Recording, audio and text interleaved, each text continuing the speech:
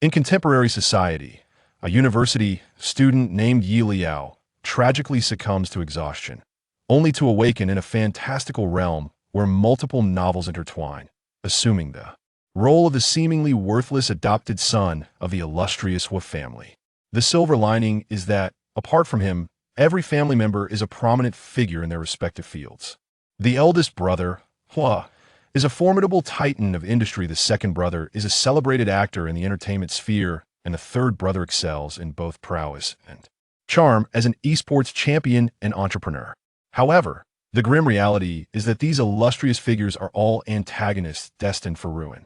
Even more disheartening is that upon awakening, he finds himself embroiled in a precarious situation where the second brother, driven by romantic folly, is intent on severing ties with the family and opposing the male protagonist, thus embarking on a treacherous path. Leyao cannot suppress a piercing outburst within his mind. Oh no, does this love-struck fool truly remain oblivious to the fact that the child his beloved is carrying is not his own? The gaze of the entire family abruptly shifts toward him, causing the second brother to stumble. The Huo family, renowned for having adopted a young boy years prior, initially dismissed him as a mere nuisance. However, once they began to perceive Liao's inner thoughts, everything changed. When their patriarch, Mr. Huo, brought home a down-and-out friend, Liao mused internally, "Ah, so this is the childhood sweetheart who covets Mr. Huo and orchestrated the downfall of the Huo family?" Mr. Huo's eyes widened in shock. That evening, before Liao could delicately broach the subject with the matriarch, the childhood sweetheart was unceremoniously expelled by Mr. Huo himself. During breakfast, the eldest brother received a video call while discussing critical logistics with his assistant. Liao, ears perked, thought to himself, "I seem to recall a typhoon forecasted to alter course toward this shipping route in a few days. This deal is doomed." The eldest brother promptly altered the shipping route, and 5 days later, it was confirmed that the original path was indeed beset by a storm. Subsequently, the eldest brother transferred 5 million to Liao's account, leaving him astounded. "Here, take it. You have earned it," the eldest brother stated with a calm demeanor, suppressing his excitement. The third brother, rarely at home, returned after a league match with his newly recruited team members. Upon entering, he found Liao fixated on his new teammate.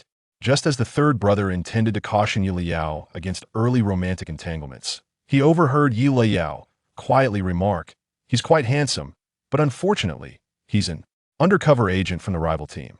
The third brother was taken aback. That night, the third brother initiated an investigation, uncovering not only that his new teammate was indeed an infiltrator, but also that even his most trusted aide had been covertly collecting sensitive data about their team. A week later, another 10 million appeared in Liao's account. "Third brother, you are far more generous than the eldest," Liao exclaimed joyfully. The eldest brother, passing by, could only respond with a silent stare. As an inconsequential character in the narrative, Liao harbored a singular ambition: to save money and orchestrate a hasty escape for his family when the inevitable downfall of their villainous roles transpired. Yet he never anticipated that his family's misfortunes would instead propel them to unprecedented heights, and he too would bask in newfound prosperity. Title: The Truth Behind the Facade, The Rise of the True Heir. Synopsis: Yi Nian, raised in a temple, discovers at 18 that he is the long-lost true heir of the Lin family. However, his affluent parents favor the false heir, Lin Shi, who has been pampered since childhood.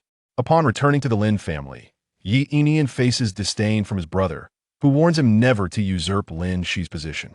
Unfazed, Yi Nian sincerely wishes his brother well, only for calamity to befall him moments later. Upon returning to the Lin family, Yi Nian is met with conditional love from his father, who insists on secrecy regarding his true identity while offering monetary compensation. Yi Nian reassures him that he will not disclose any secrets. The very next day, his father is caught in a scandal with a mistress. The eldest brother, displeased with Yi Nian, threatens him when Lin Shi is distressed again.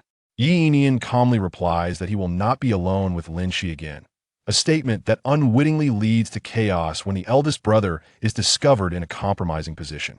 In the aftermath, the Lin family deems Yi Nian's return a grave mistake and offers him a substantial sum to leave. Seizing the opportunity, Yi Enian initiates a new venture that unexpectedly gains immense popularity, leading to a series of prophetic revelations that capture the public's attention and eventually catapult him to internet stardom. In a climactic moment, a viewer implores Yi Enian for guidance on finding love, to which he responds, "No hope. You will die alone." Months later, as he shields his lips from further affections, he finds himself entangled in a relationship that defies his initial predictions. Theme: every individual possesses the right to refuse the path laid before them. Continuing from the previous chapter, Chapter 44, Becoming a Mother of Sons, the live broadcast, now connected to a satellite signal, flowed seamlessly, devoid of any interruptions. Su Rui's anguished cries filled the air. His voice echoed back at him from the tablet, declaring, "Since I have asked for money, once I receive it, I will no longer pursue Hua. Jan de lomburiet fear reserfist, rendering su ruidas." "Please, don't play it. Don't play it," he murmured, covering his face, too afraid to glance at the barrage of comments on the screen. "Huoyan, can you please stop this?" He had clearly instructed Duan Haoyan not to mention this again. Why was Huoyan suddenly airing the recording? Su Rui had finally found someone willing to accept him, and everything was gradually improving. Why, then, could Duan Haoyan not contain his impatience and seek trouble with Leyao? The collapse of emotions occurred in an instant at that moment. Su Rui had already forgotten that it was he who had originally suggested Duan Haoyan confront Leyao. However, Su Rui did not anticipate that this boomerang would ultimately strike back at him. The sounds of the live broadcast continued, but Su Rui could no longer bear to listen. With a forceful thud, he hurled the tablet away. Yet perhaps due to its exceptional quality, the sound persisted. He heard Madame Hua asking, "So, if I give you the money, you will no longer appear before us?" Without hesitation, he replied, "Of course, but I would appreciate it if you could indicate that it is a voluntary gift." "Shut up. Stop talking. Do not continue." Su Rui's eyes turned red. He hurriedly stepped forward and picked up the tablet, smashing it forcefully onto the floor once more. He repeated this action until the screen shattered and emitted no further sound. Only then did Su Rui feel a sense of relief, kneeling on the ground, breathing heavily, adorned with a self-deceptive smile. Nevertheless, the live broadcast could not be terminated simply by Su Rui destroying the tablet. At the filming location, the night was serene on the grassland. At this moment, even the previously whispering staff held their breath, afraid of missing any critical information. Huoyan was considerate, worried that the guests present could not hear clearly, so he turned the phone speaker to its maximum volume. To ensure that the viewers in the live stream could also hear, he even removed his ear microphone and leaned closer to the phone speaker. The clear dialogue between Madame Hua and Su Rui resounded, until the crowd heard Huoyan's words, laden with disappointment and grievance. 5 million? You are with me merely for a trifling 5 million? Is my affection for you worth so little? To this day, upon hearing those words, Leyao could not help but chuckle, speaking in what she believed was a hushed tone, yet loud enough for the guests present to hear. Ah. Initially, Madame Hua prepared 10 million, but unexpectedly, Su Rui himself stated he only needed 5 million. Qin Yao laughed. Indeed, that was a narrow-minded perspective. The guest turned to look at Duan Haoyan. Duan Haoyan shook his head, murmuring, "Impossible." Leyao offered no explanation, merely smiling as she said, "It's all right, Brother Duan. Just continue listening." In any case, the ensuing dialogue would be even more explosive if you still do not believe it by then. "I cannot help you." Huoyan's lips curled into a slow smile. Indeed, there was no need to engage in a verbal spar with Duan Haoyan at this moment. With the evidence laid bare, there was no further need for explanations. Duan Haoyan had no mood left to continue listening. He was all too familiar with Su Rui's voice and tone from the moment he heard Su Rui's first words. He was certain it was indeed Su Rui's voice, not some artificial AI synthesis. It was precisely because of this recognition that he found it increasingly unbearable, wanting to escape even more. Duan Haoyan kept reminding himself that this recording was merely a pretext concocted by Huoyan to absolve himself. Huoyan dared to abandon Su Rui and mention this matter in front of so many guests and viewers. He was undoubtedly prepared. Gradually, Duan Haoyan even managed to convince himself.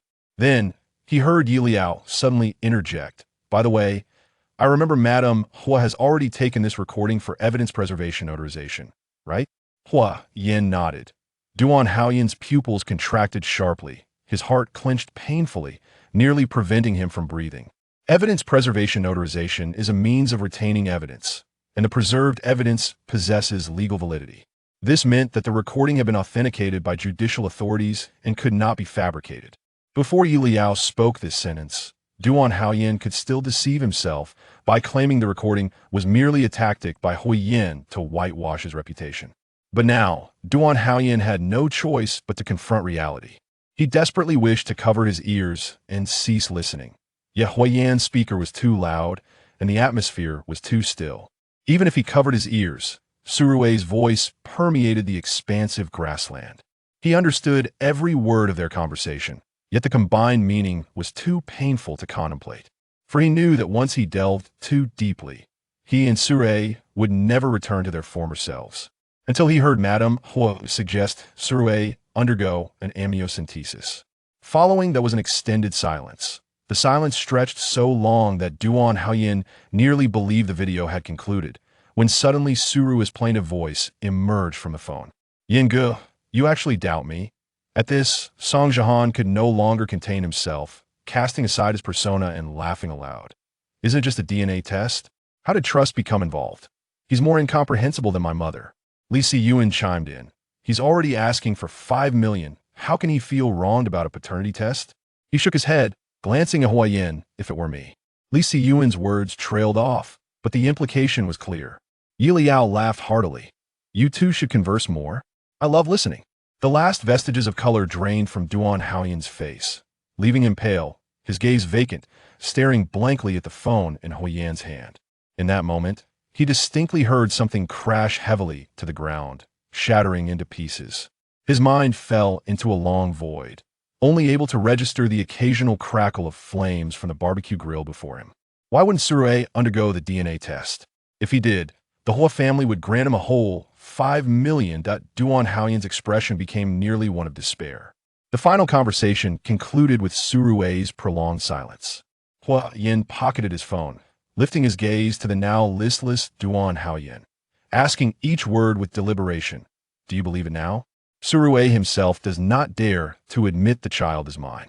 Duan Haoyan's lips moved, his gaze hollow, and, after a long pause, he murmured, I'll call Surui, still thinking of calling Surui? Leyao siketin ekaspiritan. Indeed, Duan Haoyan is an even more severe romantic than my second brother. But even if you want to call, you cannot at this moment. Otherwise, why do you think Surui hasn't called you yet? A glimmer of amusement crossed Huiyan's eyes as he directly asked, What do you wish to inquire about when you call him? Do you wish for a confrontation among the three of us? Duan Haoyan's voice faltered. I just want to hear Surui explain it to me. Song Jihan could no longer contain his curiosity, interrupting Duan Haoyan. I just have one question. Has Surui ever asked you for money? As expected of you, you really hit the nail on the head with that question. Leyao eagerly turned to look at Duan Haoyan. Sure enough, Duan Haoyan's body trembled suddenly, and in the next moment his hand shook, causing the phone to drop onto the grass. Song Jihan instantly understood, revealing a knowing smile. Leyao could not help but exclaim. Based on Duan Haoyan's reaction, he must have given quite a bit, right? Huiyin sighed, silently. It appears that this is the case. Perhaps he may have spent even more than he realized. Huiyin couldn't help but chuckle softly. At this moment, Duan Haoyan's mind was in disarray. Though the night on the grassland was refreshingly cool, he was drenched in sweat. He couldn't help but reminisce about the moments he shared with Surui. 2 years prior, after their first collaboration, Duan Haoyan developed feelings for Surui. However, at that time, Surui was in a relationship, so Duan Haoyan refrained from disturbing him, choosing instead to quietly observe his well-being.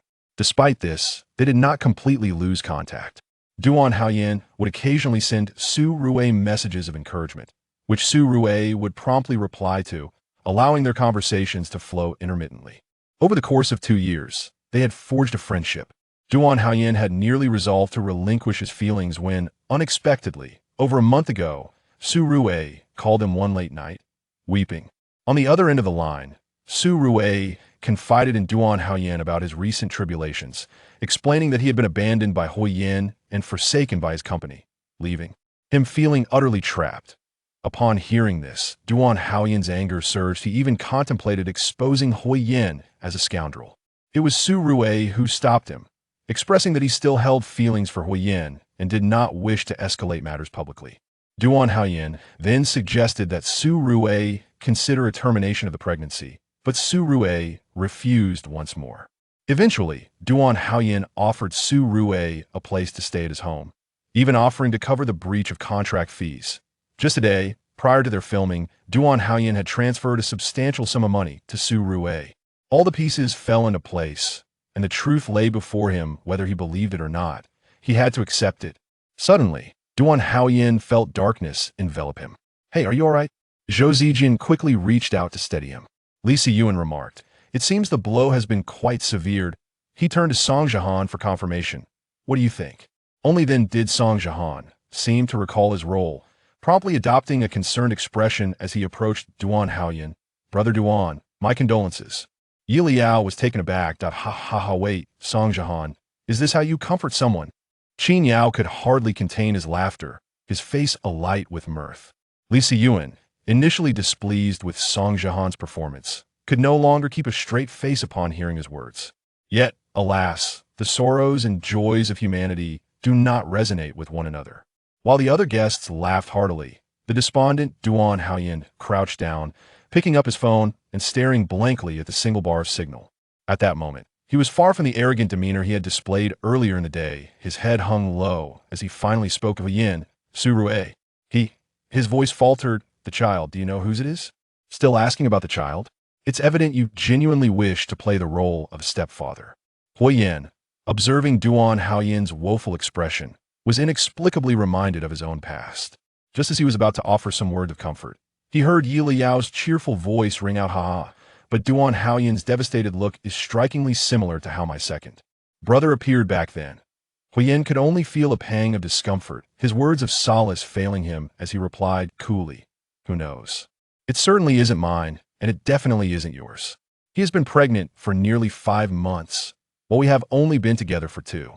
Duan Haoyan could no longer hold back, having accompanied Su Rue to the hospital for checkups. He knew the child was indeed close to 5 months along.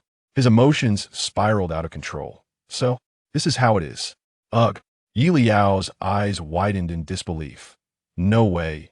Could it be that Duan Haoyan is truly crying from anger? Liao hastily stood up, curiosity piqued, and walked over to Duan Haoyan. The other guests gathered around him. "Out with the old, in with the new," when Xiang Yue consoled. Zhou Zijin remarked, "It's better to see his true colors sooner than later." Lu Yin chimed in, "Yes. Just let it go." Lu Bo pondered for a moment. "If you don't mind, Brother Duan, I could introduce you to someone." Liao immediately turned to Lu Bo. "You don't think I can't see through your intentions, do you? You're hoping to introduce yourself to Duan Haoyan, aren't you?" Leyao shared the same sentiment, bluntly stating, "If you're going to find someone, make sure they're a better match. Someone like Lu Bo certainly won't do." Lu Bo's expression turned comically dramatic. "Leyao, what do you mean by that?" "Nothing much," Leyao replied innocently. "I merely used you as an example because I see you're not a suitable match." Lu Bo was utterly exasperated. What did it mean that he wasn't a suitable match?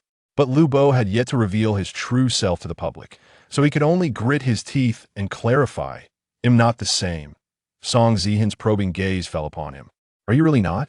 Liao also turned his attention to Lu Bo. Lu Bo fell silent, hastily shifting the topic. "Never mind. Let's focus on comforting Brother Duan for now." Liao was thoroughly entertained. "Ha ha, you really shifted the topic a bit too quickly." However, Liao was genuinely delighted. It had been ages since he had witnessed such a captivating scene. Duan Haoyan was genuinely hurt. He couldn't fathom that Su Rue had approached him solely for monetary gain, tears streaming down his face. "This expression is more pitiful than my second brother's tears." Haoyan, he hadn't cried back then. He had merely been a bit shaken, unable to bear it any longer. Haoyan hoisted Duan Haoyan up. "Why are you crying?" "I didn't cry back then." "Really?" Leyao questioned skeptically. Haoyan gritted his teeth. "I got through it, so you will too." Duan Haoyan, I ugh. His sobs grew louder. Leyao couldn't hold back any longer, covering his face as he laughed. The other guests also struggled to contain their amusement, feeling both sympathy and mirth for Duan Haoyan's plight. In short, only Duan Haoyan remained in a state of distress during the recording session. Leyao glanced back at the live camera, his lips curling into a mischievous smile. What just transpired must be nothing short of a nightmare for Su Rue, right? To witness his secrets unveiled, with no means to intervene? Haha. Leyao suddenly felt curious about the barrage of comments on the live stream. Unfortunately, his phone had no signal whatsoever. Meanwhile, in the live stream, the scene was indeed as riveting as Leyao had anticipated. Contemporary netizens are not easily swayed. Thus, once they sensed Liao's enigmatic smile, they instinctively muted the voices of Su Rue's fans. As expected, Liao did not disappoint soon. Viewers heard the captivating phrase about searching for a father for the child. The comment section was left in shock. According to Liao, the child isn't Huoyan's? Then if the child isn't Huoyan's, what does abandonment mean? Isn't it just a normal breakup? Before the comments could begin their discussion, they quickly heard Liao say, "Play the recording," and excitement surged among the viewers. So there really is a twist? Others remained skeptical. I'd love to see what twist could save Huoyan. How hilarious. As the viewers were poised to criticize Huoyan, they were abruptly interrupted by Su Rue's emphatic declaration of 5 million. A momentary silence enveloped the barrage of comments, only to be swiftly replaced by a flurry of question marks flooding the screen. That must be Su Rue's voice, right? I've watched a drama where Su Rue provided the voice. It's definitely him. Wait a minute. Wasn't it said that Su Rue was abandoned by Huoyan? How could he demand 5 million after being cast aside? Hey Leyao, what do you mean by your family originally preparing 10 million? This is outrageous. So Su Rue is asking for 5 million and still feels entitled? Seriously? Why are you all so gullible? What if this recording is fabricated? Before the netizens could finish their skepticism, Leyao, as if anticipating their thoughts, pointed out that the recording had been notarized. From that moment on, the tide of comments shifted dramatically. While viewers enjoyed the spectacle, they also felt a pang of sympathy for Huoyan. I can't take it anymore. Huoyan's fans are in tears. So our male idol has been deceived, both financially and emotionally. Seriously, what audacity does Su Rue possess? He won't even dare to undergo a DNA test. Yet he shamelessly demands 5 million from Huoyan. Could it be that he thinks Huoyan resembles a knave fool? The rapid reversals of fortune left Huoyan's fans in disbelief, some even on the verge of emotional collapse. They were just informed that Huoyan was the one being deceived, having debuted for years, diligently acting without ever stirring up scandals. The truth was just beginning to emerge, and Su Rue's fans were already taking the opportunity to gloat. Now that the truth was laid bare, Huoyan's fans felt a mingling of pity and amusement. How dare Su Rue and his fans behave in such a manner? Where are Su Rue's fans? Come out and apologize immediately. I can't stand it. The child has never endured such humiliation. If you fans do not apologize today, I will not let this go. It's been so long since we last saw your brother because of Huoyan. I reckon it's because he's too big to show up now. The audience erupted into laughter. Don't say it, it's entirely possible. 4 months in and already showing. Men must be the same, right? Not long ago, didn't Su Rue reject a variety show? It seems this is the reason. Our male idol has turned into a male. Mother, you Su Rue fans are truly in for a treat. The barrage of comments became a cacophony of laughter. Isn't it absurd? I ask you, is this mouth not absurd? Hey, why aren't we hearing from Su Rue's fans? Don't they like the idea of a male mother? Help, I'm laughing so hard. Can we please not mention male mothers anymore? Unfortunately, contemporary netizens revel in rebellion. They not only mention it, but also take to Weibo to spread the topic. Even back when Huoyan confronted Duan Haoyan, a swarm of viewers and marketing accounts had flocked to the live stream. Before the recording even finished, marketing accounts had already edited and released videos. With the live stream just concluded, dozens of marketing accounts were simultaneously posting videos. Huoyan's fanbase was already formidable, and with the revelation that Leyao was his brother emerging just that afternoon, their names had yet to fade from the trending topics. When new gossip surfaced, causing the trending list to explode, excited viewers clicked in and began to cheer wildly. Are the guests on Let's Go Eat Melons being treated this well? They can eat melons live. Wonderful, wonderful, it's you all coming together to eat melons again. If this were another variety show, the effect wouldn't be the same. Case closed. Leyao is indeed the Melon King. I've noticed there seems to be no gossip he's unaware of, even about his second brother. In just one video, I've been shocked several times.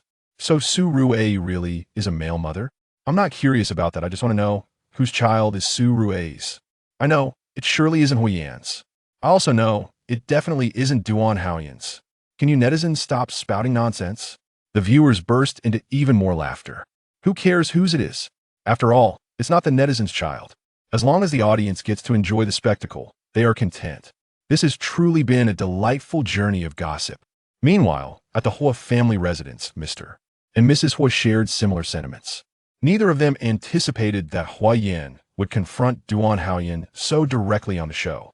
However, this approach was advantageous. Addressing the issues with Duan Haoyan early on would prevent future conflicts during the show's recordings with Leyao and Huoyan. As for A, this was entirely of his own making. Mr. and Mrs. Huo were surprised that A had managed to deceive two people consecutively. Revealing the recording now was beneficial. At least A could no longer use his pregnancy as a means of deception, right? Weibo was abuzz all night, with netizens discussing not only the identity of the child, but also the concept of a male mother, while juxtaposing Huoyan and Duan Haoyan to see who fared worse. Ultimately, the consensus among netizens was that Duan Haoyan had it the worst. Though Huoyan had undoubtedly spent money on A, he had recognized A's true nature long ago, unlike Duan Haoyan, who likely accompanied A to prenatal checkups, right? Otherwise, how could he have been so affected by inquiries about the child? While the online chatter thrived, the filming location in the grasslands had become rather desolate. After Duan Haoyan broke down, he promptly sought the director for a satellite phone. Once he left, the gossip dissipated, and the remaining guests naturally began to disperse. Leyao assisted in tidying up, but accidentally got grease all over himself. Seeing this, Huoyan sighed.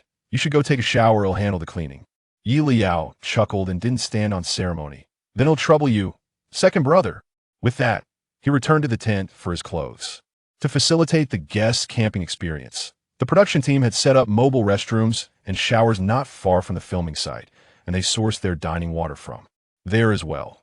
After Leyao finished a shower, he unexpectedly spotted Lu Bo standing at a distance. Lu Bo seemed to be on the phone, maintaining a respectful distance. Leyao had no inclination to eavesdrop and was prepared to head back to the tent with his clothes. At that moment, Lu Bo's voice suddenly escalated. I truly did not cheat. What must I say for you to believe me? Leyao froze in his tracks, excitement coursing through him. Cheating? No way. Is Lu Bo's wife about to confront him? One piece of gossip after another. How thrilling. Chapter 45. Surprise or shock. Leyao found himself rooted to the spot. Should I stand here listening or move closer to hear better? Wouldn't it be impolite to just walk over? Huh? Why did Lu Bo's voice drop? Should I still move closer to listen? Leyao stood there, utterly conflicted. At the same time, Huoyan and Yao, who were helping to clean up, paused in their actions. Though they were a bit distant, they could still clearly hear Leyao's inner turmoil. Huoyan placed the last clean bowl in its designated spot and lifted his gaze to scan the surroundings. He turned to Yao and said, I have tidied up here. I shall make a brief visit to the restroom. He needed to hasten to find Leyao. It was imperative for him to be present for such gossip. Yao reached for the now empty bucket nearby, saying, Perfect timing, I need to fetch some water as well. Shall we go together?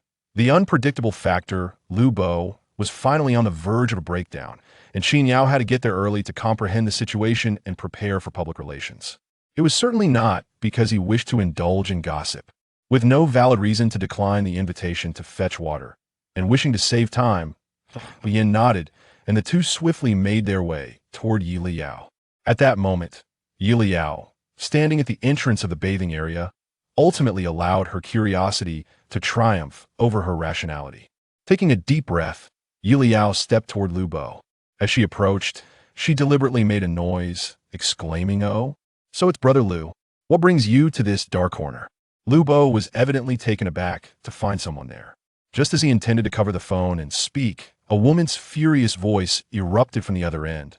Lu Bo, who is that beside you? The volume was such that even without a speaker, it resonated clearly across the vast expanse of the grassland. At this moment, Leyao could not pretend not to hear.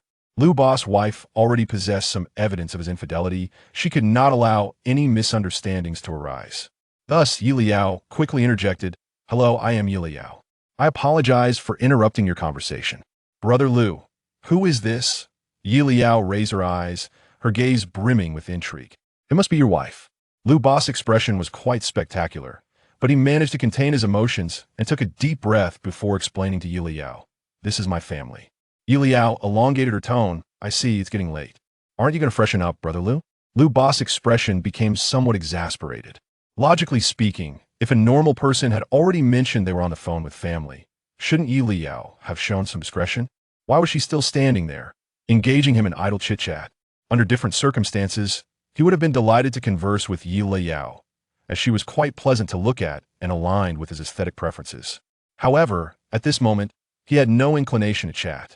Lu Bo could only suppress his irritation and explain to Leyao, "It's still early, I need to talk to her for a bit longer." Pausing, he lowered his voice and said into the phone, "It's getting late, you should rest early. I won't keep you longer." Before he could finish, the woman's voice erupted again, "Wait. Lu Bo, I'm coming to your filming location." Lu Bo's expression shifted once more. Before he could respond, he saw Leyao suddenly approach with a smile, saying, "That's fine. Brother Lu, if your family is coming, just inform the production team. My parents were with the crew last time, and they arranged everything perfectly. We'll ensure everything is handled meticulously." Lu Bo instantly raised his head, utterly astonished at Leyao's words. What was she talking about? How much longer did Leyao intend to listen in which of her eyes perceived that he wanted the other party to come? Lu Bo felt a surge of frustration, but could not express it towards Leyao. Taking a deep breath, having already suffered the consequences of too much volume on the phone twice, he quickly lowered the volume and stepped back a couple of paces to distance himself from Leyao before saying, "No need to trouble yourself." "What do you mean, no need to trouble yourself?" Huoyan could no longer contain himself, directly asking. Upon hearing Huoyan's voice, Leyao was pleasantly surprised and turned around, only to find not just Huoyan, but also Qin Yao had come along. Seeing the two, Lu Bo's expression changed once more. He had finally found a secluded spot to take a call, yet now two, then three, were gathering around him. Did these people not comprehend the concept of personal space? Evidently, Leyao understood, she merely pretended not to. Upon seeing the two, Leyao quickly recounted what she had just overheard to them, then fervently hinted to Huoyan and Qin Yao, "Last time, my parents were arranged perfectly by the production team. It shouldn't be a problem for Brother Lu's family to come, right?" Qin Yao struggled to suppress a smile, glancing past Leyao at Lu Bo. The lighting was dim, but with the illumination from a nearby cabin, he could clearly see Lu Bo's expression, which was one of sheer terror and panic. The voice from the phone seemed to persistently echo in his ears as he instinctively distanced the phone from himself, saying, "No need." "Of course, it's possible," interrupted Lu Bo, turning to him with a smile. "Don't worry. Even if our General Qin doesn't assist in arrangements, I will certainly take care of it. Nothing compares to the thrill of witnessing gossip unfold live. And since they were to indulge in gossip, the central figures must be present." Leyao's smile widened. "My second brother is indeed reliable." Qin Yao, he hadn't even said anything yet. How did it come to pass that only Huoyan was deemed reliable?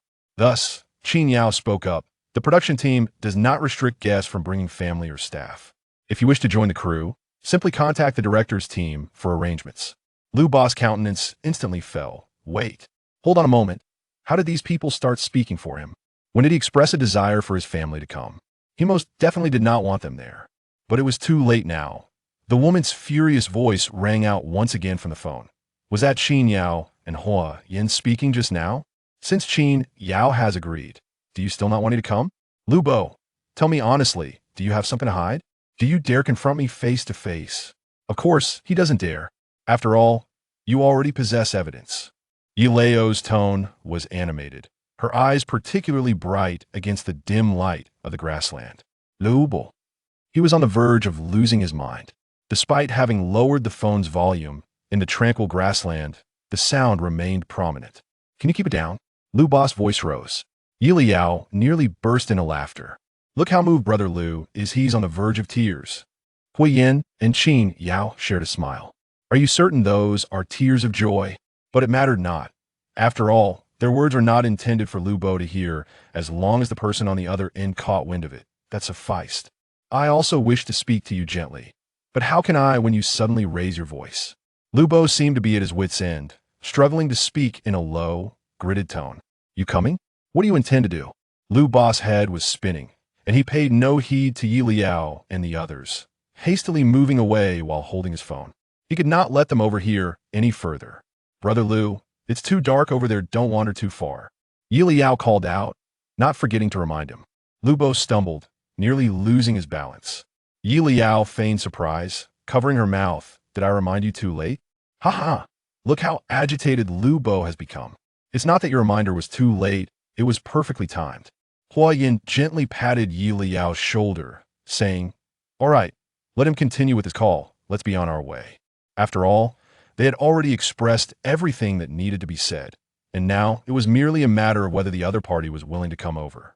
Qin Yao had just clarified his position. As long as the other side was willing to approach, they could contact the production team at any time. This implied that Lu Bo's consent was entirely unnecessary. Should the other party wish to come, they could bypass Lu Bo entirely. Now, all they needed to do was wait patiently. The thought of a couple tearing into each other in front of the cameras was thrilling. When Qin Yao returned with water, he noticed Lu Bo was still in the distance, engaged in a phone call. Seemingly aware of Qin Yao and the others' gazes, Lu Bo moved further away. Clearly, Lu Bo is genuinely a bit frightened, Yi Liao remarked with a smirk. Let's go back, Qin Yao told Yi Liao and Huoyan.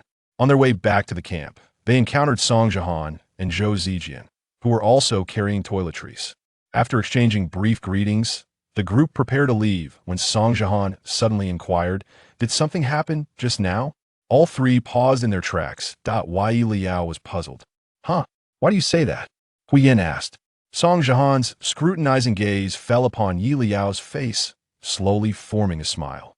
It's just a hunch. It seems like you encountered something interesting. Care to share? Zhou Zijian appeared bewildered. What interesting event? He had not noticed anything. Yi Liao couldn't help but scoff inwardly. Truly, Song Jihan is quite cunning. How did you pick up on that? Thus, Yi Liao replied, it's nothing much.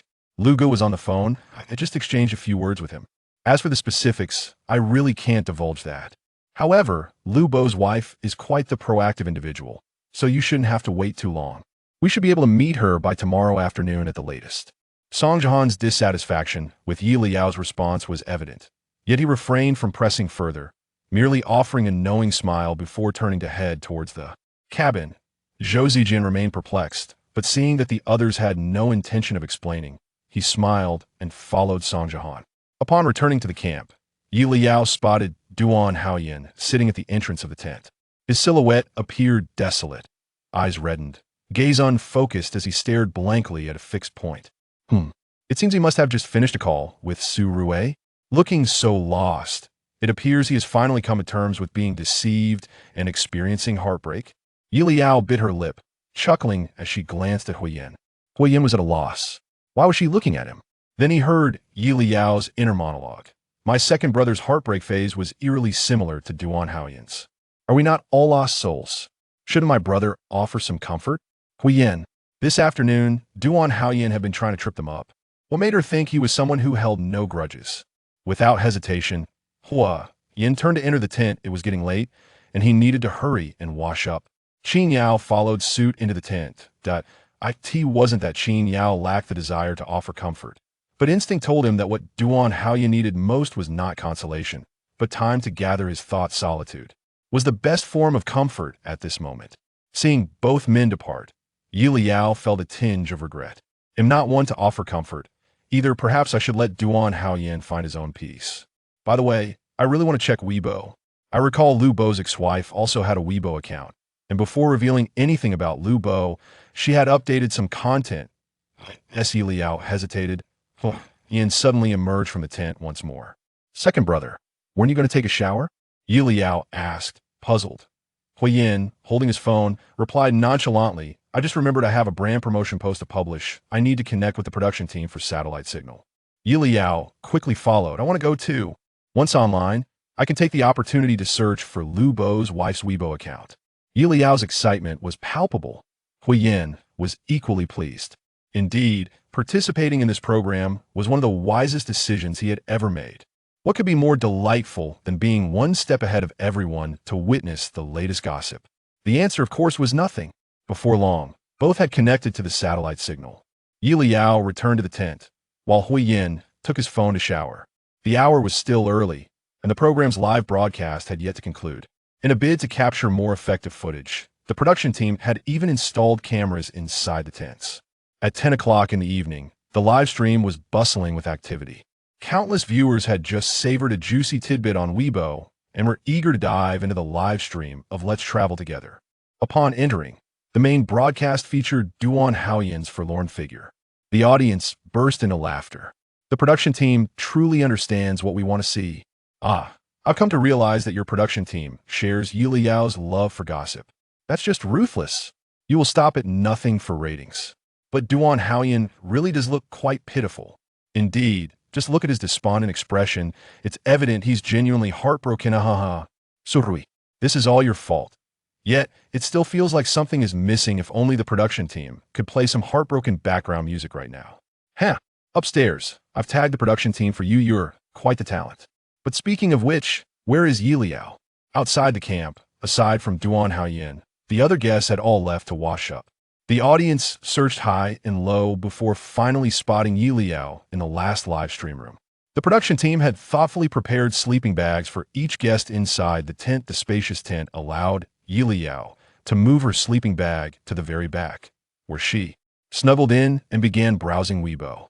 Perhaps too engrossed in her Weibo scrolling, Leyao remained blissfully unaware that her position was the closest to the camera. Although the angle obscured what she was viewing, the audience could clearly observe every change in her expression. With a small lamp illuminating the tent in the dim light, Leyao suddenly burst into laughter, exclaiming as she pounded her leg, I can't take it anymore. His intuition is truly spot on. How did he even figure that out? The barrage of comments erupted.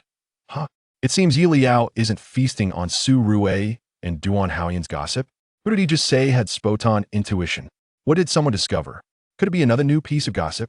I can't hold back, Leyao. Why can't your voice be a little louder? What could possibly be so secretive? Exactly. Leyao, I'm your most loyal fan. Please share a bit of your gossip with me. Unfortunately, no matter how loud the comments grew, Leyao remained oblivious. The only two aware of what made her laugh at that moment were Huoyan and Yao. After finishing his shower, Huoyan stumbled upon Song Jihan's alternate account. He perused a few recent posts from Song Jihan, the latest of which read, Guo, the extravagant spender is indeed generous. He readily offered 5 million in breach of contract fees. Su Rue is truly fortunate to have such a benefactor. Huoyan felt a wave of astonishment wash over him. Did Duan Haoyan really give Su Rue such a substantial sum? It seemed he was not as infatuated as Duan Haoyan, although he had also spent a considerable amount. Never mind. He continued to scroll through Weibo. Guo. However, the male benefactor won't be able to celebrate for long. He just sobbed to the director, claiming he would sue him upon returning. He was truly pitiful. I almost felt bad for him. Guo. This show is quite entertaining indeed. Just look at the Kappa's pale face. It seems he will be the next one in trouble. Huoyan couldn't help but chuckle, quickening his pace back to the tent. Meanwhile, Yao had gone to speak with the producer, casually mentioning that Lu Bo's wife might be arriving the following day, urging them to prepare in advance. Ideally, they would surprise Lu Bo without his knowledge. Although the producer didn't grasp the full implication of Yao's words, he readily agreed. Surprising the guests was his forte. As the night grew late, the lights in the various tents flickered out one by one. Only the tent of Leyao and his companions remained illuminated. Their tent was spacious, with Leyao and Huoyan occupying opposite sides, while Yao laid his sleeping bag right in the center. At this moment, all three reclined in their sleeping bags, engrossed in their phones, giving the impression they were perusing the trending topics of the evening. In reality, only Leyao was browsing, while the other two patiently awaited him to find Lu Bo's wife's Weibo account. As the clock struck 10, Leyao turned over. Ugh, why can't I find it? I recall Lu Bo's wife is the administrator of his fan group. How come I've checked all around and still can't find her? Qin Yao appeared taken aback. So, she was indeed an administrator of Lu Bo's fan group. No wonder she had evidence of his infidelity. What was this? No pain, no gain? Huoyan swiftly switched to his gossip account, following Lu Bo and requesting to join all of Lu Bo's fan groups. Could it be that Leyao had flipped through too quickly and missed it? He decided to lend a hand in the search. Leyao meticulously examined the avatars of several fan group administrators one by one. Not here. She's not among them. Leyao furrowed his brow slightly. Lu Bo married his wife 3 years ago when his career was just taking off. She not only provided financial support, but also seemed to manage his fan club initially. Could it be that Lu Bo's fan club has changed management recently? Huoyan paused momentarily. This was indeed a possibility. Once a celebrity achieves fame, they often change their surrounding staff to accommodate the surge in fans, seeking those more adept at handling significant matters. Moreover, someone like Lu Bo, who had his secrets, would likely seize the opportunity to replace the fan club members with individuals he trusted. Leyao continued to ponder. Changing personnel is a possibility, but I remember during the scandal, his wife was still managing it. Wait, could she be the moderator of the super topic? The super topic moderators, often referred to as hosts, are usually managed by the artist's major fans or staff. Leyao hastily clicked into Lu Bo's super topic, beginning his search for key information. Before long, his excited voice rang out. Ah, found it.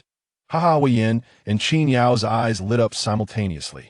So, which host was his wife? Could they get a crucial clue? As Leyao scrolled through Weibo, he mused.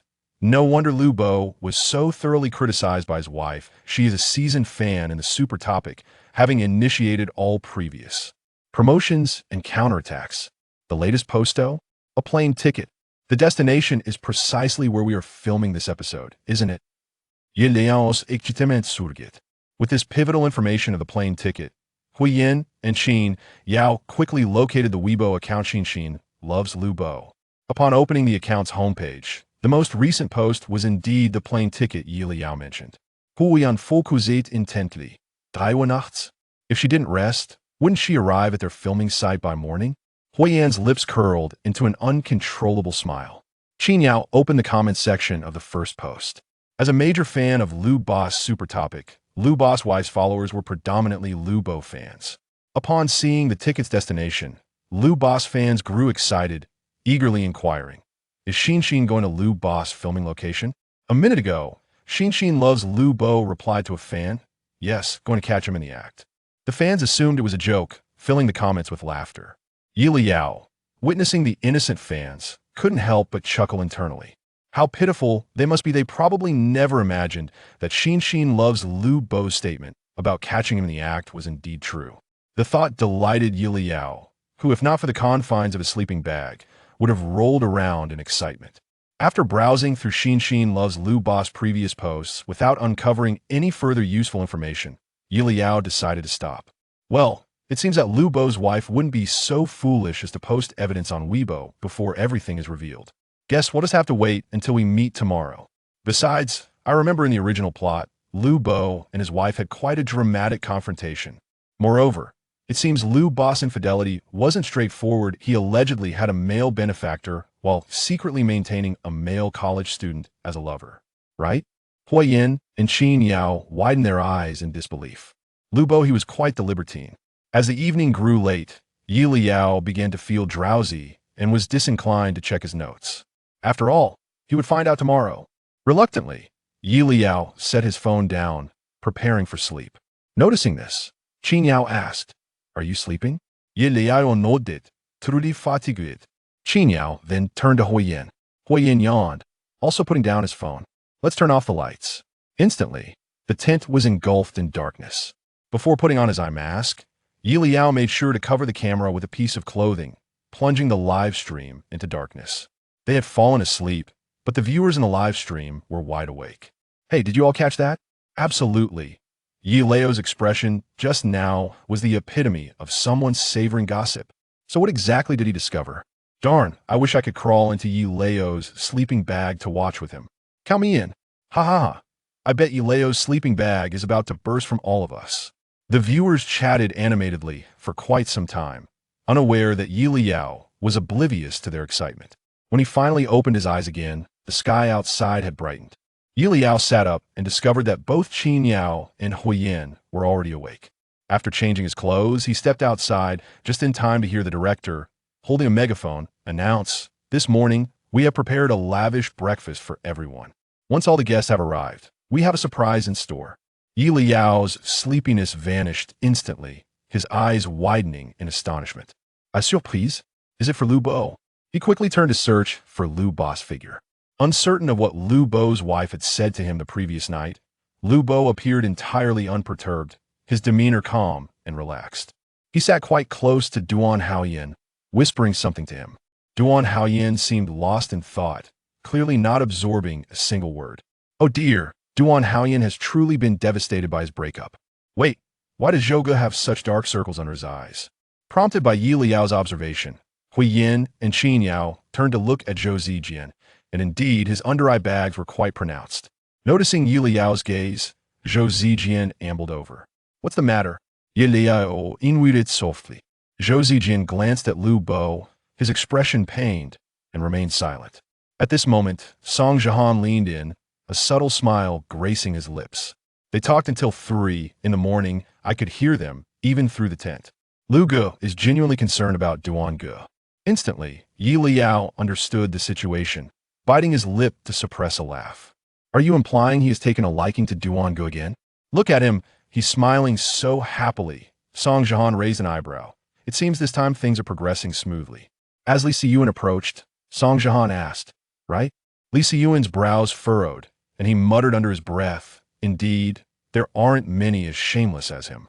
Yi Liao found it increasingly difficult to contain his laughter. Never mind. Soon enough, Lu Bo will have no reason to smile. Qin Yao non-committally nodded. He had risen early this morning and was fortunate enough to witness the unfolding surprise. The group exchanged a few more casual remarks, and before long, when Xiang Yue and Lu Yin emerged, having finished their makeup, seeing that everyone had gathered, the director excitedly raised his megaphone. We contacted her last night.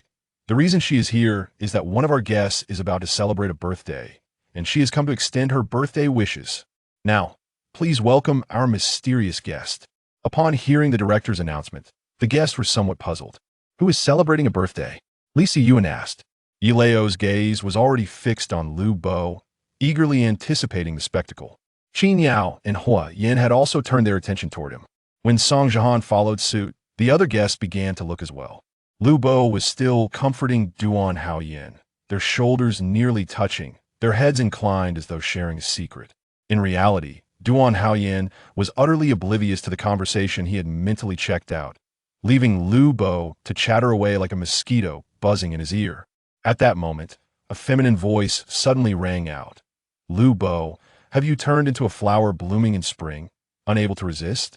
The poor person has just experienced a breakup, and you're already making your move. Lu Bo's expression shifted at this remark, instinctively retorting, what nonsense. Amused comforting. In that instant, a whole cake was forcefully smashed into Lu Bo's face. A collective gasp echoed around them.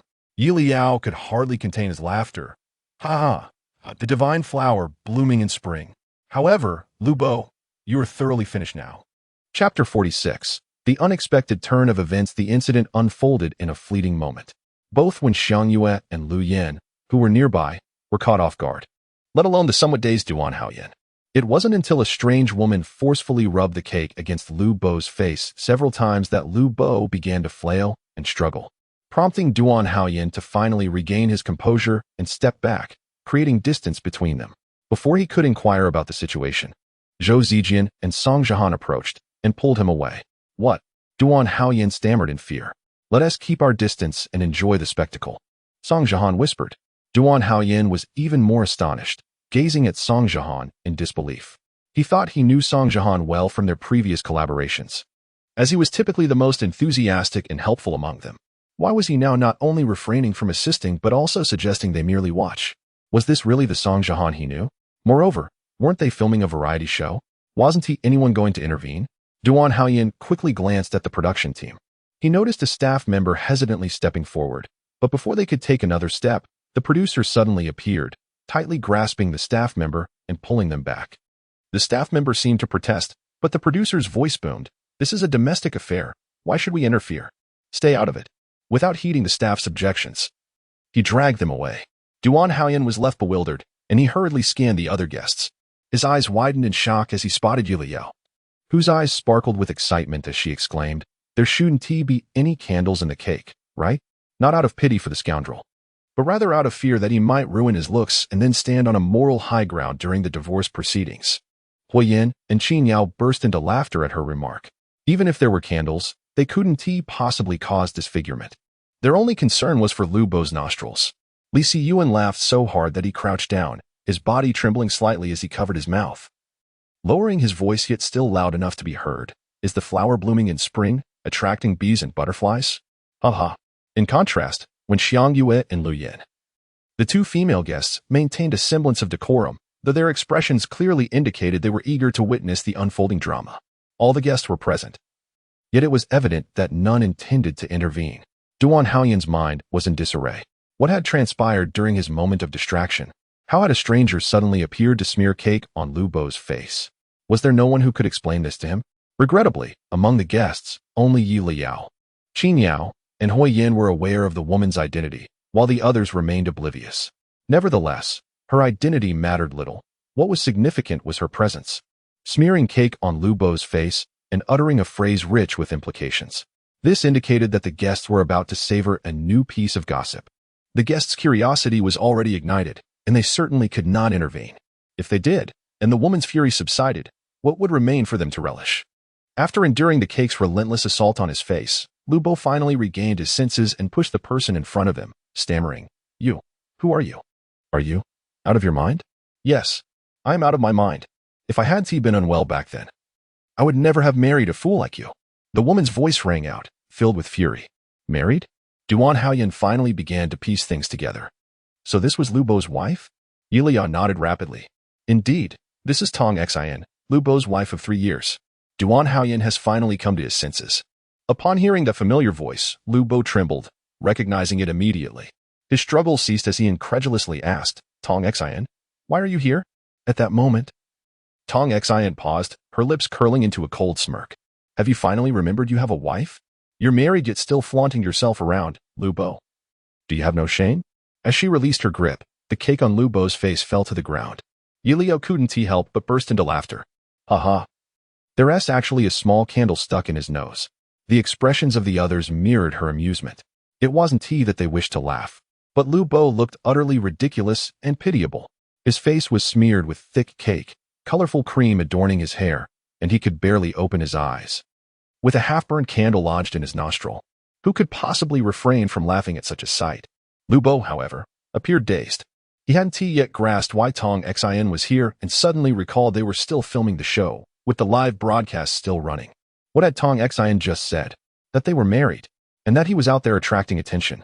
Lu Bo felt a wave of darkness wash over him, nearly causing him to faint. But he knew he could not succumb. He had to swiftly address the unexpected situation before him. Taking a deep breath, he rose to his feet, wiping his face vigorously to at least open his eyes and see the angry visage of Tong Xin before him. "Why are you making a scene?" he snapped. "Don't you realize we're still filming?" Tong Xin, though half a head shorter than Lu Bo, matched his intensity. At his words, she laughed. "Of course, I know you're filming. I came here to wish you a happy birthday." What did he need her to wish him for? Tong Xin was clearly there to create chaos. Fuming, Lu Bo could not argue with her directly on camera, so he turned and attempted to walk away. But Tong Xin would not let him leave unchallenged. She seized his arm, causing him to stumble. Instinctively, Lu Bo tried to break free, but in that moment, he couldn't. Anger surged within him. "Let go of me." A flicker of surprise crossed Tong Xin's face, quickly replaced by disappointment. "You weren't like this 3 years ago." Leyao smirked. Could it be that Tong Xin is implying Lu Bo has become even more spineless since then? Was that a stretch? Huoyan glanced at Leyao, poised to suggest that Tong Xin might be disappointed with Lu Bo's current attitude towards her. When Tong Xin exclaimed in exasperation, "Lu Bo, how many people have you slept with in these 3 years?" Look at you. You're a shell of yourself. You can't even shake off my hand. Huoyan. Leyao, ha ha ha. The other guests were in stitches. Lu Bo's wife. In front of a live audience, the production team and all the other guests openly accused him of being emotionally drained from his escapades. Was she not concerned? Wasn't he that a bold declaration? Would the production team not be worried? The director and producer exchanged glances behind the monitor. How are the numbers? The director asked in a hushed tone. The producer replied, his voice filled with excitement. We're almost at the peak viewership from last night's live broadcast. The director's eyes sparkled with anticipation, then keep an eye on it. We must avoid excessive sensitive language that could lead to the stream being shut down. It's best to prepare a few backup streaming rooms. The producer hurried to the assistant director. What are you standing there for? Hurry up. After all, the guests had brought the trending topics right to their doorstep. How could they miss out on this wave of attention? Having weathered the storms of the previous episode, the production team had evidently matured. The audience craved entertainment, and they needed the traffic data, so why not deliver? What? You say they aren't a travel variety show? They are indeed, and here they are on the grasslands. It's just a matter of watching the guests bicker and spill secrets before they set off on their travels. The director and producer continued to watch the screen with excitement. On screen, Lu Bo was covered in cake frosting, yet it was unmistakable that his expression revealed his fury. Lu Bo's voice suddenly escalated. Tong Xian. How long are you going to spout nonsense? When have I ever? Don't you know whether I have or haven't? Tong Xian, initially amused, stepped back in disgust at the sight of Lu Bo's cake-smeared face. If you're really innocent, why can't you break free? No way, Lu Bo. You can't even handle one woman now? Lu Bo's chest heaved in anger. When have I ever hit you? Don't slander me. Yes. Tong Xian nodded confidently. After all, you were pretty incompetent 3 years ago, and now you're just worse. Marrying you back then was truly a mistake. At that moment, Leyao remembered something and quietly opened her notes for a glance, breaking into laughter. So that's why Tong Xian is so strong. Her family runs a taekwondo school, and she has even won city championships. When Lu Bo first debuted, Tong Xian supported him financially and physically, acting as both his manager and personal assistant, nurturing him like a child. And what happened? He started cheating on her in their first year of marriage. Truly despicable. Qin Yao and Huoyan furrowed their brows instinctively. Lu Bo was indeed a disgrace. At that moment, Tong Xian took a deep breath, seemingly composed her emotions. I don't want to waste too much time with you. Let's clarify things here. Lu Bo was nearly beside himself. What could they possibly discuss in front of so many viewers? This couldn't continue. He needed to stop her. Thankfully, she had only mentioned their marriage, which could be managed in public relations if it leaked. But if she revealed more, he had no idea how much she knew. He had only just soothed her last night, and she had agreed to discuss things properly after the recording. Who could have predicted she would show up at the filming site today? Regardless of how much she knew, any revelations from her could irreparably damage his career. Realizing this, Lu Bo calmed down in an instant, inhaled deeply, and spoke to Tong Xian in a soothing tone. All right. I will listen to you. Let's clarify things, but could I wash my face first? Then we can talk properly. He stepped toward Tong Xian, attempting to pinch her cheek as they did when they were dating. Tong Xian, strong on the outside but soft on the inside, would surely. Before Lu Bo's hand could touch her face, a sudden crack rang out. In the next moment, the filming location erupted with Lu Bo's anguished screams. Ah, my hand. It's broken. It must be broken. Ah, it hurts. Tong Xian, let go. Tong Xian's eyes were filled with disdain as she kicked Lu Bo's knee. Her voice seething with anger. Don't you dare touch me with those filthy hands you used to serve your sponsors. Who knows what disgusting things you've touched? Leyao shut her eyes, unable to contain her laughter. Ha ha ha, I can't take it anymore. Tong Xian, can you please refrain from your outrageous remarks? I'm just an innocent bystander. I don't want to imagine anything. Huoyan added, stop it. His mind was also spiraling out of control with images. Qin Yao pressed his temples in frustration. Imagination was truly uncontrollable. Tong Xian shrugged off Lu Bo's arm and, seeing him still wailing, turned to grab an apple from the dining table and shoved it into his mouth, instantly silencing his cries. Sister-in-law is truly resourceful, Leyao chuckled. His voice had not been deliberately lowered, and Tong Xian naturally heard it. She smiled sheepishly and said to Leyao, I apologize for the disturbance, but I couldn't help it. I watched your live stream yesterday, and this scoundrel is anything but honest. I hope it didn't trouble you too much. Leyao quickly waved his hands. No, not at all.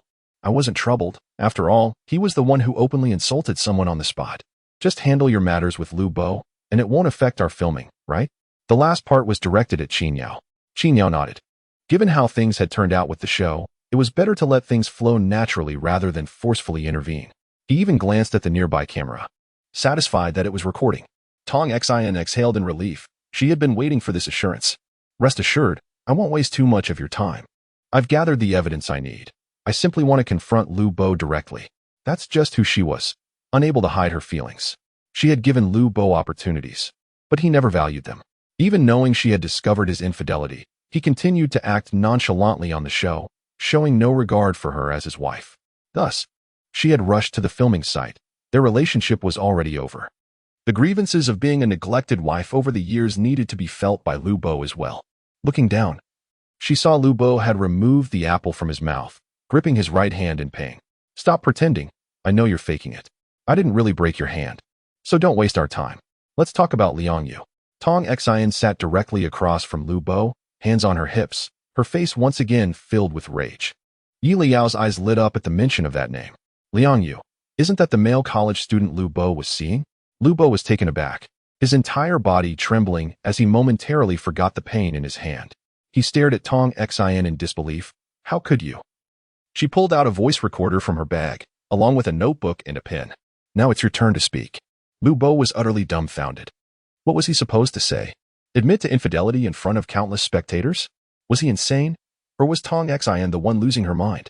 The other guests widened their eyes in astonishment. Was it really that direct? To lay everything bare before them? Tong Xin certainly did not regard them as outsiders. Yet, they found the situation rather amusing.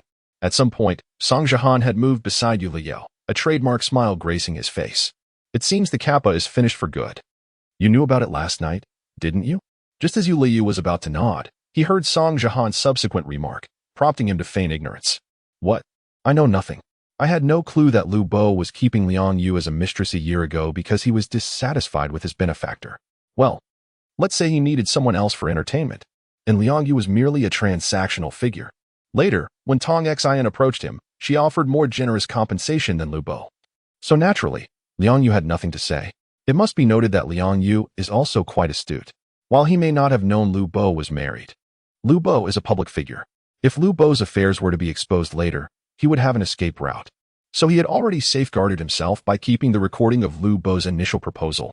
That recording must now be in Tong Xin's possession, right? Huoyan suddenly realized. So Tong Xin had already gathered evidence and was confronting Lu Bo, perhaps hoping to leverage this information gap to extract further admissions from him?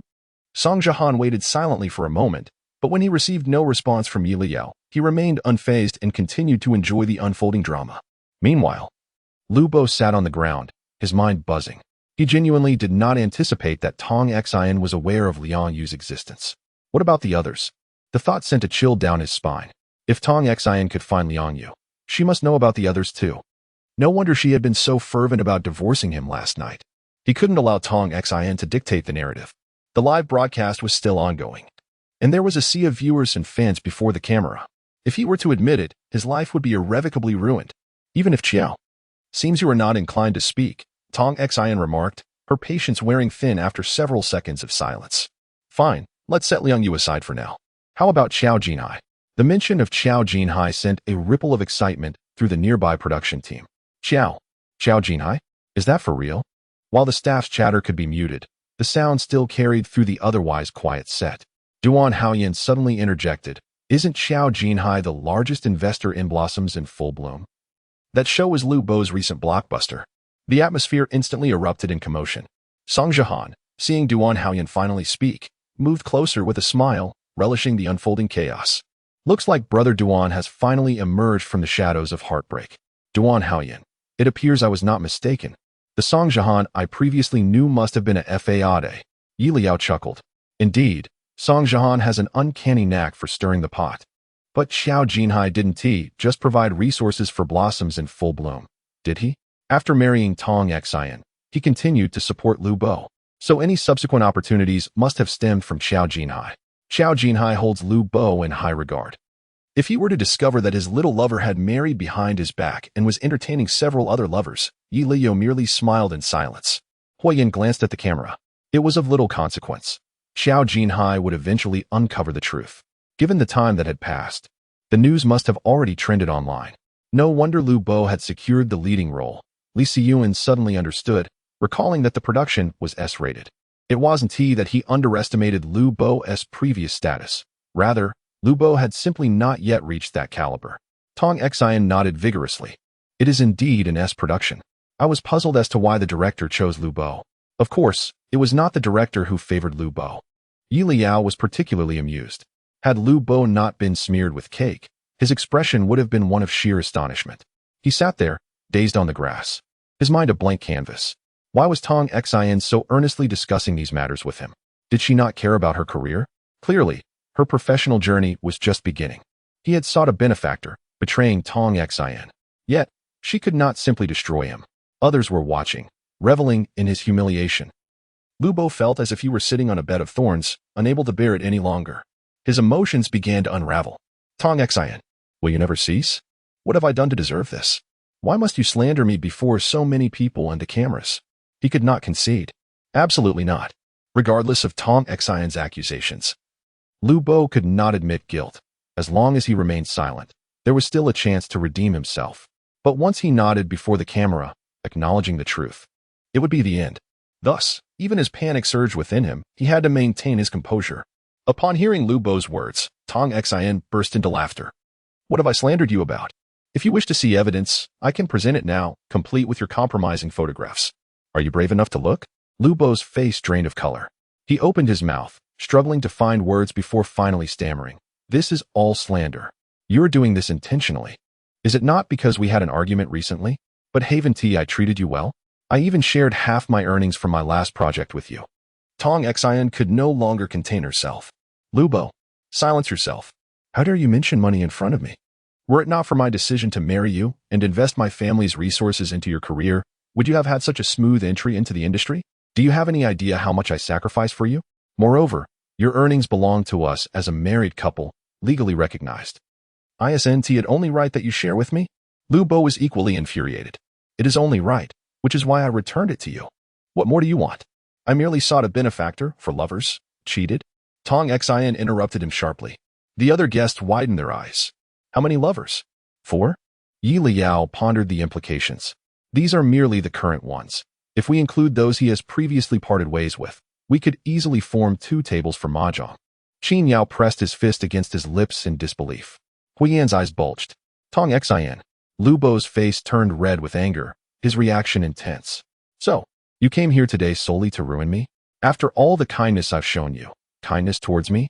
Tong Xian was increasingly enraged. What you call kindness towards me is merely the result of knowing each other for 2 years and being married for 3. For the first 3 years, you lived off my money, and for the last 2, you lay in bed calling me daddy while earning money, only to hand over the money your father gave you to me. Is this your idea of kindness? Her words echoed in the air. A profound silence enveloped the room, broken only by Leyao giving Tong Xian a thumbs up, exclaiming, well said. Chapter 47. Truly hardships. The live streaming room of the show Travel Together remains open once it starts broadcasting, even past midnight, while all the guests are resting. Numerous night owls among the viewers occasionally drop by to take a peek. Despite the darkness enveloping the guests' tents, they maintain a serious demeanor. Lu Bo's devoted fan, Xiaobai, is among them. As a loyal follower for 3 years, Xiaobai has witnessed Lu Bo's arduous journey and has accompanied him through every twist and turn of his career, whether facing criticism or defending against it. Xiaobai has always been present among the passionate fans.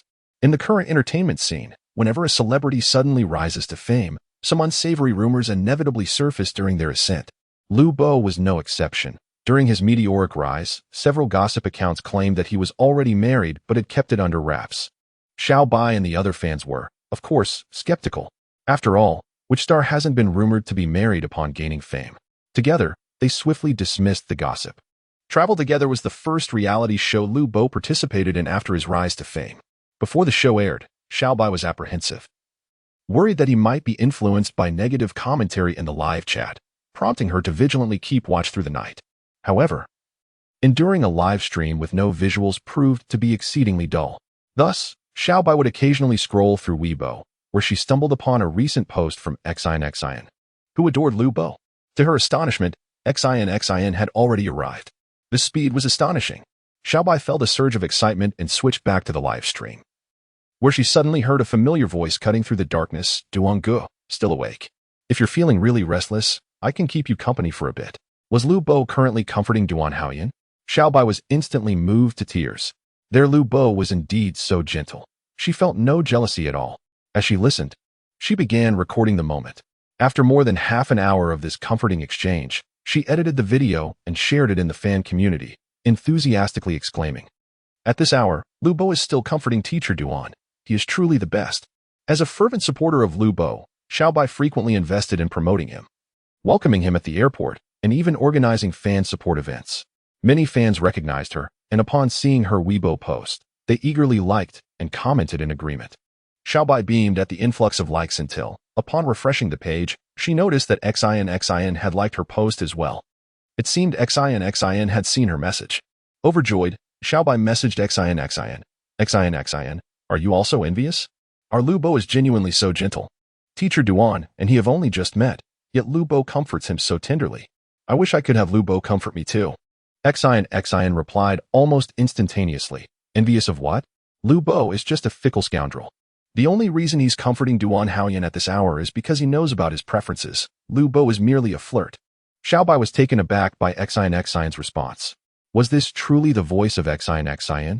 For a fleeting moment, she felt a surge of anger, but then reconsidered. Xin was Lu Bo's most ardent supporter and a moderator in their fan community. It was improbable for her to utter such disparaging words about Lu Bo. Thus, only one possibility remained. Xin, have you been hacked? It must be a hack. She was convinced of this. Afterward, however, Xin did not respond to her messages, further solidifying her belief.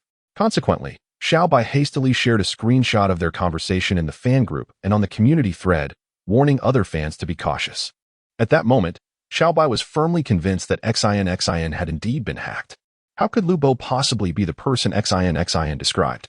Then, just 10 minutes ago, countless fans had witnessed Lu Bo being hit with a cake, being insulted, being exposed as married, and having his secrets revealed by a woman named Tong Xin, now also being ridiculed for calling daddy in bed. In a mere 10 minutes. This left a profound impression on Lu Bo's fans and the casual observers in the live chat. At this moment, Xiaobai remained bewildered. Her mind felt as if it had ceased functioning. She absorbed all the words but could not comprehend. Thus, she sent a message in the chat. "So, what exactly is happening?" Viewers quickly responded. "What do you mean? What is happening? Your brother has collapsed. Let me summarize for you. Your brother Lu Bo has a wife of 3 years. Before their marriage, he was living off her support, including entering the entertainment industry. A year after their marriage, he met a big shot in the industry named Xiao Jinhai, and since then, he has been building his career while using the money from his benefactor to support male college students. Now everything has been exposed. And the exposer is your brother's wife, or perhaps you might call her sister-in-law." Xiaobai felt a wave of darkness wash over her. She had been watching the live stream, and she had heard all of this.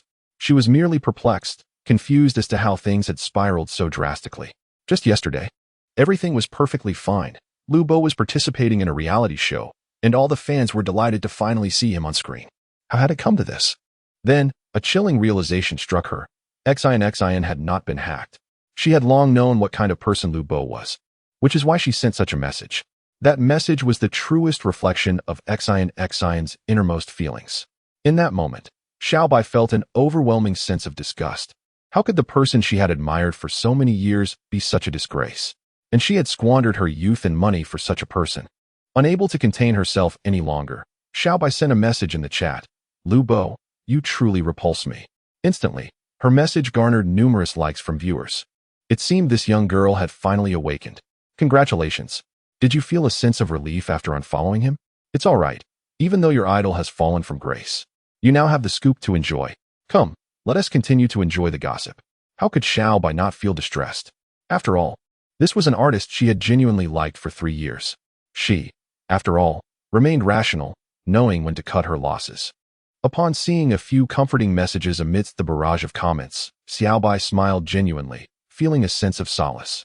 Just as one comment pointed out, Lu Bo had indeed fallen from grace. Yet didn't she have her share of gossip to save her? Who could indulge in the drama more than she could?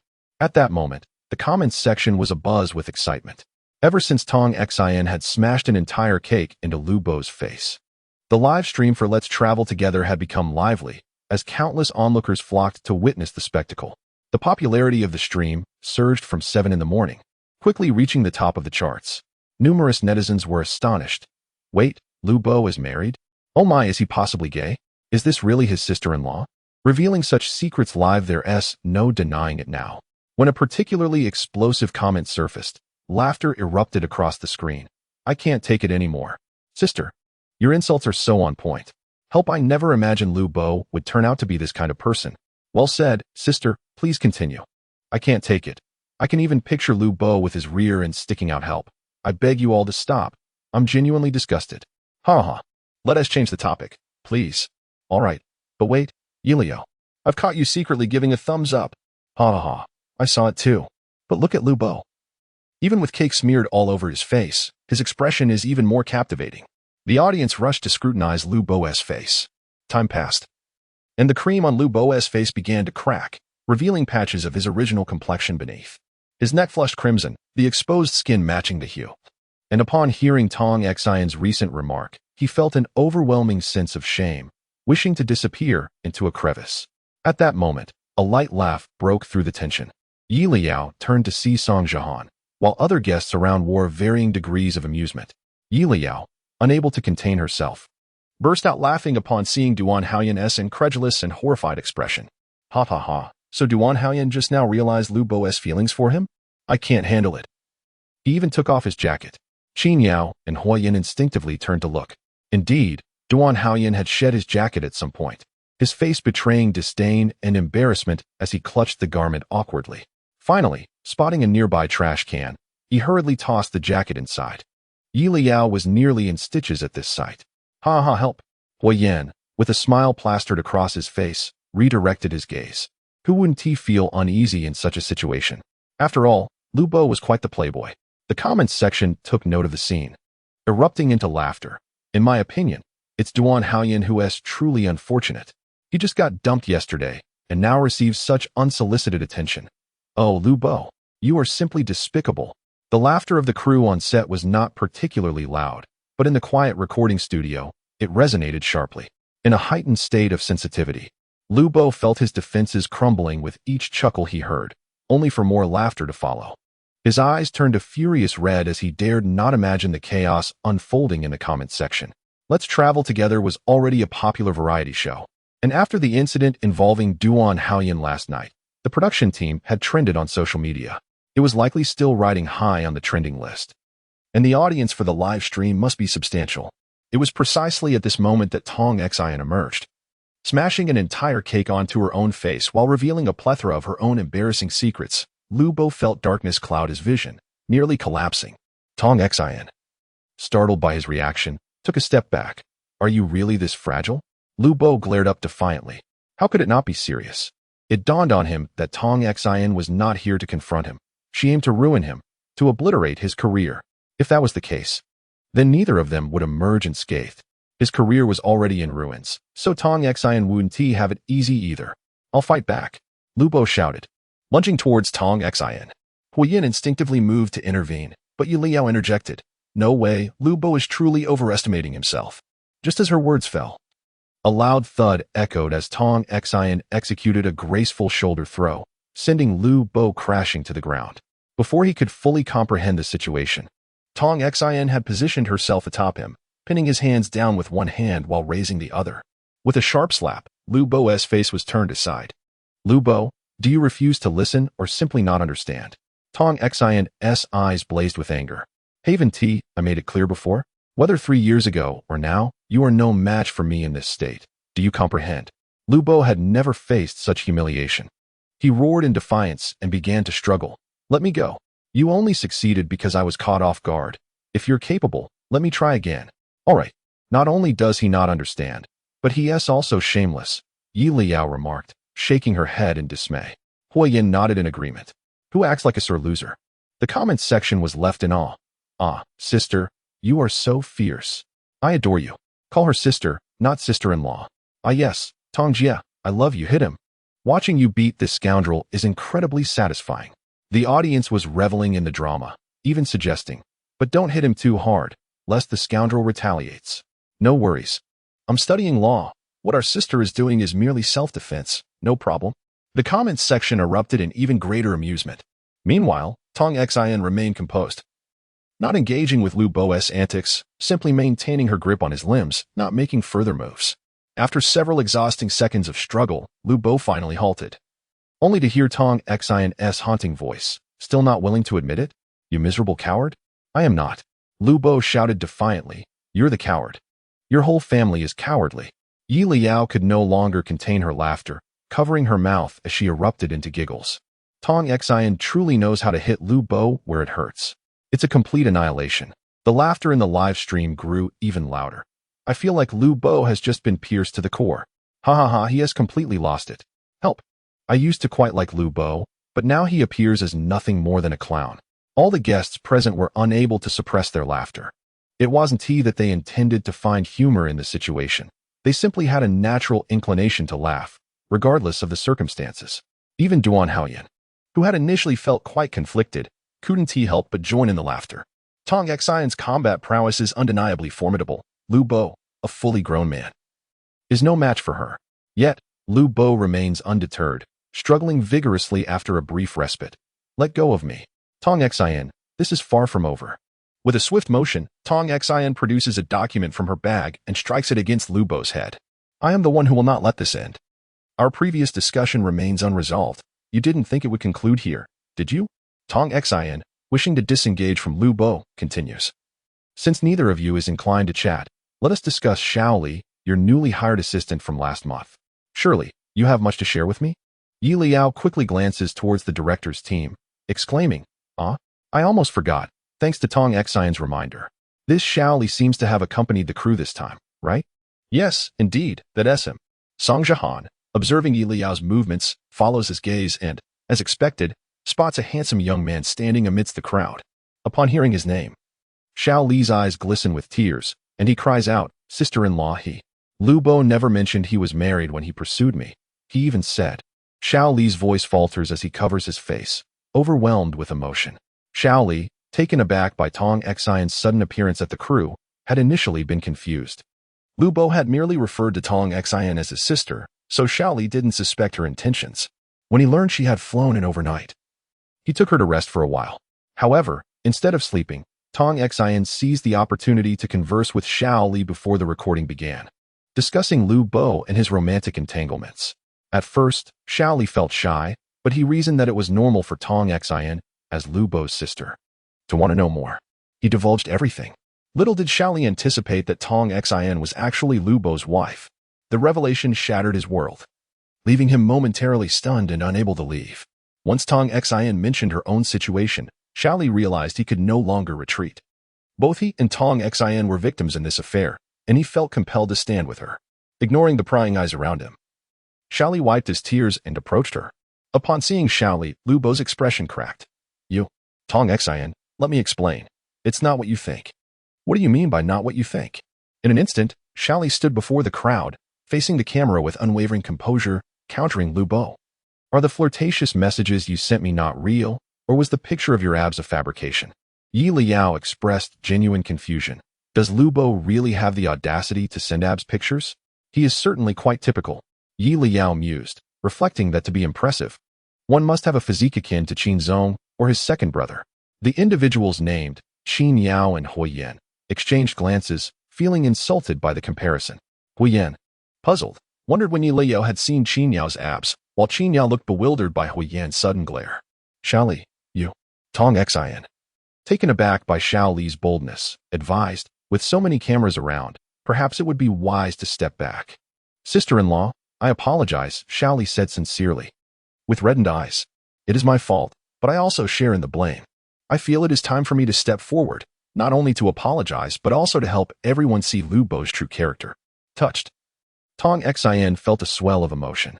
Meanwhile, Lu Bo was on the verge of insanity, shouting, Xiao Li, I warn you to stop talking nonsense, or else, smack.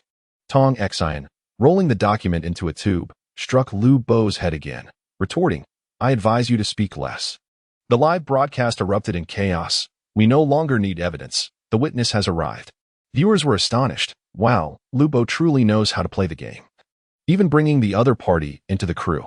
So, Xiaoli was completely unaware of being the third party. Xiaoli is such a handsome young man. Lu Bo, you are truly despicable. The barrage of comments condemned Lu Bo, and the accusations against him began to mount. Xiaoli succinctly recounted the beginnings of his relationship with Lu Bo. It was simple. Lu Bo pursued him, even admitting that he hired Xiaoli because of his looks. Then, Xiaoli retrieved all their chat records from his phone. With the evidence laid bare, Lu Bo had no room left for denial. Do you have anything else to say? Tong Xian patted Lu Bo's head. Lu Bo turned his face away, closing his eyes and feigning death. Tong Xian, amused by his demeanor, remarked, "So, you wouldn't mind if I made the evidence public, would you?" At once, Lu Bo sprang up, exclaiming, "Tong Xian, you wouldn't dare. Be honest." Tong Xian shoved him back down. "What do I have to fear? I now present you with two choices. First, continue to deny everything, and I will make the evidence public. Second, sign this contract, and we part ways amicably." With that, Tong Xian produced a divorce agreement from her bag. Taken aback, Lu Bo stammered, "Wah, what contract?" "The divorce agreement. All marital assets will be divided 60-40 in my favor," Tong Xian stated. Lu Bo's anger flared. "Tong Xian, do not take advantage of me. That money is all I've earned. Indeed, it must have been quite a struggle for you to shake your hips daily. But I have left you a little something, haven't I?" Tong Xian replied. Leyao was doubled over with laughter. "I can't take it anymore. Why must my advanced brain conjure such images? I'm merely a reader of novels. I don't want these visuals." Huoyan interjected, "Can we refrain from shouting? If this continues, his imagination will spiral out of control." Qinyao shook his head vigorously, contemplating whether to send the other guests for breakfast. Meanwhile, Tong Xian expertly controlled Lu Bo, requiring no assistance from them. They could enjoy breakfast while indulging in gossip. Now, that was perfection. Tong Xian continued, "Moreover, it was you who strayed first. A 60-40 split is quite reasonable. Or do you believe 60-40 is too generous and wish to propose a 70-30 split instead?" Lu Bo's eyes widened with fury. Yet, in that moment, he found himself utterly powerless. Tong Xian held the upper hand, armed with ample evidence. Even if he refused, she could pursue legal action. But Lu Bo was unwilling to accept defeat. He had finally secured a promising script and was beginning to establish himself in the entertainment industry. If he were to acknowledge it now, oh no, even if he does not admit it at this moment, the audience is already aware. And the fans are well informed. From the instant Tong Xian revealed the truth of their marriage, everything became irrevocable. Lu Bo's heart plummeted into despair as he stared blankly at the divorce agreement in Tong Xian's hands, rendered speechless for an extended period. "Will you sign?" Tong Xian pressed again. Tears welled up in Lu Bo's eyes, mingling comically with the cream on his face. He nodded repeatedly, "I will sign." It has come to this, and Lu Bo could no longer feign any defense. Chapter 48. Who is Go Sure? In Chapter 48, Lu Bo reluctantly agreed to sign, and Tong Xian released him from her grasp, rising from his side and playfully tapping his head with the document in her hand. "Let us go?" Lu Bo, feeling despondent, lay motionless on the grass. It was only when Tong Xian impatiently kicked his shoulder that he begrudgingly stood up. The remnants of cake on his face had dried in the morning sun, clinging messily to his features, and as he walked, crumbs continued to fall, creating a humorous sight. The guests watched as the two walked out of view of the camera, only to see Tong Xian hand a pen to Lu Bo sign here. Lu Bo, trembling as he held the divorce agreement, hesitated and said, "Tong Xian, could you please explain to the netizens after I signed that we were just playing around? We simply wanted to tease them." Leyao laughed outright. "Does Lu Bo think we're fools, or does he think the audience is?" Song Jahan added slyly, "It's possible he is the fool." The guests could no longer contain their laughter, their mirth ringing freely. Lu Bo clearly heard them, and his expression shifted dramatically. He turned to speak, but Tong Xian, unable to hold back, grabbed his collar and glared at him. "Lu Bo, I warn you, my patience is limited. Sign it now." Lu Bo's gaze became filled with despair, his voice choked. "Tong Xian, you really can't. Sign," was all that responded to him, her voice icy. Leyao was genuinely taken aback to see Lu Bo in tears. As he turned to observe Lu Bo's expression, a hand suddenly covered his eyes. "Let us go. We need to have breakfast. We've seen enough excitement for now. Who knows what Lu Bo might do if we linger." "Second brother, let me walk on my own." Leyao attempted to pry off Huoyan's hand. However, Huoyan paid him no mind, dragging him toward the breakfast location. Qin Yao urged the remaining guests, "Let us go. If we don't hurry, breakfast will be cold." Naturally, colder than breakfast was Lu Bo's situation. At that moment, the internet was ablaze with various scandalous articles about Lu Bo, and edited clips of the live broadcast were being fervently circulated by marketing accounts across platforms. Lu Bo's fans began to abandon him in droves, and fan accounts collectively changed their profile pictures to black and vanished. Some fans even uncovered that the account Xin Loves Lu Bo, which had been a major supporter, was actually run by Tong Xian herself. After all these years spent alongside Lu Bo, he had betrayed her. Thus, she was no longer worthy of their affection. By morning, what had started as a lively broadcast with 9 guests had dwindled to 8. The production team had prepared breakfast for the guests on a small hill offering a panoramic view of herds of cattle and sheep in the distance. Leyao took a sip of sheep's milk and turned to look for Tong Xian and Lu Bo, only to realize that both had already vanished from the crowd. Including Shaoli, Tong Xian must have taken him away for the divorce. How decisive and swift, Leyao thought to himself, leisurely turning his gaze to Duan Haoyan across from him. The breakfast prepared by the production team featured local specialties, lamb palma, sheep's milk, beef noodles, and more, where guests could order on-site, with chefs preparing each dish fresh, allowing for unlimited refills. Having overindulged in roasted lamb the previous night, Leyao found himself not hungry at all, opting for a bowl of sheep's milk and beef noodles. If he remembered correctly, Duan Haoyan had also gone to fetch beef noodles with him. Yet while Liao's bowl was only half finished, Duan Haoyan had 3 empty bowls in front of him. Leyao, both surprised and amused, thought, Duan Gu's appetite has returned. It seems he has moved past the shadows of heartbreak. Well, he looked so despondent this morning, yet now he has recovered so quickly. Indeed, life is about enjoying the gossip. Upon hearing Liao's words, Huoyin and Qin Yao exchanged glances at Duan Haoyan. Huoyin chuckled, prompting curiosity from the others. Huoyin raised an eyebrow and queried, "Teacher Duan seems to have quite the appetite this morning. Did you not eat enough last night?" Leyao couldn't hold back any longer, bursting into laughter, causing the sheep's milk in his hand to tremble. "Ha ha ha, second brother, are you holding a grudge?" Li Siyuan also succumbed to laughter. Song Jihan, who had been quietly eating all morning, seemed to finally remember his persona, kindly explaining for Duan Haoyan. After all, Duan Gu was in a bad mood last night. Now that he is feeling better, he can eat. This prompted even more laughter from the guests, with even the usually cautious Wen Xianyue leaning on Zhou Zijian, shaking with mirth. Lu Yin, while laughing, also observed Duan Haoyan's expression closely. Duan Haoyan tightened his grip on his chopsticks, glaring at Hu Yin. He opened his mouth to retort but hesitated, realizing he had no ground to stand on. After all, if Hu Yin had been forthright with him last night, he might have remained deceived by Su Rue. Though it was difficult for Duan Haoyan to accept in the moment, he had at least gained clarity about a person and managed to cut his losses. Hence, he found it hard to confront Hu Yin, especially after having caused trouble for his brother. As for Song Jihan, Duan Haoyan felt no such reservations, biting out, "Song Jihan truly understands me. Unlike me, we've collaborated twice. And I still don't know you well." Song Jihan blinked innocently. "I don't understand what Teacher Duan means."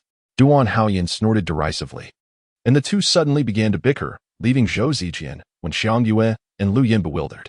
Not only them, but also the viewers in the live broadcast were perplexed. What does Duan Haoyan mean by that? I remember that the relationship between Song Jihan and Duan Haoyan was quite good during their previous collaboration. What is going on? Are they really about to serve us another scandal right after Lu Bo's? Unfortunately, the viewers' anticipations were destined to be unmet. After exchanging a few barbs, Duan Haoyan and Song Jihan fell silent, resuming their breakfast in unspoken understanding. However, Leyao suddenly had an epiphany. So after spending half a day together, Duan Haoyan has realized that Song Jihan is a wolf in sheep's clothing? Qin Yao withdrew his gaze, pondering how much Duan Haoyan had discerned. Yet, seeing Song Jihan's demeanor, which showed no signs of concealment, it was likely that the truth would not remain hidden for long. Qin Yao finally believed Liao's earlier speculation that Song Jihan's alternate account being exposed might indeed have been a result of his own actions.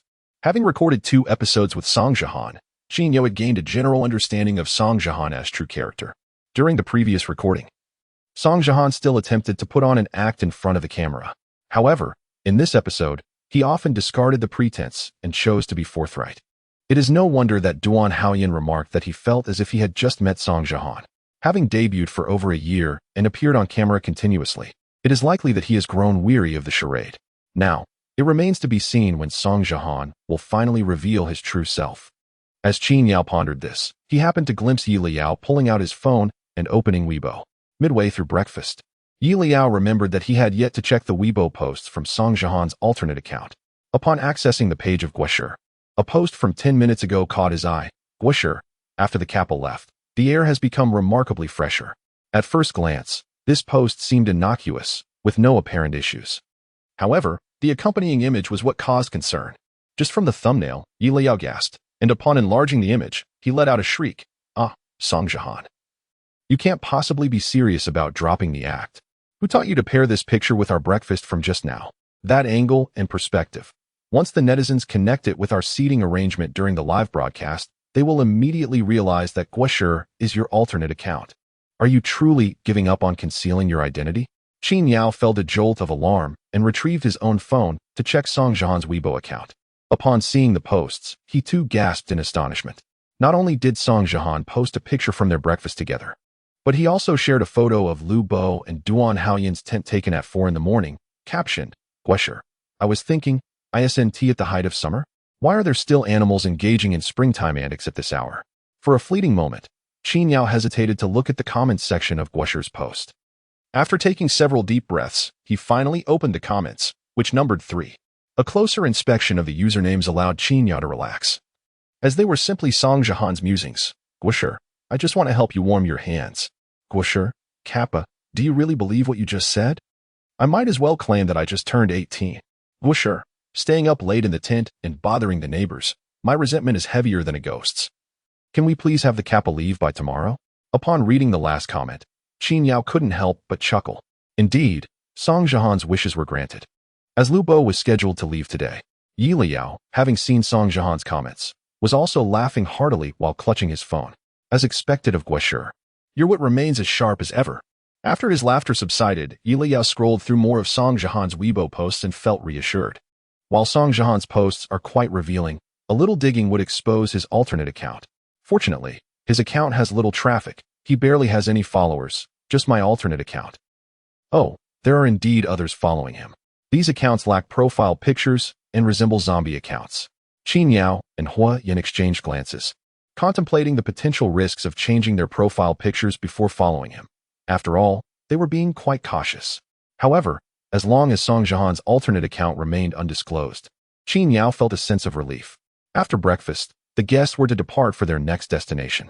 Given that the travel location was a grassland and the guests were not particularly familiar with it, the production team had arranged for a local tour guide to accompany them. Over the next 2 days, under the guide's leadership, the guests explored nearly all the attractions of the grassland.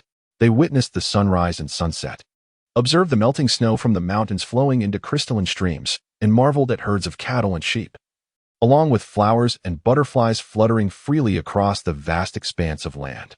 On the final day of recording, as the last rays of the setting sun disappeared and darkness enveloped the sky, the group returned to the campsite where they had rested on their first night.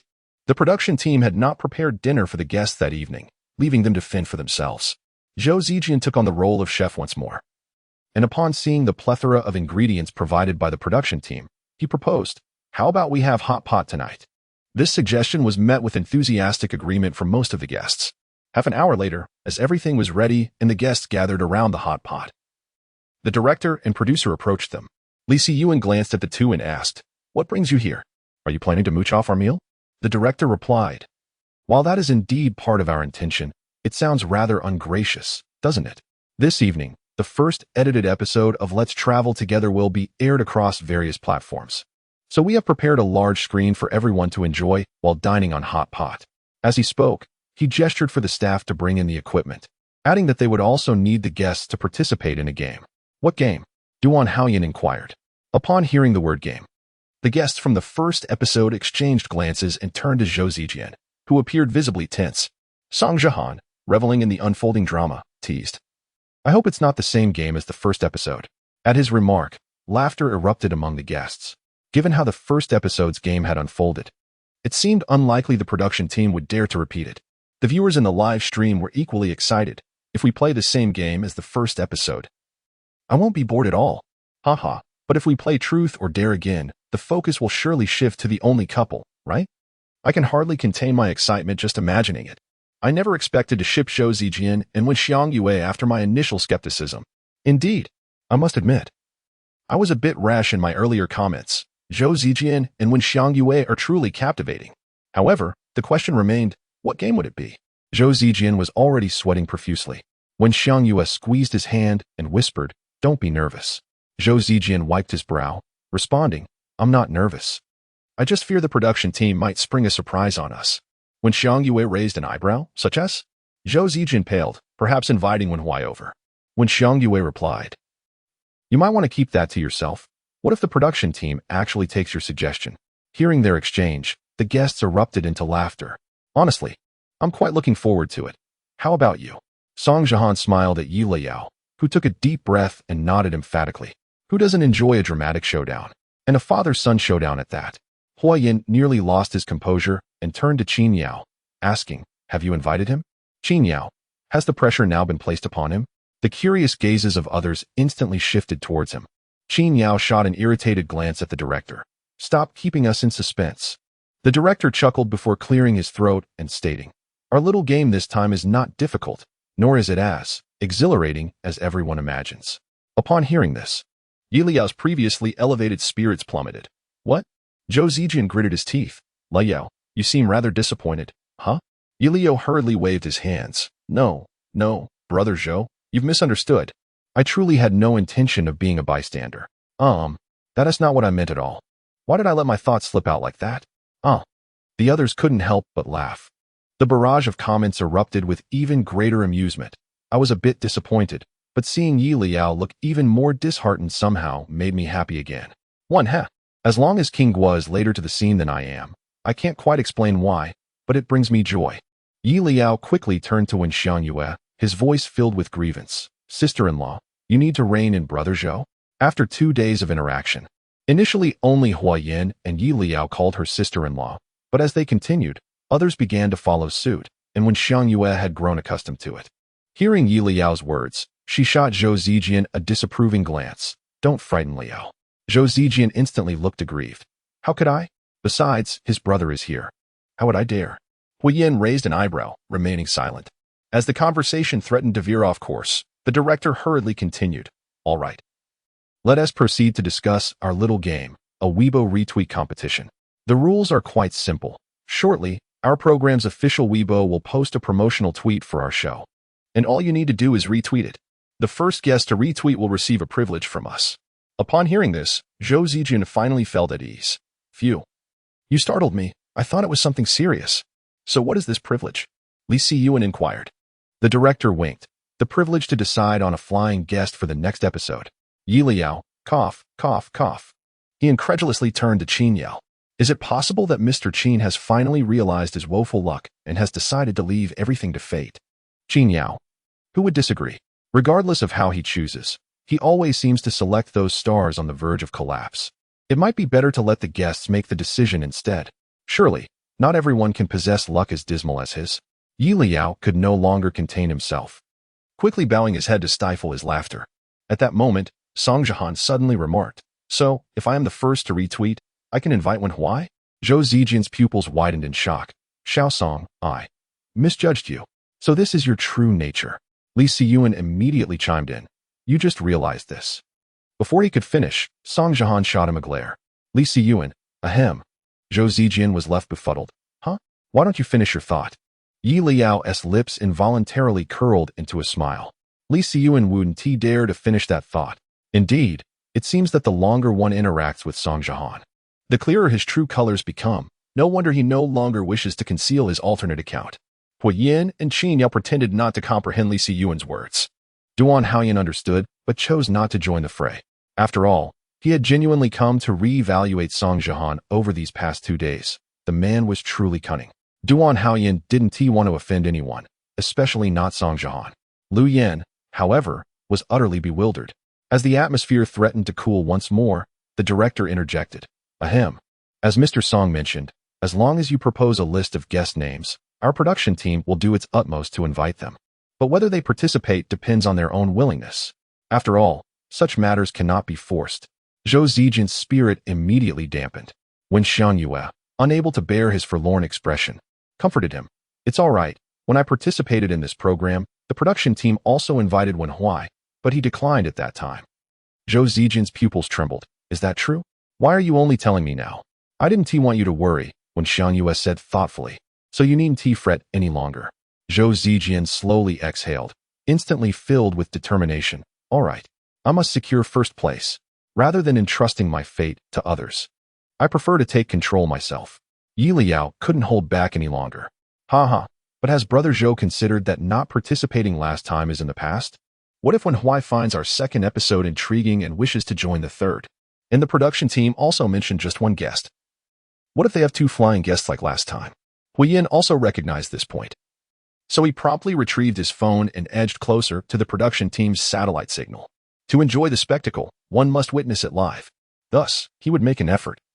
What if he ended up being first? If so, the first person he would invite would certainly be Wen Huai. The other guests also took out their phones, each attempting to establish a signal, eager to be the first to retweet as soon as the official Weibo posted. Leyao logged into Weibo, being particularly cautious to ensure he was using his main account and not a secondary one. Seeing all the guests prepared, the director signaled to the operations team, "Get ready. Send." Leyao had already opened the official Weibo for Let's Travel Together, and upon hearing the director's command, he refreshed the page, then instantly clicked to retweet, hurriedly typing a promotional message. "Everyone, come check out the first episode. It's fantastic. Confirm send." After seeing the successful retweet notification, Leyao sighed in relief and quickly checked his position on the retweet list. Scrolling down, he discovered he was in third place, with Qin Yao in second, and someone else in first. It seems it's neither me nor Mr. Qin. That avatar looks unfamiliar, but oddly familiar. Leyao looked up to see the other guests. Who's in first? Just then, a loud voice from the staff rang out. The backend shows the first retweet is from Go Shi. Who is Go Shi? As the words fell, Leyao, Huoyan, and Qin Yao were all taken aback. Leyao screamed internally. Go Shi. Song Jihan, you used your alternate account to retweet the promotional Weibo. Are you out of your mind? Chapter 49. Apology statement in the filming location. A moment of silence enveloped the guests, who exchanged glances with one another. Lu Yin broke the silence. Go Shi. Our Weibo accounts should all bear our real names, right? The director nodded in agreement. Which artist would use a pseudonym for their Weibo? Yet, the name Go Shi felt strangely familiar. Could it be a netizen? When Xiang Yue speculated, considering they were still live streaming. Perhaps a bored viewer had decided to join them. That's unlikely. Leyao sighed inwardly, having just recognized the profile picture of Song Jihan's alternate account. The image of the little yellow bean giving a middle finger was unmistakably memorable. Zhou Zijian, Duan Haoyan, Lu Yan, and the others concurred with Wen Xiang Yue's hypothesis, nodding in agreement. Li Siyuan even laughed heartily. Which fool has given themselves such a delightful name? The other guests erupted in laughter. Even the online viewers found amusement in it. Haha, this name truly stands out. It reminds me of Song Jihan's dog, which I believe is also called that. Indeed, Song Jihan had claimed the name held profound significance, hence naming his dog Go Shi. Everyone, present or absent, was laughing, except for Leyao, Qin Yao, and Huoyan, who found no humor in the situation. Liao's anxiety manifested itself again as he unconsciously began to dig his toes into the ground. Li Siyuan, perhaps you should refrain from speaking too much. Aren't you worried that Song Jihan might just bury you in a pit later? Leyao silently mourned for Li Siyuan. Qin Yao and Huoyan, however, were less anxious than Leyao. Qin Yao only felt a headache, just as the recording was nearing its end. How had an unexpected turn of events arisen? Fortunately, he had prepared for public relations in advance, so he was not overly concerned. What was Song Jihan thinking? Why did he choose to retweet at this precise moment? Huoyan was equally curious. After spending time together, he realized that Song Jihan was not as difficult to get along with as he had initially thought, as long as one did not cross his boundaries. He would maintain a smile and interact pleasantly. However, maintaining a persona could indeed be exhausting. Thus, even without Liao's reminders, Huoyan had begun to notice fleeting glimpses of genuine emotion on Song Jihan's face. Could it be that Song Jihan was genuinely exhausted from playing a role? Was he deciding to be himself from now on? Qin Yao and Huoyan simultaneously looked up at Song Jihan. At that moment, both were taken aback. The sun had long dipped below the horizon, and the filming site was illuminated. Song Jihan sat directly across from Leyao, donning a coat against the evening chill of the prairie. A steaming cup of water rested to his left. As a gust of wind blew, it carried the steam toward his face. When the mist cleared, it revealed Song Jihan's slightly furrowed brows as he gazed down at his phone, his expression unusually grave. Qin Yao found it hard to believe. Looking at Song Jihan's demeanor, could he have inadvertently retweeted something using his alternate account? Huoyan was equally astonished. Surely not. In the entertainment industry, which star would not safeguard their alternate accounts meticulously? Even Huoyan himself would thoroughly check before posting on Weibo, ensuring he had not switched accounts by mistake. How could someone as clever and cautious as Song Jihan make such a blunder? At that moment, Leyao finally calmed himself, assured that his expression would not betray him, and quickly glanced at Song Jihan. Upon doing so, his eyelids twitched. He even smirking. Song Jihan. All right. I see it now. You are not careless at all. You are intentionally careless. Hearing Liao's inner thoughts, Qin Yao and Huoyan lifted their eyes once more. Indeed, both caught a fleeting glimpse of amusement in Song Jihan's gaze. How could he possibly make such a basic error? It must have been deliberate. Thus, the gravity on his face just moments before, Huoyan glanced at the camera. It was all an act for the audience, was it not? Qin Yao and Huoyan simultaneously sighed in relief. That was close. They almost fell for Song Jihan's ruse. Meanwhile, observant viewers in the live stream began to realize something was amiss. Wait, hold on, stop laughing for a second. Look at Liao's expression. Normally, he is the one who laughs the loudest. Why isn't he smiling tonight? Liao isn't laughing? Could it be that he found Li Siyuan's comments amusing? I doubt that. Look, not only is he not laughing, but neither are Qin Yao and Huoyan. The three of them are all serious. Could this alternate account be linked to them? As soon as this thought emerged, the comments section exploded with excitement. No way. That actually seems plausible. Look at Liao's anxious expression. In all the time I've watched the stream, I've never seen him look like that before. I need to check the retweet records. This doesn't sit right with me. Just then, a staff member approached with a tablet. Director, look, this alternate account seems to resemble a hater. The latest tweet is a critique.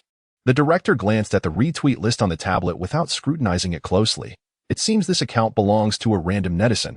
Let us disregard it. The first place will be Qin. Wait. Suddenly, Song Jihan interjected, interrupting the director. The director paused. Is there a problem? Leyao turned to see a faint smile at the corner of Song Jihan's mouth, and his heart skipped a beat. No way. Go sure. Are you really planning to expose yourself? In the next moment, Song Jihan asked, Director, you didn't specify that we must use our main Weibo accounts for retweets.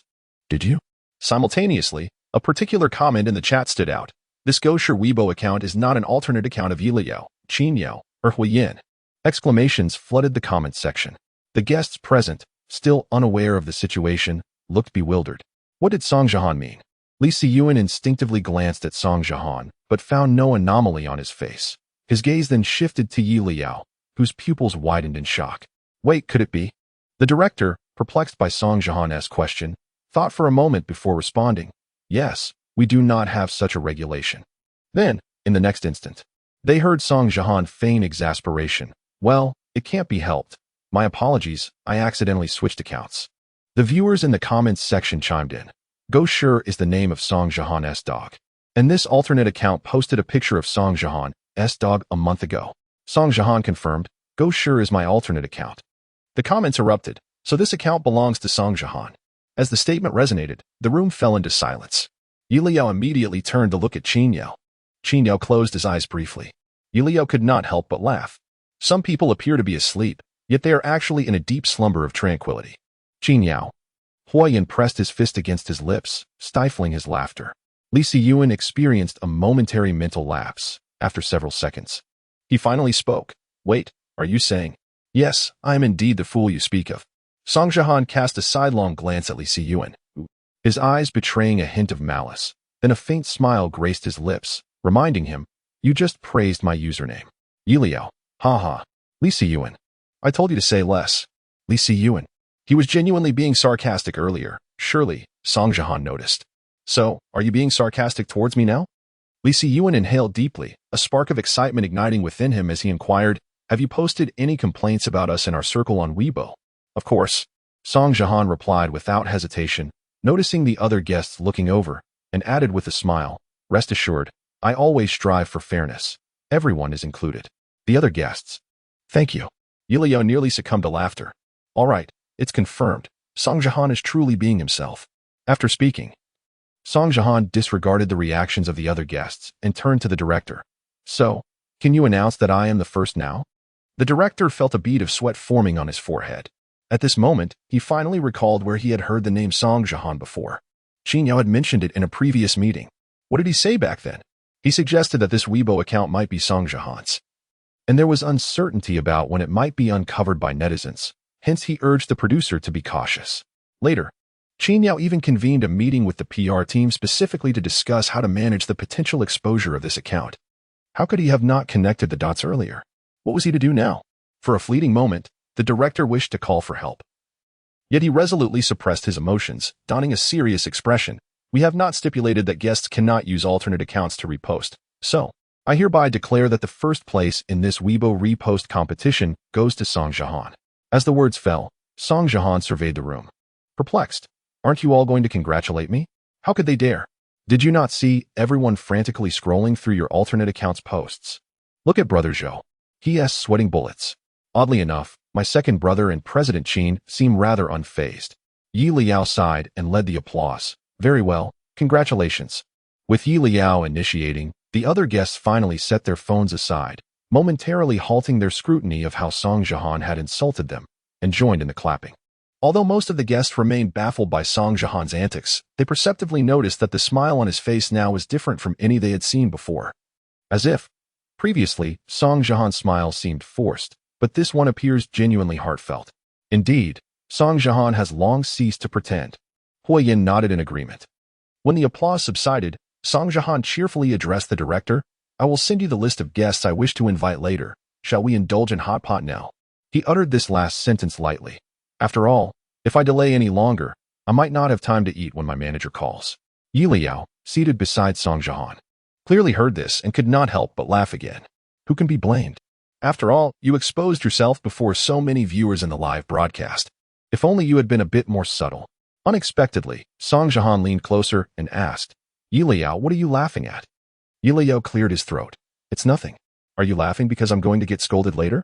Once the facade was stripped away, Song Jihan's words became increasingly reckless. "You know the answer yet still ask." Given that Song Jihan was indifferent to Leyao's fate, Leyao felt no obligation to consider his. Song Jihan chuckled openly, and it was a genuine, hearty laugh. Leyao recognized this as sincere, prompting him to change the subject. "Let us eat hot pot. If we don't start soon, the broth will dry out." Huoyan chimed in. "Let us eat hot pot." Qin Yao added, "We can start cooking the beef now." Just then, Duan Haoyan suddenly interjected. "Wait. Song Jihan, so everything you told me during our last collaboration was a lie?" Leyao perked up.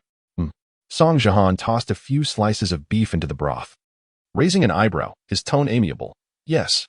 His expression seemed to say, "Indeed, I insulted you." Duan Haoyan looked hurt.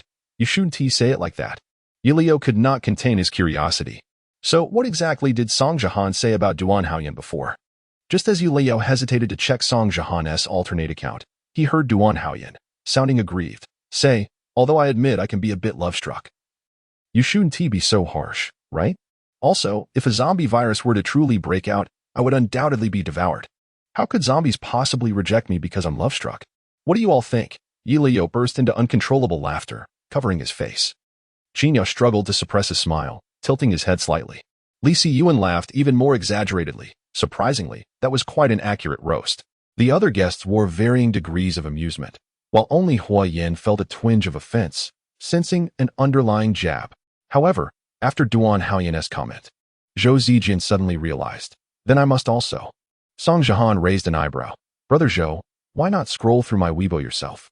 Zhou Zijian could no longer hold back. Li Siyuan was also eager to check. Lu Yin had already picked up her phone. Leyao pondered for a moment. Would it seem disingenuous if he didn't retrieve his phone now? Just as he reached for his phone to check Song Jihan's alternate account, he suddenly heard Song Jihan's soft voice. "You might want to skip this one." Leyao's heart skipped a beat. "No, it can't be. How could Song Jihan know that I am aware of his alternate account?" Leyao's expression nearly faltered. Then, Song Jihan added, I've roasted everyone, including your brother Haoyan, to some extent, but I haven't roasted you at all. After saying this, Song Jihan winked at Leyao. Leyao. Though I know Song Jihan speaks the truth, how am I supposed to respond? Unbelieving, Leyao inhaled deeply. Song Jihan laughed outright. I assure you. I am quite frank. Indeed, Leyao nodded, acknowledging that even the small account had been personally exposed. Who could surpass you? Song Jihan smiled and shook his head, offering no explanation. As he noticed the beef in the pot was ready, he began to serve it. The other guests maintained a similar posture, one hand holding chopsticks while the other scrolled through Weibo. Only Song Jihan savored his meal with great delight, occasionally responding to a few questions from the others. Leyao suddenly stood up. Why am I being called a hot-headed man? Song Jihan didn't even flinch. What you just did isn't called being hot-headed. What is? Leyao, momentarily at a loss for words, stood still for several seconds before frowning and sitting back down. Luyan whispered, I don't have that much of a princess complex, do I? Song Jihan replied, well, you do seem to think it's unsafe to sleep in a camping tent. You have a bit of an obsession with cleanliness. You refuse to eat wild vegetables. You find the bowls at the herdsman's house dirty. And you can't carry heavy items without asking for help. Should I continue with more examples? Luyan was embarrassed and quickly waved her hands. No, that's enough. Zhou Zijian raised his hand. He took a deep breath. I didn't realize, Xiaosong, you're actually quite nice. Upon hearing this, Song Jihan laughed. Are you thanking me for reminding you to lock the door? Leyao erupted in her second round of laughter that evening. Zhou Zijian's expression was quite complex. Song Jihan continued, just admit that I'm kind-hearted. How can that not be kind-hearted? It is kind-hearted. Leyao laughed so hard, she almost fell over. The atmosphere at the filming site relaxed completely at that moment. Despite most guests being the subject of teasing, the angle from which Song Jihan critiqued was indeed hard to counter. After 2 episodes, the guests had gained a certain understanding of Song Jihan. They recognized that while he could be sharp-tongued, he was not duplicitous. Having encountered many two-faced individuals in the entertainment industry, they genuinely appreciated interacting with someone as straightforward as him. In that instant, the atmosphere at the filming location became more harmonious. The guests shared amusing Weibo posts with one another. However, the only place that seemed harmonious was the filming site. Meanwhile, in the live broadcast room, on Weibo and other major platforms, the viewers, fans of Song Jihan, and fans from other camps were almost in an uproar. When Song Jihan revealed his small account, both casual viewers and his fans were somewhat taken aback. If it were another star discovering that their small account had mistakenly reposted something, wouldn't the first reaction be to delete the post quietly and pretend it never happened? Why did you, Song Jihan, choose to step forward directly? If it weren't for you, the viewers wouldn't even notice you. Could it be that you did it intentionally? Of course, there are entertainers who have exposed their small accounts, but those accounts are usually managed by professionals to cultivate an image and attract followers. Then, take a look at your small account, Song Jihan. The first post insults Lu Bo, calling him a kappa. The second post mocks Lu Bo for posting a spring-themed message. In the comments, he plays with memes, mentioning warming hands and being 18. Upon seeing this, Song Jihan's fans were taken aback. Wait a minute, why does Song Jihan's small account have this kind of content? Where did the gentle, kind, warm-hearted Song Jihan go? Why does he seem to know all the memes and dare to say anything in private? His fans felt they urgently needed a heart rescue pill. On the other hand, the casual viewers were laughing heartily. I told you. I had long discovered that Song Jihan was not as easygoing as he appeared. I am genuinely a bit torn. I can't believe these words came from Song Jihan. Yet somehow, I feel he is entirely justified in his insults. Yes, although sharp-tongued, he only targets the right people. I'm about to laugh myself silly. Song Jihan ha. Have you seen the first episode's critique? Help, his mouth is something else. Ha. I have indeed seen it. He is so daring with his insults. Song Jihan, how can you be so sarcastic? Can I borrow your mouth, please? Of course, these reactions are from casual viewers detached from the situation. Others, alerted by the news, were fans of artists who had previously collaborated with Song Jihan. After precisely searching for his past critique posts, these fans were seething. Wait, Song Jihan. Are you alright? Who are you calling a winter melon head? My goodness, did you not consider that your small account would be exposed when you posted that? You don't look that great yourself. How dare you criticize someone else's height? How dare he insult my darling for being sharp-tongued? Who has a sharper tongue than you? As more and more irate viewers emerged, someone couldn't help but respond. Is it possible that what Song Jihan said isn't entirely wrong? You do indeed resemble a winter melon. Song Jihan isn't that great looking, but he is tall, standing at 188 meters. Isn't it fair to poke fun at someone's height? As for being sharp-tongued, I remember he was filming an intimate scene around that time, right? Could it be his co-star, in a literal sense of being sharp-tongued? Song Jihan's fans hadn't yet recovered to defend him when countless casual viewers stood up to comment. Upon seeing the viewers' brilliant replies, Song Jihan's fans felt a mix of emotions but still liked the posts. Meanwhile, fans from other camps were breaking down their defenses. How could they complain about their co-stars and still have a reason? I truly don't understand. Do contemporary netizens have distorted values? Do you still believe what Song Jihan did is right? He's simply damaging his reputation. Someone needs to silence him. The casual viewers laughed even harder. Do you want to check our profile and see if we're really Song Jihan's fans? Oh dear, you've discovered our secret. It turns out I'm not a fan. I don't think what Song Jihan did was right. I just find him quite genuine. After all, I also complain about my boss behind their back. Yes, with everyone's pressure so high, can I vent a little? Moreover, Song Jihan's critiques didn't distort the facts. He was simply stating them as they are. You fans should hold your horses. Even Song Jihan's fans aren't panicking. Song Jihan's fans were left speechless. No, it's not that we're not worried. We genuinely don't know what to do. On one hand, we truly adored the persona Song Jihan had crafted, believing no one in the entertainment industry could be warmer than him. But now you're telling us all of it was just an act, a mere facade. How could we not feel disappointed? On the other hand, although we're disheartened, we couldn't resist checking out Song Jihan's small account on Weibo, and upon doing so, we found ourselves laughing. Why had I never noticed before that Song Jihan possessed such a sharp tongue and such wit? In an instant, the fans were filled with both anger and amusement. At this critical juncture, Song Jihan's phone rang in the live stream. Leyao glanced at the screen and saw the 5 characters. Manager, Mississippi wishing you luck. Morning for you. The attention of the other guests quickly turned towards him. Song Jihan, unfazed, set down his chopsticks and remarked with a smile, just in time, I'm full now, so you all carry on. I shall go face the music. With that, he took his phone and stepped out of the camera's view. They were too far away to hear his voice, prompting Haoyan and Qin Yao to fix their gaze upon Leyao. Leyao, surely you know something. Qin Yao recalled vividly that Leyao had previously mentioned Song Jihan was bound to encounter trouble, but had not elaborated on what would transpire afterward. Thus, was Leyao truly not inclined to reminisce? At that moment, Leyao was indeed lost in thought.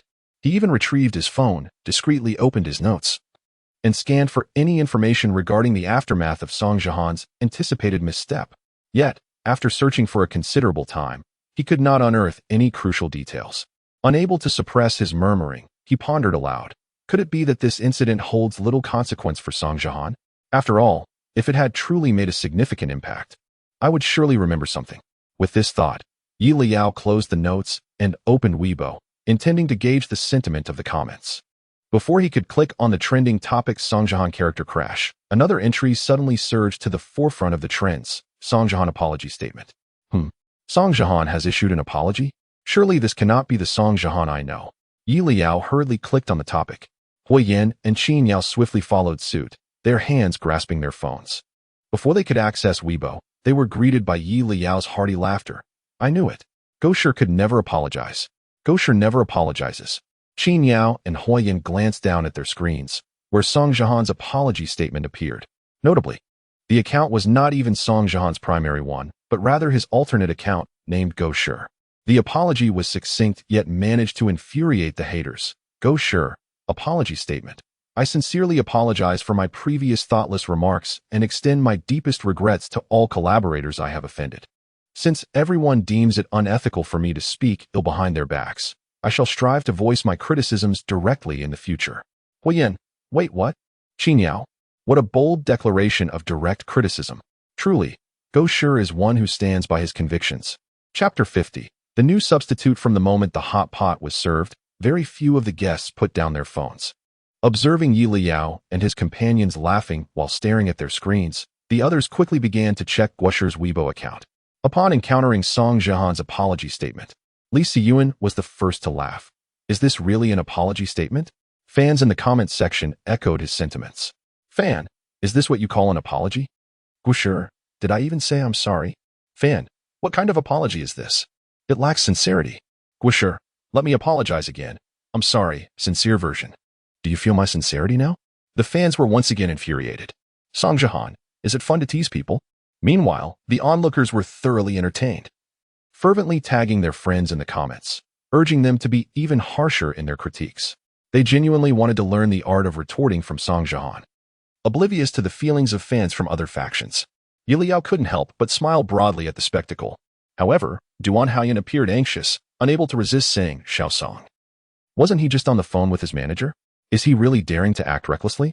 Zhou Zijian expressed concern, not about Song Jahan facing his manager's wrath, but rather about the possibility of him attracting more trolls, which could adversely impact his burgeoning career.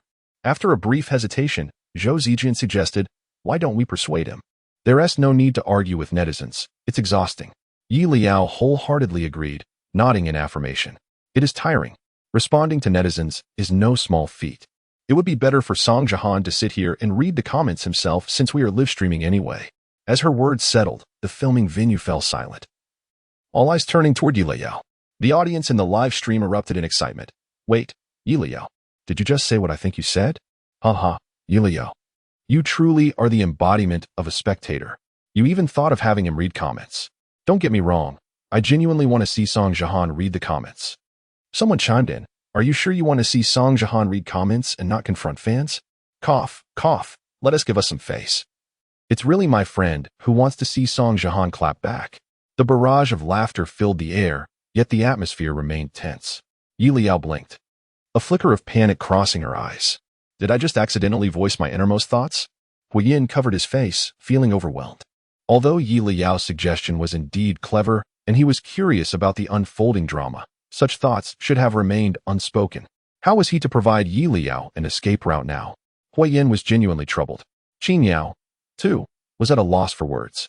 After contemplating for a couple of seconds, he picked up the conversation, ensuring the tension did not linger. What Leyao suggested is a good idea, this way. Song Jahan can quickly address the netizens' questions. However, we should first ask for Song Jahan's consent. Qin Yu felt certain that Song Jahan would not refuse. After all, similar to Leyao, he relished the excitement of the moment, whether it was his own or others. Leyao gazed at Qin Yao with heartfelt gratitude. Mr. Qin, I truly appreciate you. You are indeed a good person. Then, Leyao recalled something. But Mr. Qin, if you ask Song Jahan to return and read the comments, he surely won't decline. However, aren't you concerned about your program? Song Jahan's retorts. Qin Yao closed his eyes. This was not something he could address merely by worrying. Given that the events had already unfolded, it was better to let things take their course. Moreover, Qin Yao genuinely felt that the current situation was quite favorable. Their program had not spent a dime on trending topics or promotional slots. Yet their live stream remained at the top of the charts. Other programs would hardly dare to imagine such a scenario. The only preparation needed was for the public relations team. Now that the director had realized that Song Jahan's alternate account was Guoshi, they would certainly be well prepared. So there was no need for excessive worry. While Qin Yao had come to terms with the situation, the other guests were still in disbelief. They had gathered enough insight into Song Jahan's character throughout the day. Asking him to return to live stream and respond to netizens was clearly a desire to witness Song Jahan confront them face to face. Wasn't it obvious that Leyao wanted to revel in the excitement? Yet, not only did Qin Yao not reject Leyao's suggestion, but he also deemed it a good idea. What on earth was Qin Yao thinking? In the live stream, viewers could barely contain themselves. Qin Yao, what am I supposed to say? You're spoiling him. Honestly, since the first episode when Yao Gu referred to Leyao as his friend's brother, he has been quite protective of him.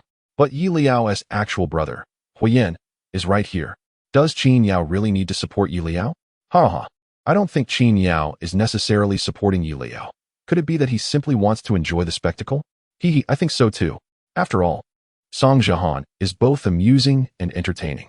Now that Qin Yao had spoken, Li Siyuan, who relished the excitement, stood up and volunteered. I'll go get Song Jahan. With that, he strode towards Song Jahan under the watchful eyes of the crowd. Lu Yin hesitated and asked, will Song Jahan come? Leyao nodded cautiously, refraining from voicing his thoughts. Of course he will. In just this brief moment, Guoshi has already replied to several netizens. It's exhausting to type. There's no way Guoshi would pass up the chance to directly engage with netizens. Sure enough, within 2 minutes, everyone saw Song Jahan approaching alongside Li Siyuan. A faint smile graced his face as he settled next to Leyao. unabashedly stating, "So, you want to hear me read the comments?" Leyao replied, "Yes." He mustered the courage to respond, having already expressed his thoughts. What need was there to deny it now? Song Jiahan chuckled lightly. Great. Now everyone can help me judge whether I'm right or wrong. Leyao was the first to respond. Absolutely. No problem. Qin Yao turned to look at Huoyan, who covered his face in resignation. This was already beyond his control. How could he prevent Leyao from judging? Let Leyao proceed. They could always catch him if everything went awry. The audience in the live stream could no longer contain their excitement. Good, good, good. Leyao, I truly did not misjudge you. You are indeed a delightful person. Is there any doubt about it? You can always trust our gossip king. Hurry, hurry. I want to see the comments. Indeed, your variety show Travel Together is filled with surprises, a sensational reveal on the day of recording, and another grand revelation on the final day. It has a beginning and an end. You have not deceived me. Song Jiahan's phone back end has never been turned off. In fact, when Li Siyuan came looking for him just now, he was still engaging with fans in the comment section. Seeing Leyao nodding, Song Jiahan took out his phone and found the previous interface. All right, I shall continue replying from here. This netizen remarked, I always thought Song Jiahan was not a good person. Look, he's just crashed and burned, hasn't he? To this, Song Jiahan raised an eyebrow and even smiled. I just peeked at this fan's profile, and compared to your wall, I feel quite embarrassed. After all, your wall is known for indulging in private smoking and drinking, and always has a young model in hand at every gathering. By comparison, I truly consider myself a good person. Leyao quickly stretched her neck to see. Who is your wall? Song Jiahan generously handed his phone to Leyao. After taking a glance, she instinctively covered her mouth. So it's him. Wasn't he recently exposed for dating several beautiful women at a club? However, this incident has been out for a while. He still has fans? Leyao could directly lean over to view Song Jiahan's phone, while the netizens and audience members were not so fortunate. Yet, this did not deter the gossiping netizens. Many equipped themselves with a second device, while others split their screens. One side streaming the live broadcast and the other displaying the Weibo homepage of Gosher. Gosher's Weibo was prominently displayed, with all comments visible at a glance. Before long, netizens found the comment Song Jiahan had read and quickly clicked into the user's profile. Upon seeing it, they burst into laughter. Isn't your brother being thoroughly criticized here? I remember this incident led to several of his endorsements being pulled, didn't it? Now he has been softly banned within the circle, right? Little sister, heed my advice. Such an artist is truly not worth it. Indeed, as Gosher said, your wall is genuinely inferior to Gosher.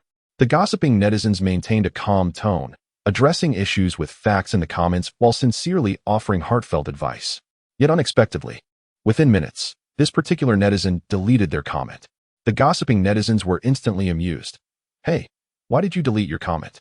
But my advice was genuinely sincere. Sister, you should really switch to a different artist. Exactly, exactly. Song Jiahan continued reading comments, while the gossipers flitted between both sides. To those attacking Song Jiahan's character, he naturally responded, This is who I am. My quality is questionable, but I grow stronger when challenged. To those insulting him with personal attacks, Song Jiahan retaliated on the spot, reporting and blocking the fan-s comment in one swift motion, then adding a final jab. Oh dear. Now you're muted and can't curse at me anymore. I bet that is quite frustrating. These fans were nearly fuming. Meanwhile, the gossiping netizens found it utterly hilarious. Initially, Gosher's comment section had quite a few fans of other artists angrily jumping up and down, but gradually, those voices faded away. It wasn't that the fans of other artists lacked the desire to attack Song Jiahan. Rather, Song Jiahan's psychological resilience was simply too formidable. Despite being attacked by so many simultaneously, he not only remained unfazed, but also managed to turn the tables on many fans who had commented against him. These fans had long lost their initial arrogance, with some even unable to resist commenting. I suddenly feel that what Song Jiahan said makes sense. After all, a fly does not bite a seamless egg. Upon seeing this comment, Song Jiahan chuckled and replied, Exactly. You see, I have never insulted Leyao, right? He is honest and straightforward. Leyao, there's no need to use me as an example. Meanwhile, Qin Yao and Huoyan internally mused. Now you understand the feeling of being used as an example, don't you? As more fans from other groups began to falter, Gosher's comment section was gradually overtaken by the gossiping netizens. One comment read, Gosher, let me ask you a question. Who do you think is more attractive, me or my friend? The comment even thoughtfully attached two photos. Song Jiahan sharply critiqued. Both are ugly. Next, the netizen was ecstatic. Wow, as expected of teacher Go Sure. Hearing that, I feel utterly refreshed. Thank you, teacher Go Sure. Other netizens chimed in. Ha ha ha. Stop letting him insult you so comfortably. Help, I can't handle you all. The tone of the comment section gradually spiraled into an uncontrollable direction, and the guests began to realize this. Zhou Zijian exclaimed, so no one is scolding you anymore? Song Jihan glanced at him. You seem disappointed? Zhou Zijian quickly shook his head. No, that's not what I meant. Li Siyuan also expressed his surprise while scrolling through the comments. I didn't expect that just reading comments would lead to a reversal in public opinion. Can I also? Yi Leyao didn't think twice. Don't even think about it. You won't be able to do it. Song Jihan's sharp tongue is truly one in a million. Song Jihan similarly showed no mercy. You, with your volatile temperament, better not. I worry you might smash your screen in frustration. Yi Leyao. That is quite apt and to the point. Li Siyuan withdrew his gaze from Yi Leyao. Frowning. I'm not that petty, am I? Song Jihan shot him a look, saying, see, you're already getting angry. Li Siyuan. Damn, so infuriating. By 10 o'clock at night, an hour had passed since Song Jihan posted his apology on Weibo, and the tone of the comment section had completely reversed. The top comment was from the very netizen who had been joyfully insulted by Song Jihan. Now filled with responses from other gossiping netizens, I never imagined you were such a pervert. Now I understand why I like Song Jihan. I told you not to be too outrageous. Many other popular comments expressed, please grant me a mouth just like Song Jihan's. Song Jihan. My new favorite in the entertainment industry. Next time I want to insult someone, I'll just browse teacher Go Sure's Weibo. Even fans of Song Jihan, who had just regained their composure, commented, Go Sure, fly freely. If anything happens, I'll take the blame. The other netizens could not help but laugh. So your fans have accepted Song Jihan's new persona so quickly? A fan of Song Jihan replied. Haven't you seen us calling him Go Sure? In front of outsiders, I'll say I'm a fan of Song Jihan. In front of insiders, I'm a fan of Go Sure. Everyone laughed even harder. So your fans have indeed distinguished between Song Jihan and Go Sure. But Song Jihan may not allow your fans to have it their way. In response, fans of Song Jihan expressed their sentiments. It's all right. Our mental fortitude is as strong as that of teacher Go Sure. We follow the lead of our mainstay, and should any issues arise, Go Sure will bear the burden for us. The onlookers erupted in laughter. By the end of the recording that evening, Song Jihan had even gained over 200,000 followers, with the numbers continuing to rise. The other guests, relieved yet pleased, acknowledged that Song Jihan is truly a commendable individual, and they all hoped he would be present in the next episode. Yi Leyao felt a sense of comfort regarding this as well. If our show were to lose Song Jihan, the enjoyment would surely diminish by half. Once the recording concluded, the guests were free to leave. Of course, those who preferred not to depart that evening could rest in the tent for one more night, setting off the following morning. Yi Leyao was in no rush to return home. His schedule was particularly relaxed, and with Huoyan also on a break. The two brothers decided to spend another night in the tent. Upon returning to the tent after a shower, Yi Leyao encountered Song Jihan. Aren't you leaving? Yi Leyao asked in surprise. Song Jihan nodded. Yes, I was just waiting to thank you for your input. Yi Leyao widened his eyes in confusion. Thank me? For what? For suggesting the reading of comments? Noting Yi Liao's bewildered expression, Song Jihan smiled lightly and said, in any case, I sincerely thank you. I shall take my leave now. See you next time. With that, Song Jihan turned and walked towards the car park nearby. Yi Leyao was left even more puzzled, but with no one available to clarify. He concluded that Song Jihan's gratitude was linked to his suggestion.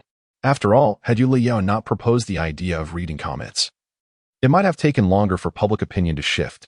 Having come to this understanding, Yi Leyao did not dwell on it further. Many guests had other commitments, and by the end, only Zhou Zijian, Wen Xianyue, Yi Leyao, and Huoyan remained at the campsite. The day's filming schedule had been quite relaxed. After the other guests departed one by one, the four of them decided to wander nearby, chatting until late into the night. The next morning, Yi Leyao was roused from his sleeping bag by Huoyan. Zhou Zijian, hearing the commotion, couldn't help but come over and chuckle. Why didn't I notice that it was so difficult for Leyao to get up before? Yi Leyao, still drowsy, replied, I had to record a show before. But today we aren't filming, right? No filming, but we are going home. Huoyan raised his voice. Yi Leyao struggled to awaken. I get it. Second brother, can you lower your voice? It's too loud. If I don't raise my voice, will you get up? Huoyan retorted, rolling his eyes. I should really record this moment and share it with your fans. Leyao, too fatigued to engage in banter, stumbled through getting dressed and washing up before following Huoyin to the car. Their journey to the airport would take half a day, and Leyao dozed off the entire way. It was not until just before boarding the plane that he finally woke up. Just before disembarking, Leyao suddenly remembered something and asked Huoyin, "Second brother, are you heading home later?" Huoyin shook his head. "No, I won't." Huoyin often had a busy shooting schedule and typically resided in his own place, only returning home during holidays or breaks. Speaking of which, Huoyin remarked, "You should consider buying a place outside. Your initial bookings may be scarce, but they will surely increase. Are you suggesting to buy in the same neighborhood where you live?" Leyao blinked in surprise. "Are you going to buy it for me?" Huoyin responded, "I can sponsor 50%. For the rest, you'll need to ask your elder brother." He had purchased his own residence entirely with his earnings. The men of the Huo family must learn to be independent, and Leyao was no exception. Leyao chuckled, "Thank you, second brother. You're the best. However, I'm not in a rush to move out, especially since the situation with Dad and the little green plum hasn't been resolved yet. If I move out too soon, what if Dad brings the little green plum back home?" Speaking of the little green plum, I just remembered. The matter I forgot at the Yang family last time was related to the little green plum, right? Why didn't Tia encounter her at the banquet? Huoyin, who had just closed his eyes again, suddenly opened them wide upon hearing Liao's words. Indeed, prior to their departure, he had heard Liao mention this issue. Yet at the banquet, they had seemingly never encountered the legendary little green plum lady. Could it be? Let me check the time. Liao pulled out his notes, his eyes widening in realization. It's recent. I must hurry back. The little green plum hasn't already been brought back to our home, has she? Huoyan's eyes flew open at this. Never mind. I'll accompany you back. Leyao asked, What made you change your mind? Huoyin closed his eyes again. Whether or not to stay home was inconsequential. What mattered was to return home and gather the gossip. Moreover, he was genuinely curious about the little green plum that could cause such a rift in his parents' relationship. He wouldn't believe it unless he saw it with his own eyes. Feeling quite pleased, Huoyin followed Leyao onto the car back home after disembarking. An hour later, the car stopped in the underground garage of the Huo family villa. Leyao stepped out of the vehicle, scanning the area in surprise. "Hey, is elder brother home at this hour?" Huoyin replied, That's elder brother's car." Leyao pointed to a Bentley ahead. Huoyin speculated. He might have returned to deliver documents to Dad. "Come on, let us head upstairs." Leyao nodded, not pondering further, and followed Huoyin into the elevator. As the elevator doors opened, the two heard a strange female voice. "Is it Xiao Yin and Xiao Yao returning?" Liao's eyes widened in shock. "That voice isn't Mom's, is it?" Huoyin nodded. It certainly wasn't T. Their mother's tone lacked such gentleness. Therefore, Leyao exited the elevator, his gaze landing on an unfamiliar woman in the living room, his pupils dilating in astonishment. Little green plum. Just as he was about to introduce himself, Dad's body tensed. "Who are you calling little green plum?" Both Huojing and Huomom turned their attention to the woman beside them. Huojing asked, "Is it her?"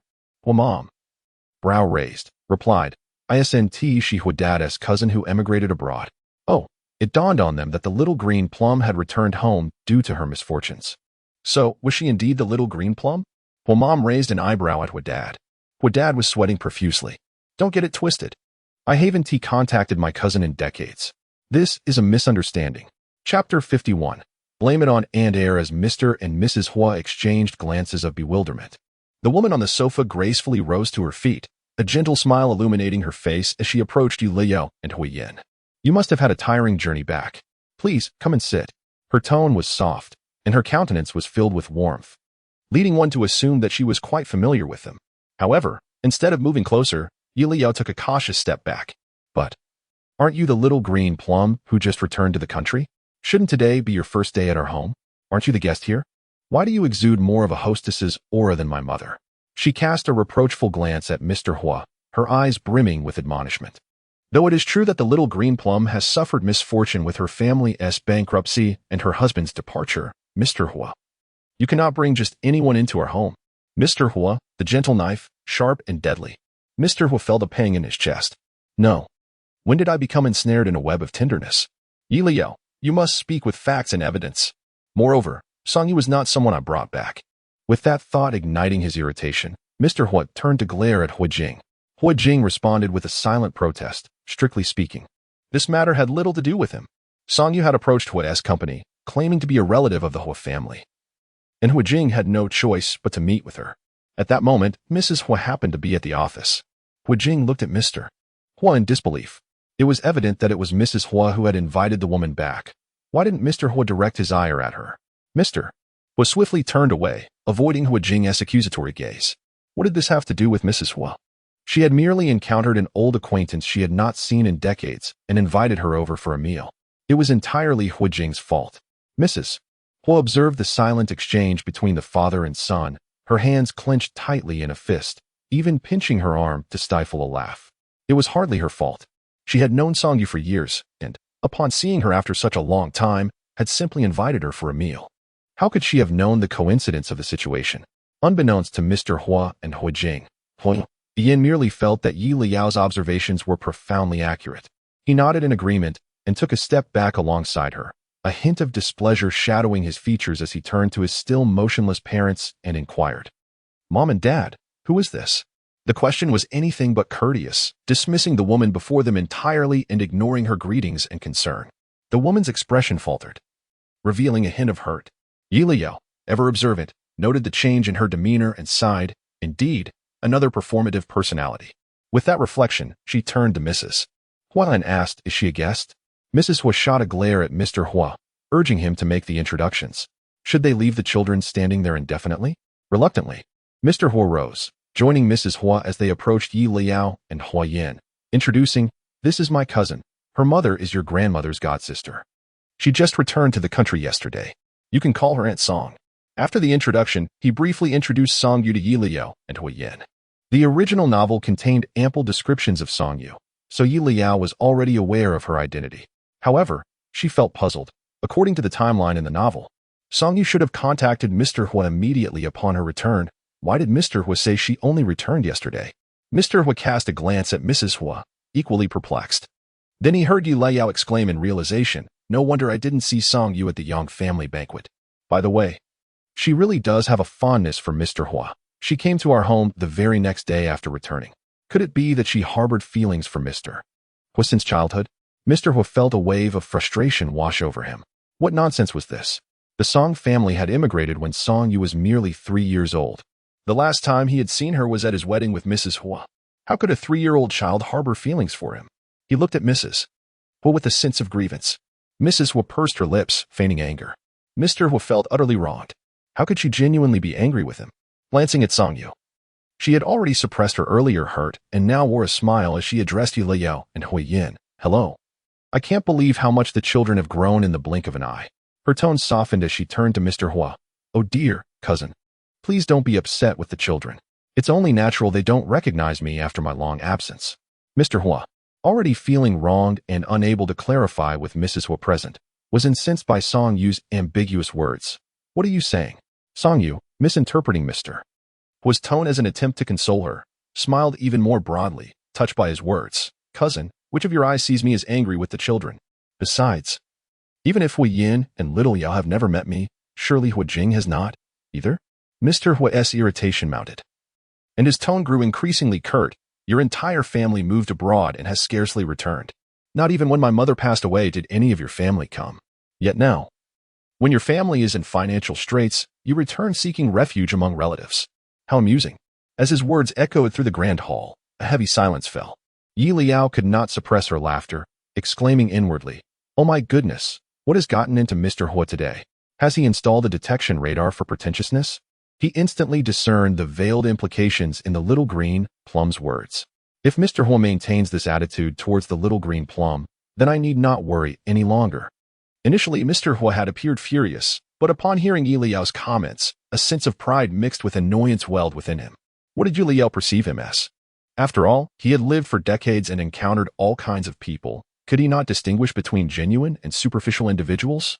Unbeknownst to Yi Liao, Mr. Huo's gaze remained fixed on Song Yu, closely observing her reaction. Song Yu appeared momentarily stunned.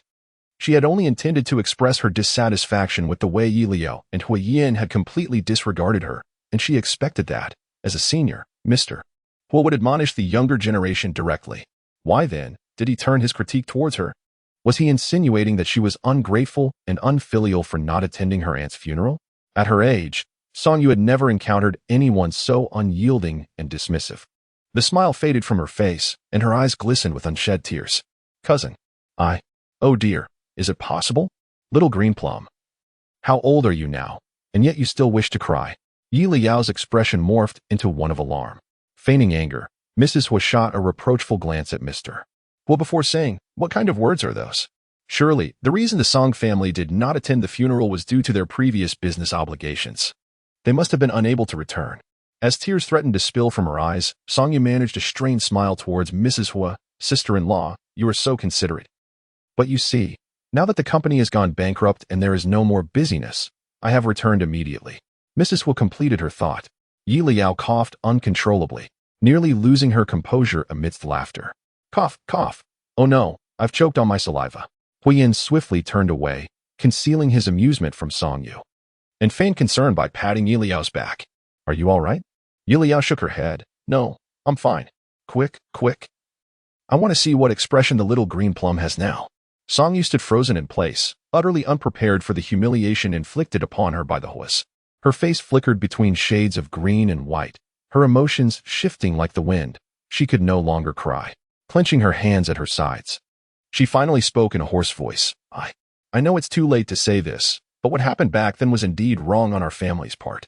I apologize. However, cousin, sister-in-law, I hope you can understand me. When I first married William, his family's situation was incredibly complicated, and I truly had no time to return. Enough, Huoma interrupted, exchanging a glance with Hubaba. She was eager to ascertain whether Song Yu had come to confront Hubaba, and feared that pressing further would cause her to lose her composure entirely, leaving them with no entertainment. Hubaba, catching Huoma's cue, expressed his helplessness but spoke nonetheless. It's all in the past. Let us not dredge up old grievances. He then turned to Leyao and Huoyan. You two should head upstairs, change your clothes, and come down. The whole family is waiting for you to join us for dinner. Leyao, reveling in the unfolding drama, eagerly nodded at Hubaba's words. All right, I'll change and be right down. When Leyao and Huoyan returned, dressed appropriately, they found Hubaba, Huoma, and Huojing already seated around the dining table. A quick scan revealed Song Yu's absence, which surprised her. Weren't we supposed to have her join us for dinner? Could it be that Hubaba and Huoma drove her away after we left? Huoma chuckled inwardly, amused by the thought. What was she thinking? After finally accompanying them back to the Huos, would Song Yu so easily leave? Although Huoma had little interaction with Song Yu, she had heard from the late Huoma about her prideful demeanor, which concealed a ruthless determination to achieve her goals.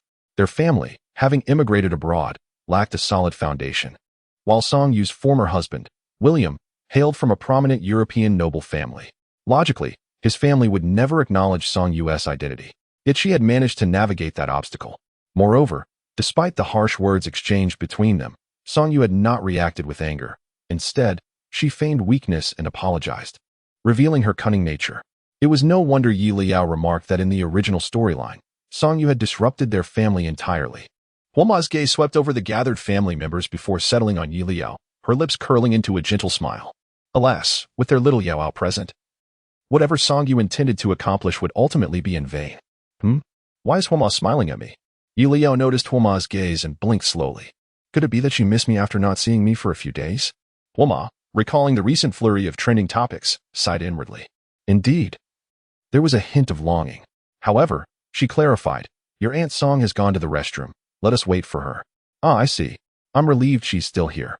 Leyao breathed a sigh of relief and pulled out her phone to review the relevant plot points in her notes. After all, our family is portrayed as the antagonist in the novel, so the details about the little green plum's proposal to stay at the Huos are quite clear. Let me see. Found it. So, that's how it is. Everything makes sense now.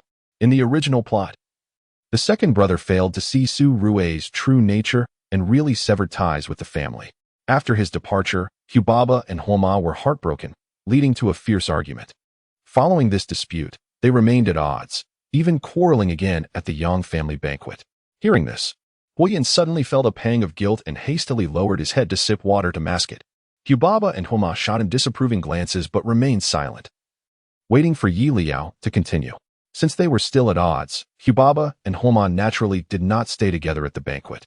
At this pivotal moment, The little green plum made her entrance and recognized Huobaba.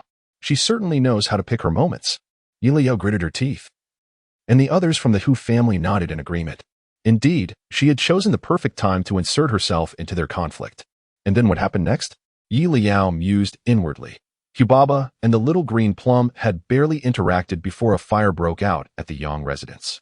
While trying to escape the blaze, Huobaba accidentally injured his arm, and the little green plum hurriedly drove him to the hospital without even notifying Huoma. How outrageous. That was a fire. Huoma immediately thought of Huobaba and was extremely worried, even preparing to rush into the flames to find him. If she hadn't been held back, the consequences would have been unimaginable. Leyao felt her heart clench at the thought. The little green plum has gone too far. Not just too far. One must commend her high level of cunning. Huoyan and Huijing both frowned.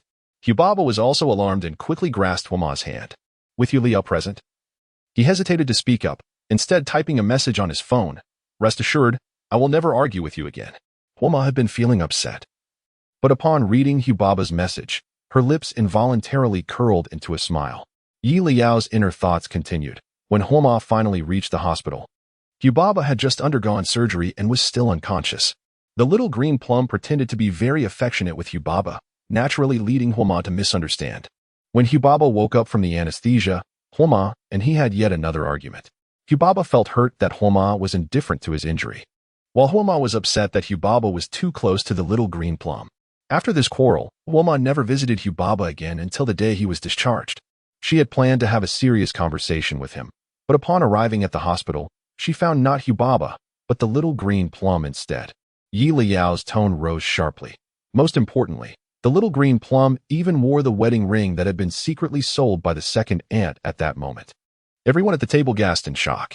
Misunderstanding upon misunderstanding, this was nothing short of piling on the divorce buff. Thankfully, thus far, nothing they feared had come to pass.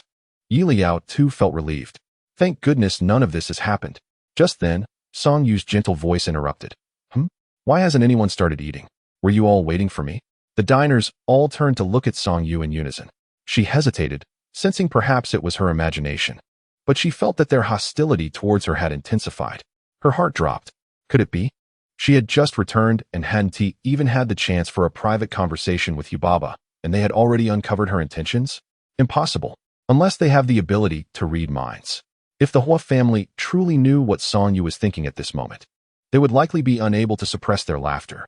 Apologies, but they indeed possess such a talent, albeit not directed at Song Yu's thoughts.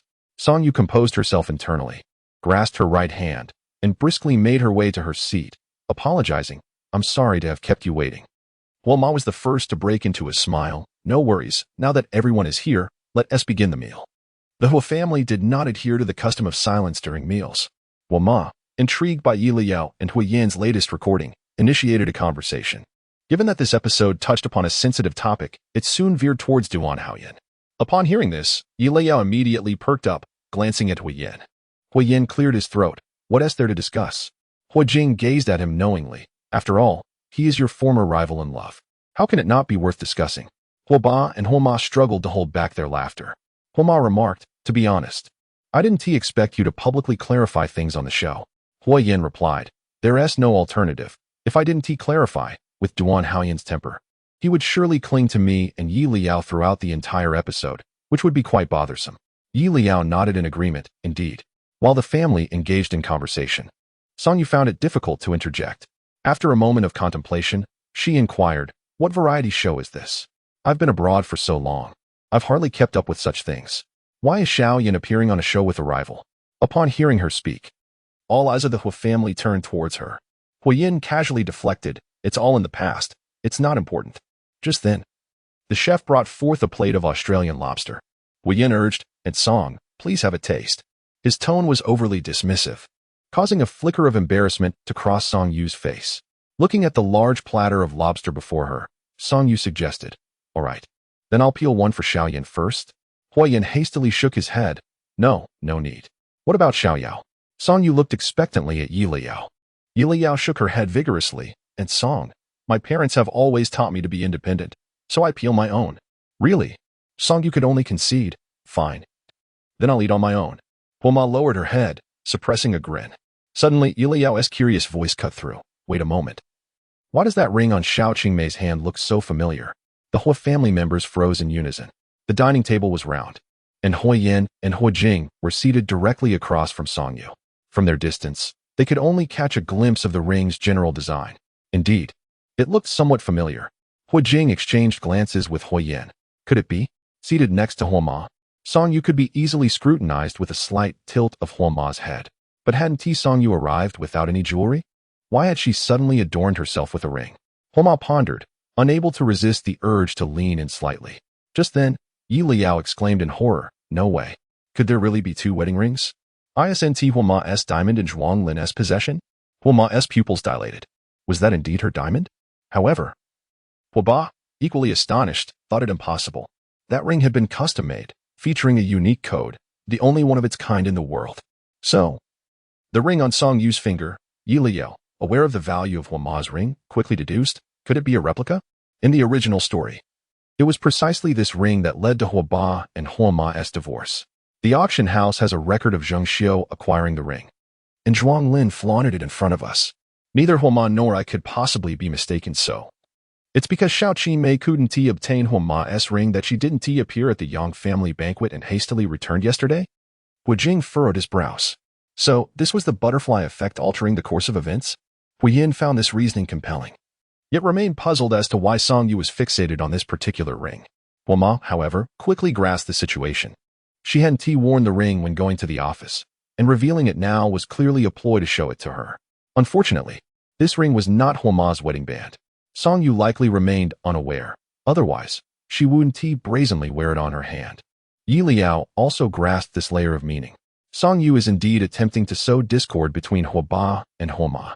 Unfortunately, due to her infrequent returns, she has only seen Huoma's ring during their wedding, so she never anticipated buying a replica, haha. However, if Huoma were to acknowledge that the ring is indeed hers and inadvertently reveal why she sold her wedding ring, Leyao couldn't help but chuckle softly. How can I be so wicked? The others couldn't help but smile. Who said Leyao was wicked? Leyao maintained familial harmony. Good. Songyu, on the other hand, attempted to undermine her parents' relationship. Bad. Before long, the chef brought forth a variety of other seafood dishes, including oysters and king crabs. Though these dishes had been prepared prior to serving, due to the size of the seafood, some assistance from hands was still required during consumption. Once the family had nearly finished their meal, Huoma suddenly seemed to notice Songyu's ring. Turning to her, "Xiaoyu, this ring on your finger looks so familiar. It's quite beautiful." After heading to the restroom, Songyu had deliberately donned the ring, eagerly anticipating Huoma's question all afternoon. A glimmer of triumph flashed in her eyes as she casually raised her hand and smiled. "Really? I like it too. It was given to me by someone very important." Her words were vague, and after speaking, she pretended to glance at Huoba nonchalantly. This moment was captured by Huoma and the others. Leyao sighed. Wow, her tactic is truly masterful. If Huoma weren't aware of her diamond's whereabouts, she would probably already be suspecting Huoba by now. Unfortunately, Leyao's eyes sparkled with mischief. Then, they heard Huoma chuckle. "It looks exactly like my wedding ring, don't you think?" This last comment was directed at Huoba, who, of course, had to play along. Leaning in for a closer look and nodding in agreement. "It's indeed your wedding ring." Songyu had never anticipated that Huoma would directly assert that this was her ring. Shouldn't the norm be to see through the charade without mentioning it? What was Lin Junyi trying to achieve? Before Songyu could formulate a response, Huoma inquired, "Do you know where the person who gifted you the ring bought it?" Songyu's face paled. Huoma clearly had not misunderstood the origin of her ring, and now her plan was completely derailed. With a quick flick of her eyes, she replied, "I have no idea. He didn't mention it when he gave it to me." Huoma responded, "Oh, I see. The ring was something I had recently taken out to sell, and to my surprise, it was purchased by someone you know." Songyu was utterly taken aback. "What? It was Mother Huo who sold it willingly? Her wearing this ring today is nothing short of a blunder." As she reflected on this, she glanced at Father Huo, only to realize he was completely oblivious to her presence. Biting her lip in frustration, she couldn't believe that this tactic had failed to create any discord between them. What should she do now? She had spent a considerable sum on this ring. Surely, she couldn't just concede to Mother Huo's claim that it was her wedding ring and generously hand it over. Maintaining a composed facade, Songyu suppressed her emotions and, determined not to let the conversation falter, inquired, "Sister-in-law, why would you think to sell such an important wedding ring?" At that moment, Leyao was barely able to contain her laughter. Mother Huo truly considered this. I can hardly wait to see Songyu's expression when she learns the truth. Both Hu Jing and Hui Yin shared her anticipation, their lips curving into subtle smiles. Mother Huo turned her head, remaining silent yet exuding an air of significance. Songyu felt perplexed, and with her plans now in disarray, she blurted out, "What's the matter? Is it inconvenient for sister-in-law to discuss?" "No," Mother Huo sighed. "It's just a bit embarrassing. I have a rather disappointing cousin who stole my jewelry to sell. On that particular day, she swiped my wedding ring. And I caught her red-handed. But if you caught her in the act, why would she still attempt to sell the wedding ring?" Songyu suddenly sensed something amiss. Instinctively, she rubbed the ring on her middle finger and glanced at the others around the dining table. To her astonishment, the expressions of those present were rather peculiar. Did they all know that Mother Huo had willingly put the ring up for sale? Songyu bit her lip, realizing that this would make her appear foolish. Then she heard Mother Huo, looking troubled, say, "Because the way she stole the jewelry was simply too hard to accept." To avoid detection, she swallowed the jewelry whole. This ring was no exception. No exception? Songyu's mind momentarily blanked. In the next instant, she instinctively covered her mouth and dashed toward the restroom. Leyao could no longer hold back, bursting into laughter. Chapter 52. A sister's wedding. As Songyu hurried to the restroom, her distressed figure drew laughter from Leyao and the others present. Once their laughter subsided, Mother Huo cleared her throat and suggested, "Shall I go over and comfort her?" Leyao wiped the tears of mirth from her eyes, pondering, what is there to comfort? Should I tell the little green plum that although her experience has been tumultuous, that is all in the past? Or perhaps I should recount the little green plum's adventures in detail? No, I would surely burst into laughter again. The rest of the family turned their eyes towards Mother Huo in unison. Actually, recounting the little green plum's experiences could be quite entertaining, and they were genuinely curious. So, should she go? Mother Huo rose gracefully, for if everyone was so eager, she must share the tales of the little green plum's past, especially since she had approached them adorned with a ring. How could she let such an occasion pass lightly? Nonetheless, these thoughts were better left unspoken. She maintained a pleasant demeanor, saying, "After all, she is a guest. I should check on her." Leyao, ever perceptive, noticed the expression on Mother Huo's face and became excited. Ah, as expected of Mother Huo, she has indeed thought of that. Mother Huo smiled slightly.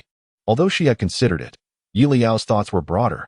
The guest restroom was a considerable distance from the dining room. Yet the villa's first floor was quiet enough that Mother Huo's voice could be distinctly heard even from several meters away. "Xiaoyu, are you all right? Are you throwing up? What is going on? It wouldn't be food poisoning, would it?" Leyao couldn't help but grin broadly. What does food have to do with it? Clearly, the little green plum is grappling with her emotional turmoil. Father Huo nodded in agreement. However, he genuinely believed Songyu deserved her plight. Their families were not related by blood, and after the passing of their elders, the connection had grown even more tenuous.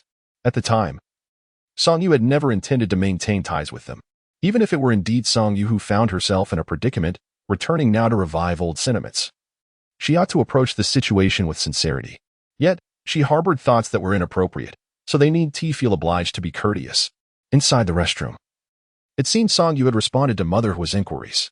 Mother Huo, somewhat surprised, remarked, "It's not food poisoning. Could it be related to the ring? I truly didn't expect that ring would come to you. If only I had noticed it earlier. However, you needn't worry. Although my sister did indeed swallow the ring, I found it afterward. Oh dear, why is it getting worse?" Mother Huo's tone was filled with concern. "Xiaoyu, are you really all right?" The family at the dining table was in stitches.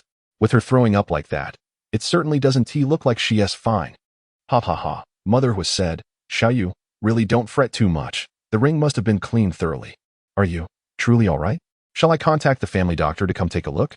I'm genuinely worried if you continue like this. Not seeing a doctor?" Mother Huo's tone turned grave. "How could that be? It's strange, really. Had I not invited you for dinner, perhaps this wouldn't have happened. Had I known, I wouldn't have called you." Leyao burst into even louder laughter. "The little green plum traveled such a long distance home, just to linger at our place. And Mother Huo dares say she wishes she hadn't invited her. Huh, isn't that a bit harsh? But I reckon the little green plum thought that dining at our home with Mother Huo was the beginning of her ascent. Little did she know it would turn into the start of a stomach cleanse." Huoyan chuckled, "What a cleanse." Yet, in the end, it all circles back to the same issue. How could it be any different? Mother Huo had yet to return, and the others had nearly finished their meals. So they descended from the dining table and took their seats on the living room sofa. After about 5 minutes, Mother Huo leisurely returned to the living room. Father Huo immediately inquired, "How is it? You seem quite concerned?" Mother Huo replied with a hint of amusement. Father Huo stammered, "Don't misinterpret me. I merely wish to know the current situation. This is mere curiosity." Mother Huo understood that Father Huo was not genuinely concerned for the little green plum. She chuckled before stating, "She is still dry heaving. I had someone bring her a clean outfit so she could bathe and freshen up. After all, she is our guest. We cannot treat her poorly." Leyao nodded vigorously, very thoughtful. "Though I believe it could have been less thorough. Mother Huo is truly kind." Mother Huo found it amusing. The family waited quietly in the living room for over 10 minutes until Song Yu finally emerged from the restroom. She had bathed, changed clothes. And while her makeup was less exquisite than before, it was evident she had made an effort to redo it, despite her disheveled appearance. She managed to greet the Huo family with a somewhat forced smile. Leyao was utterly astonished. "Wait, is the little green plum's mindset really that good? I thought she would come out in tears." Mother Huo was equally surprised by Song Yu's reaction, yet she maintained her composure and warmly approached Song Yu. "Xiao Yu, are you feeling any better now?" Song Yu forced a smile and nodded, saying, "I feel much better now. Thank you for your concern, sister-in-law. Come, sit down." Mother Huo urged, guiding her to the sofa, her gaze falling on Song Yu's left hand. Puzzled. "Where's the ring? Did you take it off?" Yu quickly looked up to observe Song Yu. Indeed, she did not miss the brief flicker of restraint across her face. Haha, she is still quite upset. How could Song Yu not be angry? Yet, she couldn't fully sever ties with the Huo family at this moment. Taking a deep breath, she clenched her hand at her side tightly, and after several seconds, her eyes suddenly reddened. Looking at Mother Huo, she directly apologized. "Sister-in-law, I'm sorry. I didn't know that ring was your wedding ring. I shouldn't have worn it in front of you and my cousin." Leyao was taken aback. "I must say, the little green plum's level is quite high. By yielding like this, we find it difficult to hold her accountable for her mistakes." Mother Huo was also taken aback by Song Yu's unexpected humility, raising an eyebrow in surprise. Song Yu continued, "Sister-in-law, I certainly cannot keep this ring. Should I return it to its rightful owner?" With that, she produced the ring, ready to hand it to Mother Huo. Yet, how could Mother Huo accept it? She smiled and shook her head, not forgetting to jab at Song Yu. "No need. It's just a ring, after all. My cousin often buys me jewelry for no reason, and my collection has grown so large that I have no space left. There is no need for you to return this ring to me." Upon hearing this, Song Yu's expression indeed changed slightly, yet she still replied with reddened eyes. "But this ring is your wedding ring with my cousin, isn't it?" Mother Huo smiled without replying. Father Huo interjected, wrapping his arm around Mother Huo's shoulder with a grin. "Our relationship doesn't require a ring to prove it." Huo's words, though seemingly gentle, were, in fact, a veiled jab at Song Yu's ulterior motives. As his voice echoed in the air, had the timing permitted, Leyao would have applauded. Huo had a quiet satisfaction. Casting a glance at Leyao, who had previously remarked on his indulgence and a gentle demeanor, Song Yu's complexion paled instantly. "Cousin, that is not what I meant." Regardless of her intentions, the impression she left was unmistakable. Huo was genuinely weary of playing along with Song Yu's charade and wished fervently to dismiss her from their midst. Song Yu faltered, her gaze landing on Huo, catching a flicker of derision in her eyes. In that moment, a startling realization struck her. Could it be that the events unfolding were not mere coincidences? With her scheme unraveling and the truth of the ring surfacing, she felt a mix of revulsion and fury. Yet, before she could contemplate the implications, Huo approached to console her. At that juncture, Song Yu pondered if she had misjudged the situation. Was Huo truly concerned for her well-being? Thus, after a refreshing bath, Song Yu composed her expression with haste, determined to remain in the Huo household and endure the minor grievances she faced. However, upon hearing Huo's statement, a chilling thought pervaded her mind. Had they already discerned her intentions? Once this notion took root, it rapidly flourished. Song Yu, astute as she was, replayed the recent events in her mind and came to an unsettling conclusion. The diamond ring on her finger was conspicuously large, and Lin Junyi sat beside her. How could she have possibly missed its presence? Not only Lin Junyi, but the others present as well. Wait, when she darted to the restroom, did she not hear someone chuckling? Her gaze fixated on Leyao, her jaw clenching in realization. They had known all along. Not only had they recognized her motives, but they had deliberately chosen not to inform her, waiting until she had finished her meal to disclose the truth. Even after she had retreated to the restroom, they had not hesitated to add fuel to the fire. They were all in on it. What need had she to continue this farce? A cold sweat broke out as she exclaimed, "You knew all along?" The last words were nearly growled through gritted teeth. Huoma brushed aside Huo's arm, a composed smile adorning her face. Knew what? No longer pretending to weep. Songyu glared at Huoma, her teeth clenched, and declared with unwavering conviction, "You are all doing this on purpose." Leyao could no longer contain herself, bursting into laughter. Finally, the little green plum has caught on. Songyu snapped her head up, glaring fiercely at Leyao. "You little brat." "It was you." Leyao was taken aback, her brows furrowing in response. "What? Is glaring a crime now?" Huoma could no longer restrain herself, her voice coldly interjecting. "Songyu, who are you addressing?" Songyu's chest heaved with indignation as she turned to Huoma, no longer addressing her as sister-in-law, and retorted angrily, "Lin Junyi. Since you already saw through my intentions, why pretend otherwise?" Huoma smiled broadly. "Indeed, you are correct. I have long perceived your thoughts, and there is no necessity for pretense." After this, she glanced at Huo, who stated plainly, "Steward, please escort our guest out." Wait. Songyu had not anticipated Huoma's candid admission, nor the immediate order to expel her. Gritting her teeth, she realized her composure was slipping. Yet she refused to depart without a semblance of compensation. Clenching her fists, she inhaled deeply before speaking, "I can leave. But you must at least offer me some form of recompense." With force, she slammed the ring onto the coffee table, her cold gaze sweeping across the room. "Is this how the Huo family treats their guests, leaving me to retch in the restroom? If I were to divulge this incident..." "Ah?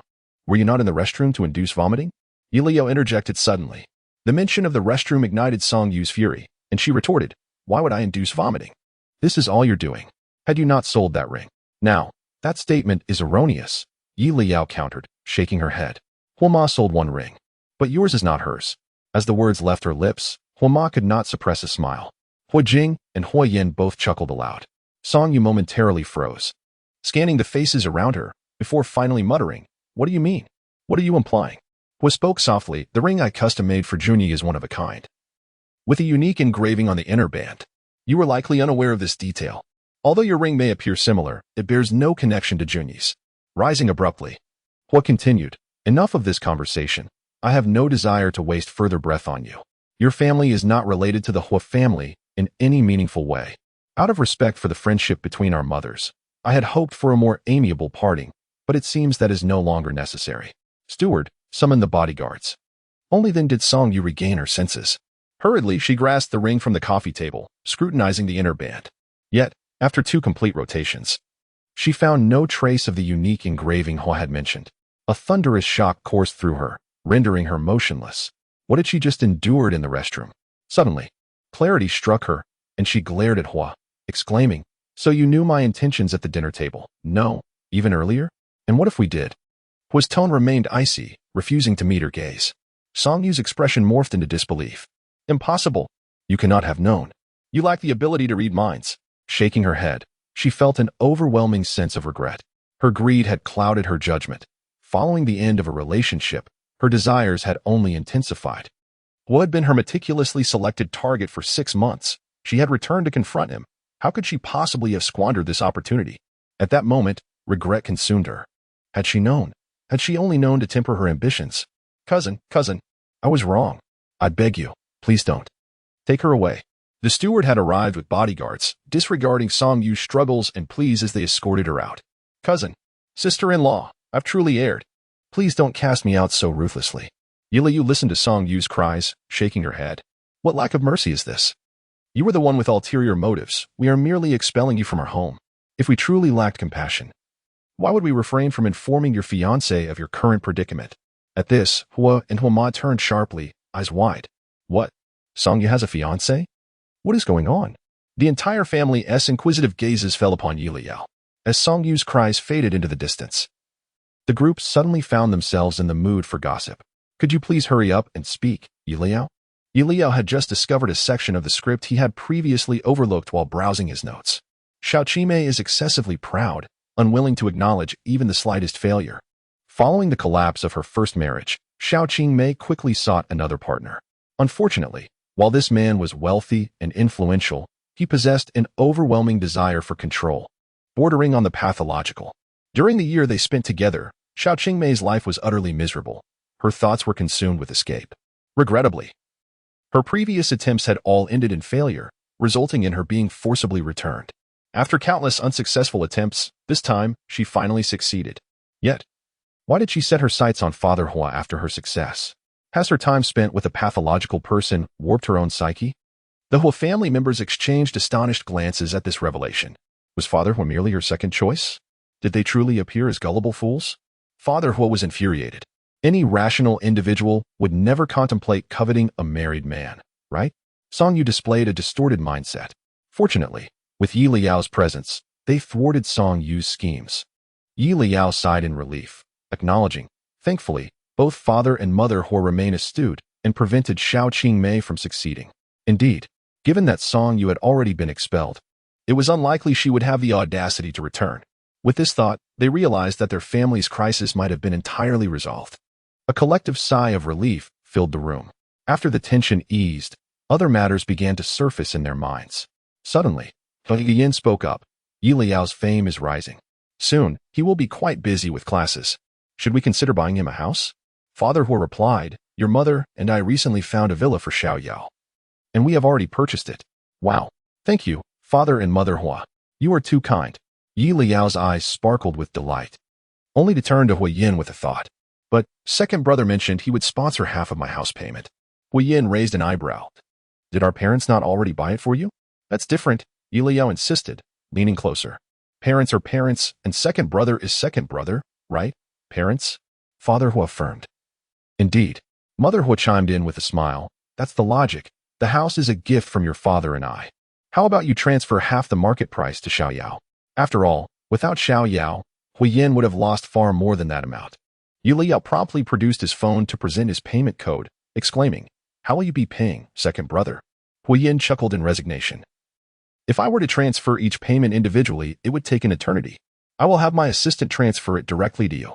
At that moment, Hui Yin suddenly remembered something and glanced at the unconcerned Hui Jing beside him. Wait, Xiao Yao, did you forget someone? Yi Liao followed Hui Yan's gaze to Hui Jing, who blinked in confusion. Hui Yin grinned. I'll sponsor half for Xiao Yao. Shouldn't the other half come from the eldest brother? Hui Jing was left speechless. He had no grounds to refuse. All right, I will have assistant phone transfer it to you, he agreed readily. Yi Liao leaped in joy, exclaiming, hooray! Eldest brother is so generous. Hui Yin remarked, could he possibly refuse? Half of the profits from the Huo group are in the eldest brother's hands. His annual dividends surpass mine. Yi Liao was genuinely thrilled. The villa their parents had purchased for him was valued at around 20 million. Now, not only was the second brother transferring 10 million, but the eldest brother would be doing the same. What did this signify?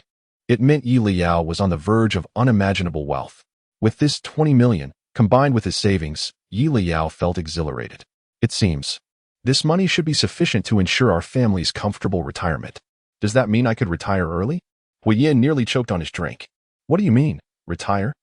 Did you not previously state you would support our entire family? 20 million is hardly enough. You have a penchant for spending.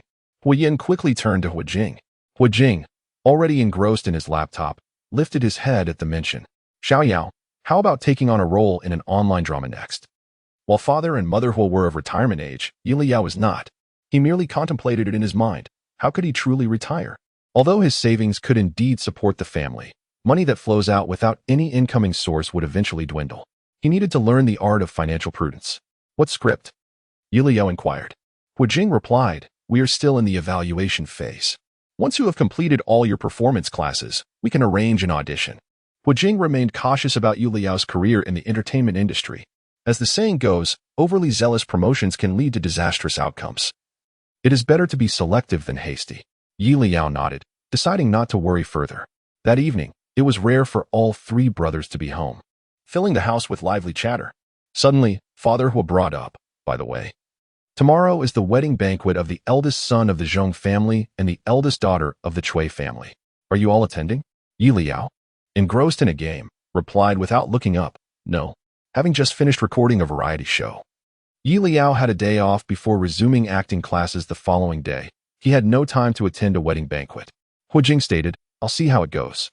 I have an important meeting tomorrow. Hui Yin shook his head as well. After finally getting a break, he only wished to relax. Father and Mother Huo exchanged knowing looks. Their expressions resigned. It seems it will just be the two of us attending. Father Huo chuckled. All right, then we shall go. However, he added thoughtfully, I recall that the eldest daughter of the Cui family was previously adamant about not marrying into the Zhong family. Why has she suddenly relented? Mother Huo queried.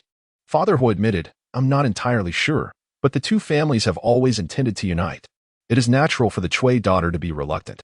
At this point, Father Huo glanced at his 3 children, commenting, Fortunately, our family advocates for love and freedom.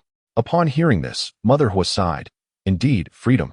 But it has led to none of them having partners. Leyao, fingers dancing across the keyboard, laughed. Mother, have you forgotten? Second brother had a partner before. And they were nearly parents. Huoyan interjected, could we please not discuss that? The others wasted no time in teasing Huoyan. Just then, Leyao suddenly exclaimed, Wait, didn't father just mention the Cui family and the Zhong family's union, and that the Cui daughter was unwilling? I believe I stumbled upon this plot line earlier. Didn't I? The atmosphere shifted as everyone perked up at Liao's words. Father, is the Cui daughter named Cui Shu? Father Huo nodded vigorously. Yes, that's her name. Could it be? Were they about to uncover another juicy tidbit? The 4 of them grew increasingly excited. Huoyan regretted expressing his disinterest in attending the event. Then, Liao screamed internally, Oh, it truly could be the same person. But what about Cui Shu's younger brother? Is his name Cui Fan? Liao inquired again. Mister, Huo could no longer contain himself. Do you know him? Liao nodded. Cui Fan is my elementary school classmate. Moreover, he was the first to take the plunge for his sister's wedding. Everyone was taken aback. Wait a moment. What did Liao just say? What does it mean to take the plunge for one's sister's wedding? Who are we talking about? Cui Fan? Chapter 53. Chinese Wedding in Chapter 53. Liao reclined on the sofa with a long sigh, utterly oblivious to the gazes of his family fixated upon him. Cui Fan is standing in for her sister's wedding. And then what? Huoma hastily glanced at Huoba. Huoba scratched his head, pondering for a few seconds before exclaiming, Xiaoyao, since she is your elementary school classmate's sister, why not accompany me? It would be a splendid opportunity to reconnect with your classmates. Upon uttering those words, Huoba felt a flicker of unease. Yet, Liao was quite agreeable to the idea, nodding without hesitation and saying, sure.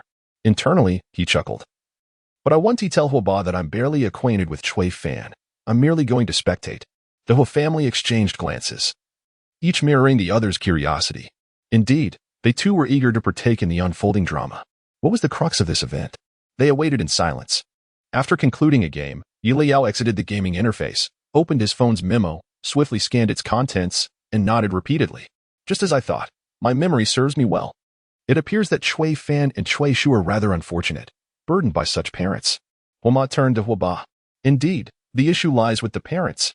The Cui family hails from a scholarly lineage, but it was only in the current generation, with Cui Fan's father, that they ventured into business.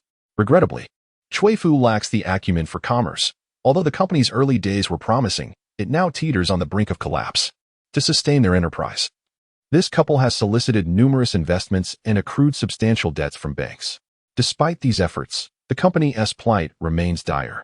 Thus, they devised a plan to marry off Cui Shu to secure investment. Liao's brow furrowed in disdain at the actions of Cui's parents. It is utterly appalling. Why must their incompetence ensnare their daughter? The rest of the Huo family shared his discomfort. In elite circles, arranged marriages are common. Yet most are rooted in mutual benefit rather than solely for one party's gain. However, the Cui family's intentions were blatantly self-serving. They were solely interested in securing funds, disregarding their daughter's happiness. Was there truly any distinction between this and selling their daughter for monetary gain? One must admit, Cui Shu is far too understanding. Upon learning of the arranged marriage, she did not express dissent, but rather acquiesced at once. Huoma's brows knitted together. Wait a moment. Didn't we hear just recently that Cui Shu opposed this union? What is happening here? Liao continued, upon seeing Cui Shu's agreement. Cui Fu and Cui Mu hastily approached the Zhang family to negotiate the marriage. The Zhang family's prospects are not particularly superior to the Cui's, yet their wealth is undeniable. Moreover, their son is of marrying age, leading to a swift agreement between the families. Under the auspices of their parents, Cui Shu soon met Zhong Ziwei. Initially, she found him quite charming. However, as their acquaintance deepened, she realized that Zhong Ziwei was far from the gentleman he appeared to be. He was nothing short of a debauched scion. The members of the Huo family, all acquainted with Zhong Ziwei's reputation, nodded in acknowledgement. Indeed, during high school, He was notorious for frequenting bars, and upon reaching adulthood, he indulged in a life of hedonism, cycling through girlfriends with alarming frequency, certainly not a suitable match. Huo Ba and Huo Ma, though not as well informed as Hui Yin, had heard whispers of his character. Upon uncovering Zhong Ziwei's true nature, Cui Shu recoiled from the arranged marriage and expressed her desire to annul it. Yet by that time, the Zhong family had already bestowed the betrothal gifts. And how could Cui Fu and Cui Mu possibly agree to return the money? The family grasped the situation. Cui Shu sought to sacrifice her happiness to salvage her family's business, contingent upon Zhong Ziwei being a fitting match. A mere libertine was not worthy of her devotion. Hence her resistance against her parents. Was it possible that Cui Fan was marrying in her sister's stead due to Cui Shu's unsuccessful rebellion? Liao's pace of reading the memo hastened, and his frown deepened with each revelation. Suddenly, he inwardly shouted, "These Cui parents are utterly despicable." To coerce Cui Shu into marriage with Zhong Ziwei, they not only restricted her freedom, but forcibly delivered her to his bed. What? The Huo family's eyes widened in disbelief. Were these truly the actions of a parent? How could they, in pursuit of wealth, so shamelessly offer their daughter to another? It was nothing short of barbaric. Huo Ma, incensed by the narrative, questioned whether the authorities had been alerted. Non-consensual acts could warrant a report of rape against Zhong Ziwei. Then Leyao chimed in. Fortunately, Cui Fan arrived just in time, not only delivering a sound thrashing to Zhong Ziwei but also giving his father a black eye. Ha ha ha. A collective sigh of relief swept through the Huo family. As long as Cui Shu had not been victimized, all was well. Yet, the actions of Cui Fu and Cui Mu were reprehensible. Huo Ba suddenly turned to Hui Jing. Is it true that the Cui family has been discussing a collaboration with us recently? Hui Jing nodded. He would instruct his associates to promptly decline any partnership with such morally bankrupt individuals. Following this incident, Cui Shu was utterly disillusioned with her parents. However, they continued to exert control over her, leaving her with no means of escape. Even Cui Fan faced repercussions later. Thus, the two siblings conspired, leading to this unusual arrangement of Cui Fan marrying in her stead. Upon hearing this, the family understood the motive behind Cui Fan's actions. Yet, their curiosity lingered. How could a boy like Cui Fan possibly stand in for his sister on such an occasion? Surely he would be exposed during the wedding ceremony. Leyao, clearly privy to the details, sat on the sofa with eyes gleaming with excitement. Yet, he refrained from further internal musings, instead exclaiming, "Marvelous. I can hardly wait to attend the wedding banquet. Make sure to come quickly tomorrow." With that thought, Leyao suddenly set down his phone and turned to Huo Ba. "Father, shall we go directly to the wedding venue tomorrow? Or could we perhaps visit the place where they receive the bride?" Huo Ba glanced at Huo Ma. Typically, they would attend the wedding straight away. Although visiting the bride's location was an option, it was usually attended by relatives of both families, and they had no such ties to the Cui family. However, since Leyao had broached the subject, Huo Ma's eyes lit up, and she cheerfully inquired, "Would you like to witness the bride receiving the groom?" Leyao nodded vigorously. "The ceremony is where the female bride exchanges roles with the male bride. I certainly cannot miss it." Huo Ma smiled softly, knowing there would be excitement to behold. She then declared, "Very well, since Cui Fan is your classmate, I'll have your father call to inquire if we can attend. If so, we shall visit the bride's side tomorrow." The Cui family had always intended to foster a collaboration with the Huo group, and it was certain that a phone call from Mr. Huo would not be met with refusal. Liao's smile radiated joy. Wonderful.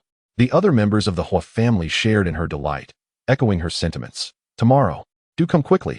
On the following day, the mere thought of attending the event to witness the spectacle filled Liao with excitement, prompting her to rise promptly at the sound of her alarm. After freshening up, she opened the door to find Hui Yin poised to knock. "Ah, brother. What brings you here?" she inquired, surprised. "Of course, I'm here to wake you. Aren't we attending a wedding?" Hui Yin replied. Liao was puzzled. "But didn't you say yesterday that you weren't going?" Hui Yin, unperturbed, responded, "I changed my mind. Is that unacceptable?" Liao blinked, choosing not to dwell on it, merely reflecting, "Well, it's about time. After all, my brother is of an age." This left Hui Yin perplexed. What age? He wondered, only to overhear Liao's internal musing. Wait a moment, he is only in his 20s. Surely he hasn't reached that capricious phase of life just yet? Hui Yin replied, "Thank you, Liao." Once the two descended the stairs, they were met with the sight of Hui Jing, impeccably dressed in a suit, which astonished Liao. "Elder brother, what is this? You're all dressed up. Surely you're not heading to a business meeting?" Without batting an eyelash, Huo Jing replied coolly, the company meeting was cancelled, and I have the time, so I thought I'd attend the wedding.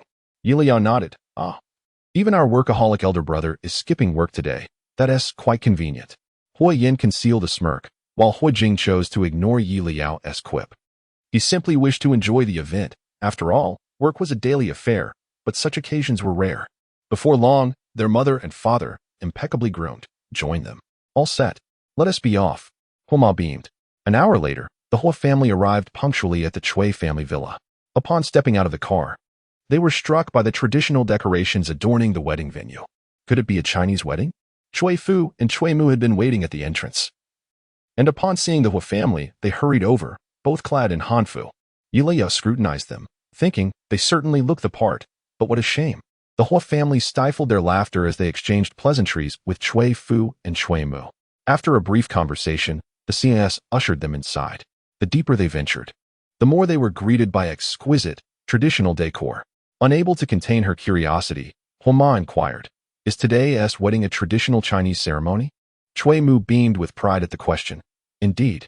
You may be aware that both our families are scholarly, with a profound appreciation for traditional culture. Our daughter expressed her desire for a Chinese wedding, so we are adhering to the customs of the Han Dynasty for today's ceremonies.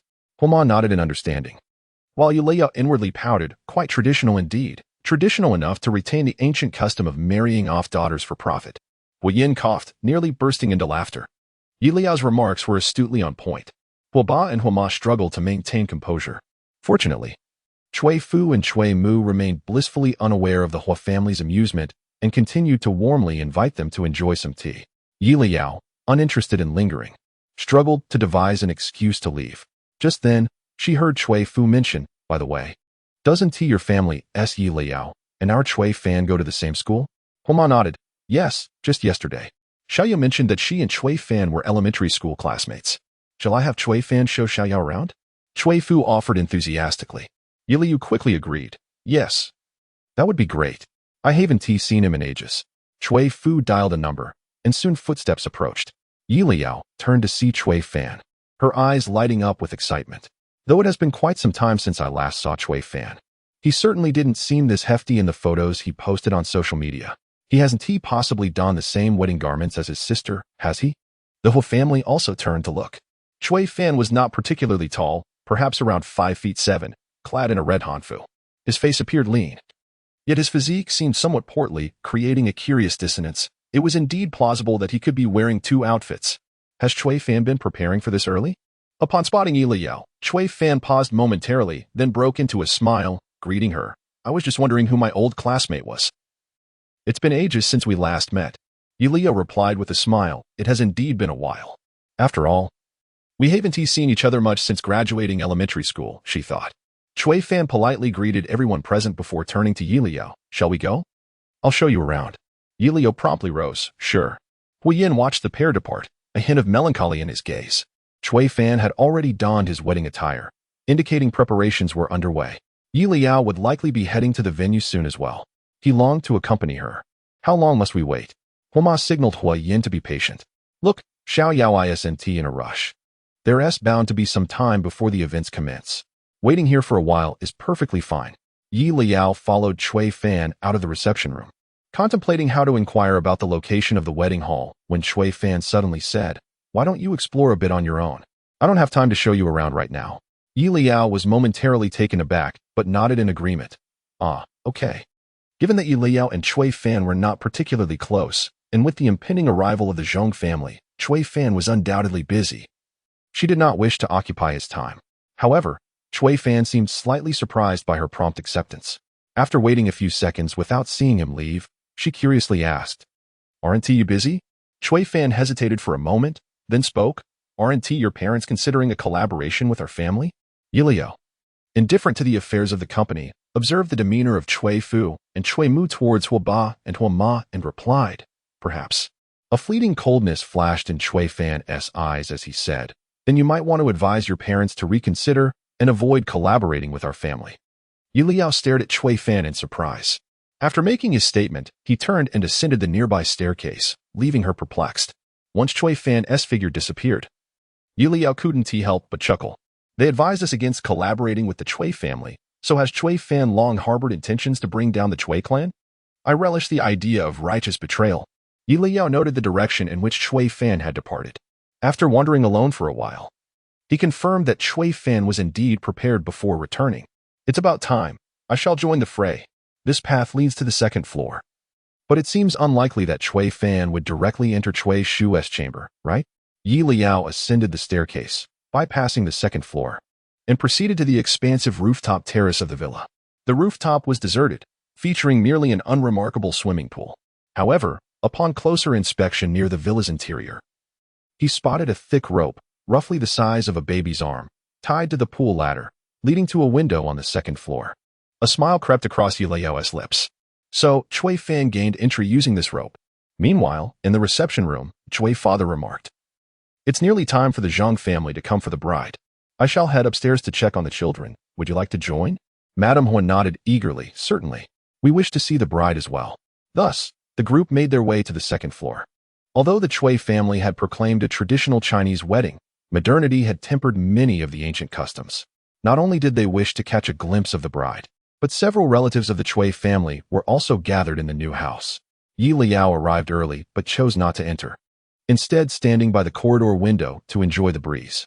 Upon seeing Mr. and Mrs. Huo approaching, his eyes brightened, and he waved at them. Chui father, noticing Leyao, instinctively inquired, "Why are you alone, Leyao?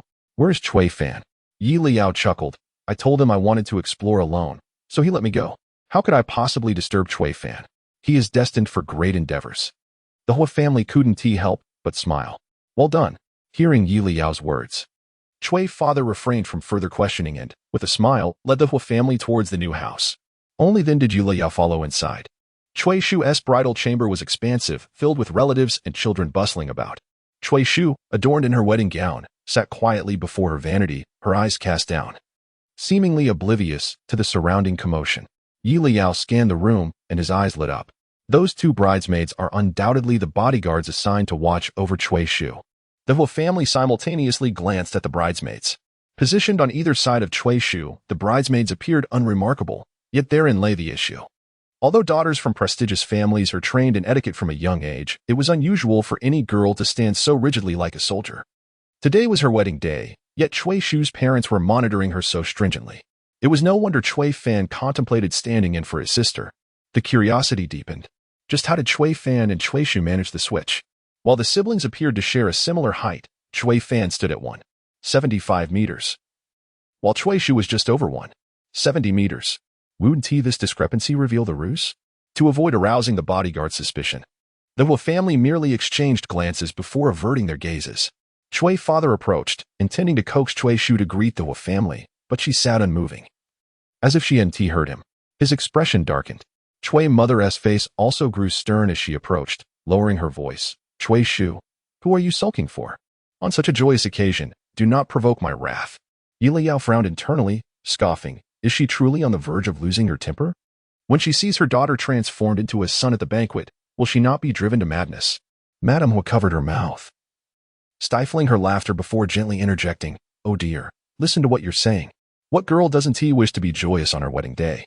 They say marriage is the most significant event. It's only natural for little Shu to feel a bit anxious." Mr. Huo chimed in, "Indeed. Greeting guests isn't a monumental task. The Zhong family will soon arrive to fetch the bride, so why not let the child remain tranquil for a while?" With the Huo parents voicing their support, Chui father and Chui mother felt compelled to relent, offering forced smiles. Madame Huo continued, "All right. You two need not accompany us any longer. We've seen the bride, and it's time for us to depart for the Zhong family. You may attend to your matters." Chui father and Chui mother indeed had pressing matters, as the Zhang family was on their way. They nodded and bid farewell to the Huo family before heading downstairs. Just then, a horn sounded from below.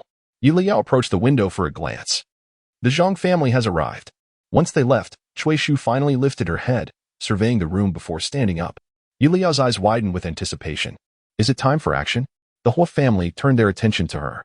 Chui Shu turned to her bodyguard bridesmaids, saying, "I need to visit the restroom." One bridesmaid replied, "I will accompany you." Chui Shu smiled faintly, picked up the veil from the table, and proceeded toward the restroom. The Huo family was momentarily bewildered. Is the switch about to commence? Wait, how will this occur? In a flash, the Huo family recalled Liao's earlier statement. So, Chui Fan gained entry using this rope. The Huo family's pupils constricted simultaneously. Thus, Chui Fan must have been hidden in Chui Shu's restroom all along. Wait a moment. Chui Shu, upon standing, appeared taller than her previous height of 170 meters. Liao's excited voice rang out again. Platform shoes, splendid. I wonder if the Chui Shu emerging will still be in platform shoes? The Huo family's eyes widened in realization. Only then did they notice Chui Shu's footwear. Smiles crept onto their faces. Excellent. They too began to anticipate the unfolding events. Chui Shu reached the restroom door, and the bodyguard remained outside, not following her in. Approximately 5 minutes later, Chui Shu pushed the restroom door open, still clad in the same red hanfu. But now the veil she once held was draped over her head. The bodyguard stared at her veil, momentarily stunned. How did you? A cold voice echoed. Everyone is here. If I don't cover now, when will I? This voice, though husky and somewhat impolite, bore no resemblance to a male voice. It was distinctly feminine. This raised questions. So, had the switch truly occurred? The Huo family pondered. Then they heard Leyao stifling his laughter. What a genuine voice, truly remarkable. These two bodyguards were assigned to monitor Chui Shu, and their familiarity with her is limited. They surely know even less about Chui Fan. After all, Chui Fan has been honing his voice since middle school. Not only can he mimic his sister's voice, but he could impersonate anyone. The Huo family suddenly understood. No wonder the switch could proceed so smoothly, with Chui Shu asserting herself. The bodyguards had no grounds to object and followed her to the vanity. The Huo family watched intently as Chui Shu moved, revealing her shoes with every step. Before entering, she wore towering platform shoes, but now she has transformed into a pair of red flats. How clever! What a brilliant trick, sister swapping with brother. The members of the Huo family were filled with astonishment. They had initially believed that it was during the wedding banquet that Chui Fan and Chui Shu exchanged identities. Little did they expect that the two had swapped roles even before the wedding procession. One cannot help but admire Chui Fan's audacity. Leyao was even more exhilarated. Zhongziwei is coming up. Chapter 54. Dumbfounded, the members of the Huo family simultaneously turned their gazes toward the staircase. Shortly after Liao's words fell, a lively cacophony of laughter and chatter drifted in. Chui's parents, accompanied by Zhongziwei and a throng of others, merrily ascended the stairs. Liao's attention was immediately drawn to Zhongziwei, and after a moment of scrutiny, he quietly mused to himself. One must admit, Zhongziwei indeed possesses the countenance of a scoundrel. The Huo family members unanimously nodded in agreement, particularly noting Zhongziwei's dark circles, which even concealer failed to mask, clearly indicative of his poor time management. Zhongziwei scanned the guests, his eyes landing on Haoyan. He paused momentarily before raising an eyebrow and smiling. What brings our esteemed heir Gongzi here today? Haoyan had never harbored fondness for Zhongziwei or his rowdy companions, and their occasional encounters often resulted in verbal sparring. Maintaining his composure, Haoyan replied with a mild smile. I find myself unoccupied today, hence I thought I would come and enjoy the spectacle. This was no falsehood. The entire Huo family had indeed come to witness the unfolding drama surrounding Zhongziwei. The Huo family members could hardly suppress their smiles upon hearing his words. Yet Zhongziwei seemed oblivious to the underlying meaning of their amusement, though he was not particularly fond of Haoyan. The presence of their elders compelled him to restrain his disdain. He replied, Then please, enjoy at your leisure. I shall not disturb you. With that, he was ushered into the bridal chamber amidst a throng of guests. According to tradition, the bride's brother was to carry her to the carriage next. However, at this crucial moment, Chui's parents suddenly realized that Chui Fan was nowhere to be found.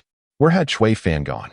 While Zhongziwei continued to engage in jovial banter within the room, Chui's father anxiously stepped outside, phone in hand, attempting to make a call. Unfortunately, it was a futile endeavor. Leyao observed Chui's father's frantic demeanor and couldn't help but chuckle. What are they searching for? Chui Fan is right in the bridal chamber, right beneath their noses, and yet they fail to recognize their own son, mused the Huo family, their lips curling into smiles. Chui's father searched fruitlessly before hastily returning to the bridal chamber, phone in hand, exclaiming, No, I did not find him. Chui's mother frowned at this. But in front of so many relatives from the groom's side, she refrained from expressing her anger. Instead, she voiced her concerns with a hint of exasperation. This child truly lacks common sense. At this hour, he hasn't run off to play, has he? Perhaps we should have Xiaoshu's cousin. At this juncture, Zhong Ziwei interjected. No need for that. I shall carry Xiaoshu myself. Chui's parents exchanged glances, and Chui's father remarked, well, since we are having an ancient-style wedding, it need not adhere strictly to tradition. Chui's mother quickly chimed in. Indeed, then it falls to you, Ziwei. After much anticipation, they finally arrived at the day of the wedding, and they could not afford any mishaps. However, Chui's parents could never have anticipated that the mishap had already occurred, and subsequent events would spiral beyond their control.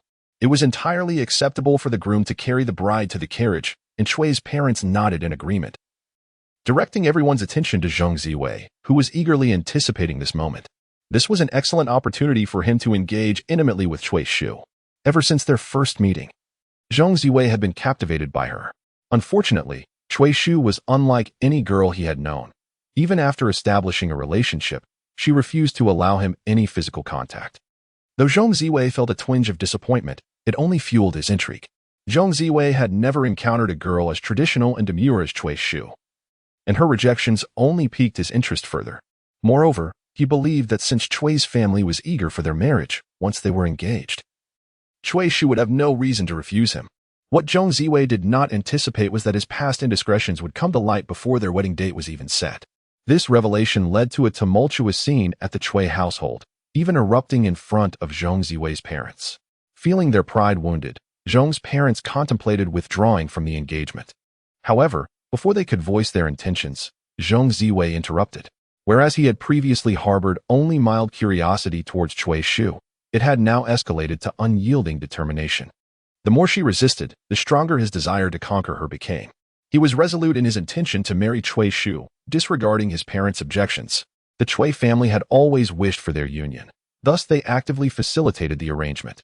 Despite Cui Shu's vehement protests, she steadfastly refused to visit the Civil Affairs Bureau to obtain their marriage certificate, much to the frustration of both families. As the situation threatened to reach an impasse, Zhong Ziwei ultimately made the first concession. To him, the marriage certificate was merely a piece of paper. Once he and Cui Shu consummated their relationship, she would inevitably seek his approval. He had always entertained the notion that even someone who had previously shown indifference towards him would eventually find herself in his arms. The very thought excited Zhong Ziwei. Today marked their wedding, and this evening Zhong Ziwei gazed at the elegantly attired figure before him, striving to suppress the tumultuous thoughts swirling in his mind. Swallowing hard, he finally uttered, Xiaoshu, may I carry you? The veiled bride hesitated for a full 2 seconds before giving a slight nod. Zhong Ziwei's face lit up with joy as he immediately crouched before Cui Shu, exclaiming, Come on. Today, I shall carry my bride home. The assembly erupted into cheers and applause. Only Leyao wore a concerned expression as she observed the unfolding scene. Huoyan, who had been intently watching her, raised an eyebrow at her unexpected demeanor. Before he could speculate on whether there was more to this than met the eye, Leyao voiced her thoughts. I wonder if Zhong Ziwei's stamina is on par with Lu Bo's. What prompted the mention of Lu Bo?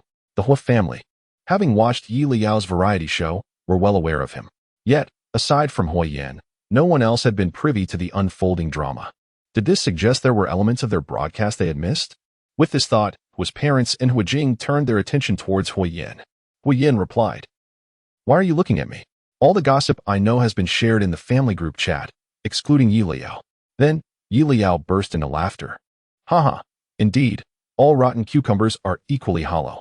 The Huo family swiftly turned to follow her gaze, discovering that Cui Shu had already draped herself over Zhong Ziwei, who had now knelt on one knee, with one leg firmly planted on the ground. This position lingered for several seconds, until someone nearby curiously inquired, What is going on? From his vantage point, Leyao had the clearest view, even noticing the beads of sweat forming on Zhong Ziwei's forehead. Ha ha ha ha ha. What else could it be? Of course, it's because he's weak. Cui Fan looks not particularly plump, but after all, he is an adult male, and it must be exhausting for the frail Zhong Ziwei to carry him. Liao's laughter grew louder. The Huo family, realizing the humor, struggled to suppress their smiles. Meanwhile, in the room, Zhong Ziwei took a deep breath, seemingly preparing to stand up, but halfway through, his legs gave way. Hey, are you all right? A nearby person hurried to assist him. With their help, Zhong Ziwei managed to get upright while carrying Cui Shu. His face flushed from the effort, yet he insisted. I'm fine. Are you really fine? Cui Shu, perched on his back, responded with her usual cold demeanor. Should I just get off and walk myself? To actually put Cui Shu down would be akin to slapping his own face. What nonsense was that? Zhang Ziwei gritted his teeth, bent slightly, and took a step forward. Don't worry, Xia Shu. I still have the strength to carry you. As he spoke, everyone noticed a tremor in his calf. Leyao could no longer contain herself, shaking with laughter. If one didn't know better, they'd think Zhang Ziwei has Parkinson's. Ha ha ha. Leyao had a knack for description. With each step, Zhang Ziwei swayed, his thighs trembling incessantly, resembling someone afflicted with Parkinson's. As they passed by, Haoyan kindly suggested, why not take the elevator? Zhang Ziwei's eyes lit up. Right, the elevator. Where is it? The onlookers wore amused expressions, yet out of respect for the host, they stifled their laughter. This way, Ziwei, over here. Cui's parents led the way, the group moving forward in a lively manner. Her father timely interjected, all right, we should head to the wedding venue now. After all, the merriment at the banquet is paramount. We cannot miss it. Leyao nodded in agreement. Then let's go. As they descended the stairs, they happened upon Zhang Ziwei emerging from the elevator, still carrying Cui Shu. At this point, he was drenched in sweat, stopping every few steps to catch his breath. Wait. I'm a bit tired. Let me rest. Cui Shu, ever considerate, asked, are you all right? Do you really not want me to walk? A man's greatest embarrassment is being questioned by a woman about his capabilities. Zhang Ziwei clenched his jaw and took another significant step forward. Of course I'm fine. It's just that Xiao Shu. Have you gained weight recently? Cui Shu scoffed coldly from his back. Being cooped up at home every day. What do you think? Zhang Ziwei felt a pang of guilt and refrained from further comments. Cui's parents exchanged puzzled glances, wondering why Cui Shu had barely eaten lately. Or could it be that Zhang Ziwei was so weak that he could not even carry someone weighing around 90 pounds? Aside from Cui's parents, no one was privy to the challenges surrounding this marriage. Thus, even if they found it strange, nobody dared to undermine Zhang Ziwei's dignity. Cui's father even stepped beside Zhang Ziwei, allowing him to lean slightly against him for added support. It wasn't until they saw Zhang Ziwei shakily carrying Cui Fan to the car that the Yi family withdrew their gaze and closed the car window. The driver started the vehicle, ensuring they reached the banquet venue before the wedding procession commenced. The journey was smooth, and they arrived before the wedding car. Upon stepping out, Leyao scanned the banquet hall. Logically, Cui Shu should have arrived by now, right? The Ho family paused at her musing. After all the trouble Cui Shu had gone through to escape surveillance, shouldn't she take this opportunity to flee? However, they quickly reconsidered. Cui Fan was still present. Although they were confident that nothing serious would happen to Cui Fan, he was indeed Cui Shu's only brother. The only one in the family willing to go to great lengths for her. How could Cui Shu abandon him so easily? With this realization, the Ho family settled in to wait for good news from Leyao. Meanwhile, at the opposite end of the banquet hall, Qinyo furrowed his brow.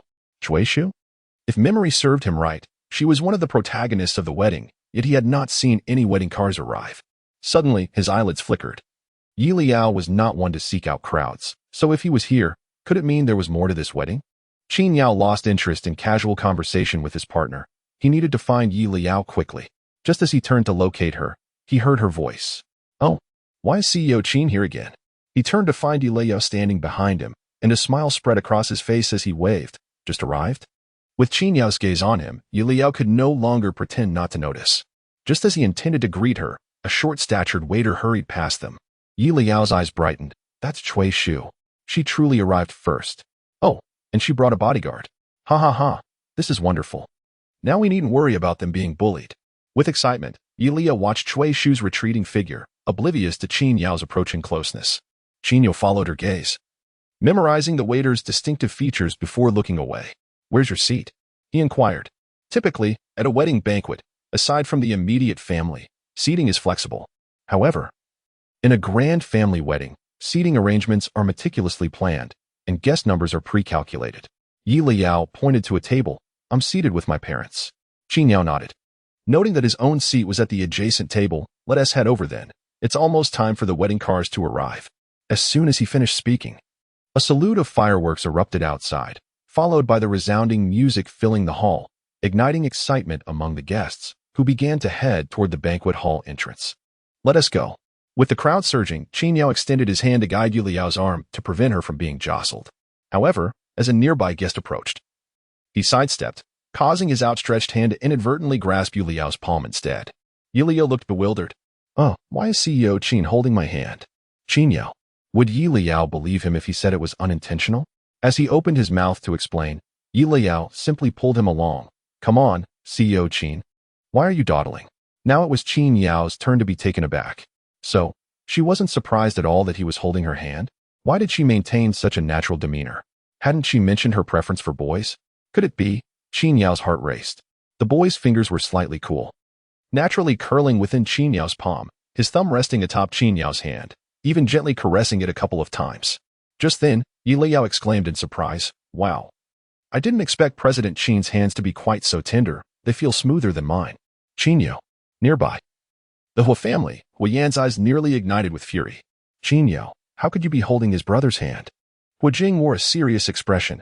Xiao Yao is indeed of an age where he could be in a relationship, but isn't Qin Yao a bit too old for him? Huo dad. Huo mom. Speechless. Are you all thinking a bit too far ahead? I just saw it. They accidentally held hands. Furthermore, did you not hear Xiao Yao's last remark? Huo mom's voice was notably subdued. This left the two older brothers in silence. Indeed, it was merely an accident. It was them who should apologize. It seems they need to educate their younger brother. Even if he isn't a stranger, he should maintain a distance. How could he casually hold hands like that? At that moment, Qin Yao also realized and quickly withdrew his hand. Leyao turned back, puzzled. No more holding hands. Qin Yao inhaled deeply and explained, I was just afraid we would get separated. Now that everyone has gone out to enjoy the spectacle, there's nothing to fear. Leyao replied, all right. Upon closer inspection, his tone seemed tinged with some regret. Then he was heard mumbling to himself, to be honest. Holding President Qin's hand feels quite comfortable. I've never really held anyone else's hand before. Do other boys' hands feel like President Qin's? All right then. Next time I'll try it with someone else to find out. Qin Yao, the entire Huo family. What do you mean by try? How does that sound right in any way? Hui Yin covered his face with his hand. Leyao, that thought of yours is really dangerous. Do you know that? Hui Jing. Worried. How about I arrange a dating class for Xiao Yao after some time? After all, they are entering the entertainment industry. They should have some sense of propriety. Hui Dad said, isn't the second one experienced in relationships? Hui Mom, looking disdainful. Forget it. His experience is merely being deceived in both money and feelings. Hui Yin felt inexplicably wounded. The Huo family sighed heavily, all somewhat anxious. Yet, at this moment, Liao's attention had long since drifted from the matter at hand.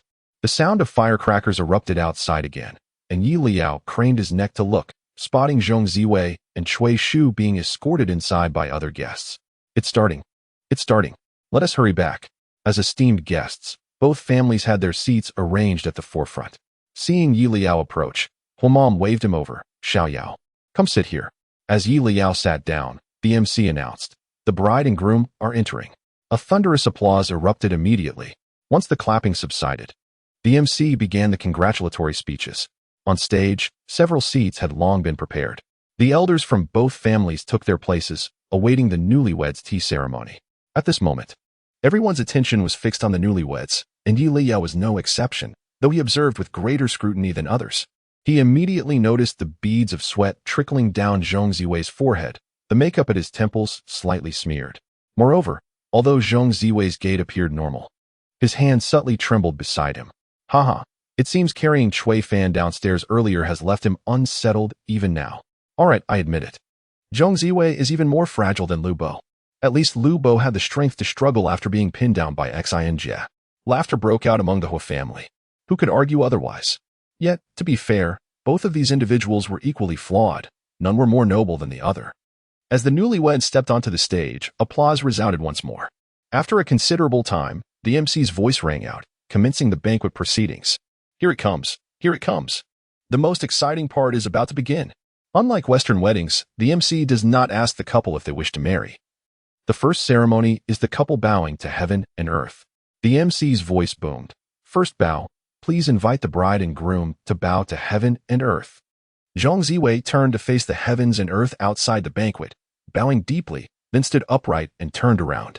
However, in that brief moment of turning, something felt amiss. Hadn't Cui Shu beside him bowed? The guests, both on and off the stage, were far more observant than Zhong Ziwei. Cui Shu had not only failed to bow, she had remained utterly still. For a moment, many guests were taken aback. What was happening? Could it be that the rumors from earlier were true? What rumors? Are you not aware?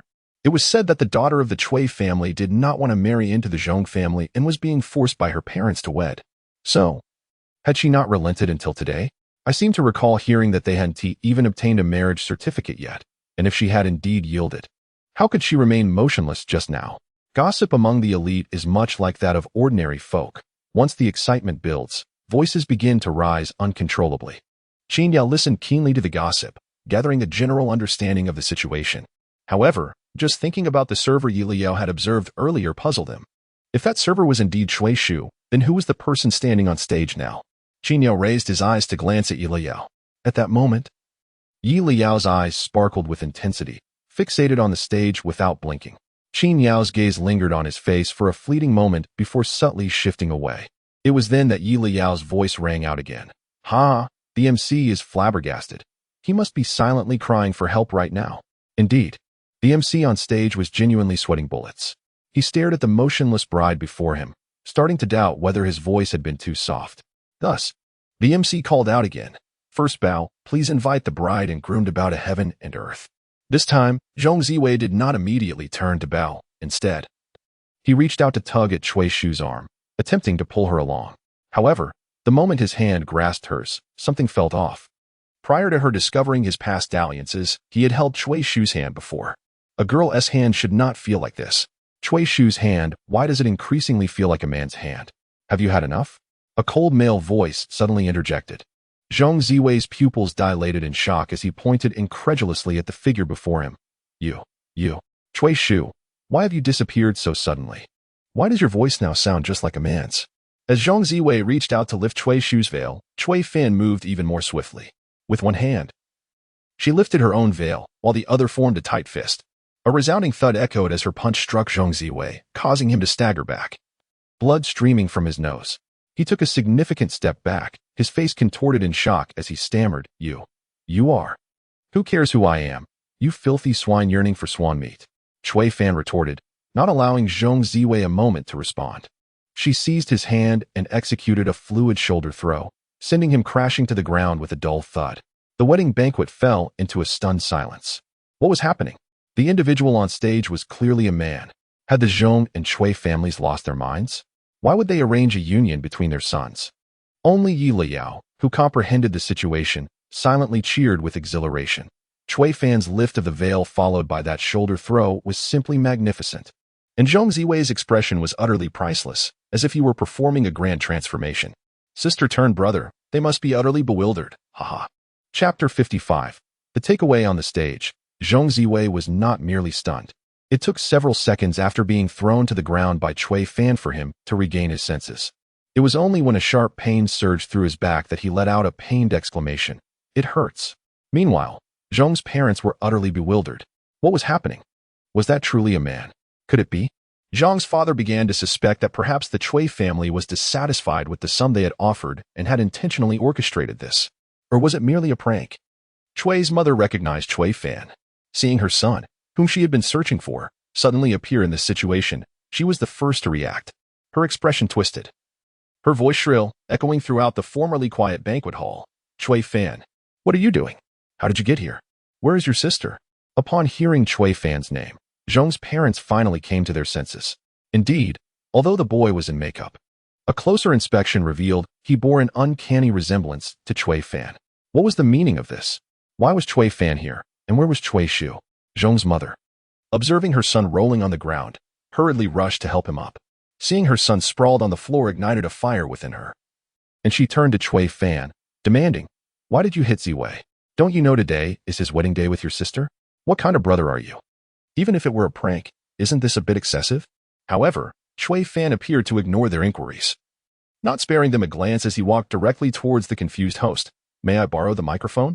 The host, a rational individual, recognizing that the situation had spiraled out of control, did not wish to involve himself further and promptly handed the microphone to Cui Fan.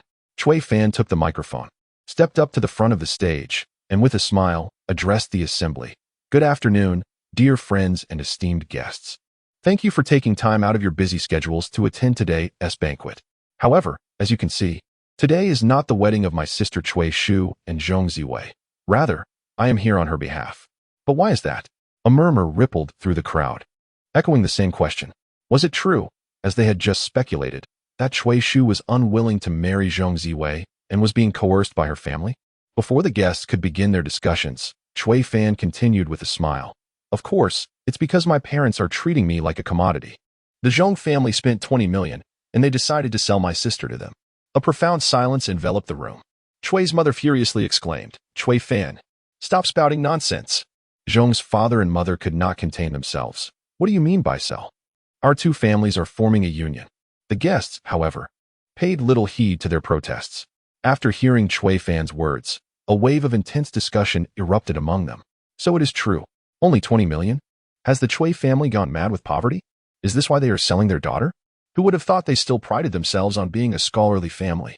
What a disgrace to the aristocracy. Today's banquet was not only attended by the relatives and friends of both families, but also by numerous top-tier aristocratic families within the circle. If they believed this narrative, how would either family hold their heads high afterward? Zhong's father, furious, pointed at Cui Fan, his finger trembling. What nonsense are you spouting? You little brat. Zhong's mother, her eyes reddened with rage, turned to Cui's mother.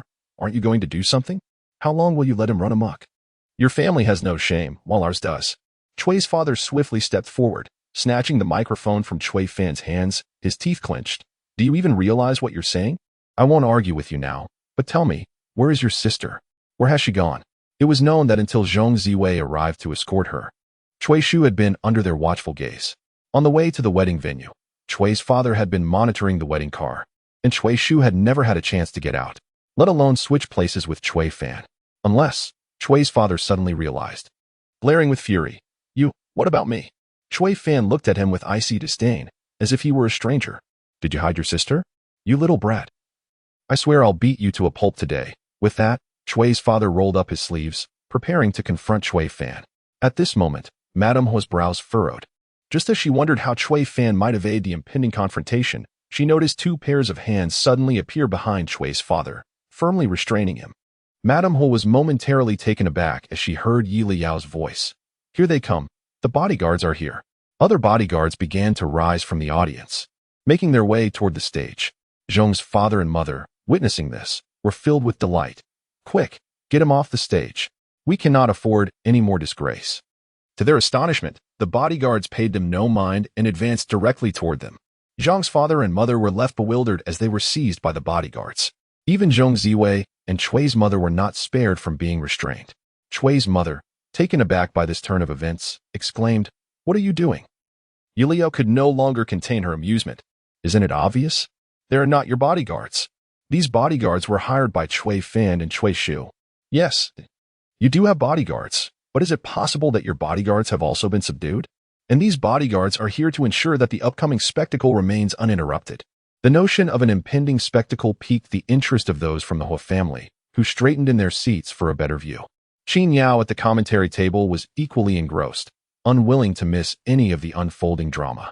In mere seconds, over a dozen bodyguards took to the stage, swiftly subduing everyone except Cui Fan, who then commanded them to escort the others aside. Cui's mother was on the verge of exploding from anger. Cui Fan, what are you doing? Let me go?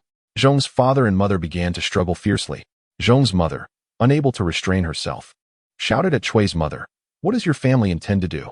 If you didn't want this marriage, you should have said so earlier. Is your son causing this ruckus because of you? Cui's mother looked utterly innocent. I don't know.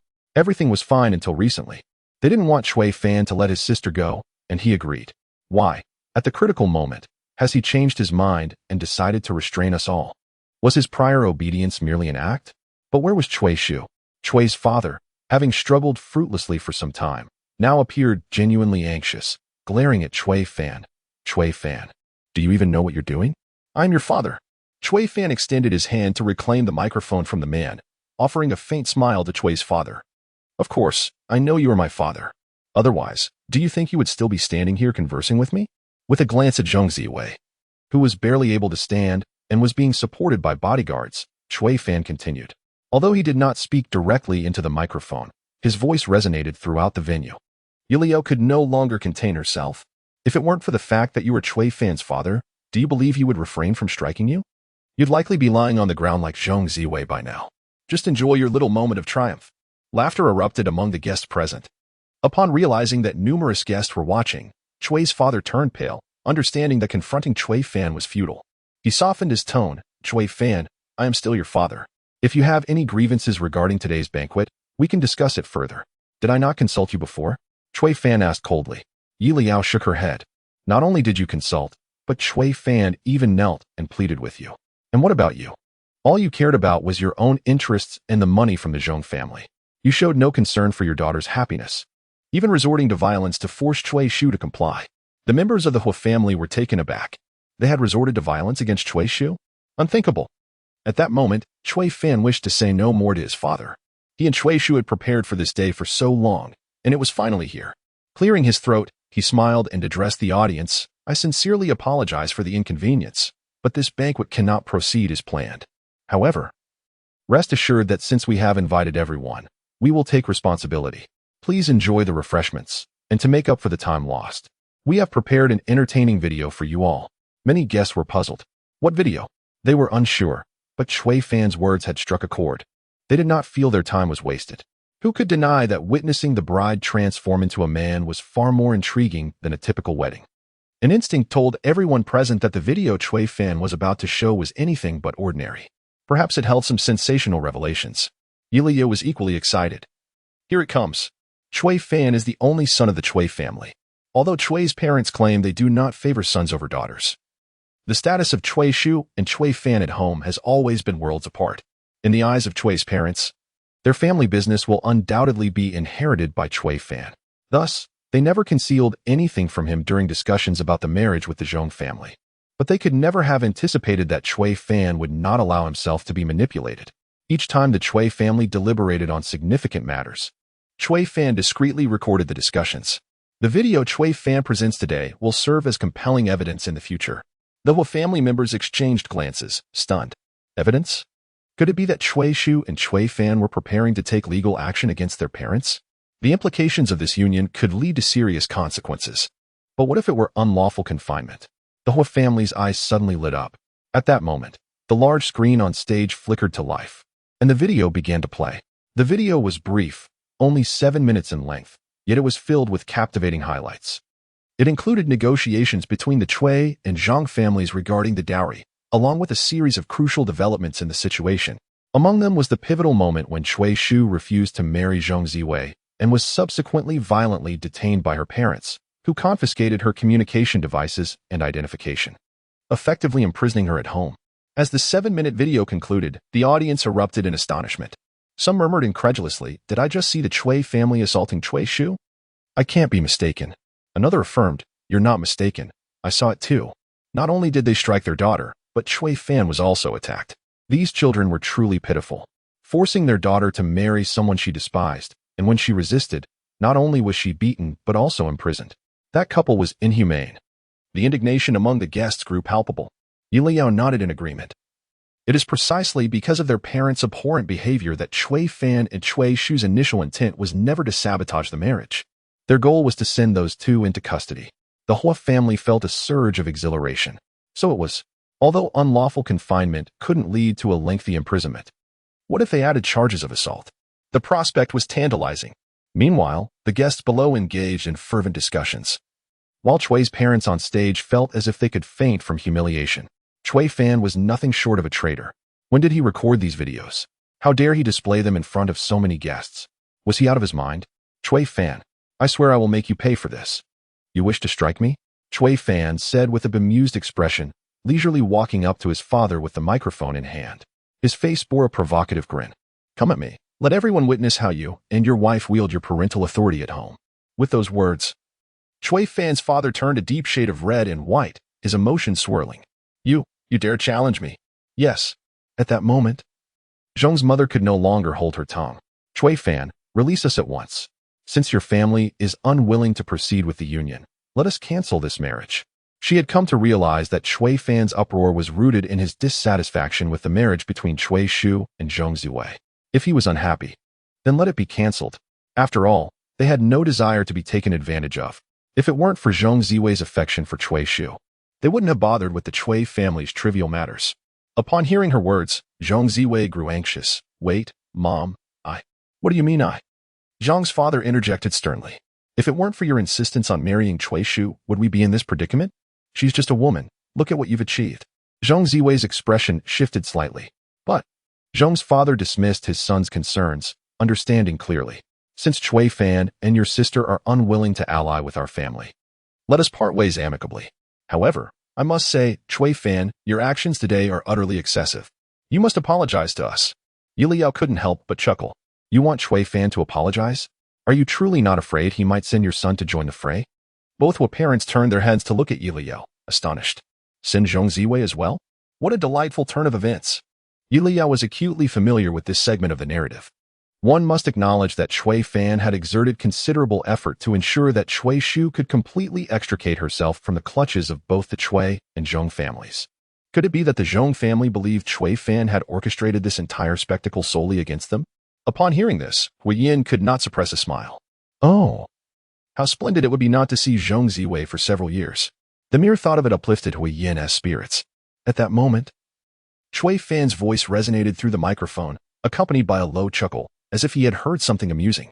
He glanced at Mr. Zhong and said, "Apologize to you." Mr. Zhong glared at him. What else would you do? Cui Fan merely looked at him with regret and shook his head. Time is of the essence. Let us all enjoy our meal. Is that it? The crowd was momentarily bewildered. Yet, at that moment, Leyao suddenly grew excited and turned her gaze towards the entrance of the banquet. They've arrived. The Huo family followed suit.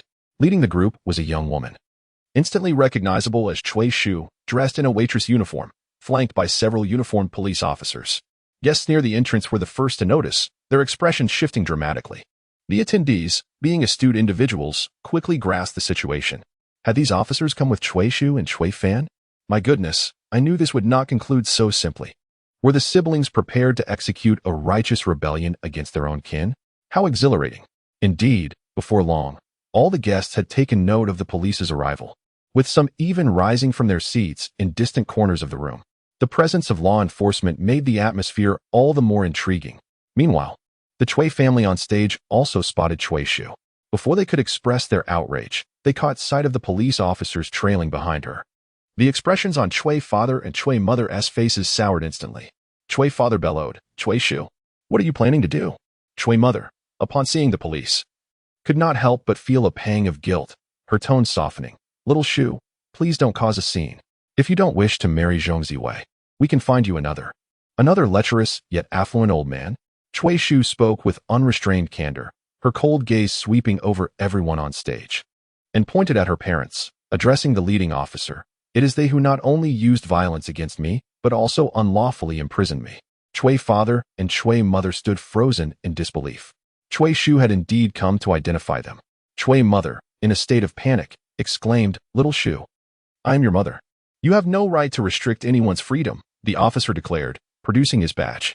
"The complainant has identified you, and we must ask you to accompany us." The bodyguards promptly escorted the two to the police. Even as Cui father and Cui mother were led away, they remained in shock. "I merely wanted her to marry. What wrong have I committed?" Once off the stage, Cui father seemed to regain his senses and began to shout. Cui mother's tears flowed freely. "Little Shu, must you wound your father and mother's hearts so deeply? We raised you to help the company through a crisis. Why must you be so ungrateful?" Leyao could no longer contain herself, frowning at Cui mother. "Your company's mismanagement and impending collapse are not burdens your daughter should bear." Cui mother was left speechless. Other guests chimed in. "You two are shameless. We have only heard of ancient officials selling their daughters for gain. Who would have thought this practice still exists in the 21st century? How disgraceful. Take these two suspects away." The term suspect struck Cui father and Cui mother like a thunderclap, sending them into a state of panic. "What nonsense. We have done no wrong. Nor have we committed any crime. Whether you have committed a crime will be revealed at the police station," Leyao added with a sharp retort. Huiyin quickly interjected. "That is enough." Cui father and Cui mother continued to protest vehemently. Yet, no matter how they clamored, the reality of their apprehension could not be altered. Meanwhile, on stage, Mr. and Mrs. Zhong stood in stunned silence, their faces etched with disbelief. Wait a moment. Hadn't Cui mother just declared that if Cui Shu was unwilling, they would not force the marriage? Why were these siblings so relentless in their pursuit of consequences for their parents? Mrs. Zhong glanced at Mr. Zhong, whose brow furrowed in confusion. What were they contemplating? Nonetheless, perhaps it was for the best. Cui Shu, a daughter willing to turn against her own parents. was certainly not suitable for their son. Mrs. Zhong shared her husband's sentiments and cast a glance at the remaining police officers, her eyes brightening as she exclaimed, "Officer, please ensure they release us. This Chui Fan is utterly despicable. He not only assaulted my son, but also had bodyguards restrain us. We wish to file a report." Mr. Zhong quickly added, "Yes, we too wish to report a crime." Leyao, witnessing the spectacle on stage, could not help but chuckle. "Why are you in such a hurry? Don't worry, there are still several officers present. Surely they will attend to you as well." Chui Fan, who had been speaking softly with Chui Shu, broke into laughter upon hearing Mr. and Mrs. Zhong. Just then, a police officer inquired, "Who is Chui Fan?" Chui Fan gently patted Chui Shu's hand and replied, "I am." The officer nodded. "You are the one who reported that Zhong Ziwei was involved in a public debauchery?" "Indeed, I have gathered substantial evidence and contacted the victims." Chui Fan responded. Upon hearing this, Zhong Ziwei's expression shifted dramatically. Mr. and Mrs. Zhong's faces turned a vivid array of colors. What did you say?" "You are Zhong Ziwei, correct? We will be taking you with us." As the words fell, 2 bodyguards moved forward, escorting Zhong Ziwei to the police. His face turned ashen, panic rising as he turned to his parents. "Mom? Dad? Save me." Leyao could barely contain her laughter. "Save you? How exactly do you propose we do that? Perhaps you should take a moment to consider who is leading you away." The bodyguards conveniently released Mr. and Mrs. Zhong. Mrs. Zhong stumbled and fell to her knees. Mr. Zhong felt the world tilt, darkness closing in. "Officer, there must be some mistake." Mrs. Zhong exclaimed in disbelief, "My son could never. This is absolutely a misunderstanding." "Ah, you are his parents. You'll need to accompany us to provide a statement," the officer stated. Leyao burst into laughter. Not just her, but a majority of the guests could no longer hold back their amusement. Laughter erupted, leaving Mr. and Mrs. Zhong utterly humiliated, wishing only to vanish into the ground. Meanwhile, Zhong Ziwei continued to cry out, "Mom and Dad, you must think of something." "I have not. I truly have not. What can be done? The police have come to apprehend you. Do you believe they possess no evidence?" Liao's smile remained steadfast as she observed the 3 being escorted away by the police, and she remarked, "Both families have been taken away. It seems to be a case of double misfortune." Qin Yao and the members of the Huo family nodded in agreement. Who could argue otherwise? Chapter 56. On-site revelations. In the wake of the events, it was inevitable that the complainants, Chui Fan and Chui Shu, would accompany the authorities to the police station. Before departing, Chui Fan took a moment to address the gathered guests, expressing, "I sincerely apologize for the inconvenience caused today. My sister and I cannot remain to host you all, and I hope you can understand." However, before he could finish, someone from the audience interjected, "It's quite all right. You two attend to your matters." The guests, being reasonable individuals, were sympathetic to the plight of the siblings. Another voice chimed in, "Indeed, please don't mind us. We have already witnessed the most exhilarating part of the evening, and we can still enjoy a meal together. We are not at a loss." The other attendees echoed this sentiment, encouraging Chui Fan and Chui Shu to focus on their responsibilities without concern for their hospitality. Grateful, the siblings thanked the guests one by one and proceeded to leave the stage with the police. As they approached the table occupied by Leyao and his companions, Chui Fan suddenly paused and turned to Leyao, saying, "Thank you." Leyao, taken aback, responded, "What do you mean? Is it just because I spoke up a couple of times?" He brushed it off, somewhat agitated by the audacity of the Chui parents, which prompted him to speak out. He reflected inwardly, "Have I been receiving an unusual number of thanks lately?" Mr. and Mrs. Huo exchanged glances, pondering who else had expressed gratitude to Leyao.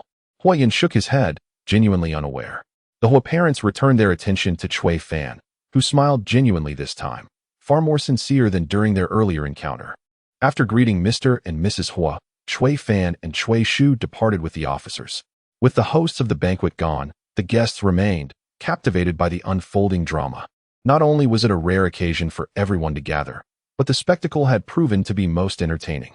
Without the hosts present, the discussions among the guests grew even more animated. Some even took the initiative to contact their legal teams to inquire about potential legal repercussions for the Chui and Zhong families, curious about the possible sentences they might face. The legal teams, despite being caught off guard by the sudden inquiries, responded diligently with all conceivable outcomes.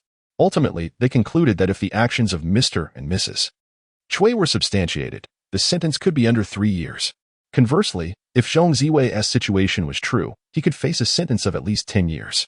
As for Mr. and Mrs. Zhong, their fate would depend on the evidence at hand. Should there be proof of intentional concealment, they too would face legal consequences. Upon hearing this, the guests erupted into laughter, marveling at the unexpected turn of events that had unfolded at a wedding. Regardless of the circumstances, they found joy in the unfolding drama. Leyao shared in the merriment. After the banquet, he kept a watchful eye on the situation surrounding the Zhong and Cui families. The Cui family's enterprise, already teetering on the brink, lost its leadership in a matter of days, leading to a mass exodus of mid-level management. According to Mr. Huo's analysis, the situation for the Cui family had become irreversible. Bankruptcy was inevitable. However, the enormity of the Cui group's debts made it unlikely that any enterprise would be willing to assume such a burden. As for the Zhong family, the parents were not adept at managing the business and had relied on external management since the passing of the elder Zhong. While the company would not descend into chaos immediately, it would not sustain itself for long, as many would be eager to seize the opportunity to take over the enterprise once the board of directors sidelined Mr. and Mrs. Zhong from decision-making. The Huo family had little interest in the Zhong family's business, choosing not to intervene further, yet they remained attentive to any related developments. 3 days later, after finishing a performance class, Leyao stumbled upon the latest news about Zhong Ziwei shared by Mrs. Huo. He nearly burst into laughter in class, exclaiming, "Haha." He was directly criminally detained. It appears that Cui Fan possesses crucial evidence. Just as he was reveling in the news, a figure approached him, inquiring, "Aren't you leaving?" Leyao looked up to see Ran Jing, a fellow performer attending the same class. Although Leyao had debuted, Ran Jing had yet to make his official entrance into the industry. After some time spent together, they had grown quite familiar. Leyao promptly stood, declaring, "I am. But my brother mentioned he would be at the company today and asked me to wait for him to leave together." Ran Jing, aware of Liao's status, nodded. "Are you going to wait for him in the office?" Leyao shook his head, explaining that the office was often bustling with people reporting on various matters to Huo Jing, which left him feeling drowsy. He preferred to wait in the garage instead. After sending Huo Jing a message urging him to hurry down, Ran Jing smiled and said, "Then let us go. My electric scooter is parked in the garage." Leyao looked at him in surprise. "Didn't your manager say you weren't allowed to ride it anymore? Didn't you have your assistant drive you?" Ran Jing huffed. "I ride my scooter wearing a helmet, adhering to traffic regulations, and I don't carry passengers. Besides, I haven't debuted yet. He can't control me." Leyao chuckled at his rebellious spirit. Ran Jing was a year older, currently a freshman. He loved riding his little electric scooter to various training sessions. Despite his manager's repeated admonitions to abandon the notion, Leyao admired his spirit, recalling how he had once been curious about the experience and, with Ran Jing's permission, took the scooter for a spin.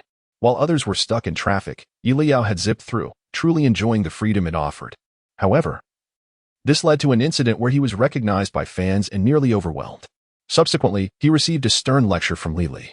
And that was the end of his scooter escapades. As they continued to chat and laugh, they reached the parking garage, where Huo Jing had yet to arrive. Ran Jing invited Leyao to sit on the back seat of his scooter, and they began conversing in the underground garage. Just as their conversation reached a delightful peak, Leyao heard Huo Jing's voice call out from behind, "Xiao Yao." Quickly, Leyao stood and waved, "Brother, I'm here." Upon turning around, he noticed Huo Jing accompanied by several individuals, including a man in a sleek black suit, strikingly handsome with deep-set eyes. Yet, the most notable detail was the cane he held, hinting at a disability in his right leg, despite his attempts to conceal it. Liao's eyes swept over the man before quickly diverting away, puzzled by the man's unyielding gaze, which seemed to scrutinize him, causing the man to frown slightly. Leyao felt a wave of confusion wash over him. I shouldn't know him, should I?" He looked at me, wondering what I was doing. Suddenly, Leyao realized and shifted slightly to the side. The man's gaze remained fixed, and he approached closer, anger flickering in his eyes.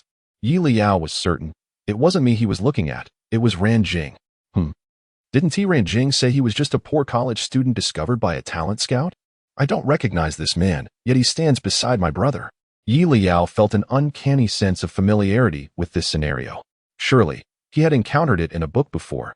Yet which one? As Leyao pondered, the group drew nearer. "Why are you riding that dilapidated bike again?" The man's voice was chilling, devoid of warmth. Ran Jing sat silently on the electric scooter, head bowed, not uttering a word. The man's expression deepened in coldness upon seeing him. Leyao glanced at Ran Jing, then back at his brother. "Who is he?" Huo picked up on Liao's silent inquiry and cleared his throat before speaking. Mr. Meng, we concluded our discussion. We shall meet again next time. Only then did Meng Yu retract his gaze and replace it with a smile. Very well, Mr. Huo, please. Huo motioned for Liao to leave. Liao bid farewell to Ran Jing, who winked back, assuring him he was fine. With a lingering glance, Liao followed Huo. As they walked, Liao suddenly exclaimed, "Could it be from the disabled tycoon?" Huo eyelids twitched. What disabled tycoon? Meng Yu indeed had a slight disability in his right leg. The driver opened the car door, and as Liao entered, he deftly pulled out his phone and opened the memo app. After browsing for a moment, he looked up and glanced at Huo, who was already processing documents on his laptop. Sensing Liao's gaze, Huo paused momentarily, raising his head to ask, "What is the matter?" Having scoured for clues without success, Liao decided to directly inquire, "Brother, what is the relationship between Ran Jing and Mr. Meng? You seemed unfazed upon seeing them together. You must know something." Huo rarely fell silent. It was not due to ignorance, but rather because he possessed knowledge, some rather unsavory details about the adult world that he preferred not to disclose to Liao. Thus, he replied, "I'm not quite sure." Liao retorted, "Surely, my brother knows something." He being rather evasive. Huo, taken aback, mused, "Did I show such obvious signs?" The more Liao thought about the names Ming and the disabled tycoon, the more familiar they felt, yet he couldn't recall which book they were from. After a brief contemplation, Liao shifted the conversation. "What is Mr. Meng's full name?" This time, Huo did not withhold information. "Meng Yu," he paused, then added, "the heir of the Meng group, but you'd best avoid him." Liao thought to himself, "I have no interest in corporate affairs. Why would I engage with Meng Yu?" Yet the name Meng Yu echoed in his mind. "I remember now," he exclaimed. "It's not the disabled tycoon, but the stand-in and the white moonlight." Huo's fingers halted momentarily. What? The stand-in and the white moonlight? Huo was aware of the connection between Meng Yu and Ran Jing, as Ran Jing was personally brought into the company by Meng Yu. Meng Yu had not made any excessive demands, merely requesting that Huo sign on Ran Jing, with all training and resources subsequently provided by the Meng family. The Meng family had long been a partner of the Huo group, and placing an individual into the company for training was a trivial matter. Huo readily agreed. Ran Jing had been with the company for half a year, and Meng Yu had come to pick him up several times. Yet he had never formally introduced Ran Jing to others in the circle, thus solidifying Ran Jing's status as someone kept close by Meng Yu. To put it nicely, Ran Jing was a pet of sorts. Huo did not look down upon Ran Jing. He had never obstructed their interactions after learning of their acquaintance. But he never anticipated that Ran Jing also held the identity of a stand-in. A stand-in for whom? Meng Yu's white moonlight. Huo had never heard of Meng Yu having a white moonlight. At this moment, Liao was already caught up in the excitement of gossip, oblivious to Huo's astonished expression. "Ah, I found it. Right here." Liao scanned through the plot and could not help but sigh. Indeed, my poor Ran Jing truly is a stand-in. Ran Jing came from a humble background, his father having passed away early, and his mother being frail and needing substantial medical expenses. Yet Ran Jing persevered, excelling in both appearance and academics. Since high school, he has worked part-time jobs to support his family. Handsome, short on cash, a pitiful character. This setup is a quintessential portrayal of a beautiful yet tragic protagonist. When Meng Yu approached, Ran Jing did not hesitate to agree. 1 million a month, no physical contact, a job arranged for him, and a promise of luxury goods. The only condition was that Ran Jing must be available whenever Meng Yu called. Such a fantastic opportunity. How could Ran Jing refuse? Liao chuckled at this revelation, recalling how Ran Jing had asked him days prior if the company provided social insurance. Liao had been puzzled, thinking insurance was sufficient. But Ran Jing insisted that he needed the full package for security. Now it dawned on Liao. So, Ran Jing has always regarded playing the white moonlight as a job. With benefits included, surely there are performance bonuses and year-end rewards as well. How amusing. Huo couldn't help but chuckle as well. Ran Jing was indeed an intriguing character. Yet, work is still work. Even a worker has moments when they wish to slack off. Ran Jing must have felt worn out today. He simply wanted to indulge in being himself, but ended up caught by Meng Yu. Realization struck Leyao. That's why. Despite having been in acting classes for half a year and being more skilled than I, he hasn't taken any acting roles. All his talent must be dedicated to portraying the white moonlight. It's no wonder Meng Yu spoke to Ran Jing with such displeasure earlier. He was angry. "Ah, But what can he do? Mengyu is his boss. Hu Jing could no longer contain his amusement. So, did Mengyu know Ran Jing felt this way? Hu Jing quickly concluded, Mengyu probably had no idea. If he were aware of Ran Jing's thoughts, he wouldn't have ended up losing both the stand-in and the white moonlight. This led Hu Jing to ponder further. Who exactly was this white moonlight? Yet Leyao remained silent, furrowing his brow as he continued to scroll through his notes, jotting down observations. Even upon returning home, he maintained his silence. Today, Hu Jing returned to discuss certain matters with his father. Leyao remained silent, organizing his thoughts before heading to the study with Hu Dad for a conversation. During dinner, the family began discussing Jose. Hu Mom inquired, the finals are in a couple of days. Will Xiaoyao be attending? Leyao furrowed his brow slightly. What time does it start? Hu Dad glanced at his phone, checking a message from Jose. At 6 in the evening. Leyao contemplated. So it should wrap up before 10, right? Hu Mom nodded. That should be the case. Even if it goes to 5 games, there should be enough time. A smile instantly brightened Liao's face. Great. I'll go too. Upon hearing this, a momentary silence enveloped the dining table. What do you mean by watching the excitement? What excitement requires a 10 o'clock viewing? Today marked Hu Jing's return home with Liao, prompting Hu Dad and Hu Mom to direct their attention toward him. Hu Jing responded, Haven't I just arrived home? He had been discussing matters with Hu Dad and had only just come down for dinner. Hu Mom shot him a disapproving look. Even if he was busy, he could have sent a brief message in the group chat to summarize the situation, couldn't he? Hu Jing took a sip of water from a nearby cup, mentally noting to remember this for next time. The three of them shifted their gaze back to Leyao, who was now perusing a memo he had prepared that afternoon, nodding in satisfaction at the key events outlined. In 2 days. The day of the return of Bai Yueguang approaches, but Mengyu hasn't received any news about Bai Yueguang's return, so that night, Mengyu unexpectedly encountered Bai Yueguang at a bar. Just thinking about it is thrilling. Hu Dad and Hu Mom found this exhilarating. They were aware that Leyao was acquainted with Mengyu, but what of Bai Yueguang and Ran Jing? Hu Mom could no longer contain herself and sent a message with the number 1 in the group chat. Hu Jing's phone vibrated. Hu Dad looked at Hu Jing, who sighed internally, resignedly recounting the events from earlier in the car to them. Hu Dad and Hu Mom were taken aback. They had previously thought Mengyu was quite sensible, yet here he was, acting recklessly in matters of the heart. However, reflecting on Mengyu's eventual fate made Hu Dad and Hu Mom chuckle. One was a carefully nurtured substitute resembling Bai Yueguang, and the other was the unattainable Bai Yueguang herself. The two ended up together. One could only say, Mengyu was indeed a true jester. After sharing a quiet laugh, Hu Dad and Hu Mom felt a tinge of sentiment. Those who do not respect love will surely find themselves rejected by it. Thus, Mengyu was not worthy of their sympathy. Suddenly, they felt a surge of anticipation for the upcoming event in 2 days. Time flew by, and before they knew it, the day of the esports finals had arrived. Given that it was Jose's most crucial match, the entire family attended. Before the match commenced, they were escorted backstage to meet all the members of the KEW team. After a brief chat, the Huo family took their seats in the audience.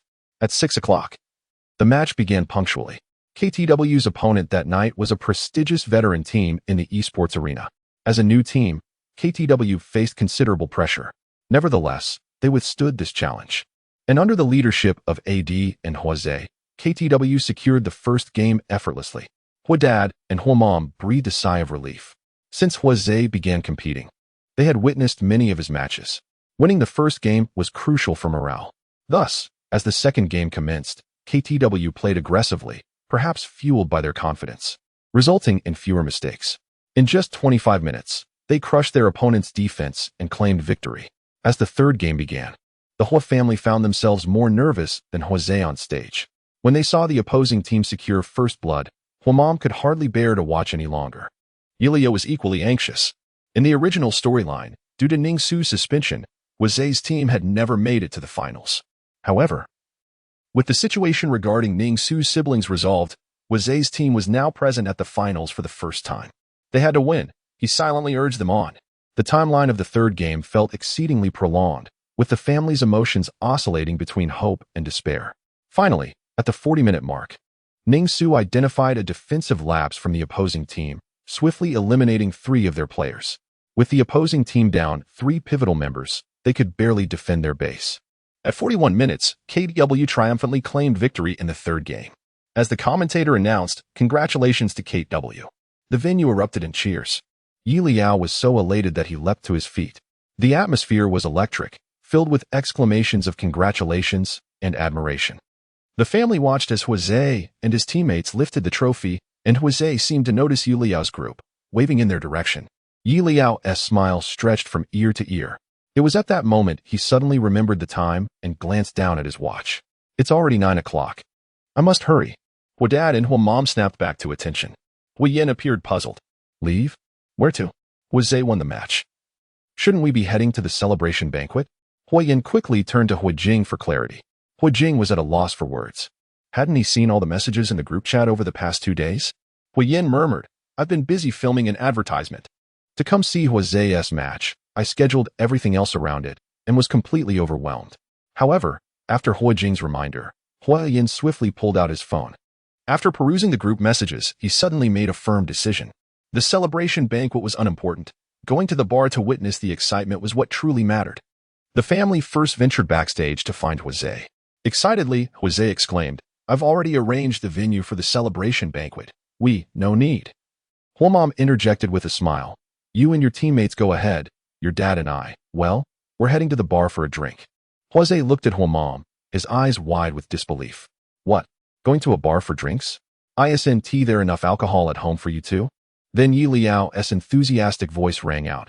Huo Dad, Huo Mom, which bar are you going to? If it's the same one, I want to join. Huo Mom named a bar, and Yi Liao's face lit up with joy. Can I come along? Of course, Huo Mom replied. Yi Liao's smile widened uncontrollably. Hooray.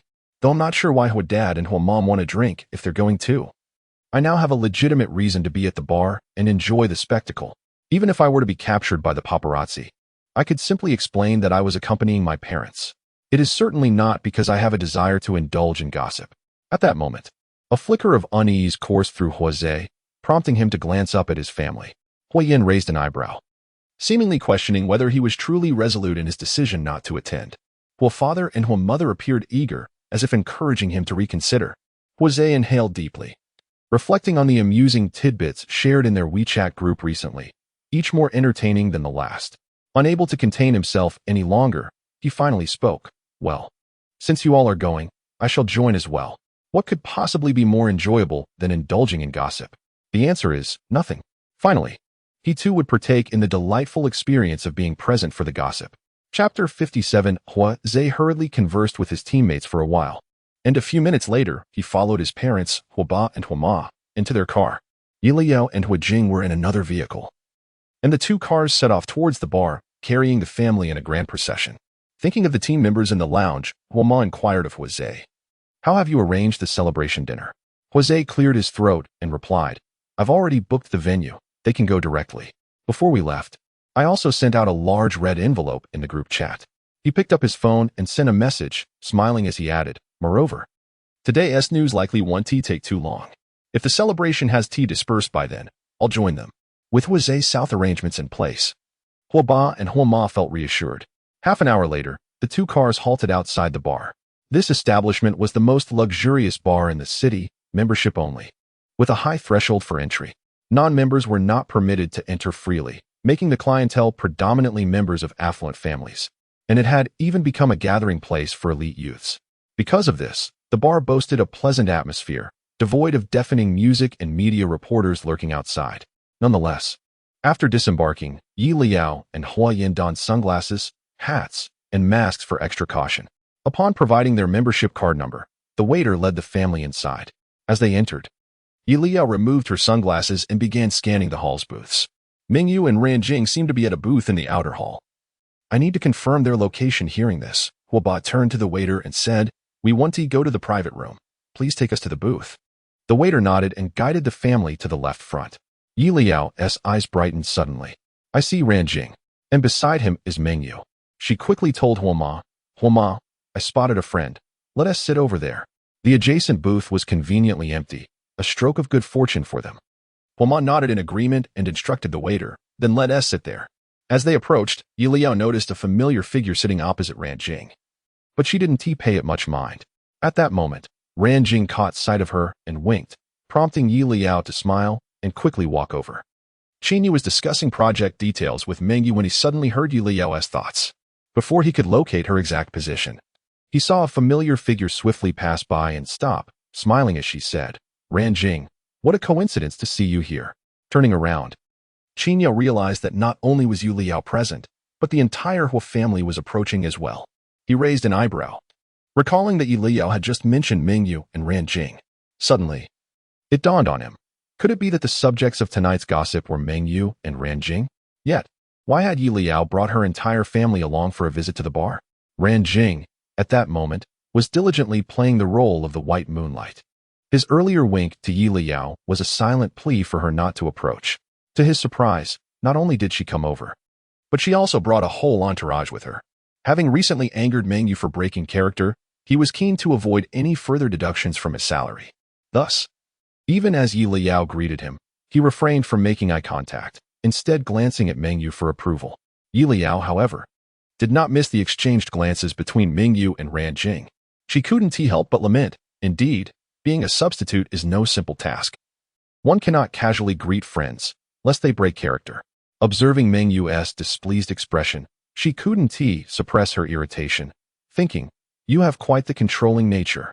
Qin chuckled at Leyao's remark, the corners of his mouth curling slightly, remaining silent as he was curious about how long it would take for her to notice him. Simultaneously, he pondered the notion of a substitute. Was it referring to Ranjing? Rarely frequenting bars, Qin had only come today because Mingyu mentioned discussing business there. He had anticipated finding a young man, introduced by Mingyu as Ranjing, seated beside him. Although Mingyu hadn't explicitly stated their relationship, Qin had a fair inkling. This revelation was somewhat surprising. He had heard that Mingyu had someone he could not let go of. Seeing Ranjing with him today led Qin to believe that Mingyu had moved on, only to discover that Ranjing was merely a stand-in. Was it possible that, due to unfulfilled desires, Mingyu had resorted to playing a substitute game? Qin deductions were entirely accurate. Mingyu pressed his fingers against his temples, not having anticipated Leyao's appearance here, let alone the Huo family following closely behind her. It was no longer feasible to keep Ranjing restrained. Mingyu could only helplessly wave at Ranjing, relieved that he had already concluded his discussion with Qin. He decided to endure the situation for a while. Ranjing, awaiting Mingyu's cue, broke into a radiant smile and stood, linking arms with Leyao, ready to leave. Yet, Leyao hesitated. "We can't leave. What if we miss the chance to run into the white moonlight?" In a moment of panic, Leyao sat down in a nearby seat, locking eyes with Ranjing, who looked astonished and confused. Leyao cleared her throat. "I haven't figured out a reason yet." Leyao mentally screamed, maintaining her composure.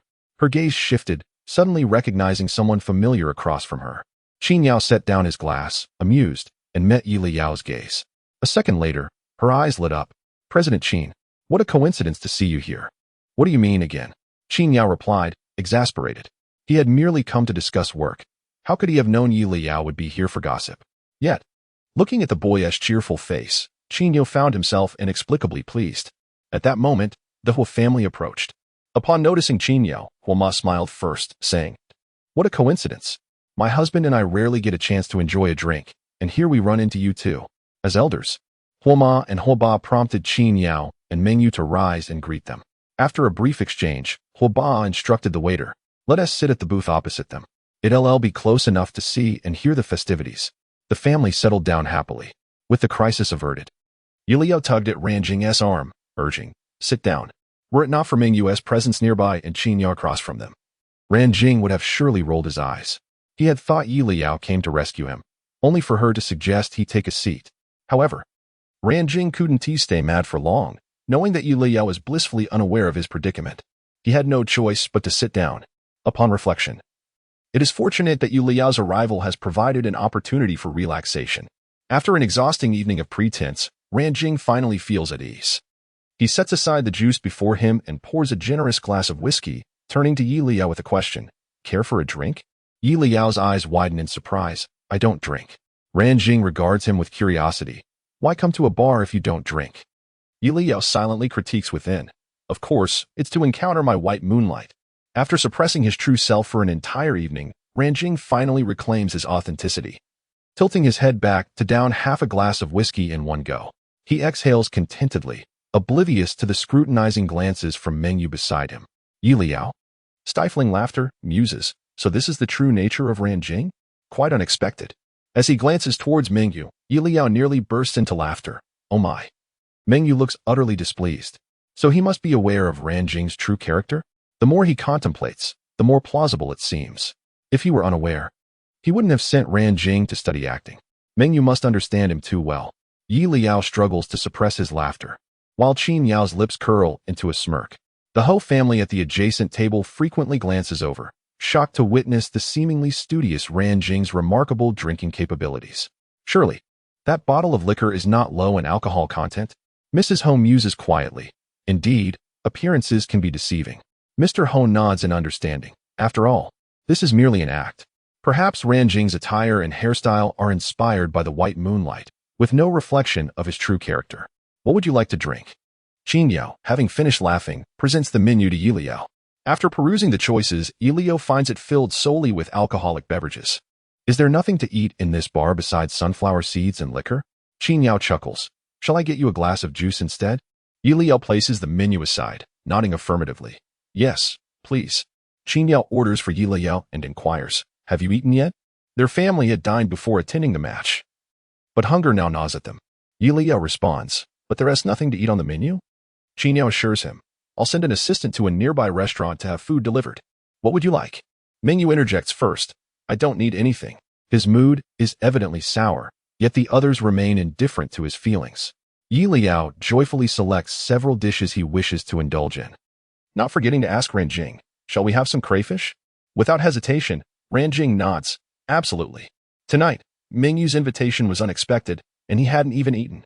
The assistant acts swiftly, soon delivering the ordered feast, with Qin Yao ensuring the Ho family at the adjacent table receives a share, filling 2 tables to the brim. As they gaze upon the spread of crayfish and barbecued delicacies, Mengyu's expression darkens further. Meanwhile, Leyao and Ran Jing seem oblivious, enjoying their meal with delight. Ran Jing consumes his food and drinks, not sparing a glance at Mengyu, who becomes increasingly agitated. Seated in his position, Leyao finds it inconvenient to observe Mengyu's expressions, prompting him to stand and move beside Qin Yao, signaling for a shift. Amused, Qin Yao adjusts his seat to create space. Leyao sits down anew, continuing to savor the barbecue while discreetly observing Mengyu's reactions. It must be said that sitting across from him allows for a more detailed observation. Each time Ran Jing exhibits behavior that shatters his facade, Leyao catches the exquisite expressions on Mengyu's face. When Ran Jing finishes another glass and reaches for a second, Mengyu's expression finally darkens. Just as he raises his hand to stop Ran Jing, Leyao exclaims, It's 10 o'clock. The white moonlight should be making an entrance soon. Those who can hear Leyao's thoughts momentarily pause. Qin Yao, unable to resist, lifts his gaze to survey the surroundings. At this moment, the bar is only sparsely populated, with but a few tables occupied. After scanning the room, Qin Yao lowers his gaze, having seen no newcomers. Mr. Ho glances at Mr. Ho's son, who also shakes his head. Hasn't he noticed anyone approaching their direction? In fact, the bar seems quite empty, with only their 2 tables and one more in front of Qin Yao's booth. Mr. Ho begins to doubt whether Leyao misremembered the time. Could it truly be 10 o'clock? Surely, Leyao wouldn't forget the time. As they glance back at the adjacent table, Mengyu has successfully intercepted Ran Jing's attempt to refill his glass, his face dark with suppressed anger as he states firmly, That's enough. Ran Jing stares at the confiscated bottle and glass, feeling somewhat at a loss. Yet, he recalls that the person before him is his boss. And if the boss forbids drinking, what can he do? Having eaten his fill, Ran Jing stands and addresses Leyao. I'm going to wash my hands. Would you like to join? Leyao, puzzled, recalls that the novel distinctly stated the encounter occurs at 10 o'clock, just as the white moonlight crosses paths with Ran Jing. Now, it is nearly 1 minute past 10. Desiring to wash his hands as well, Leyao stands and follows Ran Jing toward the restroom, coincidentally passing the adjacent table. As they walk by, Leyao glances over, his pupils widening in astonishment. The white moonlight. You're hiding here. I cannot be mistaken. It's definitely him. The Ho family and Qin Yao gasp in unison. So the white moonlight had arrived at the bar earlier. But it is at this precise moment at 10 o'clock that the white moonlight and his substitute finally meet? Ran Jing strides quickly, effortlessly passing their booth. Leyao, trailing a couple of steps behind, notices a man's gaze intently fixed on Ran Jing. Leyao feels an exhilarating rush. They've encountered each other. Is this where the flirtation begins? For a fleeting moment, he contemplates seizing Ranjing's arm. Yet, he quickly suppresses that impulse. No, no. I cannot impede Ranjing. Since the white moonlight has already noticed him, he will surely take the initiative next. I shall simply wait. Leyao hastens his pace, urging Ranjing, hurry up. Ranjing, perplexed, replies, why the rush? Though he verbalizes his confusion, he nonetheless quickens his stride in response to Leyao's eagerness. The two head toward the restroom, while the others present, aside from Mengyu, find their thoughts captivated by the booth in front of Qin. It seems that booth was occupied when they first entered. Mr. Ho turns to Mr. Ho's son, who shakes his head. I didn't notice anything. His attention had been entirely on Ranjing and Mengyu, who would pay attention to such trivial matters. Mr. and Mrs. Ho nod in agreement. Due to Leyao's lack of mention, they were unaware of when Bai Yueguang and his companions had arrived. Upon closer inspection, it appeared that Bai Yueguang's group consisted of only 3 or 4 individuals. Curiosity piqued, they pondered which among them was Bai Yueguang. Though they restrained themselves from staring too long, knowing it was not the right moment to disturb the situation. After all, Leyao had just mentioned that Bai Yueguang would take the initiative, so they decided to wait patiently. The ensuing minutes stretched out, feeling like the longest of the evening. Jose felt as though this brief interlude was extending beyond the duration of his last match. At last, they heard Leyao's voice again. Bai Yueguang is looking this way. It seems he has indeed taken an immediate liking to Ranjing. The Huo family members simultaneously glanced up to see Leyao and Ranjing walking towards them after washing their hands. Their gaze inadvertently fell upon the booth ahead, where they noticed a man subtly turning his head. Qin Yao's gaze locked onto the man, surprise flickering in his eyes. Huo Jing also withdrew his gaze, lowering his voice to say, I know him. The Huo family members turned to look at him. Huo Jing continued softly, his name is Chu Cheng.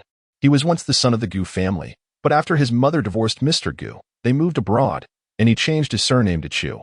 With Huo Jing's reminder, the others began to recall. Huo Ma was the first to speak. I believe he is connected to the Qin family. Huo Ba nodded in agreement. Yes. The Gu family is indeed related to Qin Yao's mother. In fact, Chu Cheng should refer to Qin Yao as cousin. Qin Yao was equally taken aback to see Chu Cheng here.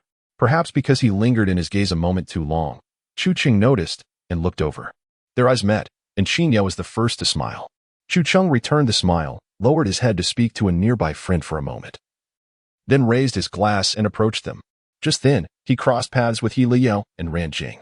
Chu Cheng's gaze naturally fell upon Ranjing, who, oblivious to the attention, continued walking ahead. Leyao's heart raced with excitement. Bai Yueguang's interest is so evident, yet Ranjing remains completely unaware. Is Bai Yueguang really about to approach him directly? Leyao took a seat beside Qin Yao, just as Chu Cheng arrived in front of him, holding his glass. Leyao's eyes widened in disbelief. What on earth is happening? Before Leyao could process his shock, Qin Yao spoke up. When did you return to the country? Chu Cheng raised his glass and clinked it with Qin Yao's, smiling as he replied, I just got back. Long time no see, cousin. Leyao's heart gradually settled.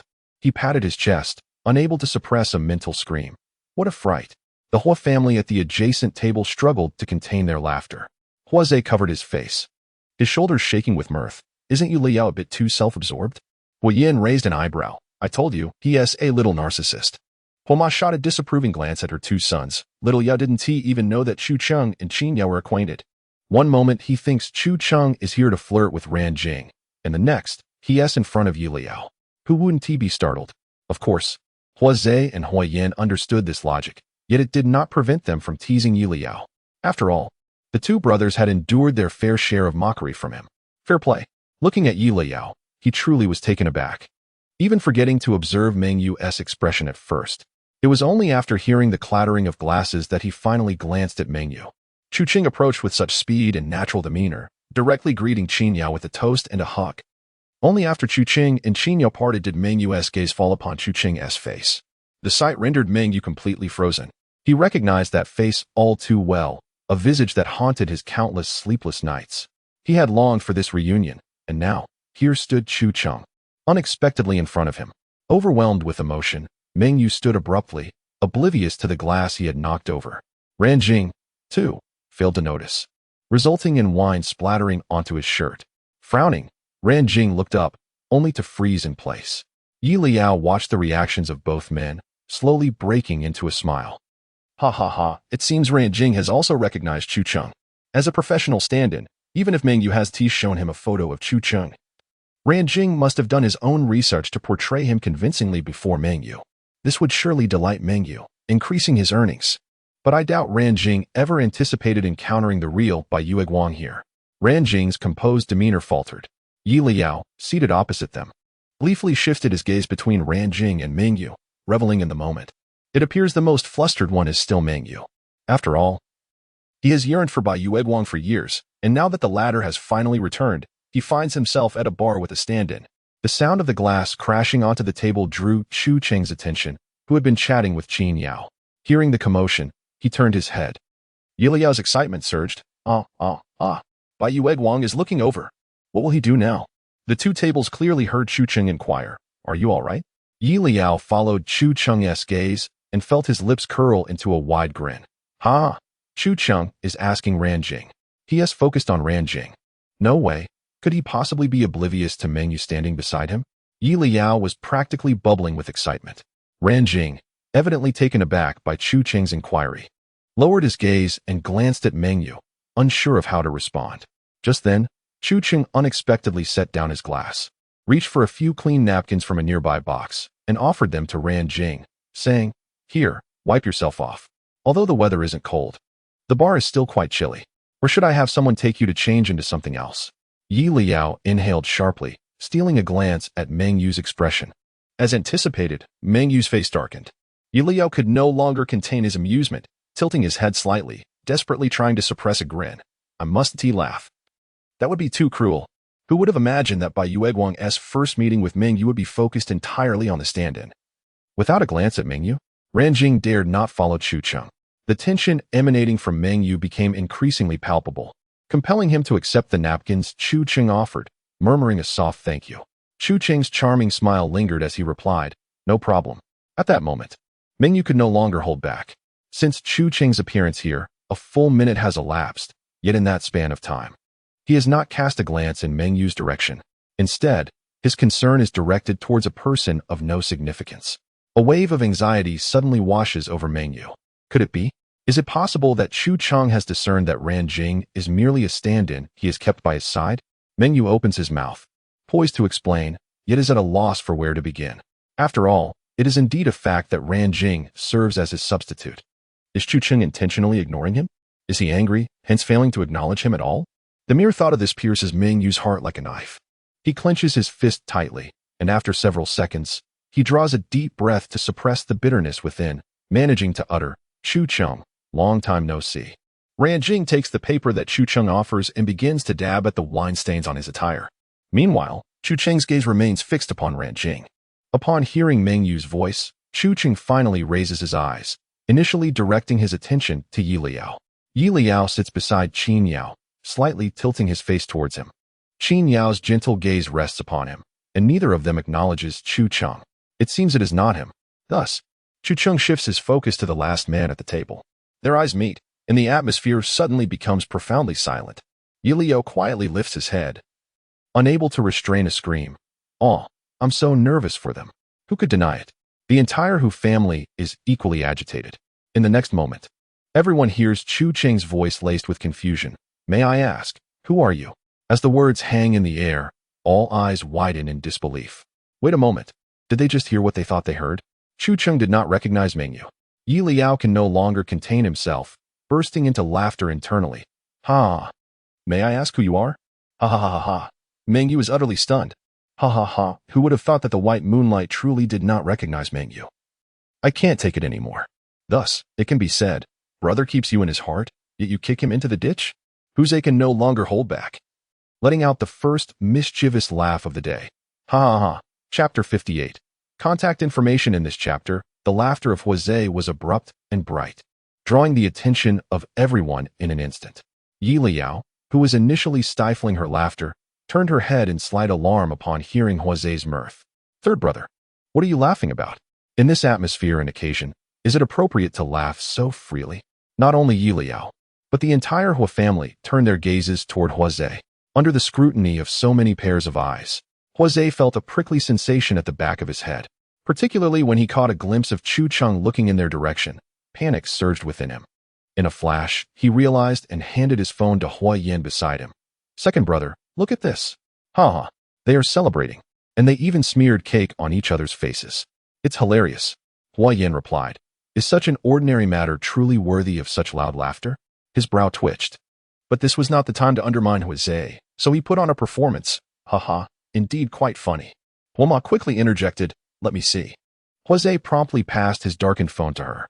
Huoma took the phone and chuckled softly. "It seems everyone has been too exhausted lately. This occasion is indeed a good opportunity to unwind and relax." Jose chuckled awkwardly. "Exactly. They have been looking forward to tonight for quite some time." Then he heard Huoma, in a tone meant only for their table, grit her teeth. "If you cannot stifle your laughter, then you need not join us next time." The essential quality of a spectator is to suppress laughter. How could Jose not have mastered this skill? Huoyan remarked, "You should attend your team's celebration instead." "You almost revealed the truth." Huoba cast a reproachful look at him. "Fortunately, you reacted swiftly this time. Otherwise, it would have been quite difficult to explain."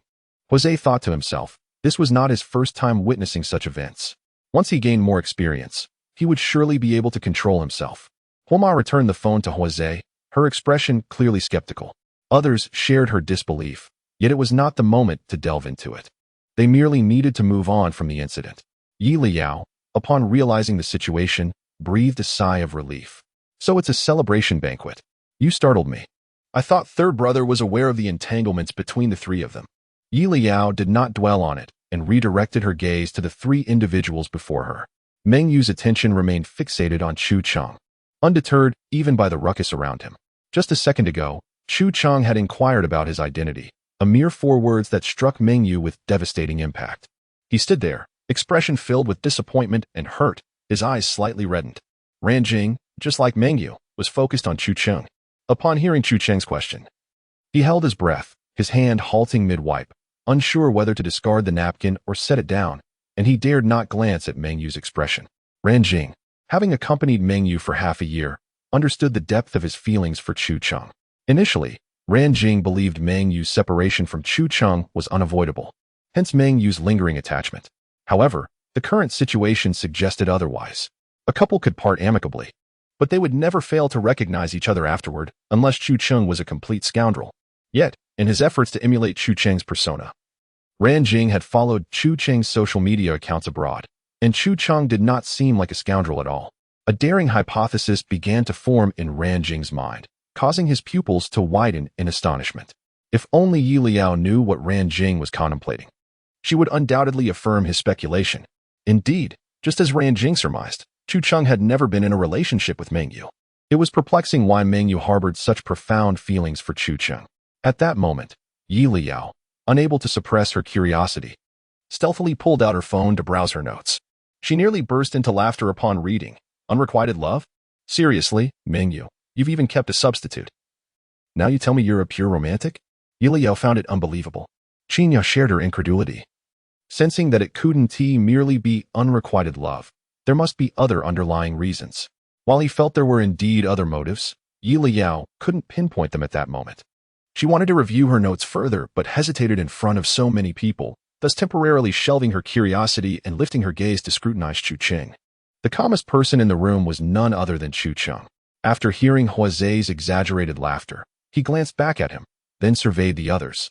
Surprised to see Hua Jing and waved, "Brother Jing, you're here too." Hua Jing, pretending to just recognize Chu Cheng, exclaimed, "What a coincidence, Chu Cheng. When did you return to the country?"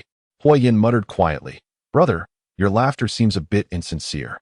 Leyao pinched her thigh hard, thinking help. "So, Chu Cheng can recognize my elder brother at a glance, yet fails to recognize Meng Yu?" Leyao was on the verge of laughter, diligently suppressing it to appreciate Meng Yu's expression. As expected, Meng Yu's face had darkened completely. He stared at Chu Cheng, his body swaying slightly, clearly shaken by the greeting. Beside him, Ranjing was startled, realizing the man before him was still his boss. He could no longer pretend not to see and quickly rose to support Meng Yu, whispering, "Are you all right?" Due to Meng Yu's limited mobility, Ranjing occasionally played the role of a human crutch. It was a high-paying job, after all, and these were his duties, having grown accustomed to it. Ranjing did not find anything inappropriate in his posture. However, Mengyu reacted strongly, abruptly shaking off Ranjing's hand, exclaiming, "Don't touch me." Ranjing quickly raised his hands and stepped back, inwardly cursing, "Oh no, I forgot that the white moonlight is still here. I hope I once have my salary docked again." Ranjing felt anxious. Meanwhile, although Chu Qing was greeting Huijing, his peripheral vision remained attentive to the unfolding scene. Upon witnessing Mengyu push Ranjing away, he furrowed his brows, quickly turning to gently place a hand on Ranjing's shoulder, asking softly, "Are you all right?" Silence. A profound stillness enveloped the room. Leyao was nearly in hysterics. The same words, spoken by different individuals, reveal an entirely different concern for the same person. Ha ha ha, I can't take it anymore. In Chu Cheng's eyes, Mengyu does not exist at all. He simply does not. His attention was entirely focused on Ranjing, and I was desperately stifling my laughter. Is there anyone who can rescue me? It wasn't just you, Leyao, who was struggling to contain their amusement. The entire Ho family was equally affected. Before arriving at the bar, they had already speculated about the evening's developments based on prior knowledge. However, they were utterly unprepared for the shocking revelation that Mengyu's long-cherished crush, the white moonlight of his heart, not only failed to recognize him but also bluntly inquired about his identity. Even Chu Cheng recognized Huijing. "What on earth is going on with you, Mengyu? Is this truly a chaotic and tumultuous secret love?" This clearly indicates that Chu Cheng holds no place for Mengyu in his heart. What should they say? Should they express sympathy for Mengyu or simply inform him that the Joker has found Batman? Of course, sympathy was out of the question. No matter how bitter Mengyu's unrequited love may be, he cannot afford to maintain a substitute. If he genuinely liked Chu Cheng, he could easily confess his feelings. After all, Chu Cheng was merely abroad, not in outer space. Surely, he could be found without employing such elaborate schemes to keep a stand-in? While it is true that Ranjing viewed the stand-in merely as a profession, perhaps one could argue that Mengyu provided Ranjing with an employment opportunity. Best not to dwell on that. The more they thought about it, the harder it became for the Ho family to contain their laughter. Jose even pulled out his phone and began to flood the family group chat with hysterical laughing emojis. Although everyone was suppressing their laughter, they could afford to smile a little since Chu Cheng's attention was momentarily diverted from them. However, Huijing could not afford to relax. He had to firmly suppress any amusement on his face. After all, Chu Cheng had just greeted him, and it was only proper for him to reciprocate. Taking several deep breaths, Huijing finally picked up his glass and approached the table across from him. Chu Cheng's demeanor was quite gentlemanly. After ensuring that Ranjing would not stumble, he withdrew his hand and furrowed his brows, glancing at Mengyu with mild displeasure. "I apologize, sir, but I truly do not recall who you are. If you harbor any grievances, please direct them at me rather than at an innocent party." If the earlier atmosphere had been one of silence, the current atmosphere at this table could only be described as a deathly hush. Mengyu stared at Chu Cheng in disbelief. He could hardly fathom that Chu Cheng had forgotten him, even going so far as to speak coldly to him over someone whom he had only encountered once. In the brief span of mere minutes, Chu Cheng had only uttered 2 sentences to Mengyu. Yet, each sentence felt like a sharp dagger, piercing directly into Mengyu's heart. His eyes welled up with tears as he stood there in stunned silence. Chu Cheng furrowed his brows in confusion, but he did not linger on it. At that moment, Huijing approached with a drink in hand. Leyao saw Huijing and felt an overwhelming urge to cover her face. "Not now, big brother. We can't involve ourselves in every commotion, can we? What are you doing here at this moment?" Huijing replied, "If I don't come over, it would seem especially odd." Qin Yao, noticing Huijing's approach, felt a sense of relief wash over him. Excellent. It appeared he wouldn't have to be the one to lighten the mood. As Huijing arrived, Chu Cheng returned his attention from Mengyu and raised his glass to clink with Huijing's, smiling as he said, "I recall that you usually don't frequent bars, Jinggu." Huijing chuckled, "I'm here accompanying my parents." Chu Cheng had also noticed the other members of the Ho family and had yet to greet them. "Perfect. I'll go say hello." With that, the two of them made their way to the adjacent table. Once they left, the atmosphere at Liao's table fell into a profound silence. Her eyes remained fixed on Mengyu's expression. At that moment, Mengyu was genuinely hurt. He gazed blankly at Chu Cheng, who was now at the next table, laughing and toasting with everyone, exchanging light banter. The flames of jealousy threatened to consume him entirely. Yet the most painful blow came from Chu Cheng's earlier inquiry. "Who are you?" The realization that Chu Cheng no longer recognized him was a bitter pill to swallow. Gnawing away at his sanity, he had cherished his feelings for Chu Cheng for so many years, patiently waiting for his return to the country. All he received in return was a simple, May I ask who you are? Defeated, Meng Yu sank back into his seat, his despondency laid bare for all to see. Leyao remarked, "Oh no, it seems he's genuinely heartbroken." Qin Yao glanced up, hesitating over whether to offer some words of comfort. Just then, Ranjing spoke softly. "It's possible, Mr. Meng, that you have changed significantly over the years.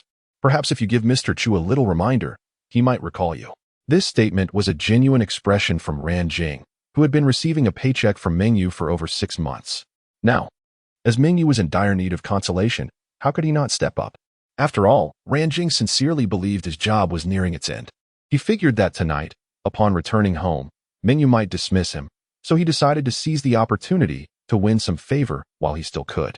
Meng Yu had been rather generous. Perhaps he might even receive a bonus. Qin Yao, unaware of Ranjing's internal musings, continued along with his line of thought. Attempting to defend his cousin, it's perfectly normal for Chu Cheng to forget an old classmate after being abroad for so long. Leyao looked at Qin Yao, then at Ranjing. You two really need to work on your comforting skills. While it is true that some high school classmates may fade from memory after graduation, it is unfathomable that one would have no recollection at all. Unless, Leyao shook her head, sighing inwardly. Unless this person truly held no significance. Qin Yao's expression reflected a mix of resignation as he glanced at Leyao before quickly averting his gaze. He understood this truth all too well. Yet, witnessing Meng Yu's crestfallen demeanor, he couldn't bear to drive the knife deeper by stating the obvious. Meanwhile, the Huo family was engaged in pleasant conversation with Chu Cheng, their smiles broadening under his affable presence. They certainly did not intend to laugh. After all, it was Chu Cheng who had approached them first. They couldn't very well maintain solemn expressions. Meng Yu's reaction had been utterly hilarious. They had initially thought it was shocking enough that Chu Cheng had forgotten him. But it was even more amusing that Chu Cheng had turned cold to Meng Yu because of Ranjing. Could they possibly have more of this kind of entertainment? They were genuinely enjoying themselves. As Chu Cheng conversed happily with the Huo family, Meng Yu remained in a state of disarray, occasionally casting glances at Chu Cheng. However, this only served to aggravate his wounds. Jing was T even from the same graduating class. Yet Chu Cheng not only recalled him, but also remembered the other members of the Huo family. He even recognized Leyao, a mere adopted son of the Huo family. With such clarity, how could Meng Yu accept this reality? Mrs. Huo gestured towards Leyao, prompting Chu Cheng to wave at him. The conversation beside them was quite loud. Leyao was aware that Chu Cheng was observing him and politely waved to greet him. Observant as always, Leyao noticed that after exchanging pleasantries, Chu Cheng did not immediately avert his gaze but instead shifted his attention to Ranjing, who, in turn, was entirely absorbed in Meng Yu and oblivious to Chu Cheng's lingering gaze. A fleeting hint of disappointment flickered in Chu Cheng's eyes. Unaware that Leyao was keenly aware of this moment, Leyao felt a bit uneasy. Thankfully, the atmosphere had eased, allowing him to suppress the laughter that had threatened to escape moments before. His lips began to curve upward uncontrollably. I've come to realize that Chu Cheng genuinely likes Ranjing. Since earlier, his gaze has been intentionally or unintentionally fixed on her, he mused. If Meng Yu finds out. He turned his gaze toward Meng Yu, and in an instant, his eyes widened. He noticed. Both Qin Yao and the members of the Huo family felt a jolt of surprise. Had Meng Yu truly caught on so quickly? With Chu Cheng still standing before them, they could only suppress their curiosity and refrain from looking in that direction. Qin Yao, however, harbored no such concerns. The moment Liao's words fell, he had already lifted his eyes to Meng Yu. If Meng Yu had merely worn a clouded expression before, his face now bore the tempest of a storm. Ranjing, utterly perplexed, wondered what had transpired. Just a moment ago, everything had seemed perfectly fine. Why the sudden change in demeanor? Having spent half a year at Meng Yu's side, she found his temperament to be as unpredictable as the weather. What's wrong? Ranjing asked softly, forcing a smile. Meng Yu replied tersely. Have the driver take you home. Liao's eyes widened in astonishment. Is he outright dismissing her? He thought. Oh dear, Meng Yu, your generosity leaves much to be desired. Yet, Ranjing said nothing further. Eager to depart, she promptly stood, waved goodbye to Leyao, and hurried toward the bar's exit. Leyao felt an urge to chase after her, but his wrist was grasped by Qin Yao. The Meng family driver is waiting outside, he murmured, assuring Leyao that he need not worry. Of course, Leyao understood there was no cause for concern. But isn't Ranjing leaving a bit too hastily? He pondered. She didn't even give Chu Cheng a second glance. He sighed inwardly.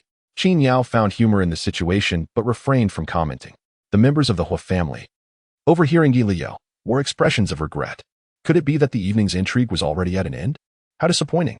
Suddenly, Liao's voice rang out. Ah. Qin Yao's hands are so warm. They're rather comforting. Huoyan instinctively tightened his jaw, nearly turning his head. Huoma, meanwhile, choked on her drink. Liao, can you not change the subject so swiftly? Furthermore, why had he shaken hands with Qin Yao again? Qin Yao, momentarily taken aback, had merely instinctively held Liao's wrist. Upon hearing those words, he felt his palm grow warm, causing him to release his grip.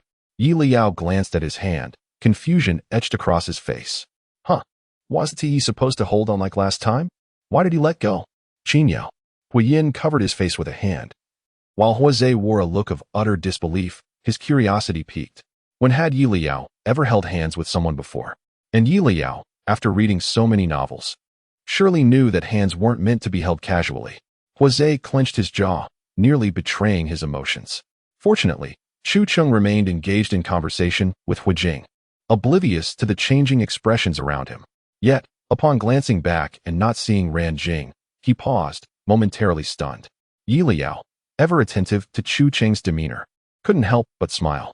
Ah, it seems he has noticed Ran Jing's absence. Truly, one can fall in love at first sight. He is clearly quite taken with her. The members of the Huo family sensed Chu Cheng's enthusiasm had dwindled significantly. Thus, they ceased their conversation with him, allowing him to mingle with other friends. Chu Cheng nodded and approached Liao's table, ready to inquire about Ran Jing, when Mingyu unexpectedly interjected, Chu Cheng, do you remember the limping boy from our high school class? Chu Cheng froze, turning to Mingyu. The latter's jaw tightened, anxiety evident in his gaze. If Chu Cheng still had no recollection at this point, Mingyu felt a bitter taste in his mouth. Just then, Chu Cheng exclaimed, oh, I remember now.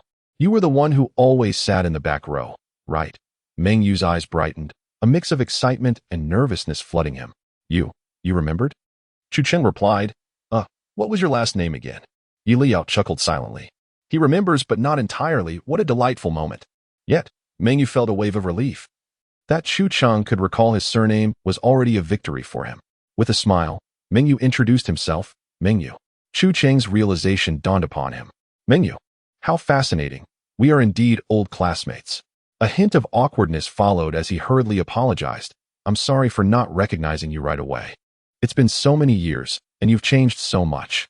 Liao turned away, stifling a laugh. I must not laugh. I absolutely must not. Mingyu finally exhaled. Extending his hand, welcome back to the country. Chu Cheng graciously shook his hand and then casually inquired as he settled across from Liao, by the way. Is it all right if I sit here? That boy earlier. Mingyu's expression tightened, fearing Chu Cheng might misunderstand. He quickly clarified. I don't have much to do with him. He is just my younger brother. In a moment of desperation, Mingyu could only concoct this excuse. Unaware that Liao was silently amused. Could it be that Chu Cheng was waiting for you to say that? Indeed. The next second, Chu Cheng relaxed and smiled. That is good. I actually wanted to ask you for a favor. Mingyu stared at Chu Cheng in disbelief, his cheeks flushing slightly. Just as he learned who Chu Cheng was, he was being asked for help. It appeared he held some significance in Chu Cheng's mind. Otherwise, why not approach Qin Yao, who was not only Chu Cheng's cousin but also seated directly across from him? Yet, Chu Cheng chose to speak to him. Mingyu's heart raced with excitement, but he maintained a calm facade, taking a deep breath before smiling up at Chu Cheng. Of course, what is it? Whatever it is, I will certainly assist you. The gravity of the statement was unmistakable, resonating like a solemn vow. Liao stifled a laugh and lifted her gaze to glance at the two. Chu Cheng was taken aback by Mingyu's prompt acquiescence, and his smile deepened. Thank you, Mingyu. In response, Mingyu felt his face flush from Chu Cheng's gratitude, awkwardly averting his gaze. No, you don't have to. I'm more than willing to help you. Chu Cheng replied cheerfully. That's great. So, would you be so kind as to share that boy's contact information with me? Upon hearing this, Liao instinctively covered her face with her hands, nearly collapsing from laughter, her shoulders trembling slightly. Ha ha ha. Who would have thought, Mingyu, that the first favor your white moonlight would ask of you is to obtain a substitute's contact details? Ha ha ha. Help me. I'm about to lose my mind from laughter. Chapter 59. A sudden slumber in an instant. Mingyu was momentarily stunned, his smile frozen in uncertainty as he repeated Chu Cheng's question. What? Chu Cheng responded, Did he not make it clear earlier? Mingyu stared blankly at Chu Cheng, processing each word, but the collective meaning left him bewildered. Chu Qing was indeed asking for contact information, but not his own. Rather, it was Ran Jing. Meng Yu's pupils constricted. Could it be? What could Chu Qing possibly want with Ran Jing's contact information? Did he realize that Ran Jing was the substitute he had arranged? This thought sent a wave of panic through Meng Yu. He lifted his head, only to catch a fleeting blush on Chu Qing's face, causing his heart to skip a beat. This was wrong. If Chu Qing had discovered that Ran Jing was his substitute, he shouldn't have displayed such shy demeanor. In that moment, Meng Yu felt as if the very blood coursing through his veins had turned to ice, his limbs trembling slightly. He dared not delve deeper into this realization, fearing that he might inadvertently shatter the delicate veil and uncover an unbearable truth. Meanwhile, Chu Qing remained oblivious to Meng Yu's expression, feeling a touch embarrassed himself. Qin Yao sat directly across from him. And Meng Yu was merely an old classmate whose name he had forgotten, yet here he was, speaking so boldly. In a moment of impulsiveness, Chu Qing had made a decision he did not regret. Clearing his throat, he spoke somewhat awkwardly. You mustn't misunderstand. I simply found the boy sitting next to you quite appealing, and I would like to get to know him. Would you mind sharing his contact information with me? As the words settled, a prolonged silence enveloped the booth. Only Yi Liao's internal laughter echoed. Meng Yu, why did you have to ask twice?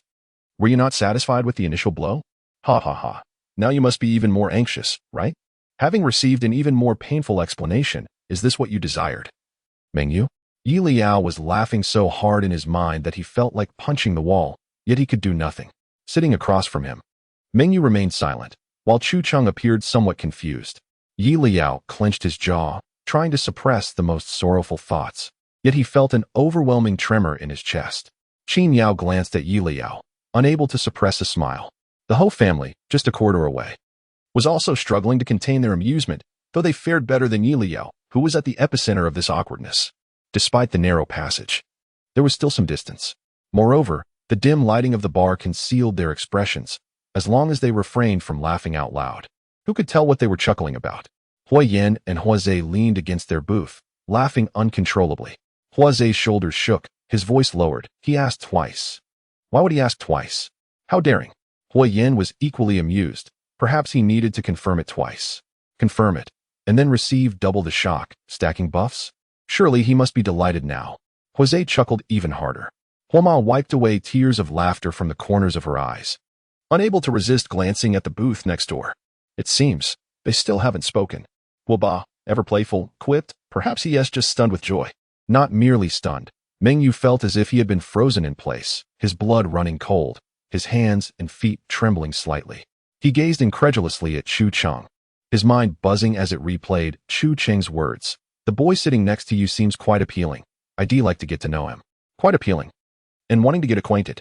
Acquainted. The rush of blood surged through him, racing toward his head. Meng Yu felt darkness encroaching upon his vision, his body swaying violently, his heart aching as if it were being torn apart. Chu Qing, startled by his reaction, quickly inquired, "What's wrong with you?" Yi Liao glanced up just in time. It's just blood rushing to his head. In simpler terms, he's furious. He added, somewhat worried, wait. Meng Yu should just have a slight disability. His heart should be fine, right? Qin Yao had already picked up his phone. Is everything all right? Don't let anger cause serious trouble. Meng Yu's vision continued to darken, his chest heaving violently as he took several seconds to respond. Words are failing me. Yi Liao exclaimed, astonished. Was the blow this severe? Should we call for? Yi Liao began, but before he could finish, Qin Yao decisively cut in, call an ambulance. At that moment, Chu Qing was genuinely bewildered. What prompted the sudden call for an ambulance? Was Meng Yu all right? He glanced at Meng Yu, then back at Qin Yao. What should they do? Qin Yao was already on the phone with his assistant, sensing something was amiss. Huoba and Huoma hurried over, asking with concern, what happened? Do you need help? The atmosphere was chaotic. Ultimately, with the assistance of the Huo family's driver, Qin Yao's assistant, and the bar staff, they managed to lift Meng Yu into the car and sped toward the hospital. The Huo family and Chu Qing stood at the bar's entrance, exchanging bewildered glances.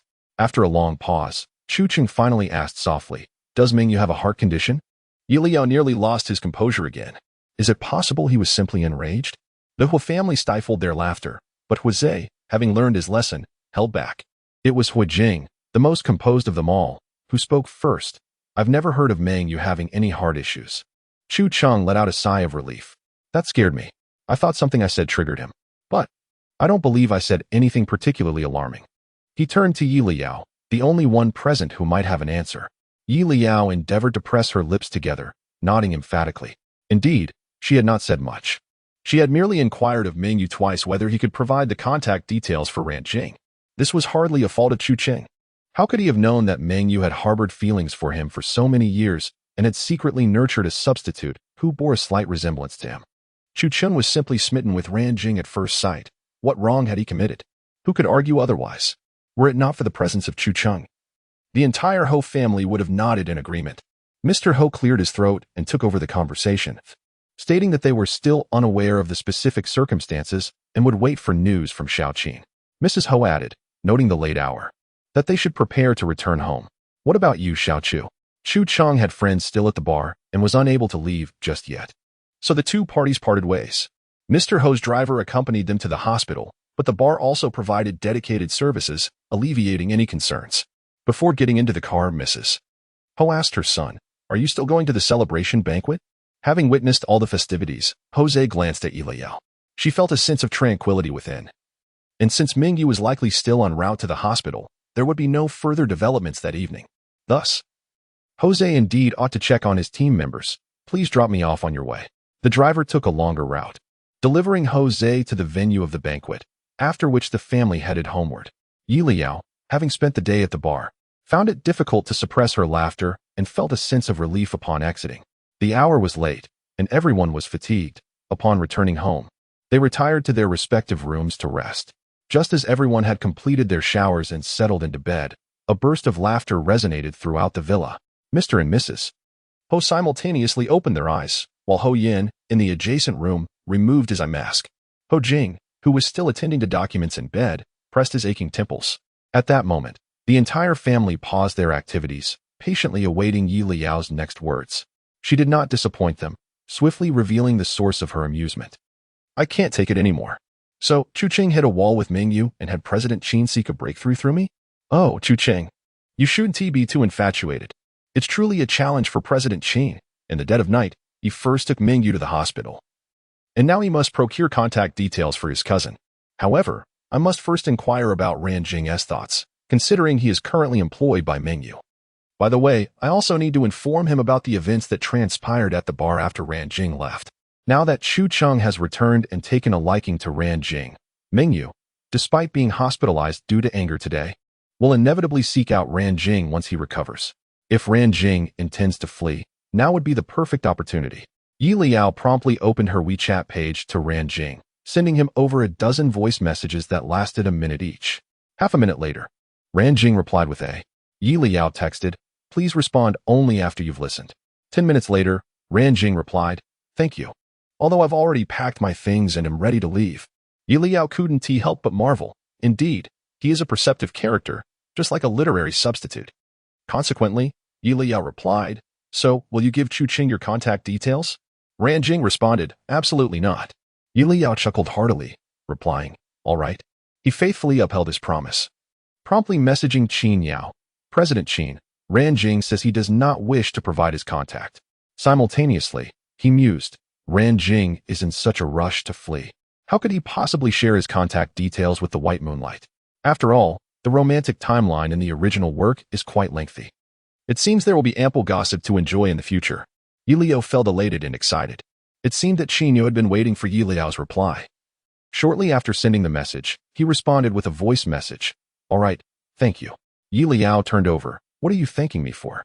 Qin smiled slightly at his phone screen. Liao's message arrived again. "However, if you truly wish to express your gratitude, how about holding my hand when we meet next?" Qin smile faltered, his breath catching in his throat. What had he just seen? In the next moment, that message was swiftly retracted by the sender. Leyao furrowed her brow slightly, perplexed by her own words. She had simply thought of it in a moment of spontaneity. After sending it, she realized how ambiguous it sounded. Leyao opened her input method, remaining silent for a while. Then her phone vibrated slightly. Qin Yao sent a. Leyao thought, oh no, he saw that. Mr. and Mrs. Ho, who had just settled into bed, exchanged glances. Ho Yin, who had just donned his eye mask, was equally bewildered.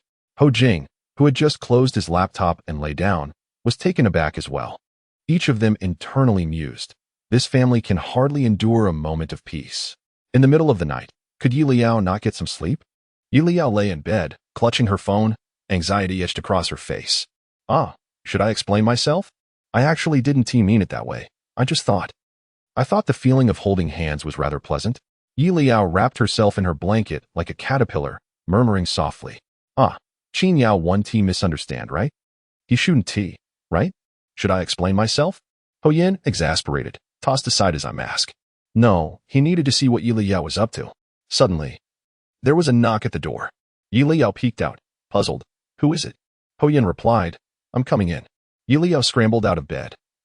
Eyes bright. Second brother. Can I hold your hand? I was just worried I had no one to clarify things with. Upon hearing this, Haoyan was so startled that he slammed the door shut again. Could it be that Leyao had gorged herself on gossip and finally lost her mind? Haoyan stared at the closed door, confusion filling his eyes. Leyao mirrored his bafflement. Second brother? Haoyan stood at the door, taking several deep breaths before mustering the courage to open it, his gaze intense.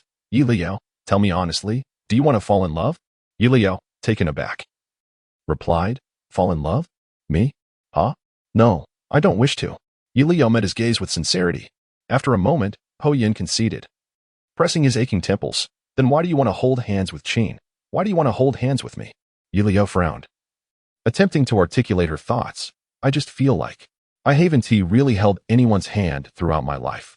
Haoyan paused, recalling that indeed it seemed to be true. Leyao had arrived at their home at the tender age of 5, an age at which memories begin to form. Little Leyao, having recently endured the tragic loss of her parents in a car accident, had been reticent for a long time, reluctant to engage in conversation or physical contact with anyone. Even bathing was an endeavor that the 5-year-old Leyao accomplished independently, although Wei Yin could not fathom how Leyao managed to wash himself. As time passed, Luyao's character gradually became more cheerful, yet he still resisted intimate contact with others. Huo, during Luyao's childhood, had to secure his consent before even attempting to kiss his cheek. Even with Huo, who shared the closest bond with Leyao, their outings often entailed merely holding onto Luyao's arm. At school, Luyao's aversion to physical contact intensified. In fact, during his primary school years, he once approached his homeroom teacher, insisting on sitting alone in the last row of the classroom to avoid any interaction with his classmates. From a young age, Leyao harbored a deep-seated aversion to physical closeness with others. Huo and Huo had intervened, even seeking the counsel of a psychologist. However, the diagnosis revealed that Leyao was merely innately disinclined to connect with others. There were no psychological issues present. As Leyao matured, he gradually became amenable to brief handshakes and embraces, showing no aversion to familial contact. Yet, at this very moment, upon hearing Luyao's words, Huo Yin suddenly realized that perhaps this issue had never truly been resolved. Huo Yin inquired, do you still not particularly enjoy physical contact with others? Leyao blinked but remained silent, inwardly thinking, I have always disliked physical contact. Huo Yin felt a pang in his heart. Leyao continued, but that is only with strangers. Externally, he replied, it's fine. Huo Yin pressed, then why do you want to shake my hand? Leyao crawled out from under the blanket, pondering for a moment, and somewhat uncertainly replied, I just want to experience it. Huo Yin fell silent. At that moment, footsteps echoed in the hallway. Huo Yin turned to see Huo Jing. Having overheard Luyao's heartfelt admission, Huo Jing recalled Luyao's childhood issues and stepped out, concerned. What is the matter? Huo Jing asked. Huo Yin, feeling a headache coming on, replied, Leyao said he wants to shake my hand. Upon hearing Huo Jing's voice, Luyao's eyes brightened. Elder brother is here too, so I'll try it out. Both brothers sighed simultaneously, and Huo Jing was the first to extend his hand. Huo Yin, with no other choice, followed suit. Leyao hurriedly approached, first grasping Huo Yin's hand, only to furrow his brow. Second brother, your hand is calloused. It feels a bit rough. Huo Yin retorted, isn't that from filming? You're complaining about shaking hands? Leyao quickly released his grip and reached for Huo Jing's hand. Still frowning. Different. He let go of Huo Jing's hand and sighed. All right, it's fine. You both should get some rest. Sounds like you're a bit disdainful. Huo Jing remarked. Huo Yin chuckled in exasperation. As Luyao's door closed, Huo Yin grumbled, we need to sign him up for a dating class. I think he has a crush on the last 2 words were uttered in a whisper. Huo Jing shook his head. I don't think so. He has only held hands with Qin Yao twice. How can that be considered liking? Huo Yin, however, held a different opinion. But the brothers refrained from arguing at Leyao's door, retreating to their rooms to message the family group chat. Huo and Huo awaited their updates eagerly. Meanwhile, Leyao returned to his room and messaged Qin Yao. President Qin, please don't misunderstand. I just find the feeling of holding hands quite fascinating. If you're unwilling, I certainly want to hold your hand again. Upon sending the message, Leyao let out a long yawn and fell asleep immediately. Youth is indeed a blessing. At that moment, the rest of the Huo family exchanged wide-eyed glances. Huo looked at Huo, who wore a grave expression. After a long silence, Huo finally spoke. Could it be that he still hasn't recovered from post-traumatic stress disorder? Huo remained silent, contemplating the possibility. When the car accident occurred, little Leyao was in that very vehicle. In the instant of the crash, his parents shielded him with their bodies, absorbing all the harm meant for him. Thus, while they perished, Leyao emerged unscathed. Perhaps it was the intensity of that final embrace that led to years of his aversion to intimate contact. In Leyao's subconscious, embracing and similar interactions may equate to death itself. Only Huo and Huo knew the results of the psychological evaluation. They publicly declared that Leyao had no issues, hoping to help him forget the traumatic event. Yet, unbeknownst to them, the repercussions seeped into every facet of Leyao's growth. Reflecting on this, Huo felt a sharp pang in her heart, smiling through her pain. It's been so many years, I've almost forgotten what they looked like. Huo understood she was referring to Leyao as parents. He gently patted her back, choosing silence. At the same time, in the Qin household, Qin Yao was uncharacteristically restless, tossing and turning in bed. Ultimately, he couldn't resist sending a message to Chu Cheng. I have a question for you. A friend of mine has a friend who wants to hold his hand every time they meet. He is curious about the reason but doesn't know. So he asked me to inquire. Chu Cheng replied instantly, your friend's friend likes your friend. Qin Yao. Chu Cheng. So who is this friend of yours? Qin Yao. That is my friend's friend. Chu Cheng. Oh, so you're asking me this because you like your friend? Qin Yao. I already said that is my friend's friend. And I don't like him. After sending the message, Qin Yao fell silent for a moment before quickly retracting it. However, Chu Cheng's message followed. Chu Cheng. Alright, so your friend's friend doesn't like your friend, but still wants to hold his hand, right? Just let it be. What is the big deal about a handshake? Don't be so petty. Cousin, get some rest. And remember to ask Leyao when Ranjing is willing to give me his contact information. Qin Yao. He doesn't even dare reply to Leyao's messages. How can he help? He pondered. What do you mean by just hold hands and don't be so petty? How is this related to being petty? Qin Yao felt irritated upon seeing Chu Cheng's profile picture and shut off his phone, finally falling asleep as dawn broke. Truly, a source of great distress. The next day, after a wonderfully restful night, Leyao woke early, had breakfast, and headed to the company for classes. The entire Huo family, unusually, gathered at home for a brief family meeting. The topic of discussion, whether or not to enroll Leyao in a dating course. Ultimately, they unanimously decided that attending the romance class was indeed essential. Although Leyao had read numerous novels, he seemed devoid of any instinct related to love. As if such a nerve had never existed in his mind. If he didn't attend classes, what if he were easily deceived by the flowery words of other charming men in the future? The Huo family wore expressions of deep concern. In the blink of an eye, it was time for the recording of the third episode. This time, the filming location was right in the city, prompting the entire family to mobilize and witness the event, leaving no one behind to enjoy the spectacle. Leyao found it puzzling, but refrained from asking too many questions. After all, the show was genuinely entertaining. It was delightful that his parents, elder brother, and third brother could come along. He was just curious about which guest stars would appear this episode. Leyao was already looking forward to it. Following the experience from the last episode, the production team had kept the guest list completely under wraps, merely stating that everyone would find out upon arriving at the studio. The guests had no objections. Yet the online community was rife with complaints. Why not inform us in advance? Are you afraid we might scoop Leyao's moment? I figured it out. This is the scheme of the Grape King. Even before the recording commenced, Leyao's name had already surged in discussions online, sparking laughter across the internet. It seemed plausible that the decision to withhold guest names was closely tied to Leyao. Oh, Leyao, I considered you a brother. Yet you've excluded me from the juicy gossip. The online uproar continued, unconcerned with Leyao's feelings, placing the blame squarely on him. Unbeknownst to him, during this filming, Mr. and Mrs. were personally escorted Leyao and Huoyin to the set. The recording site for the third episode was situated right beneath the production team's television station. As per usual, the production team's bus was parked downstairs well in advance. As Leyao and Huoyan alighted from the vehicle, they boarded the bus again. Song Jihan and Li Siyuan had arrived quite early, upon boarding.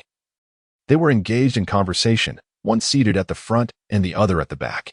Hearing the commotion, they both turned to look, with Song Jihan smiling. "Did you come together?" Leyao nodded with a grin. "Yes." After stowing his luggage, Leyao chose a window seat, while Huoyan settled in the row ahead. Before long, Zhou Zijian and Wen Xianyue arrived, followed closely by Lu Yan. Qin Yao was the last to arrive. Upon boarding, he scanned the group with his gaze. Leyao beamed and waved. "Mr. Qin." Qin Yao's gaze met Liao's momentarily before he awkwardly averted his eyes, responding lightly before greeting the others and taking a seat at the front. Observing this, Song Jihan raised an eyebrow, intrigued. "What is interesting?" Li Siyuan queried. But Song Jihan chose not to elaborate. Leyao remained oblivious to any oddities, having already begun to anticipate the new guests for this episode. "I hear footsteps. Who did Teacher Gushi and Mr. Qin invite this time?" A boy wearing a hat soon boarded the bus and stood at the front, flashing a perfectly timed smile at the resident guests. "Hello, I'm Yubai." Liao's pupils dilated in shock, instinctively glancing at Qin Yao. "Huh? Mr. Qin, are you truly all right? You actually invited Yubai? Is it due to your misfortunes, or have you uncovered the secret to our show's popularity?" Leyao nearly burst into laughter at this thought. Indeed, the Let's Go Enjoy Melons production team lives up to its name. In the 60th chapter, Huoyan couldn't help but nod slightly, suppressing a smile. Who could argue otherwise? Initially, he thought Qin Yao had replaced Yubai upon hearing some rumors. However, it appeared that Qin Yao was simply unfortunate. Having avoided one pitfall, he had fallen into another. Huoyan took out his phone, opened the family gossip group, and briefly recounted the scandal regarding Yubai that Leyao had previously mentioned. Mr. and Mrs. Huo were in the nearby staff vehicle. Though they could hear Liao's musings, they had not been present at the scene and were unaware of Yubai's past. After reading Huoyan's message, they were all taken aback. Hua Jing frowned. If this were one of our company's artists, he would have been blacklisted by now. Hua Zhe shook his head, lamenting. "It seems Mr. Qin's luck is rather unfortunate." Mr. Hua nodded in agreement. Who could rival Qin Yao's luck in inviting guests with scandalous pasts? However, as spectators and gossip enthusiasts, they found it quite enjoyable. They relished watching these scandal-ridden artists falter in real time. Yet, Mrs. was stared at the live stream for a while, contemplating Liao's earlier statement, and suddenly remarked, "Do you think it's possible this was intentional on Xiao Qin's part?" The others turned to her in unison. Intentional? Did Qin Yao deliberately invite the scandalous Yubai, perhaps too? On the bus, upon hearing Liao's voice, Qin Yao slightly raised the corner of his mouth. Liao had guessed correctly. It was indeed intentional. During the first episode's recording, Qin Yao had harbored some doubts. However, after the director compiled and presented the viewership data from the first 2 episodes, he was completely enlightened. This data surpassed all the meticulously planned variety shows they had previously produced. Rather than tread cautiously with each guest invitation, it was better to embrace a more carefree approach. They would invite any artist meeting their criteria, regardless of their past, as long as the artist was willing to participate. If the invited artist had no scandals, all the better. If they happened to have a scandal, it would allow them to rebrand the show as Let's Go Enjoy Melons. After all, the audience and netizens loved it, and it would also help in selecting quality artists for the entertainment industry, all while allowing Qin Yao to indulge in the gossip himself. Moreover, more importantly, wasn't Yubai's agency seeking an explanation from him? It was a win-win situation, and Qin Yao saw no reason to decline. After Yubai introduced himself, he smiled and greeted each of the resident guests in turn. After completing his greetings, he surveyed the interior of the bus before striding over to sit beside Leyao. Not only did Leyao freeze momentarily, but even Huoyan in the front seat and Qin Yao in the first row turned to glance in that direction. Song Jihan, seated behind Leyao, also raised an eyebrow slightly. Liao's astonishment at Yubai's entrance was unmistakable, and Song Jihan did not believe that Yubai's choice to sit beside Leyao was merely an act of friendship. Those who share the same sentiments as Song Jihan, alongside the onlookers in the live stream, expressed their astonishment. Is it true that Yubai is sitting next to Guiking? If my memory serves me right. Leyao just appeared shocked upon seeing Yubai get into the car. Could it be that they are acquainted? But what kind of acquaintance? I can't shake the feeling that Leyao seems to be aware of some gossip regarding Yubai. Do not say. I thought the same. Yi Liao's expression just now was not merely one of surprise. It bore a familiar look of intrigue. As this comment surfaced, a flurry of supportive likes followed, igniting further excitement among the other viewers. What will Yu Bai do next? What surprises might Yi Liao have in store for them? At that moment, whether in front of the screen or on the bus, nearly everyone's gaze converged upon Yi Liao and Yu Bai. Yi Liao glanced at Yu Bai beside her, her eyes filled with confusion. Why is Yu Bai sitting next to me? Just then, Yu Bai suddenly tilted his head, meeting Yi Liao's gaze. With a gentle smile, he warmly remarked, by the way, I have been quite eager to meet you, Yi Liao. Yi Liao blinked. Is that so? Yu Bai nodded. Indeed. Having watched your previous episodes, I find you quite intriguing. Thank you. Yi Liao responded politely.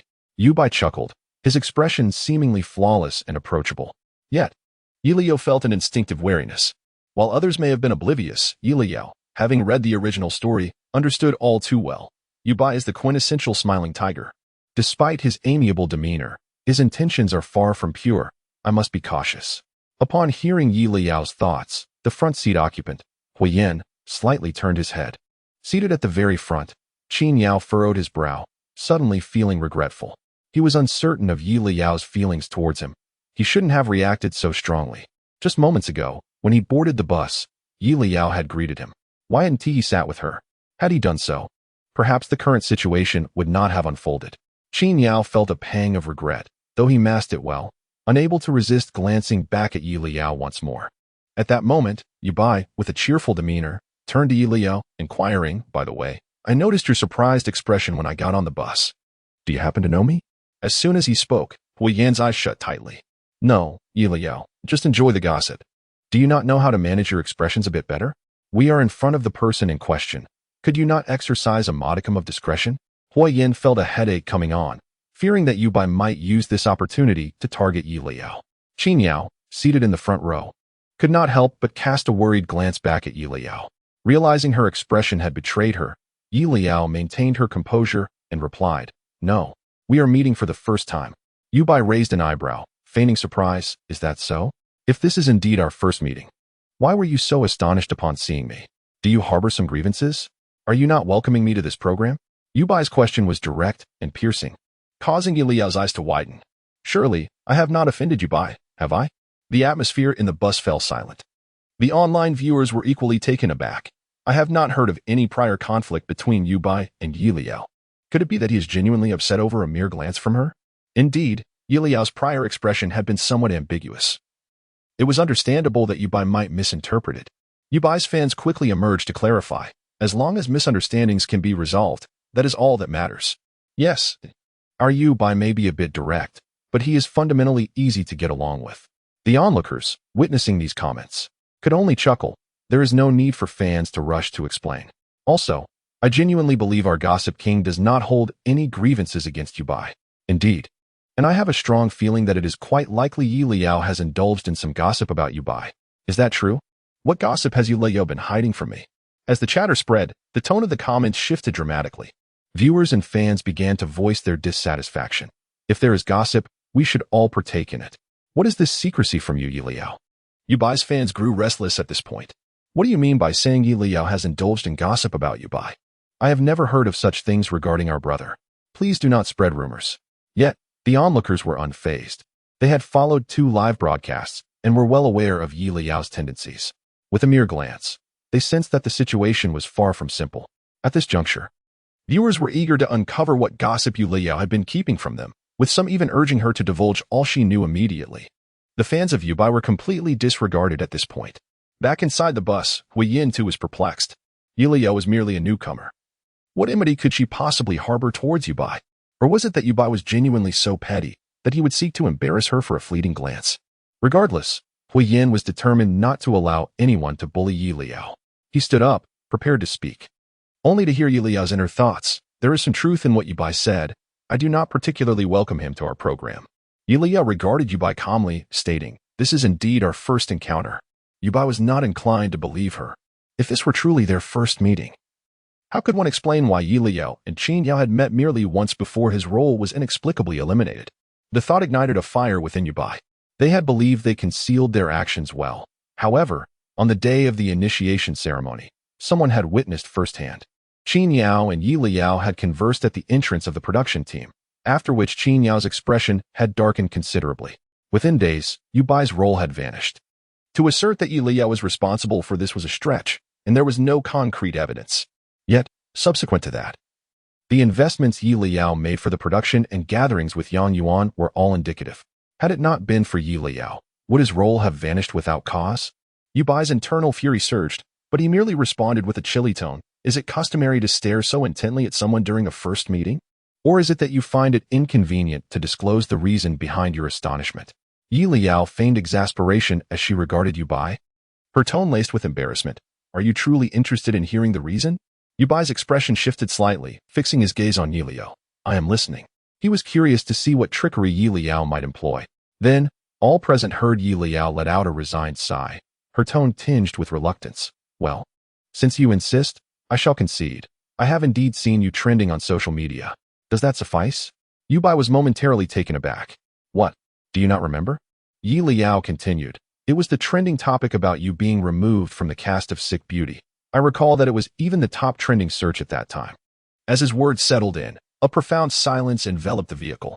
After a brief pause, Song Jiahan couldn't contain himself and burst into laughter.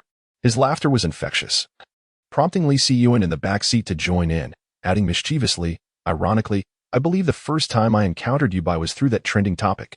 Song Jiahan laughed even louder. After all, Yu Bai wasn't particularly famous, right? Before that, aside from the purchase trends, I doubt he had many organic trending searches. This time, it was Yi Leyao who couldn't hold back, hastily covering his mouth to suppress his grin that was threatening to break free. Teacher Go Shi, Li Siyuan, you both are outrageous. Huoyan could no longer restrain himself, and, turning around, succumbed to laughter. Speaking of outrageousness, Yi Leyao was indeed at the forefront. As he chuckled, he quickly glanced at Yu Bai beside him. Being so close, he couldn't miss the myriad of expressions flitting across Yu Bai's face, pale, flushed, and finally turning a deep shade of green. Unable to control himself any longer, Yi Leyao swiftly turned to gaze out the window. Ha ha ha, this truly isn't my fault. It's you, Yu Bai, who had to ask unnecessary questions, and look where that got you. Qin Yao also turned his head, but this time, the smirk on his face was impossible to conceal. The atmosphere in the bus became light and jovial, save for the visibly distressed Yu Bai. Meanwhile, the viewers in the live stream reveled in the humor. So it was about this. Now I remember, haha. So this time, Yu Bai brought this upon himself. If only you had mentioned it sooner, I wouldn't have wronged you, Yi Leyao. Woo, my teacher Go Shi's attack power is still so formidable. Truly impressive. Li Siyuan is quite the rascal too. Everyone is performing splendidly. Please, lend me your mouths. I wish to learn from you. The barrage of comments continued unabated, filled with laughter, with no defense for Yu Bai in sight. After all, this situation was self-induced by Yu Bai. Yi Leyao merely spoke the truth. Their laughter was short-lived, as the next guest soon made an entrance. Upon hearing the director's cue, Yi Leyao suddenly asked, Teacher Go Shi, whom did you invite? Song Jiahan smiled widely, his eyes twinkling. Take a guess. Huoyan turned around. When why? Zhou Zijin's expression fell, suddenly frozen in disbelief. No way? Song Jiahan is serious? When Xiang Yue was equally startled. Could it be? Yi Leyao studied Song Jiahan's enigmatic expression for a moment. From the look on Song Jiahan's face, it seems unlikely. But this person might still be quite interesting. Song Jiahan seemed to relish the suspense, causing an air of tension to return to the bus. Though only Zhou Zijin and when Xiang Yue appeared anxious, Yi Leyao turned to see Yu Bai still seated beside him. Yu Bai is truly remarkable, even after being provoked. He still chooses to sit next to me. TSK. Out of the corner of his eye, Yi Leyao caught a glimpse of Yu Bai's sulky demeanor and couldn't help but laugh. Still sulking, huh? Ha. Now you understand the attack power of our production team. The new guest had arrived, and Yi Leyao took a deep breath, striving to suppress his amusement before lifting his gaze. Upon seeing the new guest's face, Yi Leyao gasped in surprise. The guest introduced himself. Hello everyone, I am Zhang Qiran. Isn't he Song Jiahan's rival? Upon hearing Yi Liao's remark, Huoyan and his family were momentarily taken aback. A rival? Did Song Jiahan really invite his rival to participate in the show? It was hard for Huoyan and his family to believe, given their understanding of Song Jiahan's character, known for his sharp tongue and grudges. How could he possibly offer such a golden opportunity to his competitor? Unless Song Jiahan was secretly plotting something. Yi Liao's thoughts aligned with that of Huoyan's family. and he was privy to even more details. Zhang Qiran and Song Jihan debuted around the same time, and due to their similar appearances and personas, they have been compared since their debut. Not only the marketing accounts, but their respective teams have also frequently issued statements disparaging one another. Zhang Qiran even snatched 2 roles from Song Jihan. How could Song Jihan be so magnanimous as to give Zhang Qiran this opportunity? Moreover, if I recall correctly, Zhang Qiran seems to have faced a downfall as well. Leyao couldn't resist glancing at Yubai again. If Yubai weren't sitting next to him, he would have been tempted to start flipping through his notes. The rest of the family and Huo also felt a twinge of anxiety. Why was Yubai so oblivious to the situation? He had just been mocked. Why not change his seat? Yubai clearly had no intention of leaving. Instead, he shifted into a more comfortable position to continue sulking. The regular guests had recorded a couple of episodes together, so they were somewhat familiar with each other. Upon hearing Zhang Qiran's name, Li Siyuan and Lu Yin exchanged puzzled glances. Zhou Zijian and Wen Xiangyue, however, sighed in relief. Zhou Zijian couldn't help but exclaim, "Little Song." "Thank you." Song Jihan chuckled. "There's no need to thank me too profusely, for before inviting Zhang Qiran, I had also invited Wen Huai, but he declined." Zhou Zijian. Wen Xiangyue. Yi Liao laughed. "I can't take it anymore. It seems I've discovered that since Teacher Go sure began being himself, he has become increasingly indifferent to others." The barrage of comments was equally entertained. "Ha, he really did invite Wen Huai. I knew it. Teacher Go sure wouldn't miss such a golden opportunity. But Wen Huai, is there something wrong? Why have you been invited twice and still haven't shown up?" However, the newly invited guest was indeed intriguing, evoking excitement. Hiki, who says otherwise? One guest comes up and gets roasted, while another is our Teacher Go sure's nemesis. Ugh, every time a guest appears, it's a staple of our show. I'm looking forward to it. At this moment, Li Siyuan finally retrieved his scrutinizing gaze from Zhang Qiran and curiously inquired of Song Jihan. "So, why did you invite Zhang Qiran? If I recall correctly, he is your rival." Yi Liao, somewhat astonished, turned to Li Siyuan. All right.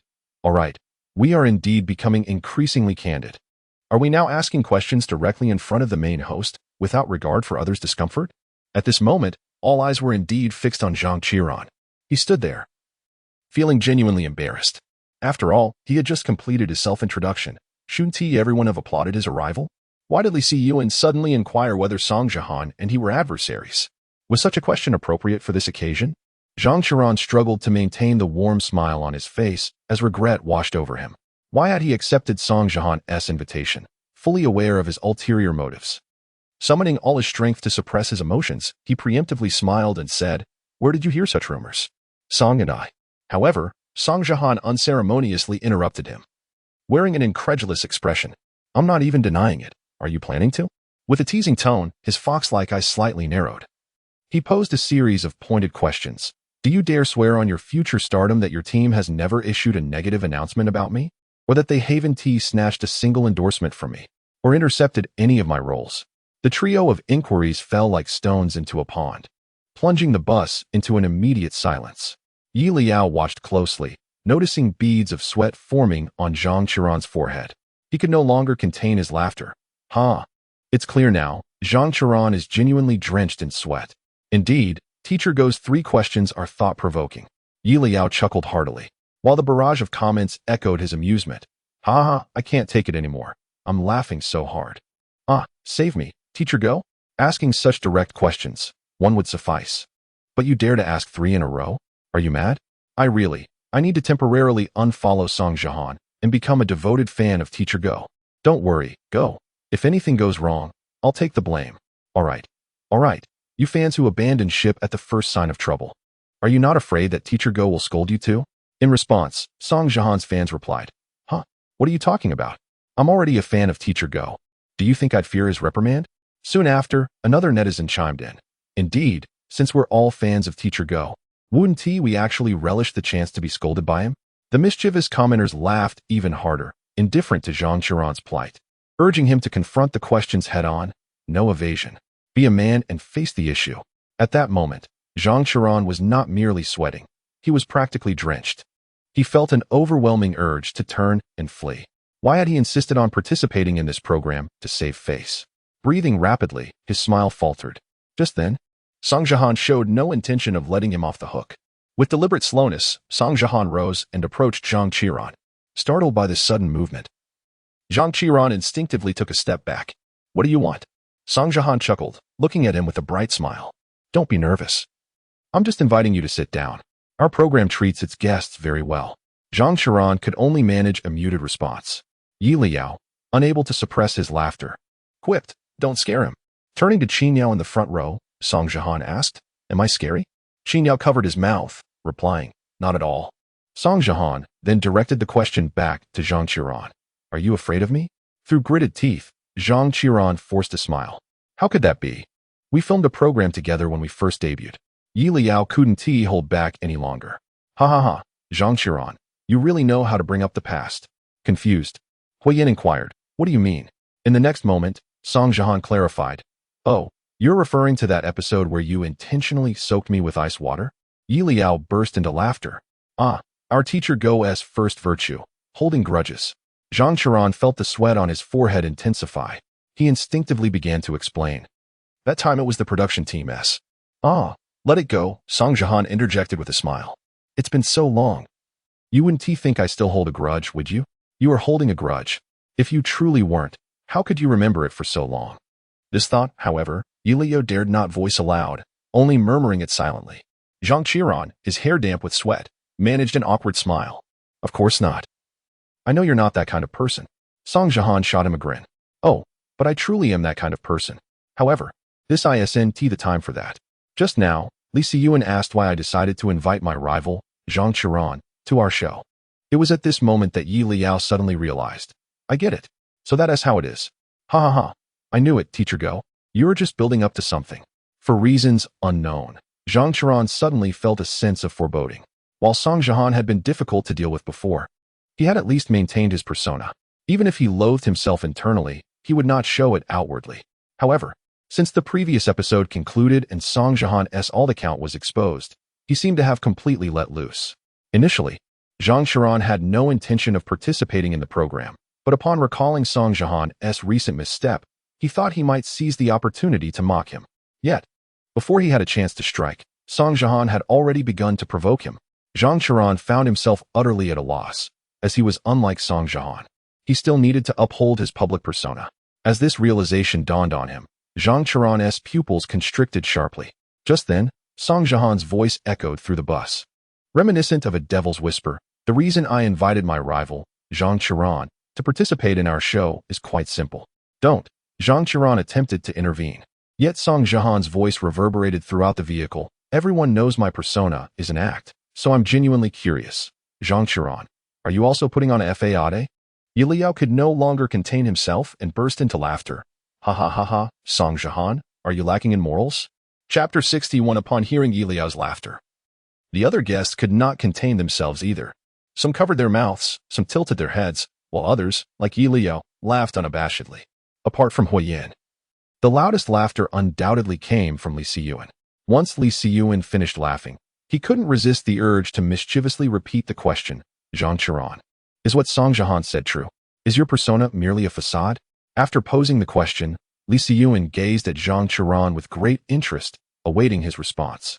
Meanwhile, the laughter in the live broadcast grew louder, filling the screen with exaggerated ha-ha-ha. Incredible. I must say, the reason is simply astonishing. I have pondered every conceivable explanation and never imagined it would be this.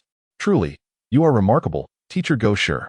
Teacher Go Sure responded, since I am all fabricated, I advise you all to drop the pretense. Indeed, isn't it better to be frank and honest? Right, Teacher Go Sure? This situation had already become quite a spectacle, and Leyao, the onlooker relishing the chaos, audaciously repeated the question. All right. I, being the coward, shall refrain from stirring trouble, and I will temporarily withdraw from fandom. Observing this, some netizens couldn't help but remark. Why do Leyao's fans resemble those of Teacher Go Sure so closely? They exhibit no sense of responsibility. In response, the recently disillusioned fans cleverly replied, yes, indeed, we lack responsibility. We certainly cannot compare to the fans of Teacher Zhang Qiran, can we? What a brilliant diversion. Truly. The fans nurtured by Go Sure and Leyao have learned the art of misdirection exceptionally well. Consequently, the netizens engrossed in the unfolding drama paused their barrage of comments. They had been so exhilarated that their fingers raced over the keyboard, entirely missing the comments from Zhang Qiran's fans. Zhang Qiran's fans. How infuriating. So, were we just engaging in futility? Before Zhang Qiran's fans could continue expressing their frustration, another netizen interjected. All right, quiet down. Let us return to the live broadcast. Zhang Qiran must be sweating bullets by now. The program's cameras were exceptionally clear, allowing the audience to see everything vividly. Even Leyao, present at the scene, could see quite clearly that Zhang Qiran was not merely sweating. He was drenched in perspiration, his shirt noticeably damp. The more she observed, the more she felt amused. I have realized that our resident guests seem to thrive on chaos. After this recording session, will other artists dare to join our program? Upon hearing this, Huoyan chuckled softly. It would depend on the courage of the other artists. After all, as long as one harbors no guilt, what is there to fear in participating in their show? Their resident guests were not monsters. They were merely enthusiasts of gossip. Qin Yao shared the same sentiment as Huoyan. Moreover, there are always those in the world who harbor a sense of invulnerability, believing themselves to be the exception. With this thought, Qin Yao lifted his gaze to observe Zhang Qiran and Song Jihan standing in front of him. Song Jihan stood beside him, wearing his signature smile, patiently waiting for Zhang Qiran's response. Zhang Qiran found himself in a predicament, feeling trapped. He genuinely began to regret his decision to participate in this show. His manager had warned him repeatedly prior to signing the contract, stating that since Song Jihan had decided to abandon his previous persona, their relationship would no longer be amicable. There was a strong possibility that he might directly sabotage him on the spot and during the invitation process. It was unclear whether the one inviting Zhang Qiran was the production team or Song Jihan. This meant that the invitation could have originated from Song Jihan, who gained the right to invite guests during the second episode's recording. Thus, Zhang Qiran should have approached this variety show with caution. Yet, despite his manager's thorough analysis, Zhang Qiran resolutely signed the contract, not for any other reason, but because he had previously overshadowed Song Jihan at every turn. Little did he expect that by participating in this variety show, Song Jihan would supersede him in endorsements, business opportunities, and even the trending topics on Weibo. Before this, two businesses had begun discussions with Zhang Qiran's team, only to ultimately reject him in favor of Song Jihan. Previously, it had been Zhang Qiran who snatched endorsements from Song Jihan. Now, the tables had turned, leaving Zhang Qiran frustrated and unable to suppress his indignation. Therefore, when the production team extended the invitation, Zhang Qiran disregarded his manager's advice and accepted without hesitation. However, at this moment, Zhang Qiran had an epiphany. His manager was right. The reason Song Jihan invited him was to provoke him, to relish in his discomfort. How could he have been so naive? Now, Zhang Qiran was filled with regret, immense regret. Were it not for the cameras trained on him, and were it not for the binding contract he had signed, he would have certainly turned on his heel and left. These two constraints left Zhang Qiran utterly unable to move. To maintain his persona and avoid falling for Song Jihan's traps, he was compelled to keep a polite smile plastered on his face. Yet, how could he smile? His face felt as if it would freeze in place. After what felt like an eternity, Zhang Qiran finally took a deep breath, forcing himself to maintain a semblance of a smile. He turned to Song Jihan, speaking in the calmest tone he could muster. This joke is not amusing. Besides, I have always had this personality. Before Song Jihan could respond, Leyao interjected with a scoff. No offense, but your acting truly pales in comparison to Song Jihan's. At least he managed to keep a straight face. Leyao then turned to Liu Yin and Zhou Zijian. His voice was not loud, yet the entire carriage could hear him clearly. Liu Yin and Zhou Zijian felt a wave of embarrassment wash over them. How did they suddenly become part of this? Although they had indeed been witnesses in the previous episodes, it was quite awkward to remain silent. Liu Yin, recalling her manager's advice, merely nodded slightly and returned to her quiet demeanor. Zhou Zijian, however, glanced at Wen Xiangyue and whispered, "Didn't you praise Song's acting before, right?" When Xiangyue nodded in agreement, the netizens, thoroughly entertained, nearly burst into laughter, passionately commenting, "Liu Yin plays dead, yet not quite dead. Ha ha ha." Zhou Zijian speaks delicately. But even a gentle offense can still sting, right? Zhang Qiran surely wouldn't be petty enough to hold a grudge over such mild words. Zhang Qiran's fans, what say you? I recall your brother is usually quite magnanimous. Zhang Qiran's fans. They are genuinely furious. Yet, the netizens left them utterly speechless. If one were to assert that Zhang Qiran would not be upset, that would be inaccurate. But who claimed that Zhang Qiran's acting was inferior to Song Jihan's? In their eyes, Zhang Qiran's performances were unparalleled. However, to suggest that Zhang Qiran would not feel anger would also be misleading. Zhang Qiran is typically gentle and calm, rarely displaying anger. Consequently, his fans can only express their frustration. Zhang Qiran remains unperturbed due to his amiable disposition, yet we are not so fortunate. We are incensed. A mischievous netizen quips, "Who cares if you're angry? Your emotions have no bearing on me." They seem to revel in the unfolding drama, content to observe the spectacle. This leaves Zhang Qiran's supporters feeling exasperated. The regular guests, fans, and online commentators of this variety show are undeniably excessive. Thankfully, Zhang Qiran's fans remain oblivious to Leyao's inner thoughts. Otherwise, their frustration would likely escalate even further. After sharing a laugh, Leyao begins to assess the situation internally. Indeed, Zhang Qiran's acting pales in comparison to Song Jihan's steadiness, and his temperament lacks the latter's composure. Song Jihan, though cunning and vengeful, at least manages to mask his true emotions before his persona collapses. In contrast, Zhang Qiran's expressions have shifted multiple times since he boarded. His worries are plainly etched upon his face. It's fortunate that previous collaborators with Zhang Qiran have been tactful and not undermined him. What a pity. Leyao shakes his head with a smile, reflecting, our show hardly features accommodating personalities. With that thought, he cannot resist glancing at Qin Yao in the front row. Well, at least Qin is one. Qin Yao suppresses a smile, covering his lips with his hand, his eyes betraying a hint of helplessness. Suddenly, his smile falters. Wait. How did Leyao shift the focus onto himself? Could it be that Leyao is observing him? Frowning slightly, Qin Yao refrains from turning to confirm. Yet, Leyao's gaze lingers on him for merely a second before swiftly shifting to the two individuals beside him. Zhang Qiran is evidently irked by Li Siyuan's earlier remark. Although he wears a smile, it is clear to any discerning observer that his jaw is tightly clenched. The comments flood in. Ha, look at Zhang Qiran's micro-expressions. He is clearly furious, trying to hold it in, right? No way. Has Zhang Qiran's persona really crumbled so swiftly? Let us keep watching for confirmation. Song Jihan appears quite pleased with Zhang Qiran's reaction, taking a moment to relish his expressions before lazily remarking, well, we have plenty of time to validate this. So I'm not in a hurry. Shall we sit together? Zhang Qiran's eyes seem to blaze with indignation. There's no way he would sit beside Song Jihan. After a few seconds, he manages a strained smile. No, I prefer the window seat. I'll sit alone. With that, Zhang Qiran strides toward Qin Yao's side and settles into the second row. Song Jihan observes Zhang Qiran, chuckling as he makes his way back to his own seat. Casually adding, it seems Zhang Qiran indeed dislikes me. He won't even sit with me. How disheartening. Leyao bursts out laughing. Could you be any more insincere? Zhang Qiran wouldn't dare sit with you. He's already sulking from your jabs. If he were to sit with you, his persona might really collapse. Zhang Qiran still needs to maintain his image. Leyao deliberately casts a reproachful glance at Song Jihan, only to meet his gaze. Song Jihan then stands directly by Leyao's row, politely addressing the still somber Yu Bai. May I trouble you to make some room? Leyao looks puzzled, while Yu Bai's face reveals his displeasure as he raises his head, having already simmered with anger and hearing the laughter echoing in the compartment. He recalls how Song Jihan had interjected on his behalf earlier, which only deepens his frown. What do you want?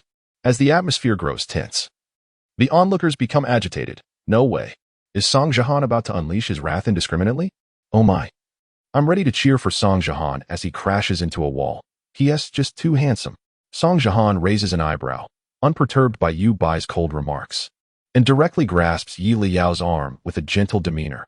I'm simply taking Leyao away. Wouldn't it be awkward to leave him here for you to continue feeling uncomfortable? Leyao coughs. I'm not exaggerating. When it comes to banter, there are few among the guests who can rival Song Jihan. He is truly impressive. Leyao rises from his seat, and now standing on either side of Yu Bai. He feels a mix of embarrassment and irritation as he maintains his cold demeanor for several seconds before saying, you'd better retract your hand. Otherwise, how can I move?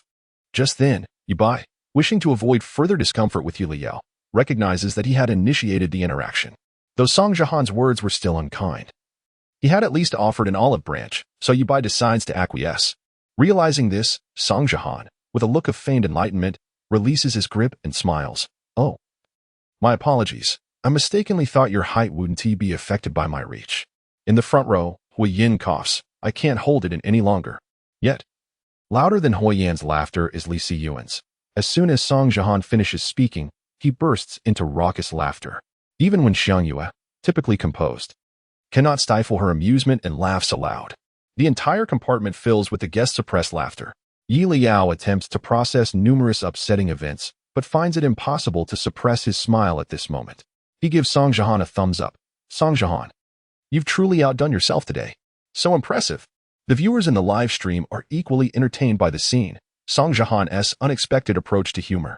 Brilliant. Simply brilliant. I can't stop laughing. Our show is consistently captivating, especially during guest appearances. It never fails to surprise me. So enjoyable. Keep it up. Meanwhile, Yubai is left utterly bewildered. He had been prepared to ease the tension, yet Song Jihan's intentions remain unclear. He glares at Song Jihan, caught in a dilemma of whether to stand or sit. Fortunately, the spacious seating arrangement allows Leyao to navigate around Yubai without stepping on his feet. Once out of his seat, Leyao actively pulls on Song Jihan's arm. Let us go. It's all good. I'm not angry anymore, huh? Leyao drags Song Jihan to the row in front of Li Siyuan. Just as he sits down, he notices Li Siyuan reaching between the two seats to give Song Jihan a thumbs up. Leyao grins and offers Song Jihan 2 thumbs up. Awesome. Song Jihan slightly lifts his chin. Did you really need to say that? Liao's laughter only grows more joyous. Meanwhile, the viewers in the live stream are equally amused by this exchange. No doubt, our Song Jihan possesses an undeniable charisma. My face is about to split from smiling. Well, it seems we can temporarily pause here. I, Song Jihan's devoted fan, have returned. A wave of exaggerated laughter swept across the screen. Not long after Leyao and Song Jihan sat down, the director stepped onto the vehicle. Observing the somewhat awkward yet light-hearted atmosphere within the compartment, the director made an effort to suppress his smile before finally speaking. For this episode, we have invited 4 guest stars. I'm sure you're all curious why only 2 have arrived thus far. Upon hearing that there were 2 more guests yet to come, the audience eagerly erupted in the comments. 2 more? Help, I really don't want to watch the regular cast bicker with the guests anymore. Please bring out the remaining 2 guests quickly. The online users suddenly changed their tune. Haha, I can't wait to see them. Hurry and bring out the rest. However, the remaining guests were unlikely to appear at the audience's whim. The production team intentionally withheld their entrance, undoubtedly for a reason. The director briefly outlined the upcoming arrangements. This time, the travel destination was a newly established resort in the city, which also featured a large amusement park. The 10 guests present would first head to the amusement park to locate the other 2 guests based on clues provided by the production team. They would then be escorted to their accommodation by these newly added guest stars. Upon hearing this, everyone nodded in agreement. Yet, Leyao seemed puzzled. Isn't this show always promoting the idea of having no script, and that the production team won't interfere with the guest decisions? Why is there an additional task of finding guests in this episode? After Liao's remark, Huiyin also appeared perplexed. Indeed, they were merely a travel variety show. Although the production team had previously assigned them tasks, those were just about cooking together and hardly constituted real challenges. However, today's task felt quite formal. After pondering for a moment, Leyao suddenly glanced at Qin Yao ahead. Noticing this, Song Jihan directly inquired, "Why are you looking at Mr. Qin again?" His voice was loud enough to attract the attention of several people, including Huiyin and Qin Yao, who turned to look back. Was Leyao perhaps glancing at Qin Yao a tad too frequently? Oblivious to the gazes of Huiyin and Qin Yao, Leyao simply asked Song Jihan, "Why use again?" "It sounds like I often look at Mr. Qin." Huiyin replied, "Is it not true?" Qin Yao cleared his throat, unable to suppress his curiosity. Did Leyao often gaze at him? It seemed that indeed, she did. This realization startled Qin Yao, stirring a vague emotion within him that he could not quite comprehend at that moment. Song Jihan merely huffed, showing no intention to speak further. Leyao refrained from asking more questions and instead contemplated why the production team had suddenly assigned them a task. Unfortunately, just 2 minutes later, exhaustion overtook her, and she closed her eyes. Upon reopening them, they had already arrived at the amusement park. The guests disembarked in order. Once Leyao stepped out of the vehicle, she felt much more alert and immediately sought out Yubai and Zhang Qiran. Yubai's complexion had noticeably improved, indicating that he had managed to recover somewhat during the journey. Zhang Qiran also appeared back to his gentle self as he had been when they boarded. Just as Leyao was smiling and about to divert her gaze, she caught sight of Qin Yao moving towards the director, conversing in hushed tones. As they chatted, the director seemed to glance in Yubai and Zhang Qiran's direction. Leyao stared at Qin Yu for a few seconds. suddenly struck by a realization that widened her eyes. From my interactions with Mr. Qin over this period, I've deduced that he likely isn't the type to change his mind without reason. So his decision to replace Yubai must have been based on something he discovered. If he noticed something unusual about Yubai, then why invite him to our show? Thus, Mr. Qin must have done this intentionally. He is preparing to expose Yubai's true nature to the audience during this episode's recording. Just as Huoba and Huoma's vehicle came to a halt, they overheard Leyao's stream of thoughts. Huoma's eyes brightened. See? I told you. Young Qin is quite a reliable person. Huozhe suddenly recalled the task mentioned by Leyao, his excitement surging. Could it be related to the production team's sudden assignment? Huoba, Huoma, and Huojing all turned to him. Huozhe analyzed. You see, the production team has never assigned tasks before. Why now? There must be a deeper meaning behind it. Just then, Leyao's thoughts echoed again. Mr. Qin didn't choose me for his team. I'm getting upset. Oh well, my second brother is just fine. Leyao threw her arm around Huoyan's shoulder. Let us go, second brother, we're off. Huoyan helplessly pulled her arm down. Walk properly. Leyao replied. Oh. The production team allowed the guests to form their own teams, with 5 members each, splitting into 2 groups to enter the amusement park from different entrances and follow the clues to find the others. Leyao, Huoyan, Luyan, and Zhou Zijian formed one group, while the remaining guests formed the other. The task assigned by the production team was neither overly difficult nor easy. The clues along the way were easy to find, and soon they arrived at the entrance of a castle. Is it in here? Song Jihan inquired. Huoyan examined the clues in his hand. This is the place. Let us push the door open. Zhou Zijian, being the first, opened the castle gate. And before he could ask if anyone was present, a cheerful female voice chimed in. Are you all a bit late? Leyao thought. This voice seems familiar. Huoyan recognized the speaker's identity and exclaimed, Qianyu? Leyao's pupils widened in shock. Wait, isn't Qianyu Yubai's current girlfriend? Huoyan was equally astonished. Did Leyao just say what I think she did? Yubai's girlfriend? When did Qianyu's taste decline so drastically? Before Huoyan could finish his astonishment, Qianyu stepped forward with a bright smile, introducing herself to the gathered guests. She had collaborated with Huoyan several times, so they shared a good rapport. Noticing Huoyan's peculiar gaze upon her, Qianyu raised her brow. Why are you looking at me like that? Is my makeup not good today? Huoyan replied. No, it's just surprising how poor your taste is.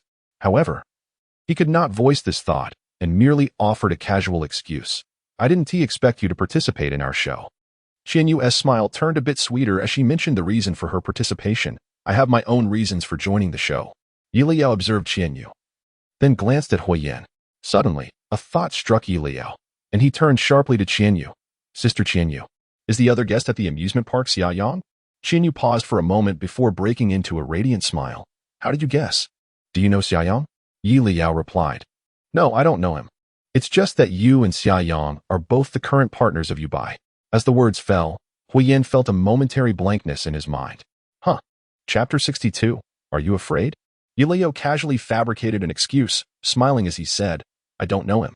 It was just that while scrolling through Weibo, I seem to have seen a photo of you and teacher Xiaoyang, and upon seeing you here, I thought it was possible that the other flying guest was indeed teacher Xiaoyang. At this moment, Huoyan was lost in a whirlwind of thoughts, completely oblivious to what Leyao had just said. Meanwhile, Song Jihan cast a glance at Leyao, recalling that he had fallen asleep shortly after getting in the car. Not even having taken out his phone, Song Jihan raised an eyebrow, intrigued. It seemed that these 2 mysterious flying guests were not to be taken lightly. Qianyu, however, did not doubt Leyao's words, and she explained with a smile, when the production team invited us, they specifically had us sign a confidentiality agreement, requiring us not to disclose our participation in the show before filming. I never expected that it would end up being captured by fans.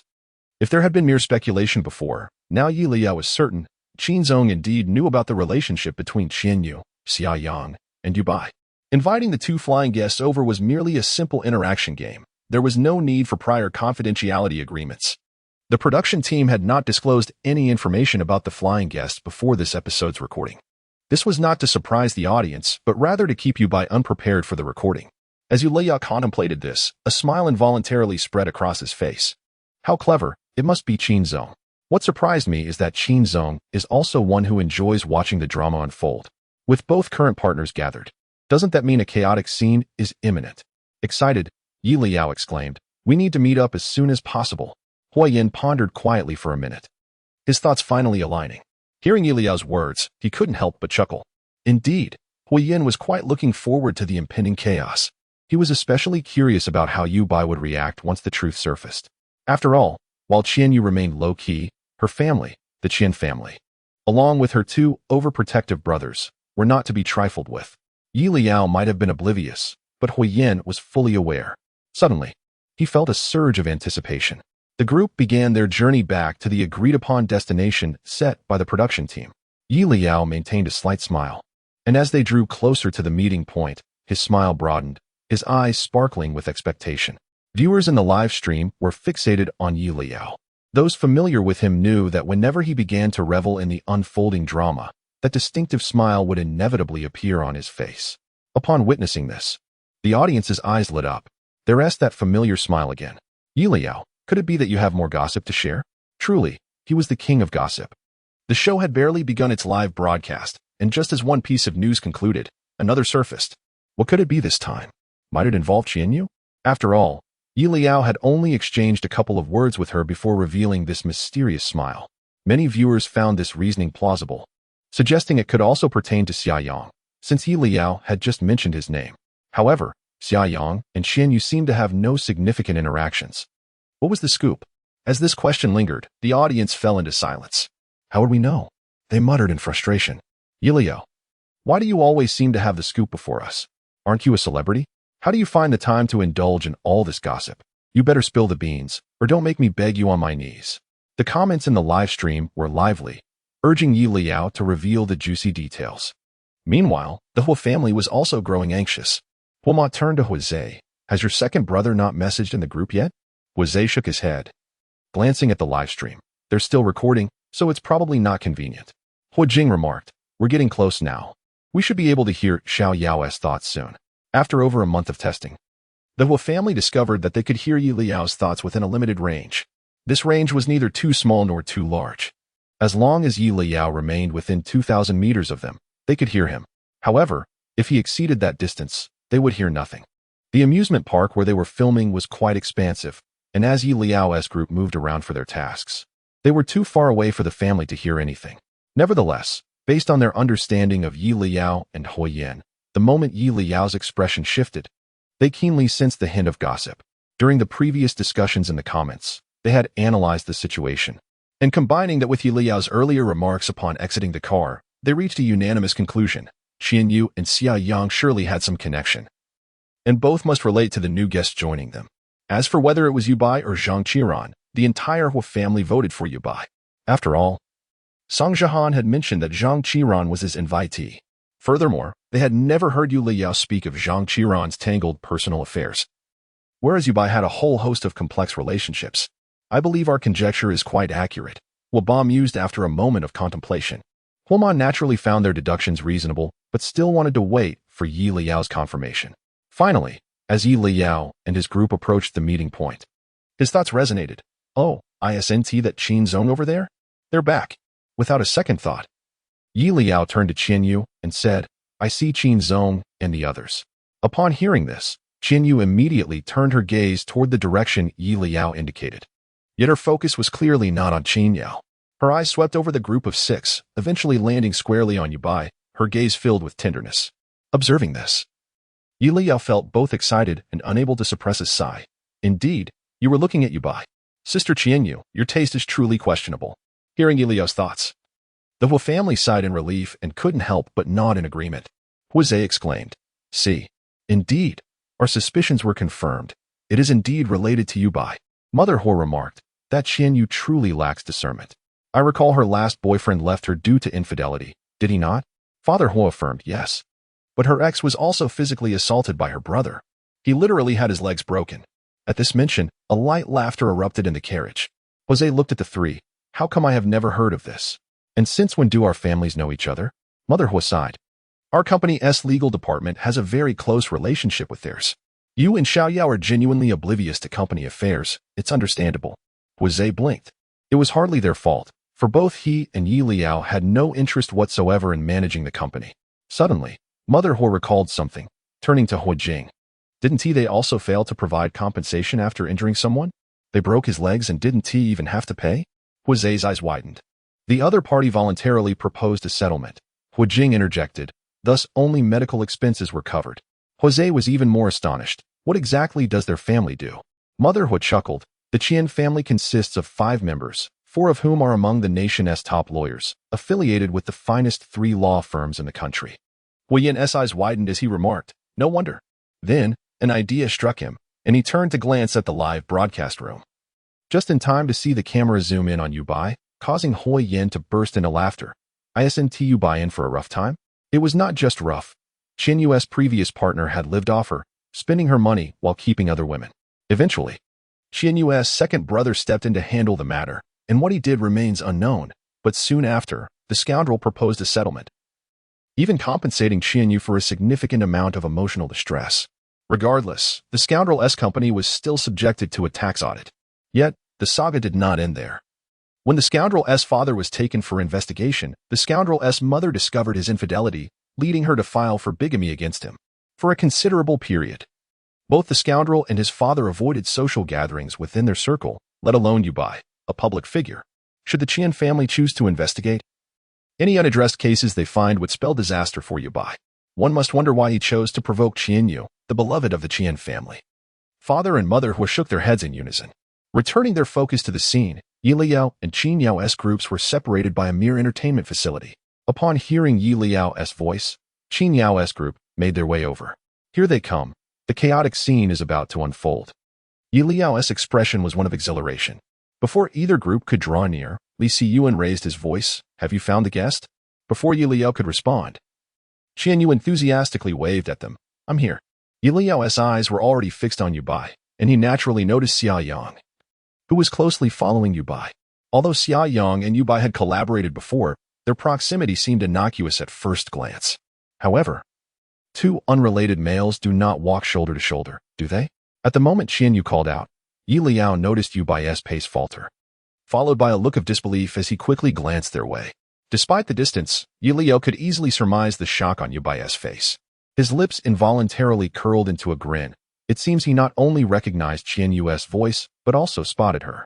At Leyao's cue, Huo Yan and Qin Yao also turned to observe Yu Bai and Xia Yang. Xia Yang took a couple of steps forward, only to realize Yu Bai had not followed and paused to inquire softly, what's wrong? Yu Bai, now sweating lightly, was already taken aback by the revelation that Xia Yang was the surprise guest. But considering the agreement they had made, their relationship was to remain undisclosed. After 5 months together, Xia Yang had adhered to this. Thus, even while filming a variety show together, their connection would likely remain undetected. Accepting this reality, Yu Bai felt a sudden wave of unease upon realizing Qian Yu's presence. She was wearing a headset, evidently there to record the show as well. Yu Bai felt a pang of anxiety. Xia Yang, noticing Yu Bai's odd expression, assumed he was unwell and stepped closer. Are you feeling all right? Do you need? Before he could finish, Qian Yu dashed forward, leaping into Yu Bai's arms. Yu Bai? Long time no see. Xia Yang stood frozen, while beads of cold sweat trickled down Yu Bai's forehead. Leyao could no longer suppress his amusement, biting his lip to stifle laughter. The current girlfriend embraced Yu Bai right in front of her boyfriend. Hilarious. I'm so curious to ask Yu Bai if he is flustered. I'm certainly feeling the anxiety for him. Leyao chuckled inwardly. Huo Yan and Qin Yao also struggled to contain their smiles. Meanwhile, Song Jihan, observing Leyao's expression, noticed his intense focus on the trio and approached him, whispering, those 3, something SMS? Leyao's pupils dilated in surprise. Wait. Teacher Go, you noticed that? His reaction was so pronounced that Song Jihan understood he had guessed correctly. He smiled faintly, his voice low enough for only them to hear. This will be intriguing. Curiosity piqued. Leyao lowered his voice. How did you know? Song Jihan glanced at him, playfully inquiring. Has anyone ever told you that you are particularly unskilled at acting? My acting teacher has, Leyao admitted candidly. A fair assessment, Song Jihan chuckled. A moment passed without Leyao's inner thoughts being heard, prompting Qin Yao to turn and see him conversing quietly with Song Jihan. The nature of their conversation was unclear, but the amusement on Song Jihan's face was evident. Qin Yao furrowed his brow slightly and averted his gaze. Meanwhile, the audience had also taken notice of the scene, flooding the comments with remarks. What are they whispering about? Teacher Go even covered his mic intentionally. He doesn't want us to hear, does he? How rude. Teacher Go not only covered his mic, but also had Guiking remove his. They must be secretly gossiping, right? Aw, this is unacceptable. Why must you indulge in gossip behind our backs? No, I don't think it's fair to say they're secretly enjoying themselves without us. Look, whether it's Guiking or Teacher Go, sure, they're all focused on Qianyu and Yubai. Upon reading this comment, netizens quickly shifted their attention to Qianyu and Yubai. At that moment, Qianyu had already descended from Yubai's side and smiled as she explained to the observing guests, Teacher Yubai and I are good friends. It's just that we haven't seen each other in a long time, so I got a bit excited. I hope I didn't startle you all. When Xiangyue smiled and replied, not at all. She exchanged a glance with Lu Yan, surprised by this rather unexpected greeting. At this juncture, Leyao and his group finally approached. Leyao scanned the trio of Yubai, Xia Yang, and Qianyu, a smirk forming on his lips. Didn't we agree that friends would greet each other? Why does it seem like only Qianyu is truly happy? Xia Yang almost wore his displeasure on his face. We are all actors, and we should pay some attention to our expressions. Looking at Yubai, he appeared genuinely flustered. He glanced at Xia Yang's expression, then at Qianyu who stood beside him, her arm linked with his. It seemed he was torn about whether to withdraw his hand. Hearing Qianyu's explanation, he held back, forcing a smile as he added, yes, Qianyu and I are just friends. She tends to be a bit carefree. This last statement was clearly aimed at Xia Yang. It was uncertain if Xia Yang believed him, but upon hearing Yubai's words, his expression softened slightly. Then Yubai turned to Qianyu. Do you still need to hold my arm?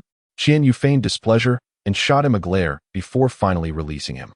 At that moment, Xia Yang's expression brightened considerably. The regular guests of Travel Together were seasoned in navigating various situations. Observing the somewhat peculiar atmosphere between the trio, they refrained from interjecting, merely maintaining polite smiles. However, not everyone was inclined to be courteous, nor would they prevent those eager to speak. Suddenly, Li Siyuan chuckled. No matter how close you are, we should be a bit more discreet in front of the cameras, shouldn't we? In Qianyu's perspective, she and Yubai were essentially a couple. Though they hadn't publicly acknowledged it yet, she believed it was only a matter of time. Thus, being slightly intimate during the program didn't seem problematic. Nevertheless, Qianyu was upset. Upon hearing Li Siyuan's comment, she merely smiled. I'll keep that in mind for next time. Li Siyuan's eyes crinkled with amusement. Anyone familiar with Li Siyuan knew he had a sharp tongue and rarely displayed kindness. However, at times, he would jest with a smile, much like now. To the unknowing observer, one might think you two are a couple, hugging as friends do upon meeting. As Li Siyuan finished his remark, Leyao distinctly noted Xia Yang's previously brightened expression clouding over once more. Leyao nearly burst into laughter, but it was only when Song Jiahan discreetly elbowed him that he quickly turned away to suppress his amusement. I can't take it anymore. Li Siyuan. Is it possible they're just a couple? Sure enough, upon hearing Li Siyuan's words, a faint blush crept onto Qianyu's cheeks as she stammered, no, that's not. Stumbling over your words. Who could believe there's nothing going on?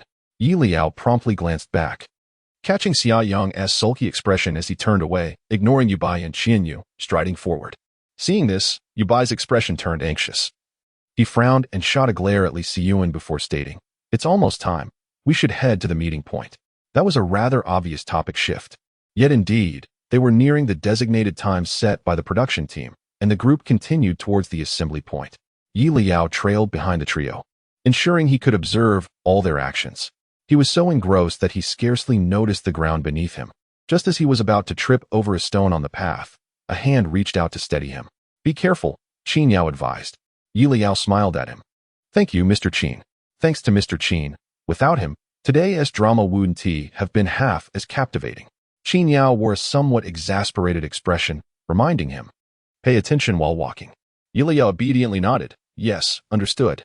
Since the three of them likely won't act up any further, I'll focus on walking properly. Upon hearing Liao's comment, Qin Yao felt reassured and released his grip. The two walked side by side, and Qin Yao's gaze unexpectedly landed on Song Jiahan. Li Siyuan was chatting with him, and upon mentioning something, Song Jiahan glanced briefly in Liao's direction before quickly averting his gaze. Qin Yao's brow furrowed involuntarily. For some reason, he recalled the moment Liao and Song Jiahan were whispering together. Unable to resist, he quietly inquired, what were you and Song Jiahan discussing earlier? Liao turned, eyeing Qin Yao with curiosity. Not having heard the unspoken thoughts, Qin Yao pressed on, what's wrong? Liao suddenly chuckled. The young man was strikingly handsome, his almond eyes sparkling as if holding a universe of stars. Qinyo found himself momentarily captivated by Liao's gaze. Then, Liao unexpectedly reached out and grasped Yao's microphone. Yao halted, his heart skipping a beat. With a playful tone, Liao said, "Mr. Qin, you're asking a question you already know the answer to. You invited these three over, yet you inquire about our conversation? Naturally, we were gossiping." Having said that, Leyao released his hold on Yao's microphone and waved him off. "Let us hurry along. Next, are we going to divide into rooms? Mr. Qin wouldn't prepare 12 large bedrooms for us, would he?" Yao stood still, watching Liao's retreating figure. After several seconds, a smile crept onto his face as he caught up with Liao. Indeed, it was impossible to prepare 12 large bedrooms. The guests successfully completed their tasks, returning with 2 mysterious flying guests. Following this, the production team led them to their accommodation, a villa set against a scenic backdrop. It was even larger than the seaside villa from the first episode, boasting 4 stories in total. The first floor served as a communal area, while the remaining 3 housed suites. With a total of 6 suites, this meant each could accommodate 2 guests. Much like the first episode, the guests could freely choose their rooms and floors. The group of 12 began their tour from the 4th floor. Liao was particularly drawn to the room adjacent to the river and asked, "Who wants to share this suite with me?" Qinyo glanced over at Huoyan. Huoyan's attention was entirely diverted from Liao. He had been discreetly observing Yu Bai and the others. Just as Qinyo was about to speak, he heard Li Siyuan say, "I'll go with you. I quite adore the scenery here as well." Qinyo pressed his lips together, thinking it might be for the best, as he indeed needed to maintain a slight distance from Liao. When Xiang Yue preferred the scenery on the other side, which led to her and Zhou Zijian occupying the 2nd suite on the 4th floor. After selecting their rooms, Liao and Li Siyuan followed suit and descended to continue their exploration, for choosing a room was undoubtedly the most intriguing part of the experience. Song Jihan glanced at the suite on the northern side of the 3rd floor and suddenly turned to Zhang Qiran, asking, "Will you share a room with me?" The smile on Zhang Qiran's face faltered instantly. Liao bit her lip, admonishing herself, "No laughing, no laughing." Noticing Zhang Qiran's silence, Song Jihan pressed on, "What's wrong? Do you truly despise me so much that you refuse to share a suite?" With such words spoken, how could Zhang Qiran possibly decline? He was left with no choice but to grit his teeth and muster a smile, saying, "All right, let us share a room then." Liao thought, "Why does this agreement sound so begrudging?" Song Jihan was indifferent to whether Zhang Qiran was genuinely unwilling or merely pretending, as long as he could make Zhang Qiran uncomfortable. His mood soared with delight. Among the remaining rooms on the 3rd floor, Qinyo chose one, and Huoyan simply opted for the same suite, as he had no other choice among the remaining individuals.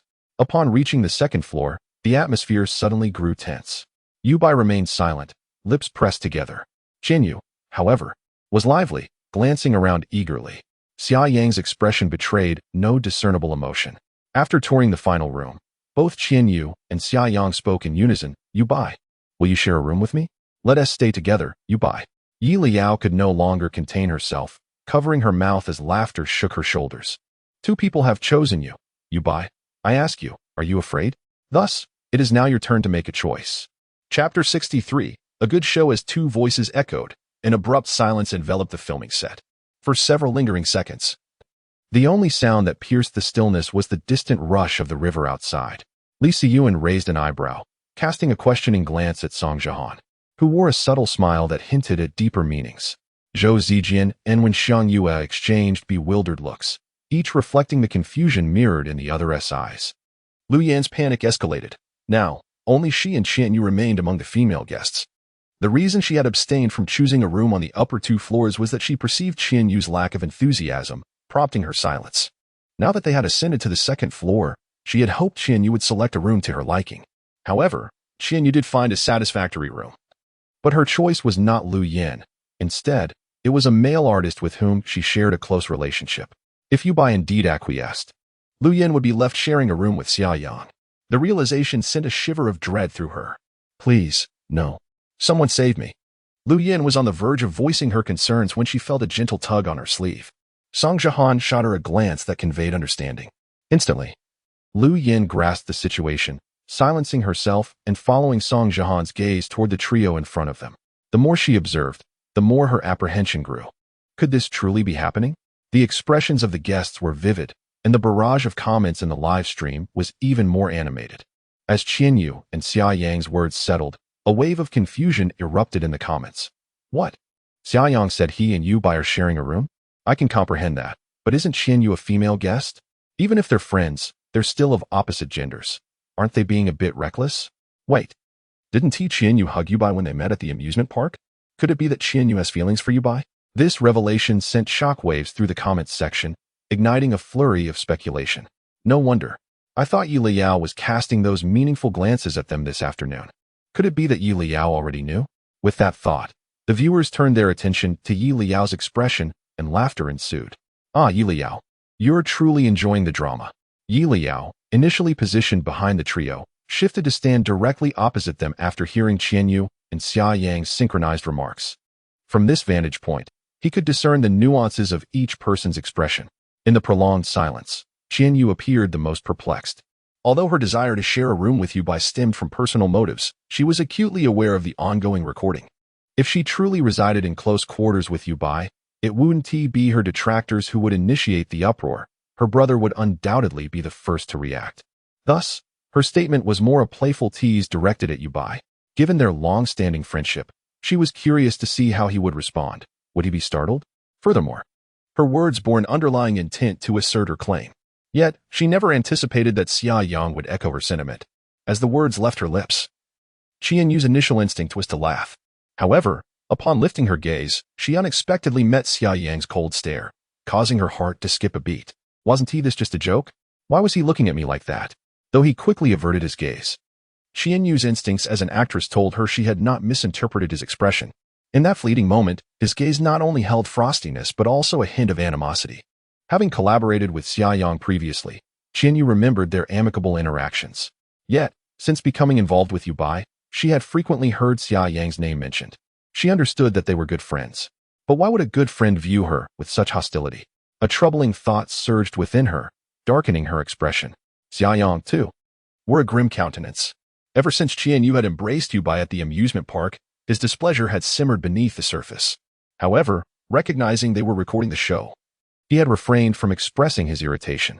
As Qianyu's close friend, he felt it would be petty to be envious over such a trivial matter. He had convinced himself that he need not feel jealousy over a good friend of his romantic partner. Stifling his emotions in anticipation of a private conversation with Yu Bai later. It wasn't about wanting Yu Bai to distance himself from Qianyu, but rather hoping he would maintain a healthy boundary. Little did Xia Yang know that his restraint would only embolden Qianyu further. In that moment, he sensed something amiss. Regardless of how close Qianyu and Yu Bai were, she was still a woman. Women often exhibited a degree of modesty, especially Qianyu, who was on the rise in her career. She would never jeopardize her future by suggesting they share a room. Her words were likely intended as a jest. Yet, this only deepened the mystery. Would ordinary friends make such ambiguous jokes? Unless, in Qianyu's eyes, her relationship with Yu Bai transcended mere friendship. Perhaps even crossing the boundaries of gender. As this realization dawned on him, Xia Yang's expression darkened further. However, he merely cast Qianyu a cold glance, refraining from confrontation. Instead fixing his icy gaze on Yu Bai, awaiting an explanation. Xia Yang found it hard to believe that without Yu Bai's consent, Qianyu would be so audacious. Leyao, keenly observant, noted the subtle shifts in their expressions and felt a surge of excitement. I didn't expect Xia Yang and Qianyu to be so perceptive. Just one statement, and they both sensed the anomaly. How delightful. Things are becoming increasingly interesting. Yu Bai, it's your turn now. Oh, Leyao elongated his tone. Stepping back slightly, Qianyu and Huoyan turned to look at him simultaneously. Leyao mumbled to himself, why is Yu Bai sweating again? Even if he is nervous, he shouldn't be sweating all day long. He must be feeling a bit off. Qianyu could hardly contain his amusement. Huoyan, too, felt the urge to laugh. But given the current atmosphere, it was clearly not the time for laughter. Otherwise, the focus would shift to him, hindering their observation of the unfolding drama. Clearing his throat, Huoyan followed Leyao's lead, stepping back to gain a clearer view. Amidst the two, Yu Bai was genuinely beginning to feel the pressure. Yu Bai never anticipated that both Qianyu and Xia Yang would simultaneously express their desire to share a suite with him. What a ludicrous jest. They were still recording the show, and while it might be manageable for Xia Yang to share a room with him, what compelled Qianyu to join this farce? Did she not realize how her words would be interpreted by netizens and fans? More importantly, Xia Yang, who was seated beside him, was exceedingly sensitive. After a brief moment of panic, Yubai quickly regained his composure. He could not afford to appear flustered. Earlier that afternoon at the amusement park, Xia Yang had shown signs of discontent. If Yubai revealed even the slightest hint of vulnerability now, it would spell disaster. At that moment, he found himself regretting his decision to join the show merely to vent his frustrations. Not only had he faced a confrontation with Leyao on the bus, but the guests for this episode were none other than Xia Yang and Qianyu. Had he known, he would have abstained from participating. It felt as though he was inviting trouble upon himself. Yet, ruminating on the past was futile. The immediate priority was to pacify the two individuals before him. Yubai's contemplation lasted only a few seconds. He donned a smile, albeit with a hint of resignation, and turned to Qianyu, saying, "Why do you want to share a room with me? We still have 2 male and 2 female guests left. And it is only natural for me to share a suite with Xia Yang. Let us not put Lu Yin in a difficult position." Lu Yin remained silent, feeling slightly troubled but not oblivious. Having already recorded 2 episodes with everyone, her ability to read the room had improved, albeit not to the extent of Yi Liao's. Recognizing that it was best for her to remain silent, she nevertheless could not hold back, and in a cheerful tone, remarked, "It's not particularly difficult, after all. The production team has provided us with a suite, and it would not pose any issue for Xia Yang and me to each have our own rooms." Upon hearing this, Yi Liao couldn't suppress a chuckle. "Wait, Lu Yin has become quite the speaker too. If you can speak, do say more." The other regular guests wore faint smiles. And soon, all eyes converged upon the 3 of them. Since Lu Yin had stated it was acceptable, what about you, Yubai? Make a decision swiftly. We are all waiting. Not only were the guests eager to witness the unfolding drama, but the audience in the comments section was equally intrigued. My heavens, did I hear correctly? Is that really Lu Yin speaking? After 2 episodes, her eloquence has certainly improved. Could she be learning from our esteemed teacher Gu Shi? Or perhaps from Yi Liao and Li Siyuan? Regardless of whom she learned from, I am now eager to discover Yubai's next choice. It seemed evident that Qianyu harbored genuine feelings for Yubai. If she did not, would she have voiced her desire to share a room with a member of the opposite sex? While this reasoning held some merit, something about the situation felt more complex. Particularly regarding Xia Yang, whose expression appeared remarkably nuanced. Did it not seem as though he had overturned a barrel of jealousy? Observing this comment, the onlookers were momentarily taken aback before hastily scrutinizing Xia Yang's expression. Upon closer inspection, many were astonished.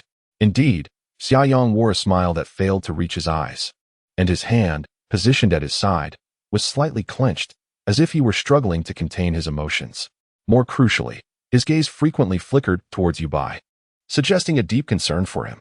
Meanwhile, Yubai, still reeling from Lu Yan's shocking statement, struggled to regain his composure. After several seconds of silence, he finally managed to utter, "But isn't that inappropriate? What is inappropriate?" Song Jihan could no longer contain himself and, grinning, turned to Zhou Zijian. Zhou Zijian suddenly felt a sense of foreboding. Yi Liao, as if anticipating Song Jihan's next words, broke into laughter first. "I sense that Zhou Gu is about to be put in a tight spot again." Sure enough. The next moment, Song Jihan remarked, "During the first episode's recording, didn't Zhou Gu, as a man with a family, share a suite with a female guest?" As soon as the words left his mouth, the other regular guests erupted into laughter. Even when Xiang Yue turned to Zhou Zijian with a bemused expression. Zhou Zijian, feeling utterly wronged and helpless, gritted his teeth and said, "Xiao Song." Song Jihan cleared his throat and turned to Wen Xiang Yue, saying, "Sister-in-law, I didn't speak falsely. Did I?" "No." When Xiang Yue replied with a smile, "Xiao Song's words are indeed factual." Unable to restrain herself, she burst into laughter. Zhou Zijian, incredulous, looked at Wen Xiang Yue. You're laughing too." "Haha. I'm sorry, but it truly is rather amusing." With the principal parties laughing heartily, the other guests joined in even louder.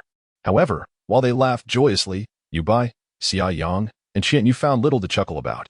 If Xia Yang had been striving to suppress his emotions moments ago, he was now unable to contain himself at all. Even those who had not watched the complete first episode of Let Us Travel Together were aware of the online highlights. Everyone understood that Du Yueqin's desire to share a room with Zhou Zijian stemmed from her attraction to him. Now, with Qianyu wishing to share a room with Yubai, the underlying rationale seemed strikingly similar. Xia Yang pondered this, and Qianyu was certainly aware as well. Originally, she had made her comment as a jest to tease Yubai, but seeing Xia Yang's reaction, she suddenly felt less inclined to relent. Thus, Qianyu smiled at Yu Bai and declared, I think Song Jihan has a point. Don't you agree? Ha ha ha ha, what do you think? Yu Bai, speak up. Don't remain silent.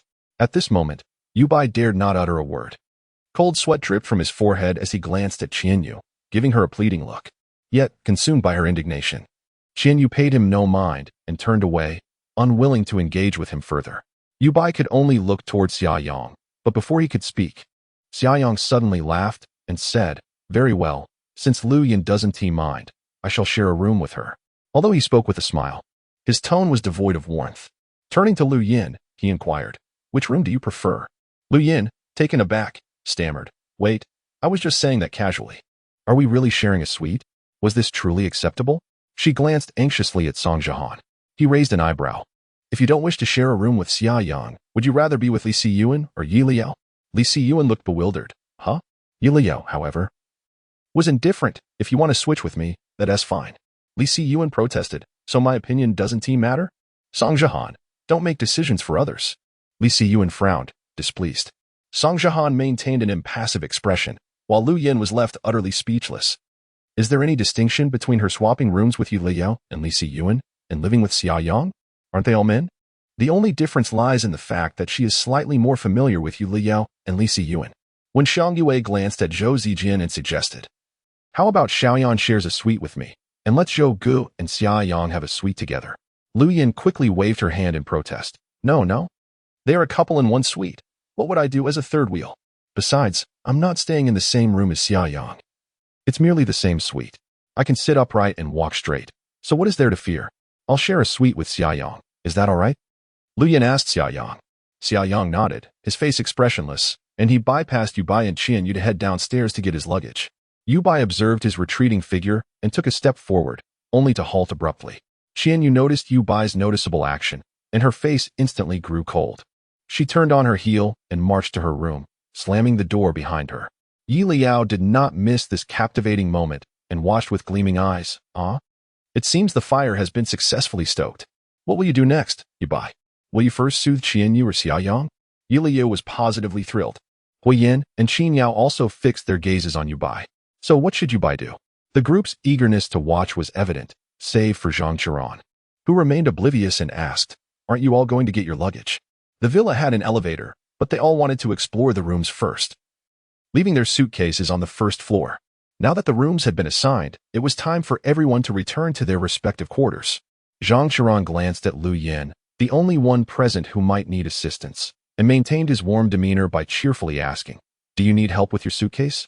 Song Jihan shot Zhang Qiran a glance. With those skinny arms, can you really manage? Yi Leyao burst into laughter. Zhang Qiran's eyes widened in indignation. Just as he was about to erupt, he noticed the filming teacher nearby. In an instant, Zhang Qiran's expression became exceedingly amusing. Yi Leyao was inwardly delighted. I think Song Jihan's move was rather clever, unexpected, and caught Zhang Qiran completely off guard, nearly exposing him. Huoyan nodded in agreement, having also noticed the slip. Indeed. He almost forgot his persona. Lu Yin too felt the urge to laugh but managed to suppress it. After all, to the audience, it appeared as though Zhang Qiran was genuinely offering to help her. If she laughed, she would likely face backlash from netizens. Taking a deep breath, Lu Yin maintained her expression and replied, No need. There's an elevator. I can manage on my own. Zhang Qiran wanted to smile at Lu Yin, but after a futile effort to lift the corners of his mouth, he failed to do so. Yi Leyao found it even more amusing. Just then, Yu Bai, who had been lost in thought, finally stirred. He turned around, forcing a strained smile, and lamented, I really don't understand what they're all doing. It's rather peculiar for everyone to be upset over a room. Don't you agree? Yi Leyao was taken aback. Is Yu Bai experiencing a mental overload and starting to act foolishly? Huoyan nearly burst into laughter. What a description, mental overload. Qin Yao's eyes sparkled with amusement. The expressions of the other guests were even more nuanced. Only Li Siyuan outright laughed and approached Yu Bai to pat his shoulder. Yu Bai assumed Li Siyuan was offering him a way out and returned a very friendly smile. Then he heard Li Siyuan distinctly say, You truly excel at pretending. Even more so than Zhang Qiran. Zhang Qiran. Yu Bai. Yu Bai's face instantly turned ashen. Yi Leyao couldn't help but turn away. Could it be that Yu Bai genuinely thought Li Siyuan was being kind? Song Jihan's eyes twinkled with amusement, turning back to Zhang Qiran. See, Yubai's acting is even better than yours. If anger had a sound, the guests present would surely hear a massive explosion. Zhang Qiran's chest heaved violently. His jaw clenched tight, and the hand at his side was tightly balled into a fist. He shot a furious glare at Song Jihan before storming downstairs. He could no longer remain. If he did, he would surely explode. Yubai felt similarly compelled to leave. He had finally found a good excuse that could explain things to the audience while alleviating the awkward atmosphere. Yet, no one picked up on it. Not only that, but Li Siyuan had directly exposed his lie. Yubai's face darkened, and he had no desire to keep pretending. He shrugged off Li Siyuan's hand and also headed downstairs. With the key participants gone, the excitement dissipated. Qin Yao then said to Yi Leyao, "Let us go. We should also get our luggage." Yi Leyao nodded and called out to Huoyan, "Second brother, let us go." After moving their belongings to their rooms, Yi Leyao showered before descending again. The hour was late. The last sliver of sunset had dipped below the horizon, and only a faint light remained outside as the streetlights flickered to life. According to the program's routine, the guests would be preparing dinner themselves tonight. When Yi Leyao made his way down, he noticed the absence of other guests. Thinking perhaps they were still preoccupied, he decided to head to the kitchen to see if he could lend a hand. However, upon opening the refrigerator, he was taken aback. There wasn't a single vegetable in sight.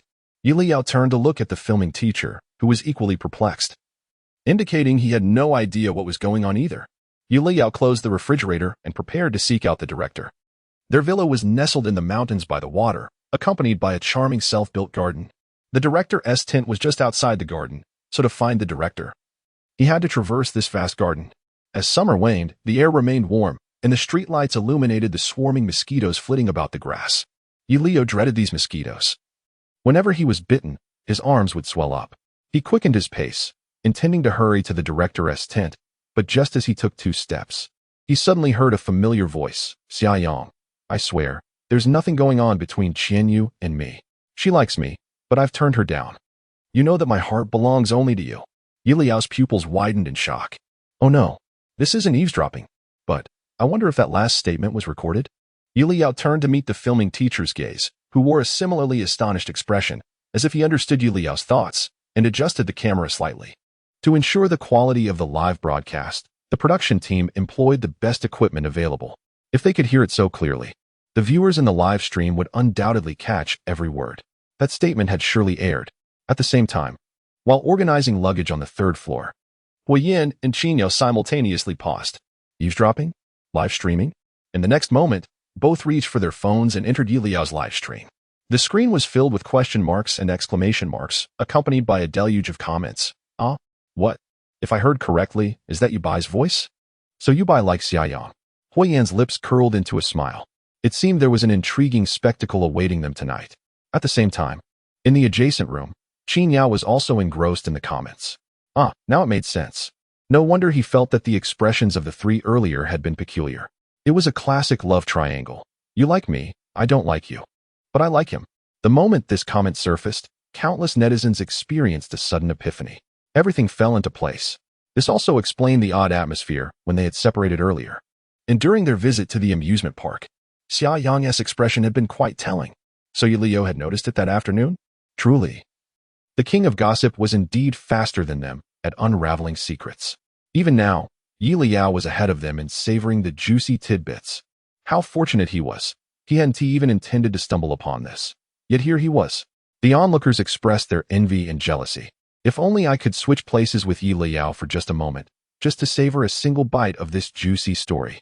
As the audience continued to voice their envy, a comment suddenly flashed across the screen. I really didn't notice before, so Yubai is quite the heartthrob.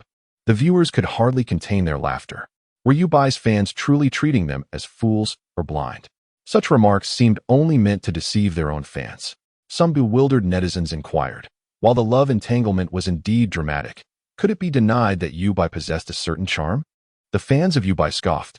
In plain terms, they're just jealous. Had the fans not been so eager to defend their idol, perhaps the truth would have been revealed sooner. Now, seeing their fervent attempts to justify their beloved, even Huo's parents couldn't help but respond. Huo's mother donned her previous anonymous account, boldly commenting, setting aside family background and career prospects, strictly speaking of looks. Aren't Xiaoyang and Qinyu both top tier in the industry? Surely Yubai fans don't genuinely believe he is some unparalleled gem. worthy of such fierce competition from two exceptionally talented individuals? This subtly mocking yet pointed comment garnered thousands of likes within moments. The audience unanimously agreed. Exactly. Unfortunately, Yubai's fans failed to comprehend. It wasn't ignorance, it was feigned ignorance. To put it bluntly, had Yubai clearly expressed his feelings from the beginning, such circumstances would not have arisen. Upon reflection, perhaps Yubai did exhibit some disloyalty. It was surprising that he had once garnered Huo's admiration. Contemporary netizens are not easily deceived. Those who initially overlooked the situation quickly understood after reading Huo's mother-esque comment.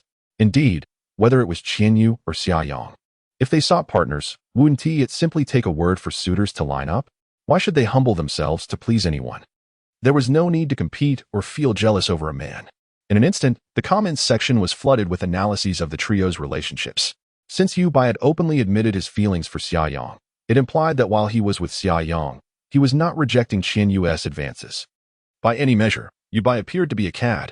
What justification remained for him? Noticing that the commentary was maintaining its course, Qianyu felt a sense of relief. At that moment, his phone rang. It was the director calling. Upon answering, he heard the director's voice tinged with urgency. "Qin, this is bad. Qianyu is heading over there too." Qin Yao's brow furrowed instantly. "Find a way to delay the filming crew. I'm on my way." He hung up and hurried downstairs. This was an opportunity presented to Yubai, one he could not afford to miss. In the garden, Leyao and the filming crew, upon hearing such shocking news, instinctively quieted their breathing. This must not be discovered. If we are caught, we might miss out on this juicy story. The cameraman seemed to share the sentiment, gesturing for Leyao to crouch down to avoid detection. Leyao slowed his pace, moving towards the flower bed ahead.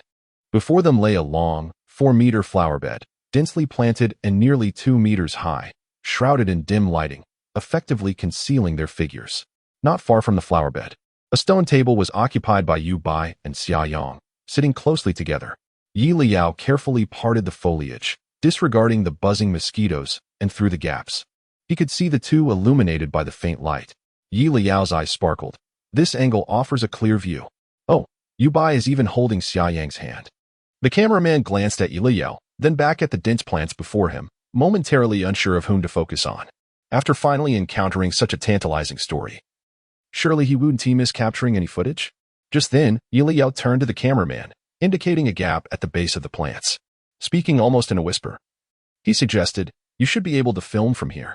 The cameraman, excited, adjusted his lens and quickly positioned himself to capture the moment. Suddenly, the live stream camera began shaking violently, but within seconds, it stabilized. However, Liao was no longer visible. Only the leaves and dark soil were in view. The camera shifted again, this time revealing Yubai and Xiaoyang. Although a distance separated them, the image was exceptionally clear. Before the audience could react, they heard Xiaoyang's hesitant voice. "Really? Are you sure you haven't responded to Qianyu? You're not deceiving me?" The comments erupted. "Ah, it's definitely them. Oh my gosh, Liao, you're so lucky to be this close." Liao remained intensely focused, shaking his head at Xiaoyang's words. "Fool, that's not true. If he hadn't responded to Qianyu, how could Qianyu possibly be with him? In fact, it was Yubai who actively pursued Qianyu." Unfortunately, Xiaoyang cannot hear Liao's inner thoughts. The netizens, unaware of the full story, quickly analyzed the situation, realizing that Yubai was deceiving him. If he truly liked you, why would he maintain a relationship with Qianyu while being with you? "Oh, I was just calm, but now seeing Yubai holding my son Xiaoyang's hand makes me feel like my prized cabbage has been trampled by a pig. Yubai, let go of my son's hand." The comments erupted into chaos, and just then, Yubai suddenly reached out and gently squeezed Xiaoyang's face, professing affectionately, "When have I ever lied to you?" Xiaoyang lifted his gaze, silently locking eyes with him. Liao felt a wave of goosebumps. Indeed, as Li Siyuan said, Yubai's acting is quite poor. This gaze and gesture are exceedingly greasy. After a moment, Xiaoyang slightly averted his eyes. Liao couldn't help but sigh inwardly. You really believed him. The viewers in the live stream felt a surge of frustration. Why did Xiaoyang so easily fall for Yubai's words? "Xiaoyang, do not be so easily deceived." At that moment, the comments section erupted. "You all need to go to Qin Yao's live stream. Quickly." The viewers, bewildered yet obedient, switched screens to join Qin Yao and Qianyu's live stream. Upon entering, they heard Qianyu asking Qin Yao, "What do you want to talk to me about?" It seemed Qin Yao and Qian Yu were heading in the same direction as Yi Leyao and the others. Meanwhile, deep in the garden, Xia Yang's expression appeared unchanged. But Yu Bai, knowing him well, recognized that his silence indicated a softening of his stance. Seizing the moment, Yu Bai pressed on, "Rest assured, I will definitely maintain my distance from Qian Yu, but you must promise me that during the next 2 days of filming, we will also keep a slight distance." Upon hearing this, Xia Yang frowned. Why? Why? Of course, it's because Yu Bai wants to keep things balanced. If he only distances himself from Qian Yu while continuing to be intimate with you, do you think Qian Yu would fail to notice the underlying tension? She's not blind. Qin Yao, having heard Yu Liao's thoughts, paused momentarily before confirming the direction and responding to Qian Yu. "Yu Bai." Qian Yu was taken aback. Immediately turning to Qin Yao in disbelief. "You." Acknowledging the relationship between them, Qin Yao replied, "I know your connection with him. And I believe you deserve to be informed about this matter." Qian Yu's brow furrowed, her expression growing serious. "What matter? And how do you know about my relationship with Yu Bai? Was my behavior this afternoon too obvious?" The Qin and Qian families have had numerous connections, so Qin Yao had known Qian Yu for quite some time. However, he refrained from answering her questions directly, merely reiterating, "When we approach, be discreet. And regardless of what you hear, do not overreact." Qian Yu was left even more puzzled. What was Qin Yao planning? The audience in the live stream, however, understood perfectly. They erupted in excitement. "So, Qin Yao, you've known about this all along. How infuriating. Have we, the foolish viewers, been kept in the dark?" The previous comment about my relationship with Yu Bai raised a question. Didn't Yu Bai claim he wasn't interested in Qian Yu? Could it be that he is indeed playing both sides? It seems so. Didn't Qin Yao say that Qian Yu had the right to know? This implication ignited a frenzy among the onlookers. My goodness, this is a major revelation. I knew it. I could tell from Yi Liao's expression this afternoon. Quickly, back to Yi Liao's live stream. In their eagerness for the unfolding drama, the viewers flitted between streams. Song Jiahan stood in the third-floor common area, his gaze resting on Qin Yao and Qian Yu below before swiftly diverting. Li Siyuan descended the stairs and noticed him lost in thought, unable to resist approaching. What's wrong? Their vantage point was not particularly high, and with nightfall, visibility was limited. However, after scanning the garden, Song Jiahan spotted 2 figures under the streetlight. It seemed Qin Yao was also heading in that direction. So, Yi Leyao must be there too? A sudden smile broke across Song Jiahan's face. Going to watch the excitement? Li Siyuan's interest peaked. Is there really excitement to see at this hour? Song Jiahan turned to head downstairs, and Li Siyuan followed without hesitation. In the depths of the garden, Yu Bai held Xia Yang's hand, speaking gently and earnestly. "Of course, it's because I want to protect you. Think about it. Both our careers are on the rise, and many fans may not accept our relationship. If we interact too much on the show, what if the fans catch on?"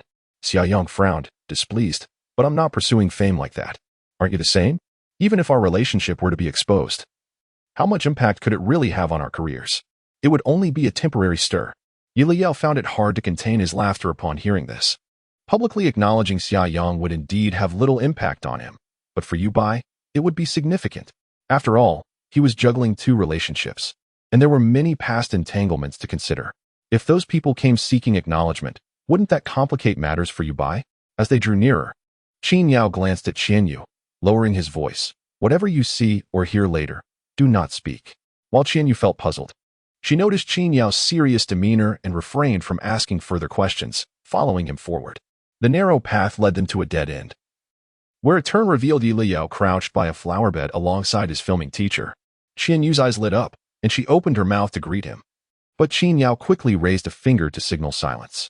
At that moment, she heard a somewhat indistinct yet familiar voice.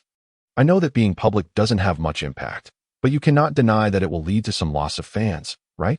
Qian Yu's brow furrowed even tighter. This voice was unmistakably Yu Bai's. Publicly acknowledging their relationship? Could it be that her obvious behavior this afternoon had caught Yu Bai's manager's attention? Was Yu Bai on the phone with his manager? If their relationship were announced now, it would indeed have repercussions for Yu Bai's career. Qian Yu was suddenly engulfed by unease, grappling with the dilemma of whether to approach Yu Bai to comfort his agent. Abruptly, another male voice resounded. "But I want to go public, Yu Bai. Is it because you were concealing something from me that you fear to declare our relationship?" It was as if a bolt of lightning had struck Qian Yu's ears. For several seconds, she stood in stunned silence, fully aware of the owner of that voice, Xia Yang. It was Xia Yang who had prompted her earlier to act petulantly towards Yu Bai when selecting rooms. and she had continued to harbor resentment even after returning to their quarters. Once Yubai had finished packing, he immediately sought out Xianyu to apologize. Although she still felt a twinge of discontent, she realized they were filming a program and that it had been quite some time since she last saw Yubai. She did not wish for their limited time together to be marred by conflict, so she forgave him without much hesitation. The two reconciled and spent a considerable amount of time engaged in conversation before parting ways. Just 10 minutes prior, Xianyu had received a message from Yubai, stating that he would check the kitchen for ingredients as he intended to showcase his culinary skills that evening. Showcasing his skills, was it about Yubai and Xia Yang publicly declaring their relationship? Absurd, laughable. If they were to go public, what would that make her? Xianyu's eyes suddenly brimmed with tears, emotion swirling within. Yubai's voice continued, gentle yet laced with a tinge of deliberate flattery. Xia Yang, I have told you many times I would never deceive you. I genuinely like you. But now is not the right time for us to go public. You know how dedicated I am to my career. If we were to announce our relationship now at that moment, Song Jiahan and Li Siyuan approached and overheard the conversation. Before they could react, they witnessed Xianyu's tears streaming down her face. Li Siyuan's eyes widened in disbelief. Was there truly a scandal unfolding? Song Jiahan wore an expression of profound understanding, glancing first at Qin Yao before turning to observe Yi Leyao, who was absorbed in the gossip. Rest assured, Xia Yang, I promise we will publicly declare our relationship. But it cannot be now. Please wait a little longer for me. Waiting? Why not just announce it now? Unable to contain herself any longer, Xianyu strode purposefully toward the stone table, her demeanor fierce. In mere seconds, she stood before Yubai and Xia Yang. Xia Yang frowned upon seeing her, his gaze shifting to her tear-streaked face, and he felt a pang of shock. Yubai was equally taken aback by Xianyu's sudden appearance. Just as he opened his mouth to speak, Xianyu delivered a resounding slap that turned his face. There is no need to wait, if we're going public. Let us do it now. We can simultaneously reveal my relationship with you. Leyao had not anticipated Xianyu's sudden arrival. He stood up, turning around only to realize that not only was Qin Yao present, but so were Song Jiahan and Li Siyuan. When did you all arrive? So you heard everything? Qin Yao approached Yi Leyao, with Song Jiahan and Li Siyuan following suit. The group shared a silent understanding, refraining from speaking. Yubai, are you all right? Yubai was momentarily dazed by the slap, looking up to find Xianyu staring at him with red-rimmed eyes. Xia Yang stood frozen in place, and at that moment, many previously incomprehensible aspects suddenly became clear to him. Indeed, if they were merely friends, Xianyu would not have embraced Yubai openly before everyone. Nor would she have audaciously suggested sharing a room with him. She certainly would not be standing before him now, ruthlessly slapping Yubai. Everything he had doubted was indeed true. Yubai had been deceiving him. An icy fury enveloped Xia Yang's expression. Yubai, I need you to explain yourself, he said coldly. Yubai covered his face, panic evident in his eyes. What was happening? Why was Xianyu here? Hadn't he just told her to come down later? Moreover, he had meticulously chosen this secluded spot for their conversation, certain it would remain undiscovered. How had Xianyu found him? It was over. It was utterly finished. The panic on Yubai's face was unmasked. Seeing his expression, Xia Yang felt his heart sink, overwhelmed by fatigue and disbelief. His boyfriend was also the boyfriend of another woman. Wouldn't this revelation be met with ridicule? Xia Yang trembled with anger, taking a long moment before he managed to calm himself enough to ask, When did you and Xianyu start dating? Yubai opened his mouth. Xia Yang, please let me explain what? Are you afraid to even acknowledge our relationship? Xianyu had swiftly regained her composure. Her eyes filled with disappointment as she regarded Yubai. When Yubai had pursued her, she had recently emerged from a failed relationship, and thus, she had approached him with utmost caution, preserving every piece of evidence. It's all right. Your denial matters not, for I have retained all the evidence. Xianyu smiled faintly. From your confession phone call to the voice messages you sent, even the gifts you bought for me, I have proof. Yubai's complexion turned pale. Xianyu, yet she did not spare him a glance, brushing away her tears before turning to Xia Yang with a gentle smile. We can simply compare notes, and everything will be revealed. Xia Yang had endured just as much as Xianyu. He nodded in agreement. Indeed, as Xianyu had stated, there was no need for Yubai's involvement. He and Xianyu could ascertain the truth themselves. Let us go. Xia Yang wearily pressed his fingers to his temples. At that moment, Yubai suddenly realized he could not allow them to leave. If they were to compare notes, he would be finished. The Qian family would undoubtedly seek retribution. Yubai rushed forward, grasping both Xianyu and Xia Yang's arms. Wait, I can explain. Will you at least hear me out? Yu shook off his grip. Speak. I am here to listen. She then produced her phone and activated the recording. Xiaoyang also freed himself from Yubai's grasp, pressing his lips together in silence. Yubai hesitated, his mind a blank since Yu had appeared before him. What could he possibly say? What could he utter that would earn him forgiveness from both Yu and Xiaoyang? Suddenly, an idea sparked in his mind, his eyes flickering with a glimmer of hope. Leyao, observing this, muttered under his breath, I have a feeling Yubai won't utter anything worthwhile. Indeed. The moment Liao's words fell, Yubai spoke with an unusually serious and solemn tone. Yu, Xiaoyang, I truly care for both of you. I do not wish to deceive any of you. Each of you holds immense significance for me. Is it not delightful that the three of us have remained together all this time? Leyao closed her eyes, her shoulders shaking with laughter. Ah, how I genuinely adore you all. I knew that Yubai's words were nothing but empty. That scoundrel truly lacks shame. Qin Yao could not help but chuckle. Just as Song Jihan was about to speak, he was outpaced by Xiaoyang's fist. In the blink of an eye, Yubai, who had been standing moments before, was knocked to the ground by Xiaoyang. Xiaoyang relentlessly pounded Yubai's face with punch after punch. Have you no shame, Yubai? You are the epitome of scum. A beast. Seeing this, Leyao could no longer contain herself and quickly turned to the cameraman beside her, urging, Hurry, hurry. Do not film this fight. What if the live stream gets shut down? Focus on me instead. The audience reacted. Your demeanor is rather pleasant. Chapter 65. The Guardian of the Melon Patch. In a swift turn of events, the cameraman raised a hand to shield the lens. And the viewers soon found their screens engulfed in darkness, accompanied by a jarring shake. After a brief interlude, fingers withdrew, and the screen illuminated once more. However, the figures of Yubai, Yu, and Xiaoyang had vanished, leaving only the shadowy outlines of trees. Qin Yao stood beside Leyao, who waved cheerfully at the camera. The audience exclaimed, What a treacherous switch of the camera. Why can't I see? I am a distinguished VIP. What is it that I cannot view? Ah, Leyao, I do not wish to see you right now. Can't you persuade the cameraman to redirect the lens? I want to witness Xiaoyang pummeling Yubai. Leyao, you are being too excessive. You are so close. Indulging us with a taste of the feast is not too much to ask, is it? Do not be so stingy. Equally anxious was Haoyan, who, believing the live stream would provide insight into Liao's thoughts, had chosen not to join the fray. Little did he anticipate that the live stream would be lost. The idea of missing the spectacle of Yu by being struck filled him with regret. Without a moment's hesitation, Haoyan leaped from his bed and dashed downstairs, where he encountered 4 other guests who were absent from the scene. Ah, you finally descended. Have you seen anyone else? Zhou Zijin inquired. Having waited for some time without sight of anyone, Haoyan rushed past, barely hearing Zhou Zijin's question, only managing to exclaim, They are fighting. As he hurried towards the garden, Zhou Zijin and Wen Xiangyue exchanged glances. Who is fighting? Lu Yan suddenly stood up. Who's engaged in a brawl? Wen Xiangyue quickly realized, Let us follow and see. Zhou Zijin and Lu Yan readily agreed. They were equally eager to witness the unfolding drama. Unbeknownst to them, it was unusual for conflicts to erupt during the recording, making this event even more exhilarating than previous episodes. Zhang Charan looked on in confusion as the trio followed Haoyan, feeling reluctant to involve himself. Yet, seeing the others departing, he decided to join them in the garden. Meanwhile, although the livestream audience could no longer see the action, they could still hear the commotion. Clearly enraged by Yubai's earlier comment, Xiaoyang continued to strike Yubai with fervor. Initially, Yubai attempted to plead, Wait. Xiaoyang, I did not deceive you. I genuinely care for you.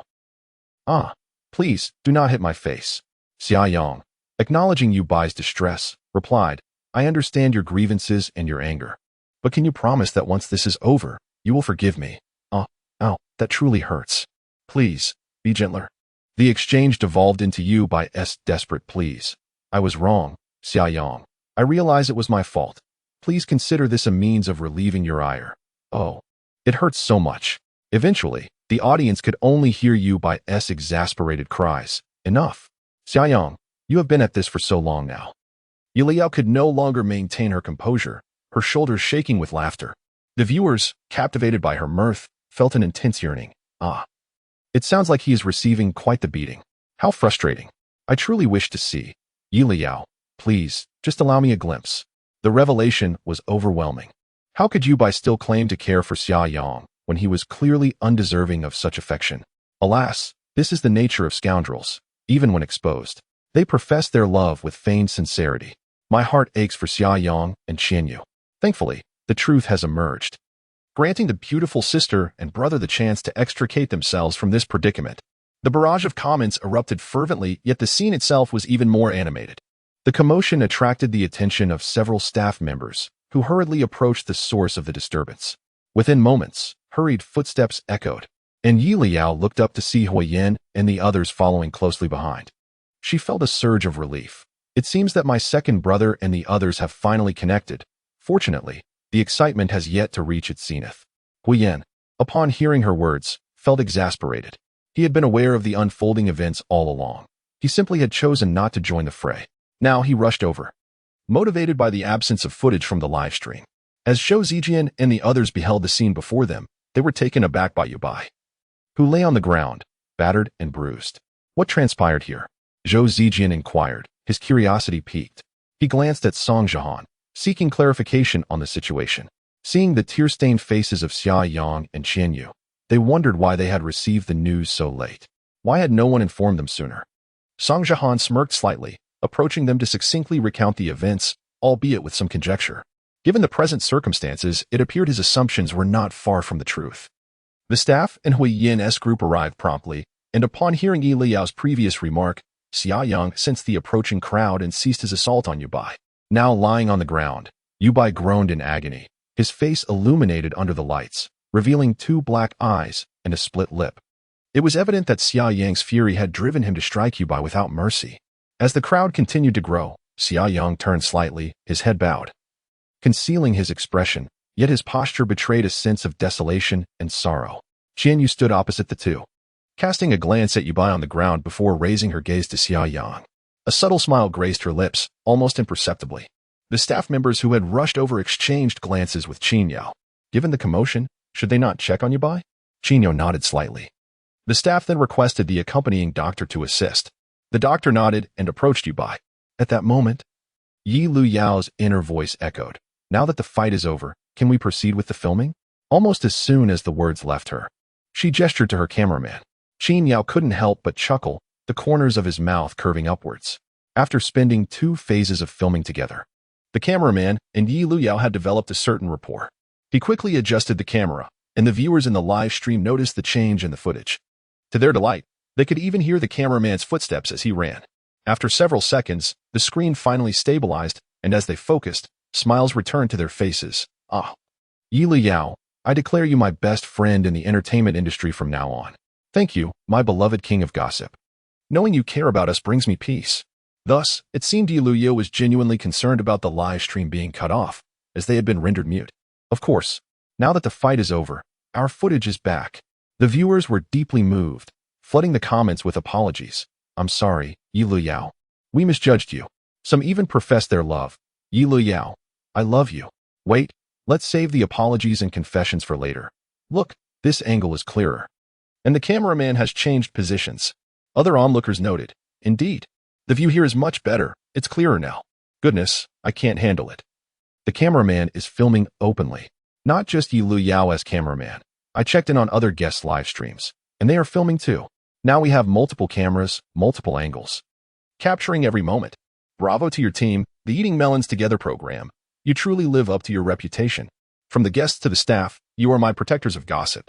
The viewers were filled with joy, and after sharing their laughter, they eagerly directed their attention back to the 3 main characters.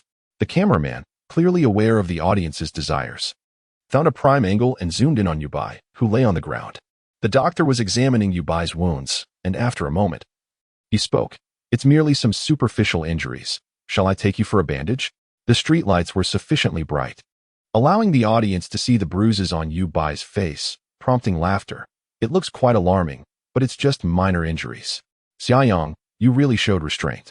I feel like Xia Yang acted out of anger, someone remarked. That statement from Yubai was unbearable for anyone, right? I truly like you all. What a bombshell. I say Yubai got off easy. All eyes turned to Xia Yang, who, upon hearing the doctor's words, clenched his injured hand and, after a brief pause, coldly replied to Yubai, have your lawyer contact me directly. I will compensate you. Xia Yang had indeed acted impulsively, but he felt no regret. Had it not been for Yi Luyao and the staff arriving in succession, he would have struck harder. Having said that, Xiaoyang turned to leave. But Qianyu interjected. Do you need a lawyer? Yu Bai, who had remained silent, was genuinely in too much pain to articulate his thoughts. He hadn't even noticed when the staff and doctor had arrived until the doctor asked if he required bandaging, followed by Qianyu's question.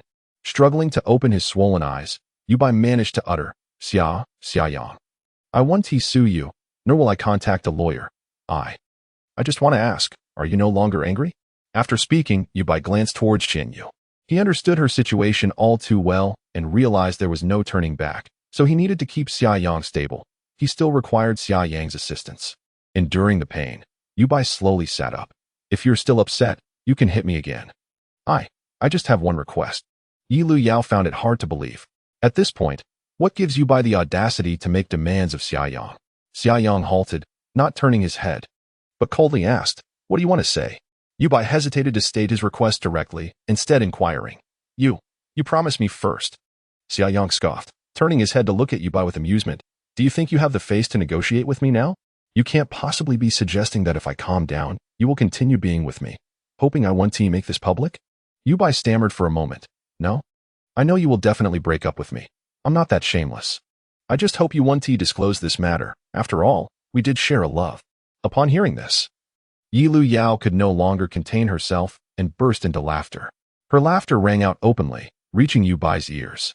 Before Leyao could finish laughing, Song Jahan's voice followed, gentle yet laced with a chilling undertone on that hot summer night. It's too late. Yu Bai's pupils constricted. Xiaoyang was preparing to exit through another path in the garden, his back turned to both Yu Bai and Leyao's group. Yu Bai, still dazed from the earlier assault, had not heard Leyao and had not noticed the other guests arriving on the scene. With the doctor standing between them, he was completely oblivious to the presence of others. Upon hearing the laughter and Song Jahan's words, Yu Bai felt as if his blood had turned to ice. He turned around in disbelief, encountering the gazes of all the guests, as well as 10 dark, unyielding cameras. Yu Bai's mouth fell open, his mind blank. Song Jahan continued. It should have been broadcasted in full. Even if Xiaoyang agrees to help you keep it under wraps, he won't succeed. Yu Bai's breath hitched, his fingers trembling. When did you?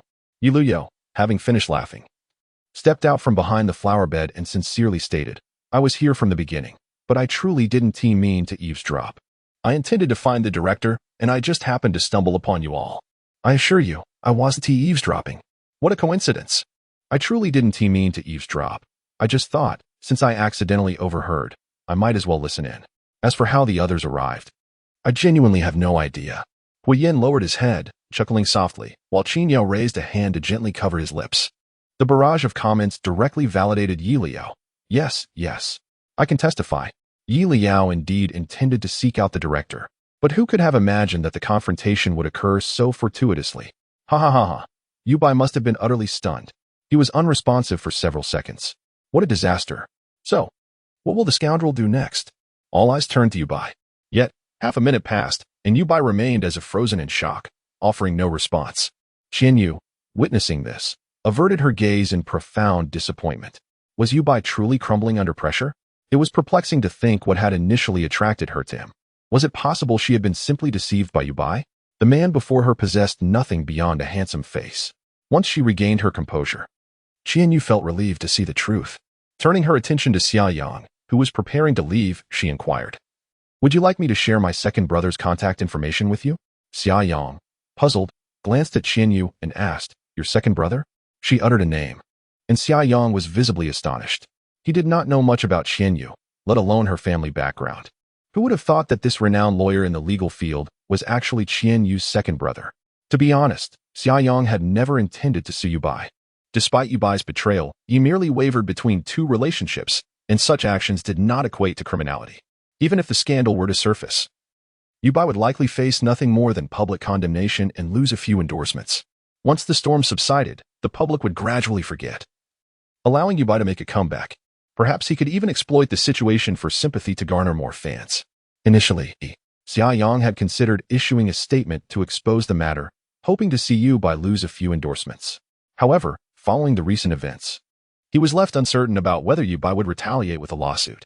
Xiaoyang indeed required a lawyer, and he had no reason to refuse. Thank you, he said, offering Qianyu a genuine smile for the first time since their meeting. Qian Yu returned the smile, but their shared moment felt painfully glaring to Yu Bai. They had moved on, but what of them? 10 cameras, all specially designated for live broadcasting. Leyao had claimed he had been present from the beginning, which meant everything had been captured. From his apology to Xia Yang, to the moment Xia Yang had pinned him down, and even his admission of being involved with both individuals. Yu Bai felt as though the world was collapsing around him. How had it come to this? He had successfully concealed everything until now. Neither Qian Yu nor Xia Yang had been aware of each other's existence. Why had everything changed so abruptly? Right. It was because they had all participated in the same program. Why had he insisted on joining this show to prove a point? No, it was not a problem for him to join the show. The issue lay with Xia Yang and Qian Yu. How had it happened that they both coincidentally participated? As realization dawned, Yu Bai sprang to his feet, shouting at Qian Yu and Xia Yang, "It's you too. Did you discover the truth long ago?" Qian Yu turned, looking at Yu Bai as if he were deranged. "Discover what? If I had known earlier, do you think you could still stand here talking to me?"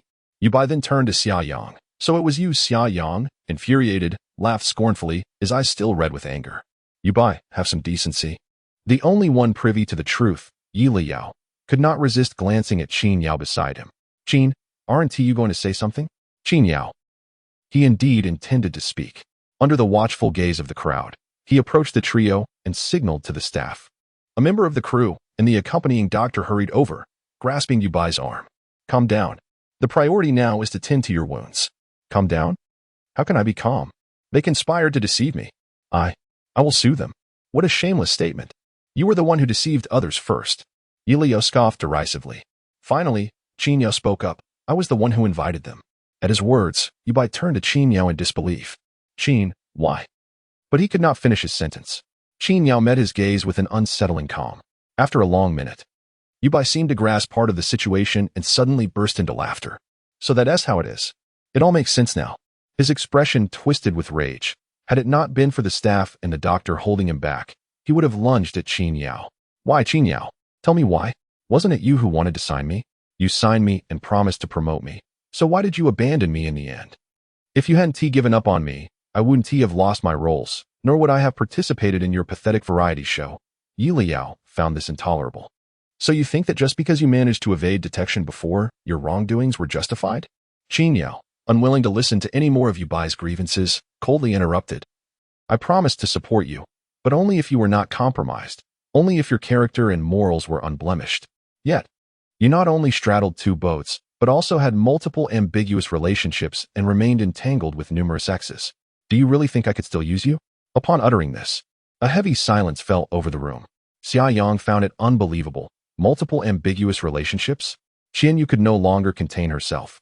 She stepped forward and slapped Yu Bai's swollen face once more. Yu Bai, when you pursued me, you claimed to have completely severed ties with your ex. Qian Yu, calm down." Qin Yao intervened just in time. Although Qian Yu attempted to compose herself, the person before her had once been someone she genuinely cared for. Thus, she felt a deep sorrow, her eyes reddening. When Xian Yue, unable to watch any longer, quickly pulled Qian Yu back. Yu Bai remained dazed for a moment before he suddenly sneered. "Qian Yu, why would I give up an entire forest for you?" Qin Yao raised his voice, interrupting them. "Yu Bai, do you remember Zhang Tao?" In the split second that Yu Bai had prepared to coldly mock Qian Yu, he felt as if a thunderbolt had struck him upon hearing that name. His mind buzzed, and his pupils constricted in sheer terror as he stared at Qin Yao. "You, how do you know?" Wu Yen appeared puzzled. "Zhang Tao? Isn't that the name of the boy who was bullied by Yu Bai and jumped from the rooftop?" After that incident, although Zhang Tao survived, he lost his right leg. "I can't believe President Qin even investigated this matter." Huoyan suddenly recalled that when he first encountered Yu Bai on set, Leyao had indeed mentioned this matter. However, while the two of them were privy to the information, the others were not. Song Zhihan was the first to approach Leyao, noticing his unwillingness to elaborate, and inquired, "What is going on?" The comments section was equally bewildered. "Who is Zhang Tao? Why does Yu Bai look so terrified? Where is my secretary? Hurry and find out." It was curious that teacher Go sure came to question Leyao. Could it be that Leyao was also in the know? Surely not, given our king of melons' vast experience. Otherwise, why would we call him the king of melons? Unfortunately, Leyao chose not to clarify, instead telling Song Zhihan, "It will likely be revealed soon." After all, Yu Bai was personally invited by President Qin, and I believe he has arranged for the subsequent developments. It's best if I refrain from spoiling anything. Song Jihan cast a disapproving glance at Leyao just as Qin Yao spoke up. I have already instructed my lawyer to contact his family. They will soon decide to sue you for school violence. At those words, Yu Bai was utterly stunned. You? No, President Qin. Am I not an artist under your company? What? Qin Yao regarded Yu Bai with a gaze devoid of warmth, lowering his voice so that only the two of them could hear. If it weren't for Gu Song's strong recommendation, I wouldn't have signed you in the first place. With that, Qin Yao turned away from Yu Bai and instructed the doctor, take him for an examination.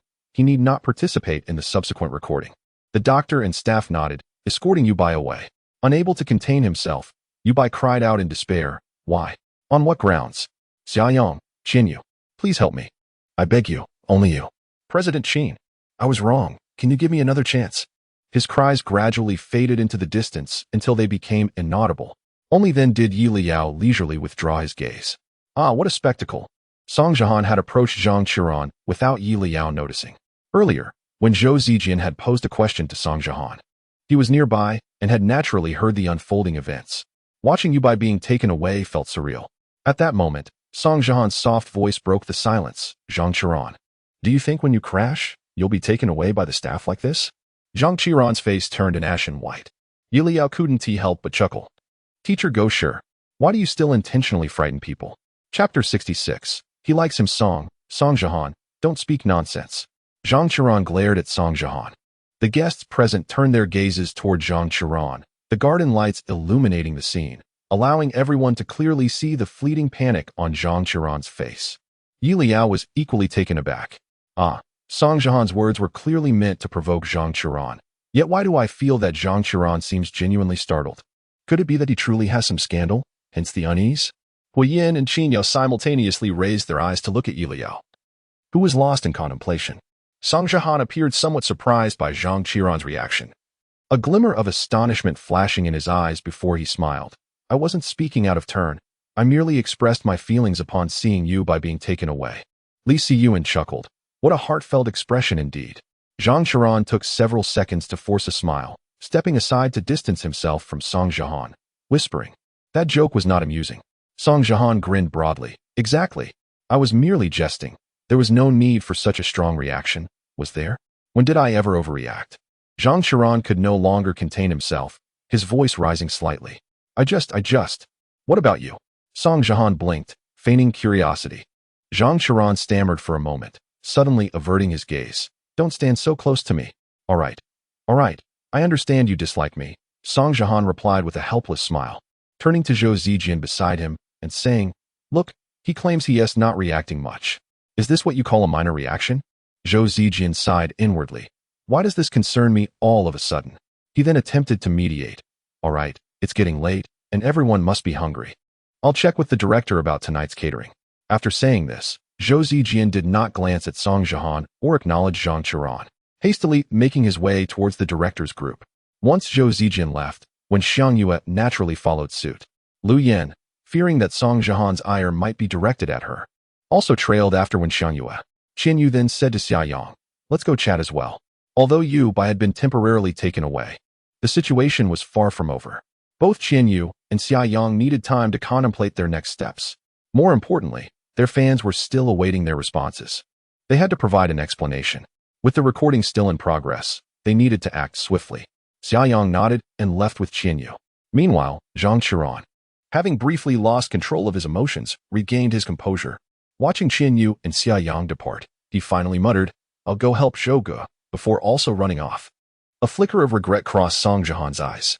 Li Siyuan leaned in. Quite the scare, wasn't it? You misinterpret. I did not frighten him, Song Jihan corrected. Li Siyuan understood that Song Jihan was rather cunning, and since he had made that statement, there was no need to expose the truth. He smiled and changed the subject. Very well, shall we lend a hand? Song Jihan had no objections this time and glanced at Leyao. At that moment, Leyao had also put away his phone, his face reflecting rare confusion and curiosity. Strange, I haven't seen any scandal involving Zhang Qiran. Aside from managing his public persona, the most significant controversy he had was snatching a few roles and endorsements from Song Jihan. Beyond that, there seemed to be no moral or ethical issues. So what exactly is Zhang Qiran anxious about? Upon hearing Liao's thoughts, Huoyan and Qin Yao shared similar perplexity. In the entertainment industry, it was common for artists to have their roles and endorsements snatched. While such incidents faced criticism, they rarely escalated to issues of morality or character. Thus, what was Zhang Qiran truly worried about? Could there be a scandal unknown, even to Liao? Simultaneously, Qin Yao and Huoyan turned their gazes toward Liao. As their eyes met, Qin Yao furrowed his brow. Huoyan, quicker to react, stepped forward and grasped Liao's arm, his expression tense. What happened to your arm? Hearing Huoyan's exclamation, Liao finally snapped back to reality, glancing at his arm. Startled. I got bitten by a mosquito. It's so itchy. I was too engrossed in the drama to notice. Huoyan. Liao's fair skin would swell up into a large, prominent bump whenever bitten, lingering for nearly a week. Did you bring any medication? Huoyan asked, his tone laced with exasperation. Liao pondered. I should have. I think. Should have. Huoyan was speechless. I'll go ask the doctor. At that moment, Qin Yao interjected. I have some. Let us go to my room and retrieve it. Huoyan nodded. That works. You two go get the medication while I check on the ingredients. The two groups split up. As Liao followed Qin Yao upstairs, he continued to ponder what Zhang Qiran had been anxious about. After thinking for a long time, he still found no answers. Could it be that he had overlooked something? Deciding to stop dwelling on it, he turned to Qin Yao and quietly asked, Mr. Qin, have your people started leaking information? Qin Yao nodded slightly. In preparation for today's event, he had made extensive arrangements. Should Yu Bai falter during the recording, related revelations would swiftly emerge online. Qin Yao aimed to ensure that Yu Bai would never recover while simultaneously issuing a warning to those behind him. Of course, Liao was oblivious to Qin Yao's intentions. He merely knew that fresh gossip was on the horizon. Thus, he quickly pulled out his phone and opened Weibo. Among the top 10 trending topics, 7 were related to Yu Bai. Liao couldn't help but smile, a hint of mischief playing on his lips. Yu Bai has truly become a hot topic now. Qin Yao also smiled, unable to deny the truth. Opening the first trending item, the initial post was a compilation of scandals surrounding Yu Bai, detailing his past romantic involvements and introducing Zhang Tao, the boy who had been bullied by Yu Bai years ago, presenting a series of irrefutable evidence. The two had arrived at Qin Yao's room. Qin Yao gestured for Liao to make himself comfortable, and Liao settled onto the sofa, then asked Qin Yao, Mr. Qin, you must have gathered this evidence long ago, right? With only minutes having passed since Yu Bai was taken away, it was implausible for such a comprehensive summary to have been compiled in that brief time. Thus, this post must have been orchestrated by Qin Yao. The evidence had likely been in his possession for some time, kept under wraps until now. Qin Yao pulled out his suitcase and, after checking the room's cameras to ensure they were off, nodded. Yes, I have been waiting for this opportunity. As Qin Yao spoke, he paused momentarily, raising his head to look at Liao with a smile. I must thank you, he said. Although Qin Yao had indeed prepared for a long time, he still needed an opportunity. Originally, he had planned to wait for Qian Yu and Xia Yang to gradually come to their senses and confront Yu Bai. Unexpectedly, with just a fortunate coincidence, Liao managed to resolve the situation smoothly. Liao, however, felt somewhat bewildered. What do you thank me for? I don't seem to have done anything. It was just luck, wasn't it? Qin Yao retrieved some ointment from his suitcase and, hearing her words, smiled softly. This stroke of good fortune was not something everyone could experience, so he felt it necessary to express his gratitude to Liao. He handed the ointment to her and inquired, Can you apply it yourself?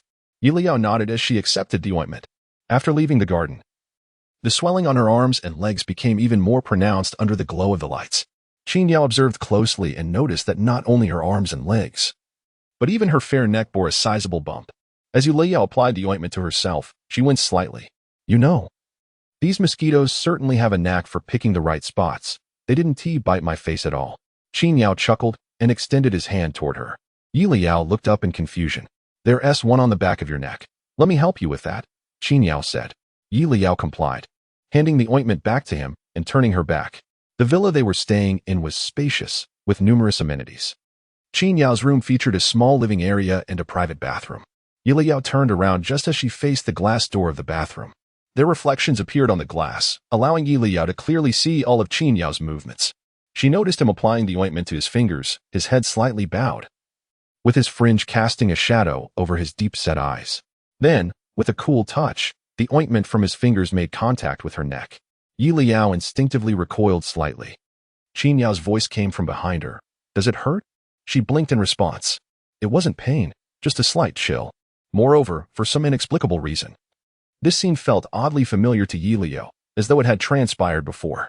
Could it be that Qin Yao had applied ointment to her when they were children? She couldn't quite make sense of it, but didn't dwell too long on the thought, as she quite enjoyed Qin Yao tending to her wounds, feeling as if a part of her heart had been filled. I'm fine, Yi Liao smiled, assuring him.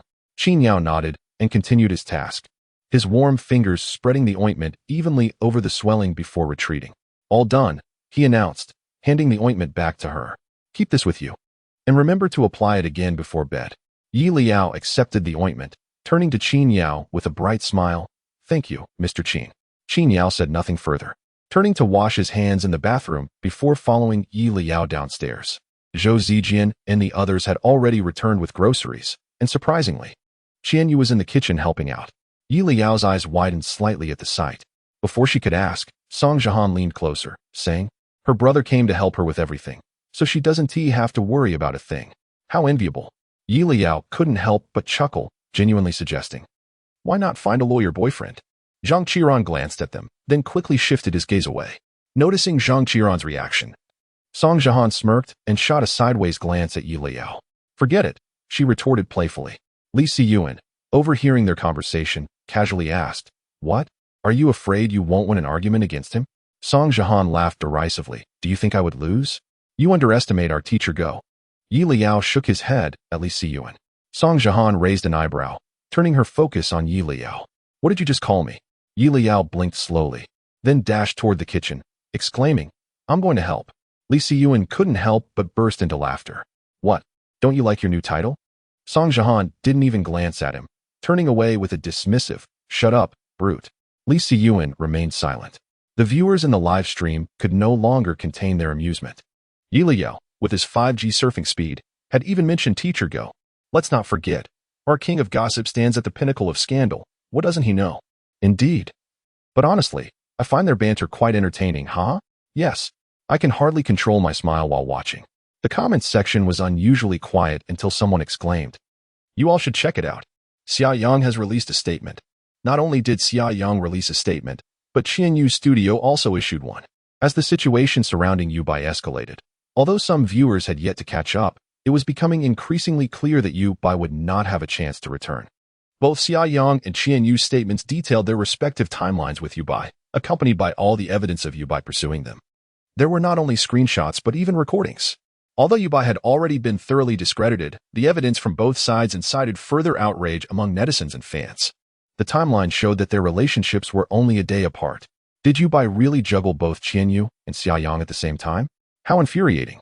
Here I am, unable to even date one person, and Yubai had the audacity to pursue two simultaneously? Truly despicable. Not to mention, there were also 2 exes still lingering during this time. A total of 6 at once.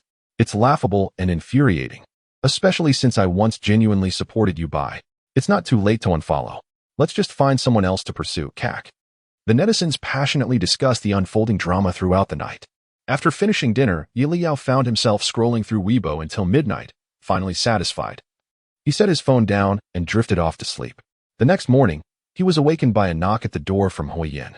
Glancing at the clock, he realized it was only 6:30. Sleepily, he opened the door to Huoyan, his expression one of mild annoyance. What is it so early? Huoyan, exasperated, thrust a tube of ointment into Yi Liao's hands. Mom and Dad found out you got bitten by mosquitoes yesterday, so they sent this over first thing. After saying that, Huoyan stifled a long yawn. Yi Liao, now a bit more alert, asked, where are Mom and Dad? Huoyan replied with a hint of grievance. They're out for a walk. I don't know what's gotten into them. They woke up super early, calling me at 5 to fetch the medicine. Yi Liao stared at Huoyan in disbelief. So this is why you woke me at 6? Huoyan chuckled. Brothers share the burden. Thanks a bunch. Yi Liao shot Huoyan a glare, saying nothing more as he reached for the door to close it. Huoyan, unfazed by the glare he received, lowered his voice to Yi Liao, saying, don't sleep any longer. The weather is splendid today. You, being young, should take the opportunity to explore the outdoors. The response from Yi Liao was merely a heavy grunt. Huoyan chuckled softly and disregarded Yi Liao, heading downstairs to catch up on his sleep.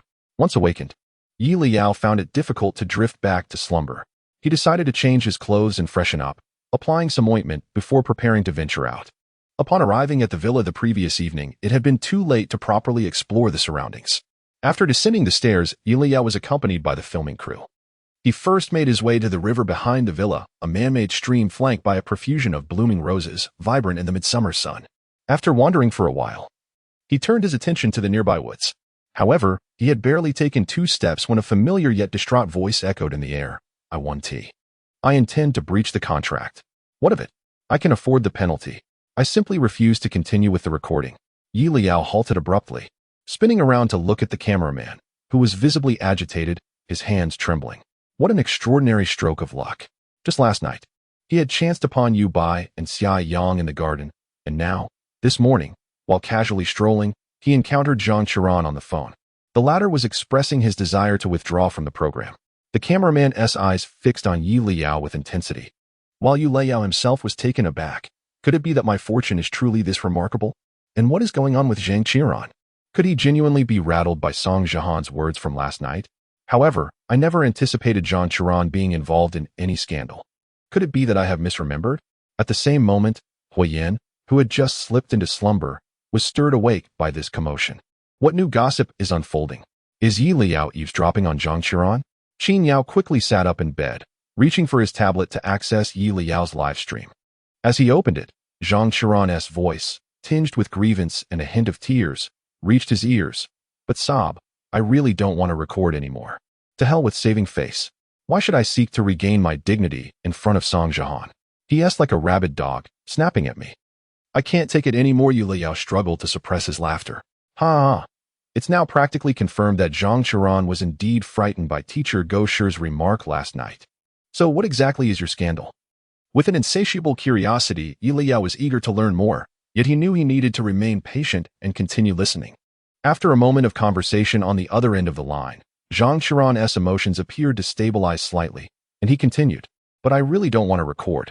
I understand that if this matter becomes public, it won't be a huge deal. However, if it does get out, Song Jihan will mock me for a lifetime. That Yi Leyao is a bit frightening as well indeed. He may not be significant now, but I simply cannot bear the thought of him possessing leverage against me. Any other issue would be manageable, but this one is simply unacceptable. As Zhang Qiran spoke, his voice grew choked with emotion. Yi Leyao glanced back at the cameraman, puzzled by his teary-eyed expression. Is he really on the verge of tears? Should I continue listening, or would that be inappropriate? Just as he was about to signal the cameraman to leave, Zhang Qiran's voice rang out again. This program is truly terrifying. I am genuinely frightened. Unable to contain himself any longer, Yi Leyao erupted into a fit of coughs. How could one be so terrified? This program is not meant to be intimidating. His coughs caught Zhang Qiran's attention, who turned with a hint of alarm. Yi Leyao? What are you doing here? After a prolonged coughing fit, Yi Leyao finally regained his composure as Zhang Qiran approached. Taking a deep breath, he said, Perhaps you could watch my previous live stream? I truly just stumbled upon you. I didn't overhear anything significant. Only that you expressed your desire to withdraw from our program. After all, Yi Leyao had already reviewed all the related events concerning Song Jihan last night, and he had not come across anything scandalous about Zhang Qiran. Yet, he vaguely recalled Zhang Qiran's mishap, though he couldn't quite place it at the moment. Nevertheless, he was certain that Zhang Qiran hadn't committed any heinous acts. Thus, he inquired with genuine concern, Are you all right? Zhang Qiran's face flushed crimson. How unfortunate it was to be caught by Yi Leyao. Having witnessed the trending topics from last night, he understood that Yi Leyao was a veritable gossip magnet, seemingly privy to every piece of scandal. If Yi Leyao were to discover his secret at that moment, Zhang Qiran felt as if he could scarcely breathe. After a lengthy silence, he finally remembered the cameraman's presence. However, he had lost the will to conceal anything. Well, even if you overheard, it's of no consequence. I had already decided not to continue with your program. He uttered this with a hint of resignation, turning to walk back toward the villa, leaving Yi Leyao and the cameraman exchanging bewildered glances. Just now he didn't even smile at me, Yi Leyao remarked to the cameraman. Could it be that Zhang Qiran is truly done pretending? The cameraman was oblivious to the underlying tension. He merely noted the surge in viewership on Yi Leyao's live stream, with the director urging him through the earpiece to remain concealed and not be discovered. Yet, In an instant, Liao's cough had inadvertently betrayed his presence. With no intention of seeking answers from the cameraman, Liao decided to continue exploring the vicinity. As the clock approached 7, he leisurely returned to the villa, where most of the guests had already risen. Zhou Zijian was in the kitchen preparing breakfast, while Qianyu and Lu Yin were assisting him. Huoyin and Qin Yao looked up simultaneously upon hearing Liao's return. Liao scanned the room and inquired, "Where is Zhang Qiran?" Hearing this, Song Jihan lifted his head slightly. "Oh, so you started to care about Zhang Qiran now?" Clearing his throat, Liao replied, "I just happened to run into him while he was on a call. Cun's eyes widened. You didn't accidentally overhear anything, did you?" Liao nodded, feeling a twinge of embarrassment. Eavesdropping was indeed inappropriate, so he wished to find Zhang Qiran to sincerely apologize. Just then, Qin Yao interjected. His manager contacted the director moments ago, stating he felt unwell and wishes to withdraw from this episode's filming. Liao exclaimed, "Really? He is actually going to withdraw?" Li Siyuan immediately turned to Song Jihan. "Could it be that you frightened him away?" Song Jihan replied incredulously, "What did I do to scare him?" After a brief pause, Song Jihan continued, "Furthermore, he dislikes me so much. How could he possibly threaten to withdraw from the program because of me?" As his words settled in, Liao's pupils dilated in shock. Dislike? Zhang Qiran dislikes Song Jihan. No, Zhang Qiran should not harbor any animosity towards Song Jihan. Blocked memories surged into Liao's mind, and his voice escalated in pitch. "I've just remembered." Huoyin closed his eyes, nearly succumbing to the urge to cover his ears. "Liao, could you not speak so loudly in your thoughts?" Qin Yao pressed his fingers against his temples, reminding himself to acclimatize sooner rather than later. It would be easier once he was accustomed to it. Taking a deep breath, Qin Yao turned his attention back to Liao. What event could possibly warrant such astonishment from him? Zhang Qiran had always been Song Jihan's nemesis. Why would he not despise him? At that moment, Liao had already taken out his phone, commencing a search. Moments later, he exclaimed, "Found it. This plotline is from a completely different story than that of Song Jihan. No wonder I couldn't recall it. Here it explains Zhang Qiran's motives for entering the entertainment industry." What? Huoyin straightened slightly. Qin Yao sipped from his cup. So Zhang Qiran entered the entertainment industry because of Song Jihan? Zhang Qiran has harbored a crush on Song Jihan since middle school? Huh? Qin Yao accidentally choked on his drink, beginning to cough violently.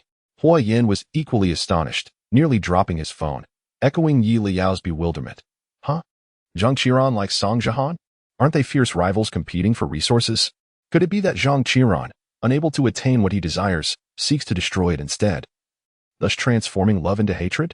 Chapter 67. Dislike you. Chapter 67. What exactly is going on? My curiosity is piqued. Qin Yu and Huoyin simultaneously visited Liao. This segment of the narrative offers scant description, merely providing a brief explanation of Zhang Qiran's entry into the industry before trailing off. Liao, regretfully putting away his phone, remained transfixed in shock, unable to shake off the surprise. He couldn't resist glancing at Song Jihan. Song Jihan, handing a peeled egg to Zhou Zijian, happened to look up and meet Liao's gaze. Frowning slightly, he then smiled. What expression is that? Liao hastily averted his eyes, muttering, "Nothing. I am utterly astounded. Zhang Qiran actually dares to harbor feelings for teacher Go Sure. How audacious. Moreover, since Zhang Qiran is secretly infatuated with Song Jihan, why does he not pursue him after entering the industry but instead seems to be at odds with him? Could it be that after interacting closely with Song Jihan, he discovered the latter's cunning and sharp tongue, leading to a swift change of heart? The more Liao pondered, the more plausible this seemed. Huoyin found Liao's speculation quite reasonable. After all, to love Song Jihan truly requires a heart of formidable strength. The more he contemplated, the more curious he became about the nature of the relationship between Zhang Qiran and Song Jihan. Liao shared this curiosity, and his mind began to race. No, I can't allow Zhang Qiran to withdraw from the recording just like that. If he leaves, how will I comprehend this situation? I genuinely desire to unravel the complexities of his relationship with Song Jihan. Suddenly, Liao's eyes lit up, and he spoke in a slightly regretful tone. I just feel it's a pity that Zhang Qiran is withdrawing after only half a day of recording. His departure wastes the opportunity of inviting guests. Song Jihan contemplated for a moment and nodded. Hearing you say that, it does seem like a waste. And Liao looked at him with anticipation. Then, Song Jihan's lips curled into a wistful smile. We haven't even seen him falter yet. What a shame. Liao, I truly lost my senses. Why did I dare to hope that teacher Gosher would have a change of heart and retain Zhang Qiran?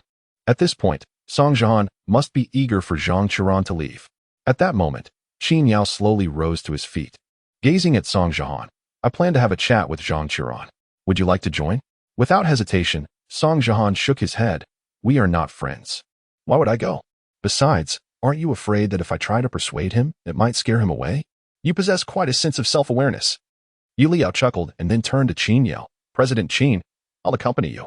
Regardless, I must grasp the full story today.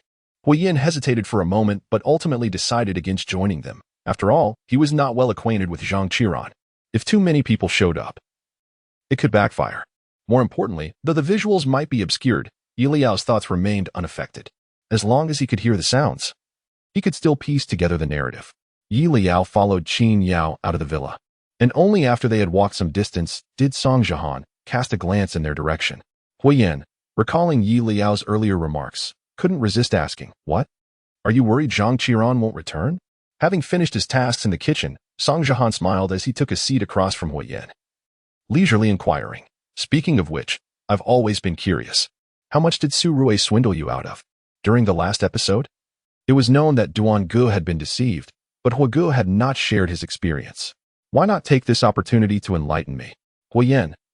Why did he feel compelled to provoke Song Jihan earlier? The live comments section erupted in laughter.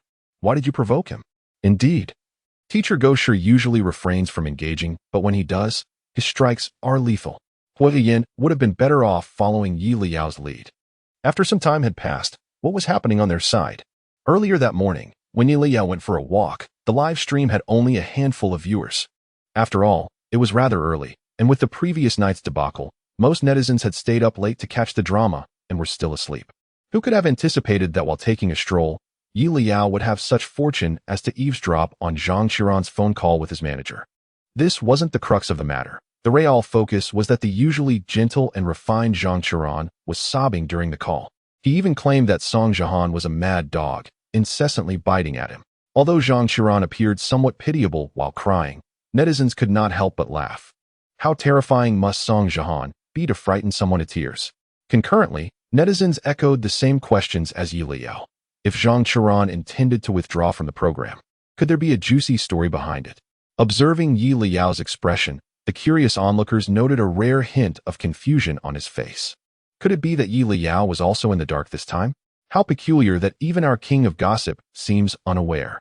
However, the viewers' joy was short-lived as they recalled that during the earlier commotion in the villa's hall, Liao's expression had shifted from confusion to something more significant after he glanced at his phone.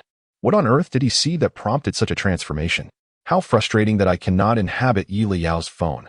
Yet, did anyone notice that after Liao's shock, he cast a glance at Song Jihan? Could Zhang Qiran's predicament somehow be linked to Song Jihan? At this point, many netizens felt their curiosity stirred. It is indeed possible. After all, anyone familiar with both individuals knows that Song Jihan and Zhang Qiran debuted in close succession. Upon his debut, Song Jihan established an image as a gentle, ethereal figure, garnering a significant following through this persona. Not long after, Zhang Qiran followed suit. Initially, Zhang Qiran did not craft a specific persona. Yet netizens and marketing accounts analyzed his image and speculated that his branding would likely mirror Song Jihan's.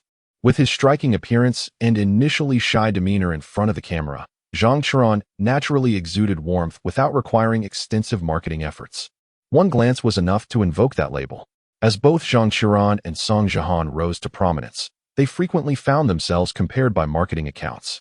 The increasing frequency of these comparisons inevitably led to an uptick in disparaging remarks directed at one another. Gradually, their respective teams became adversarial. Upon learning of their backstories, a netizen couldn't help but comment. So, Zhang Qiran mimicked Song Jihan's persona to debut? No, did you not pay attention? Zhang Qiran did not market a persona at his debut. If anything, he only began to craft an image about 6 months ago. Indeed, one can search for Zhang Qiran's early days in the industry, where no promotional materials resembling white moonlight existed. However, such narratives began to proliferate only 6 months ago. Yet, the concept of a persona cannot truly be considered gossip, as there are numerous artists in the entertainment industry who are marketed in such a manner. So, what exactly is Zhang Qiran's scandal? After fervent analysis by netizens, No conclusion was reached, leaving them to pin their hopes on Leyao. With the king of gossip present, surely they would be fed some juicy tidbits. At this moment, Leyao and Qin arrived at the resting area where the director and his team were situated. The director and producer were seated across from Zhang Qiran, earnestly attempting to persuade him. Director, look, Xiao Zhang, we've already recorded for half a day. And only 2 days remain. This will soon pass, and our recording process is not arduous. Where else would you find a reality show that's easier than ours? Producer, exactly. Director, moreover, our show's ratings are high, with daily live data hitting new records. Producer, indeed. Director, and, more importantly, the penalty for breaching our contract is substantial. You wouldn't want to incur such a hefty sum for no reason, would you? Producer, absolutely. That is a lot of money. Director, if you can't speak wisely, perhaps it's best to remain silent. He was left with a headache from the conversation. The producer cleared his throat and refrained from speaking further. Leyao nearly burst into laughter but managed to suppress it, given Zhang Qiran's visibly poor state. Once the cameras were off, Zhang Qiran ceased to put on a facade, reclining in the director's chair, staring vacantly at the ceiling. Upon closer inspection, one could discern the remnants of tears at the corners of his eyes, and they appeared swollen. Leyao was momentarily taken aback. Could it be that he cried again after I left? Given how emotional Zhang Qiran is, how could he dare to harbor feelings for Song Jiahan? Leyao mused deeply. At that moment, Qin Yao approached. The director and producer's eyes brightened upon seeing him. President Qin. Qin Yao waved his hand at them, signaling them to keep their voices down before addressing Zhang Qiran. Can we have a word? After a significant pause, Zhang Qiran finally shifted his gaze to Qin Yao, only to glance briefly before looking away. If you've come to persuade me to continue filming, there's no need. I want to return. Qin Yao replied, no. I simply wish to discuss the consequences of your withdrawal from our program. Don't intimidate me. Zhang Qiran's voice was somewhat hoarse. I'm an adult. I can bear the consequences of my choices. Does that include the situation with Song Jiahan? Qin Yao raised an eyebrow slightly. Zhang Qiran's expression shifted dramatically as he straightened up. Liao's eyes widened in astonishment. Does President Qin know about this? In truth, Qin Yao had only just learned of it. However, combining the hints from Liao with the information he previously possessed, he felt confident in persuading Zhang Qiran to continue filming. This isn't an appropriate place for discussion, Qin Yao suggested. Shall we talk inside? This time, Zhang Qiran did not hesitate, rising to follow Qin Yao into the room. Watching them enter, the director leaned closer to Liao. Just now, President Qin mentioned Song Jiahan's name. Could it be? Do you know something? Liao blinked innocently, responding without hesitation. I have no idea. The director didn't believe him. Liao maintained his smile, and after a prolonged moment of eye contact, the director sighed heavily, leaving with a sense of regret. It was all right.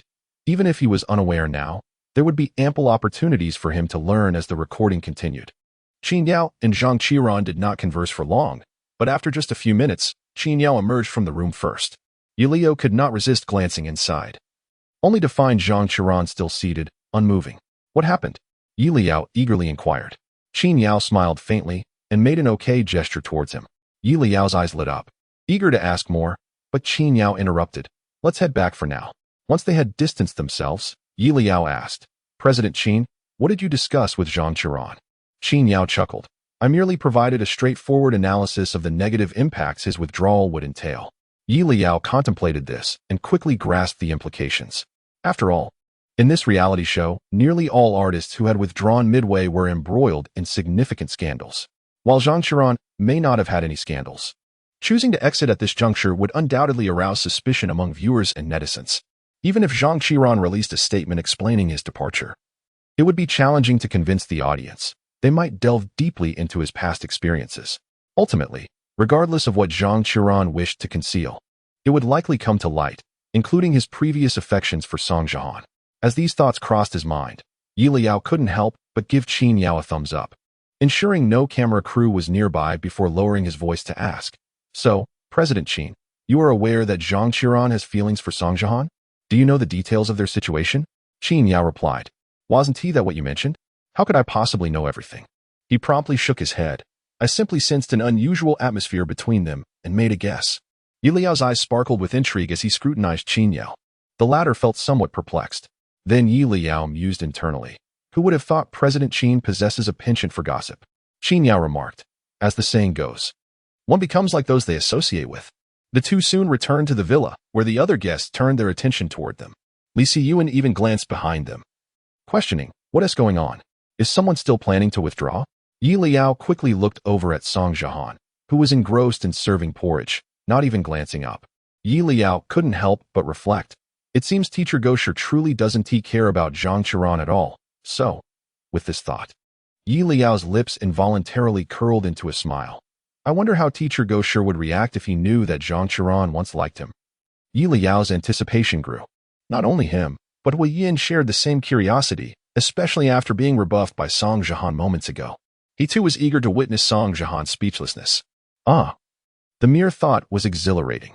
Qin Yao had already succinctly briefed the others on the situation, and breakfast was ready, prompting everyone to gather around the table to eat. Since Xiao Zhang will continue filming, I'll save him some food, Zhou Zijin remarked. Song Jiahan couldn't help but shake his head, letting out a long sigh. Qianyu looked at him, puzzled. What's the matter? Song Jiahan took a sip of porridge, his tone earnest. I merely believe I have shown him mercy. The others at the table simultaneously lifted their gazes towards him. Xia Yang, who had resolved his matters the previous night and now sat beside Song Jiahan, inquired with a hint of confusion, mercy? Those familiar with Song Jiahan knew precisely what he was about to articulate. Sure enough, he continued in a low voice. Do you not think I have already shown Zhang Qiran mercy? Look, he dares to return and continue filming. As his words settled, a loud thud echoed through the room. Everyone turned to find that Zhang Qiran had returned, and the noise was from him tossing his suitcase. Leyao quickly glanced at Zhang Qiran's expression and, as expected, caught a fleeting glimpse of anger on his face. It seems he has been vexed by Teacher Gosher again. Zhou Zijin cleared his throat and stood up to ease the tension. Xiaozhang, are you hungry? Come join us for breakfast. Zhang Qiran bent to retrieve his suitcase, visibly attempting to muster a smile, but failing miserably, instead offering Zhou Zijin a rather unpleasant expression. Thank you, Brother Zhou. I will put down my luggage first. With that, he dragged his suitcase away. It was only when the sound of the elevator doors closing was heard that Lu Yin whispered, Why do I feel? His eyes are all swollen. Leyao nodded vigorously. Indeed, he has been crying. He directed this comment towards Song Jiahan. Unbeknownst to him, Song Jiahan's lips curled into a smile, his mood unexpectedly buoyant, as he replied cheerfully. It seems he is no longer pretending. How intriguing. Liao's smile mirrored his excitement. Indeed, how fascinating. I can hardly imagine how Song Jiahan would react if he were to discover that Zhang Qiran harbors feelings for him. Would he still wear the same smile? The more Leyao pondered, the more fervent his gaze became. Under such scrutiny, Song Jiahan frowned slightly and turned to Leyao. This is the second time. Leyao replied, Huh? This marks the second time today you have looked at me in such a manner. Song Jiahan raised an eyebrow. Could it be that you have encountered some intriguing gossip related to me? Leyao nearly lost his composure. Surely, Teacher Gosher is being overly sensitive. Naturally, Leyao would not admit it and hastily shook his head. No, I haven't even started on the gossip today. I am still full from yesterday's tales about you. Bye. Qianyu sighed. Xia Yang could no longer contain himself. There is no need for you to lean in so closely while speaking to us, right? Leyao, I simply let it slip by accident. Hui Yin, at a loss for words, interjected on Liao's behalf. He means no offense. Qianyu sighed. I understand, as her gaze swept across everyone present, and I dare say, did any of you abstain from indulging in the gossip about the three of us last night? The others cleared their throats in unison. Hui Yin quipped, Well, it seems. No one dares to claim that, right? Laughter erupted among them. Qianyu and Xia Yang also wore light-hearted smiles. Although the matter of betrayal was indeed heavy and disheartening, the laughter brought a sense of relief to their hearts. After breakfast, Zhang Qiran had yet to descend, and it was nearly time to depart when he finally made his way down. Leyao stole a glance at him, noting that he wore an exaggerated sun hat atop his head. Upon seeing this, Song Jiahan laughed outright. So, you have finally realized that your face is somewhat unworthy of the audience's gaze, hence the need to conceal it? The brim of the sun hat obscured Zhang Qiran's face, revealing only his lips and chin below his nose.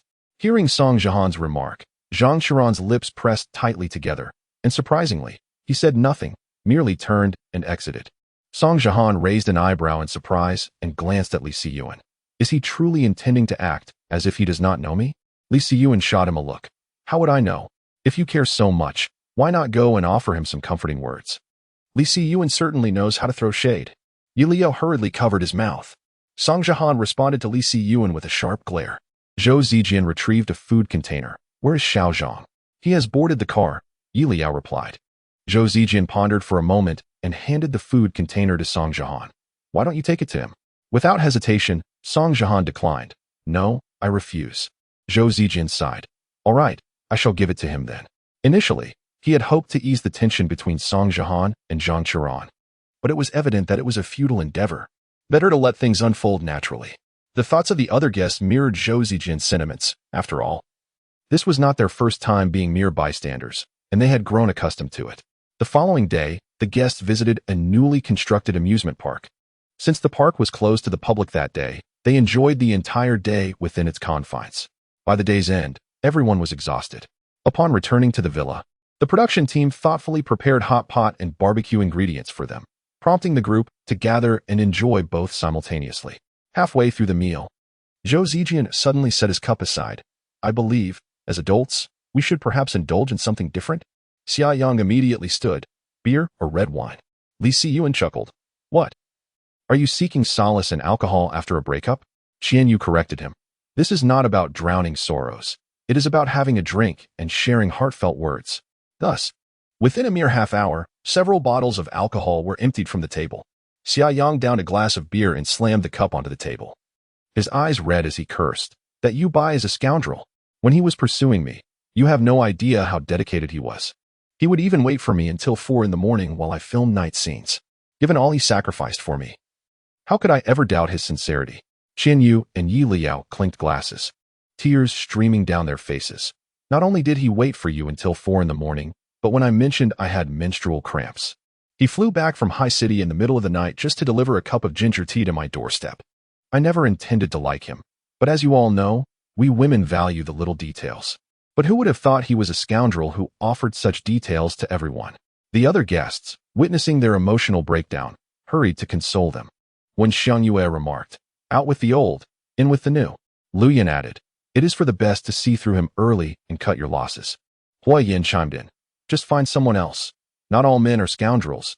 I have encountered my share of deceitful ones too. Sigh. Zhou Zijian also said, take your time. Matters of the heart cannot be rushed. Just then, he turned to Zhang Qiran, who had been sitting in the corner. Unbeknownst to them, several bottles of alcohol had already accumulated before him, one of which was even a bottle of red wine. Yi Liao's eyes widened in disbelief.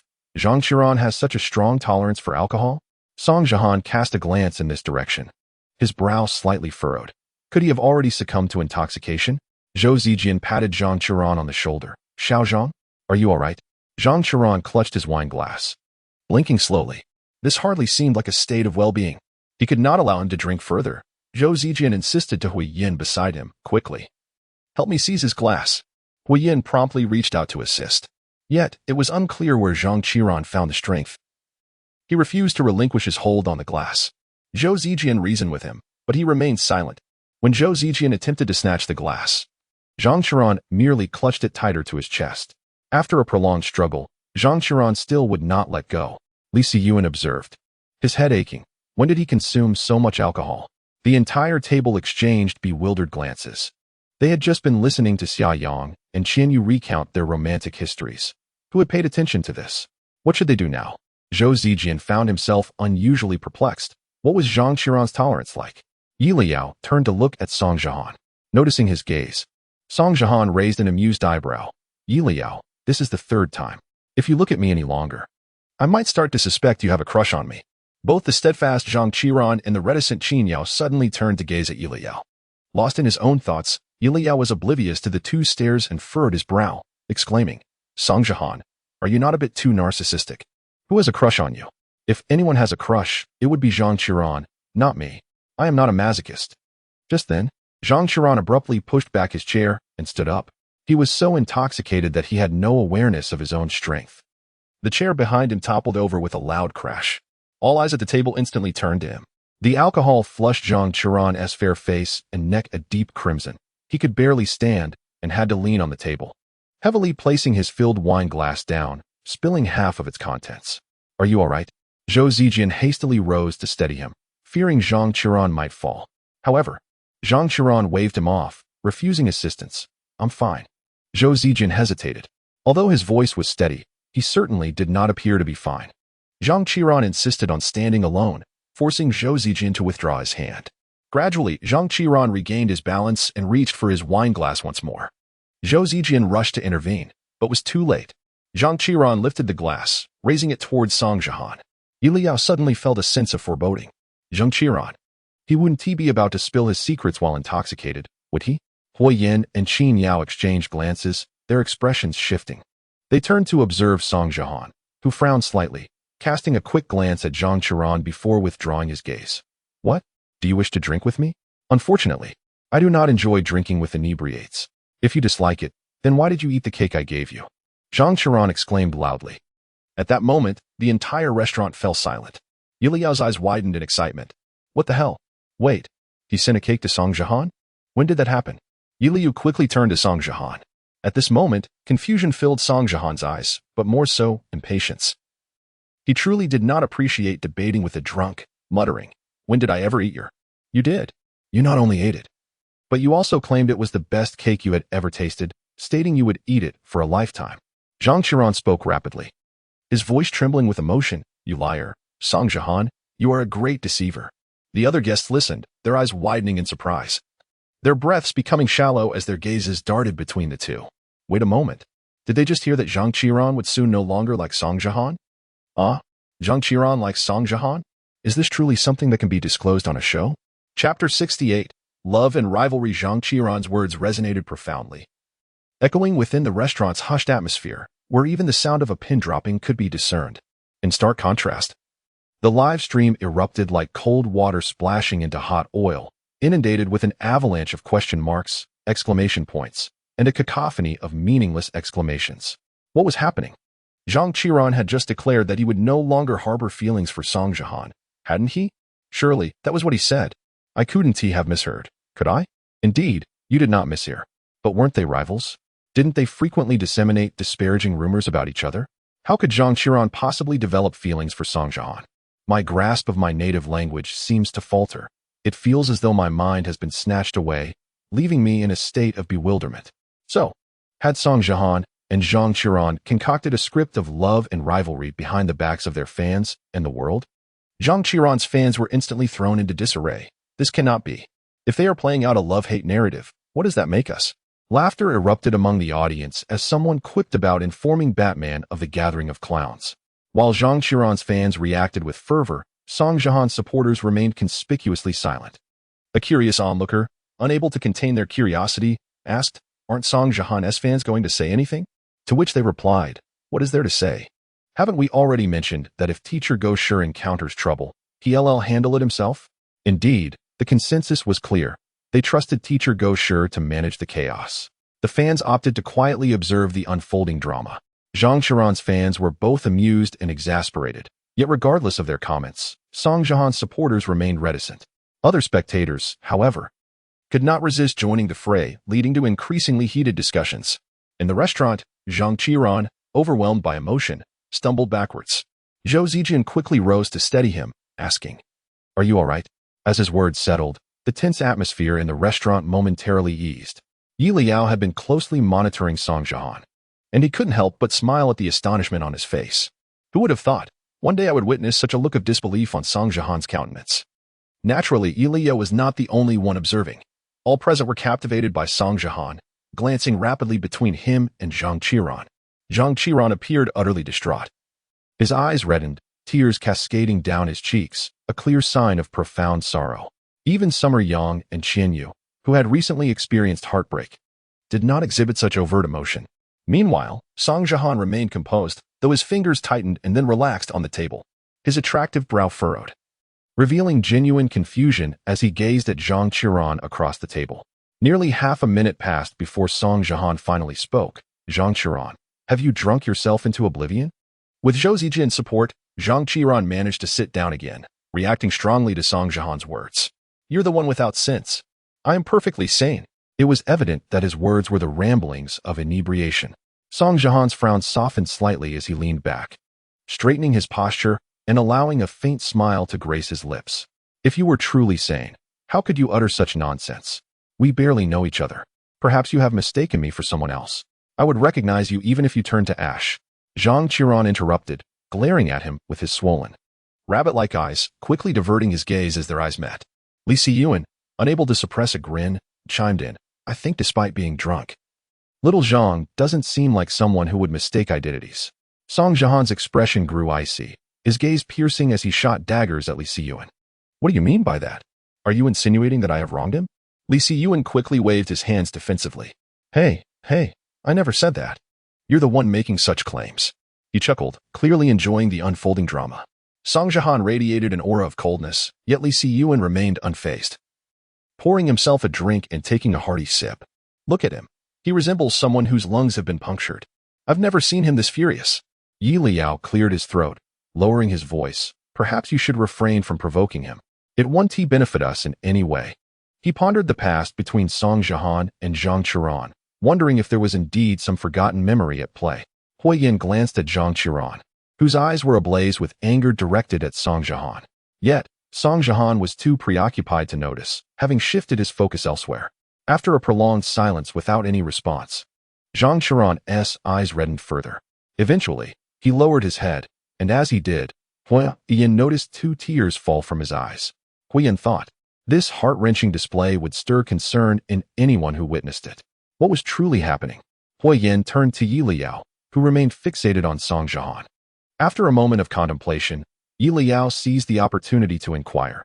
I heard Zhang Qiran mention he had sent you a cake. Do you enjoy cake? Song Jihan's mood was at an all-time low, emanating an air of hostility towards anyone who dared speak. Yet, seeing it was Yi Leyao, he refrained from lashing out. In an impatient tone, he replied, No, why would you think I like cake? Don't you know I'm allergic to milk? I've barely had cake in my life, except for that one time in middle school when a junior gifted me a goat's milk cake. Song Jihan's voice trailed off. Yi Liao's eyes widened. A breakthrough. Song Jihan's slight turn of his head aligned perfectly with Yi Liao's astonished gaze. Qin Yu and Huoyan turned their attention to the two of them. Was Song Jihan recalling something? Or had Yu Leyao uncovered a hidden truth? After a brief moment of shared understanding, Song Jihan suddenly lifted his gaze to look across the table. Zhang Qiran truly felt aggrieved, his head hung low, shoulders trembling as he wept, exclaiming, Song Jihan is really not a good person. He's gone too far. Sob, he's just a jerk. Sob. Zhou Zijian and Wen Xiangyue stood beside him, both wearing expressions of utter bewilderment. Should we contact his agent? Qian Yu could not help but suggest. Upon hearing this, Zhang Qiran immediately lifted his head, declaring, No need. I just want to cry. Just a moment of tears is enough. No need to trouble the agent. If I contact him again, he might get angry. Sob. Even in his drunken state, he was aware of not provoking his agent's ire. Yet, even if they refrained from reaching out to Zhang Qiran's agent, it was likely that, before long, the agent would contact him out of concern, possibly even rushing to the filming location. Yi Leyao seized the fleeting moment when Song Jihan's gaze was diverted to pull out her phone. Middle school, the narrative of Song Jihan's middle school days. Found it. Huoyan's eyes brightened instantly. Hurry up. I can hardly wait. Yi Leyao skimmed through the plot, increasingly unable to suppress her astonishment. So that is how it is. No wonder Song Jihan said he didn't recognize Zhang Qiran. Although Zhang Qiran was friends with Song Jihan in middle school, he was entirely different then compared to now. Back in middle school, Zhang Qiran was a chubby little boy with large eyes. Now, well, he is a striking, tall figure in the entertainment industry, and more importantly, he didn't even go by this name back then. He was called Xiang Yang. Neither condition matches. It's no wonder Song Jihan couldn't recognize him. So how did they actually meet? As Yi Leyao continued to scroll, a smile unexpectedly graced her lips. No wonder Zhang Qiran has cherished feelings for Song Jihan all these years. It turns out he was saved by him back in middle school. When Zhang Qiran was in middle school, his parents had just divorced, and coupled with his poor health and psychological struggles, his weight dramatically increased. This weight gain made him sensitive and insecure, leading to bullying from some classmates. One time, when he was cornered in the restroom, Song Jihan happened to walk in. From that moment on, Zhang Qiran had a little chubby sidekick following Song Jihan around. Huoyan suddenly began to understand.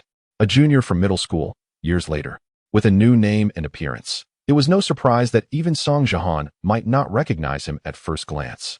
Yet, didn't Zhang Qiran think to explain himself even if Song Jihan initially failed to recognize him? Qin Yao was equally puzzled, unable to resist glancing at Song Jiahan. Song Jiahan furrowed his brow, his gaze still fixed on Zhang Qiran, as if pondering something. Leyao continued to peruse the narrative. Zhang Qiran was sensitive in middle school. Thus his emotional perception was keen. Upon realizing that Song Jiahan was a warm-hearted individual despite his cold exterior, he began to cling to him. Eventually, they became quite good friends, but their good fortune was short-lived. Not long after, Zhang Qiran's father passed away due to illness, and he was taken back to his mother's home, naturally changing schools and losing contact with Song Jiahan, until a year ago, when Song Jiahan debuted. So Zhang Qiran has silently cherished his feelings for all these years. The narrative halted at this point. Leyao tucked her phone away, looking up to catch a glimpse of Song Jiahan, only to see him rise from his chair and approach Zhang Qiran, drawing the attention of the entire room. With a glass in hand, Song Jiahan leisurely made his way toward Zhang Qiran. Li Siyuan, astonished, hurriedly leaned over to ask Leyao, what does he intend to do? Is he going to confront him? Leyao recalled Song Jiahan's unfinished sentence from earlier and shook her head.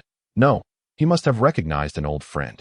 Li Siyuan's eyes brightened. So they really knew each other before? Hurry, tell me more. Leyao replied. How would I know? I just sensed that Song Jiahan's unfinished remark earlier was rather intriguing. Li Siyuan, not convinced, urged her to speak quietly. Just tell me. Leyao placed a finger to her lips, signaling for silence. Quick, don't speak. Teacher Guoshi is approaching Zhang Qiran.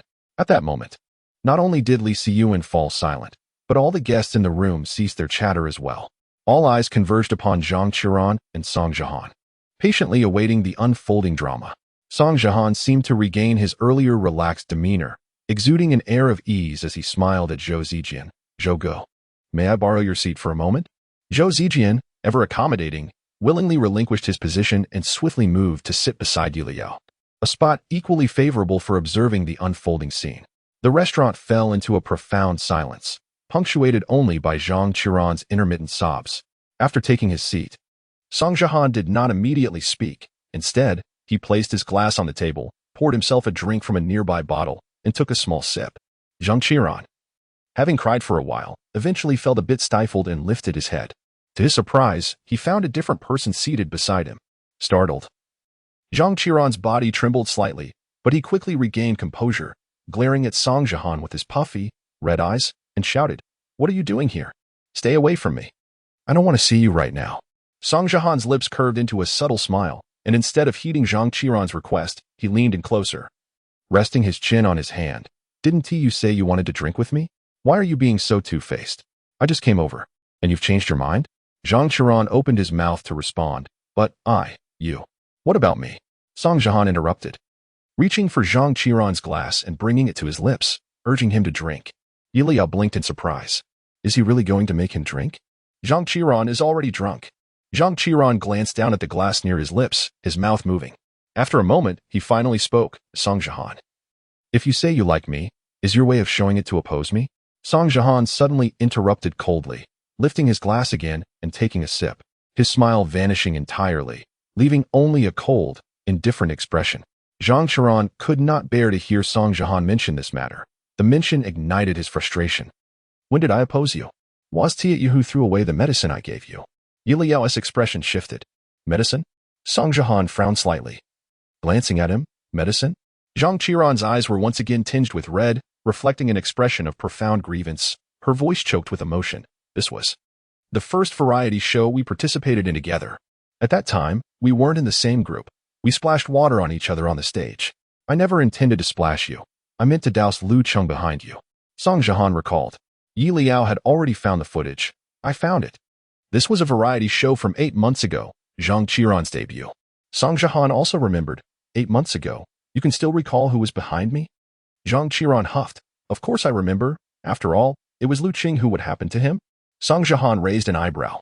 Zhang Qiran pressed her lips together and fell silent.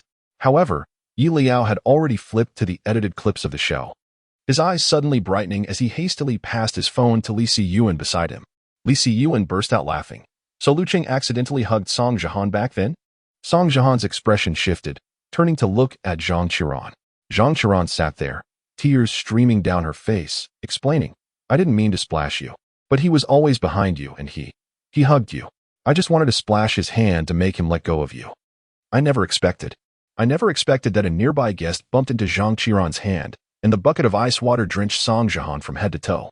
Thus, the grudge was formed. Looking back at Zhang Qiran, she was still crying, turning her head away from Song Jihan. It wasn't intentional. After the recording ended, I went to buy you medicine. I ran around outside for a long time before I found a pharmacy. I was too scared to deliver it myself. So I had my assistant bring it to you. After it was delivered, I secretly went to see you. But, at this point, Zhang Qiran's emotions surged again, turning to glare at Song Jihan with red eyes. In the end, not only did you throw the medicine away, but you also said I was the one you disliked the most among the guests. Zhang Qiran was at a loss for words, struggling to suppress her emotions, but she found herself utterly incapable of doing so. Leyao understood. In matters of the heart, unrequited love is inherently tumultuous, and Zhang Qiran's sensitive nature only amplifies this. She had mustered the courage to approach Song Jihan with joy in her heart, yet before she could properly introduce herself, she overheard Song Jihan declare that she was the most disliked person. Who could accept that? It is no wonder that Zhang Qiran's love turned to resentment. The restaurant fell silent once more. Leyao looked at Song Jihan, feeling a sense of urgency. So, teacher Go, are you really not going to say anything? Just as Leyao contemplated whether to prompt Song Jihan, he noticed Huoyan, sitting beside Zhang Qiran, suddenly pulling out a tissue and passing it to Song Jihan over Zhang Qiran. Song Jihan glanced down, accepted it with a quiet thank you, and then handed the tissue to Zhang Qiran. Stop crying. Zhang Qiran did not extend her hand, turning her head away once more. Song Jihan, unusually patient, explained, at that time, I didn't recognize you. To me, you were just a stranger. Imagine, a stranger splashing water all over me upon our first meeting. Would you expect me to respond kindly? Moreover, Song Jihan elongated his tone, because of you. I fell ill after that recording. Upon hearing this, Zhang Qiran's sobs indeed paused. After a couple of seconds, she turned her head slightly. So, you're all right now, right? Liao's lips curled into a smile. Zhang Qiran, don't fall too hard. Is she already appeased? Song Jihan replied, exasperated. Are you foolish? How long ago was that? Zhang Qiran lowered her head. Oh, so when did you recognize me? Zhang Qiran asked. Song Jihan maintained his composure. Just now. Zhang Qiran was stunned, her voice trembling with excitement. So all this time, you didn't recognize me? Song Jihan found it amusing. You changed your name, switched your surname, and even your face is considerably thinner than before. How could I possibly recognize you?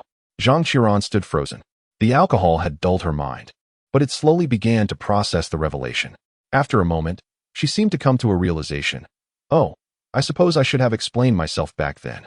Song Jihan chuckled. You're still as foolish as you were in middle school. He passed the tissue again, and this time Zhang Qiran cautiously accepted it, gingerly pinching one end with 2 fingers, swiftly pulling it into her hands. I am not foolish, Zhang Qiran murmured softly. Song Jihan pretended not to hear, continuing. Now, let's proceed with the discussion. Zhang Qiran wiped her tears, her thoughts sluggish from the alcohol, and asked in confusion. Discuss what? Why did you choose to follow the same persona as me, snagging my endorsements and roles? Song Jihan raised his glass, observing the bubbles in the drink vanish one by one. Although I did not recognize you, you knew me. Why still choose to do this? Leyao took a subtle breath. It seems that Song Jihan intends to address each grievance methodically with Zhang Qiran. Li Siyuan couldn't help but click his tongue. What a grudge. Zhang Qiran stared blankly at Song Jihan. Though Song Jihan's face bore no excess expression, Zhang Qiran could keenly sense that he was angry. Unable to contain herself, she instinctively shifted her chair slightly away. As soon as she moved, Song Jihan reached out to grip the back of her chair. Why are you dodging? Don't you want to clarify things with me? Zhang Qiran pressed her lips together. Her voice strained. I do wish to clarify, but I did indeed take your role and endorsements, so I have nothing to say. Leyao was left bewildered. Huh? Did you really do it on purpose? Were you trying to attract Song Jihan's attention this way? That seems unlikely. Zhang Qiran doesn't appear that naive. Song Jihan found Zhang Qiran's words amusing yet infuriating, his tone growing colder. Of course, I know you took my roles and endorsements. What I am asking for is the reason. Even though we haven't been in touch for years, you have shared your family situation with me before. Given your background, there is no reason for you to compete with me in the entertainment industry for roles and endorsements. Zhang Qiran nodded, struggling for a moment before speaking. I actually only took one of your roles. There were indeed 2 endorsements, but the second one was entirely mine to take. We were both competing for it. And you lost. But, but you don't always lose. Recently, I just can't compete with you. So what is the reason behind your taking my roles and endorsements? Song Jihan inquired. You still haven't explained the reason. Or is it truly, as you said, you simply wanted to take them? Because I didn't recognize you. You bore a grudge, or because I threw your medicine away and called you a copycat, so no. Zhang Qiran hastily interrupted Song Jihan, not knowing which words had provoked him, as his eyes reddened and tears began to well up. I do not wish to usurp your role. Rather, it pertains to that production, the leading female character in that play, she. I cannot divulge this, for our drama has yet to air. Though I am uncertain if it ever will, the events have not yet unfolded. Leyao, unable to restrain her curiosity, speculated. Could it be that the lead actress in your yet-to-be-aired drama has a scandal, prompting you to intervene? Zhang Qiran, as if he had found a lifeline, turned his head, tears streaming down his face, and nodded emphatically. Yes, yes. I did not enter this industry for monetary gain, even if it delays my career. It is of no consequence, hence, I intervened. As he spoke, Zhang Qiran cast a quick glance at Song Jihan and whispered, Moreover, I have not left you empty-handed. You quickly secured another role afterward. Did I not ask the director to reach out to you? Leyao covered her mouth. Oh, Zhang Qiran, what am I to say? You are the quintessential love-struck fool. You are even more infatuated than my second brother, who at least has not offered Su Rue any roles. Huoyan, can Liao's penchant for delivering sharp remarks ever be quelled? Unbeknownst to Liao, Huoyan's gaze remained fixed on Song Jihan. Song Jihan's expression remained unchanged, yet the grip on his wine glass tightened slightly. After a prolonged silence, Song Jihan remarked, The endorsement you secured seems to have recently surfaced issues regarding food safety? Zhang Qiran allowed his tears to flow freely, nodding in agreement. Yes. Thus, I refrained from signing any contracts with them afterward. With a final inquiry, Song Jihan posed. What is the matter regarding your public persona and the negative press? Zhang Qiran, who had been silently weeping, abruptly turned his head at this question, his tears cascading even more fiercely. So, in your eyes, I am merely a mimic? You believe my persona is but a replica of your previous character, do you not? Song Jihan's gaze met Zhang Qiran's eyes momentarily before shifting away. At least, that is how it appears to me. Zhang Qiran could no longer contain himself. Leaping to his feet, knocking over the dishes before him, which shattered on the floor. Zhou Zijian quickly interjected. Hey, Xiao Song, perhaps we should. I have not imitated you. Zhang Qiran's voice resonated loudly, drowning out Zhou Zijian's words. He trembled with rage, tears flowing uncontrollably. I have not. I have not. Yes. My team did release some negative press, but was it not your team that initiated it? You have no idea how disparaging your commentary was, calling me a mimic, likening me to a fool attempting to imitate you. Yet, was it not you who advised me to smile more, to learn to assist my peers, assuring me that by doing so, I would surely make many friends? You said that to thrive, one must live like the sun. I listened to you, adhered to your advice, and now you label me a mimic. Woe is me, Song Jihan. You are a great deceiver. You have forgotten everything, and yet I remember it all. Zhang Qiran's sobs grew louder, and he pushed his chair aside, preparing to flee. Hey. Leyao stood up in alarm, but Song Jihan was swifter, seizing Zhang Qiran's arm. Where do you think you're going? What business is it of yours? Zhang Qiran's voice cracked as he struggled. Release me. Let me go. I truly despise Song Jihan more than anyone else. You have no idea how detestable Song Jihan is. He claims to have forgotten me entirely, yet he still invites me to participate in this variety show. And I, lacking willpower, actually came. This scoundrel even wishes to see me humiliated on screen. He is utterly outrageous. Woe is me. I shall never again harbor feelings for him. Song Jihan held on to Zhang Qiran's hand, who stood there, weeping uncontrollably. As he cried, he began to lose his balance. Leaning towards Song Jihan, the latter had no choice but to catch him, with Zhang Qiran clinging to his side, continuing to weep. The other guests exchanged glances. Qianyu was the first to speak, and you say you do not like him. Xia Yang nodded in agreement. If this is not affection, then I may as well abandon my dreams of acting in idol dramas. Leyao remarked, it is evident that you are utterly besotted, engaging in self-deception. Leyao could not resist stealing a glance at Song Jihan's expression. Upon catching sight of it, she quickly turned away, covering her mouth. Li Siyuan, unable to contain himself, chuckled. TSK. Look at the trouble you are causing for Teacher Gua. He has spoken less tonight. Who can argue with that?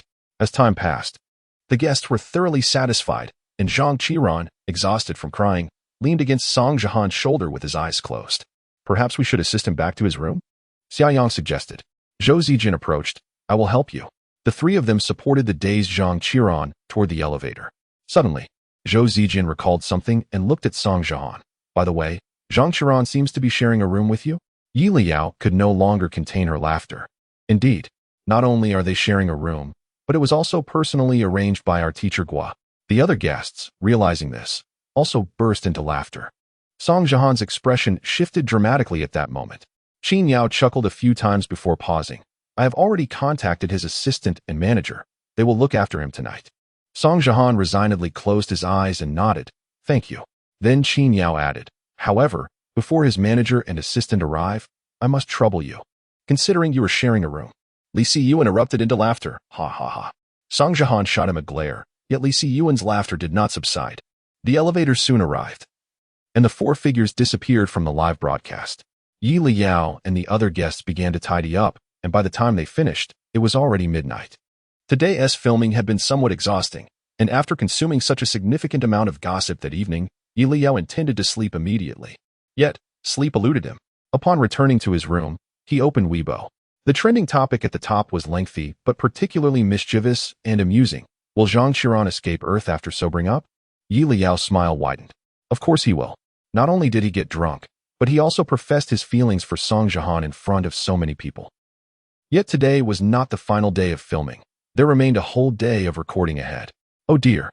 Chapter 69. Not a dream. Leyao had no inkling of how Zhang Qiran would react upon waking the next day. But he was aware that Zhang Qiran's fans had already been thrown into a frenzy. The moment Zhang Qiran declared, "What is there about you that I should like?" Sharp-eyed netizens and fans sensed something amiss. However, at this juncture, they possessed insufficient information and were utterly unaware of the intricate details. Thus, the prudent onlookers chose to remain motionless, exercising caution. The only individuals exhibiting heightened emotions were the fans of Zhang Qiran, who, after a brief moment of disarray, found themselves in a state of despair. Isn't it my brother? Do you even comprehend what you are saying? Can someone please silence him quickly? I cannot bear to hear him continue. Damn it, judging by everyone's reactions, could it be that my brother is actually speaking the truth? This hardly seems fabricated. Surely, you are aware of the adage that alcohol brings forth honesty? Oh no, we cannot allow Zhang Qiran to speak further. If he continues, I fear I shall never be able to hold my head high before other fans again. As the saying goes, what one fears will come to pass. Soon enough, the fans of Zhang Qiran were subjected to a series of statements that left them in utter disbelief, while they could accept the notion of purchasing medication and endorsements. Given that it was not their money and Zhang Qiran had not genuinely accepted such endorsements, they felt little loss. However, what they could not fathom was that Zhang Qiran, in a selfless act to prevent Song Jihan's hard work from going to waste, wasted his own time and efforts, knowing that his drama could not air. Could he not have declined the role at that moment? Was he truly concerned that even if he rejected the role, Song Jihan would still accept the project? If this is not a case of infatuation, then what is? And let us not even mention Lu Cheng. 8 months have passed. It has been a full 8 months since the recording of the program. And yet, you still remember Lu Cheng embracing Song Jihan. Do you even recall precisely where Lu Cheng's hands were placed? With all this, Zhang Qiran still stubbornly insists he no longer has feelings for Song Jihan? If you do not have feelings, then why are you crying? Why shout? Why drink?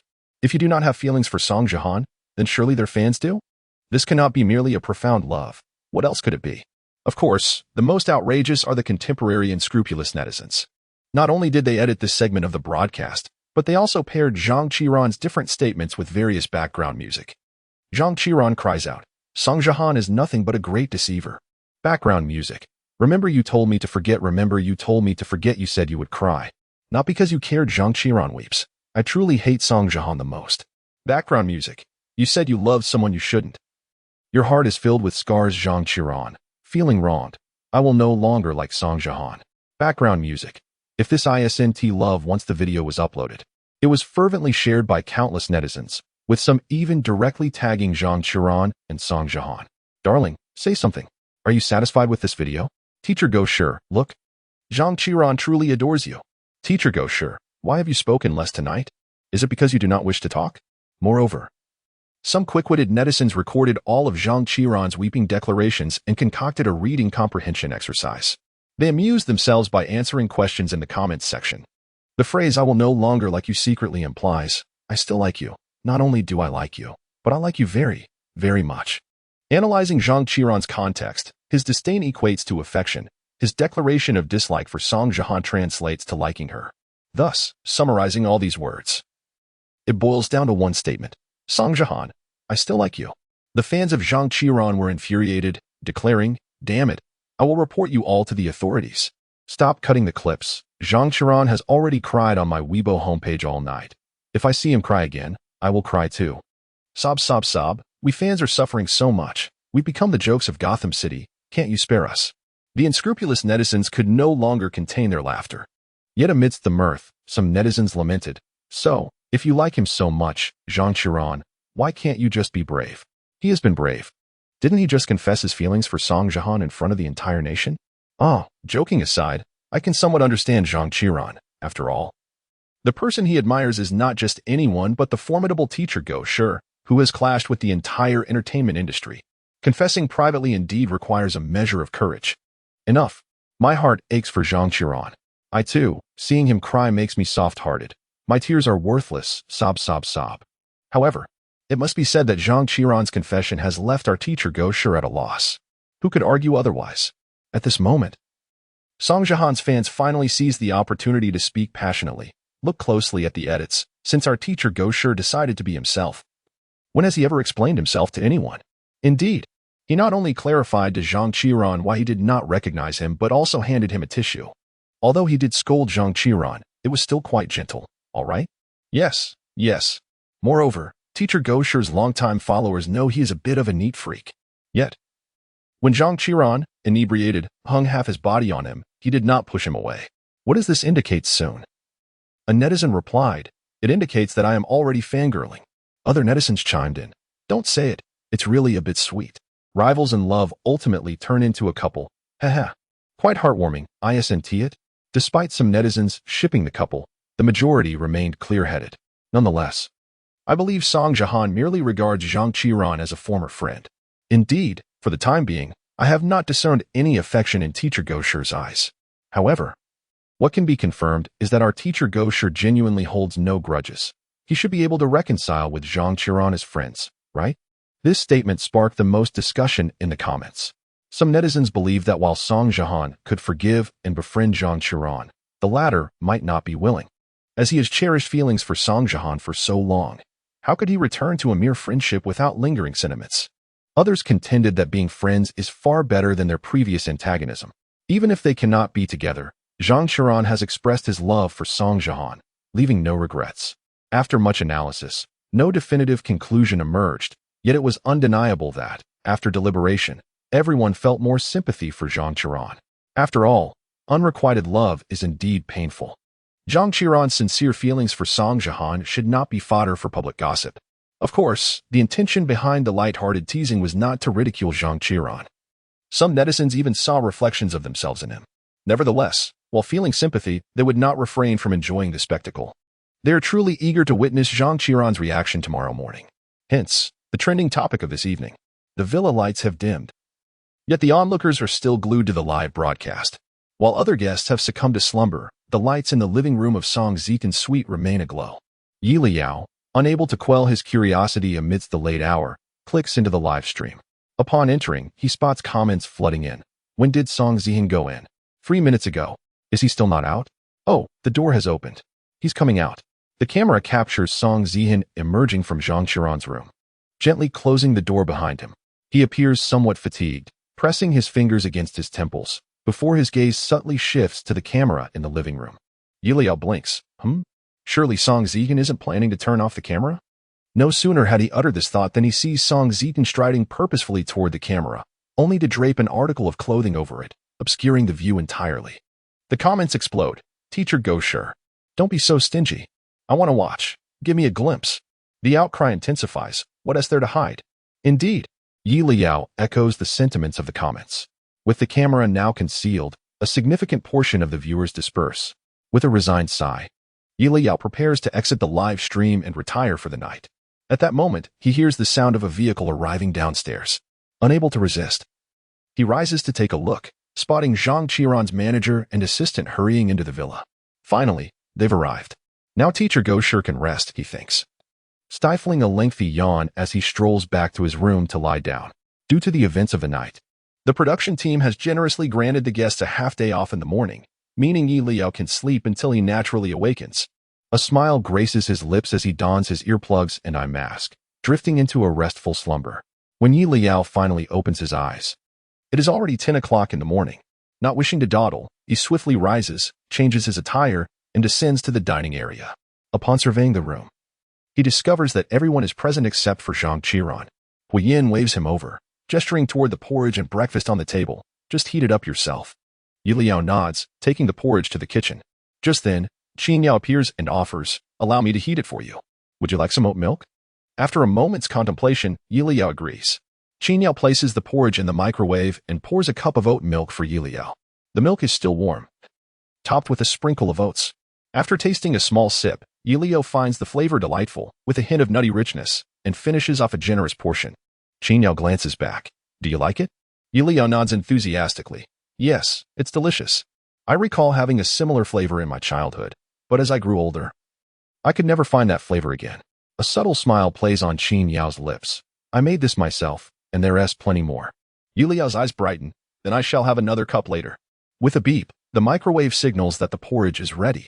Qin Yao takes Liao's cup and fills it to the brim with oat milk. Liao carries his porridge to the table. After a few spoonfuls, Li Siyuan leans in and asks, did you run into Zhang Qiran when you came down? The question causes Liao to pause mid-bite. Ah, did Zhang Qiran sneak out again? His voice rises a tad too loudly, drawing the attention of all present. Song Zihan casts a fleeting glance at Liao before quickly diverting his gaze. Liao hastily looks toward Qin Yao, who is also pouring himself a cup of milk and sits down beside him. His manager's reply this morning indicated that he will be participating in the recording as normal. That suggests he has awoken yet? Liao glances back at Song Zihan. This gaze is hard to ignore. Song Zihan, engrossed in his phone, feels Liao's stare and furrows his brow, not lifting his head. Liao, didn't I tell you to stop watching me? Unfazed by Song Zihan's admonition, Liao blinks innocently. I'm just curious. After all, you and Zhang Qiran are sharing a room. Has he gotten up yet? Song Zihan remains unfazed. If you're so curious, why not go check for yourself?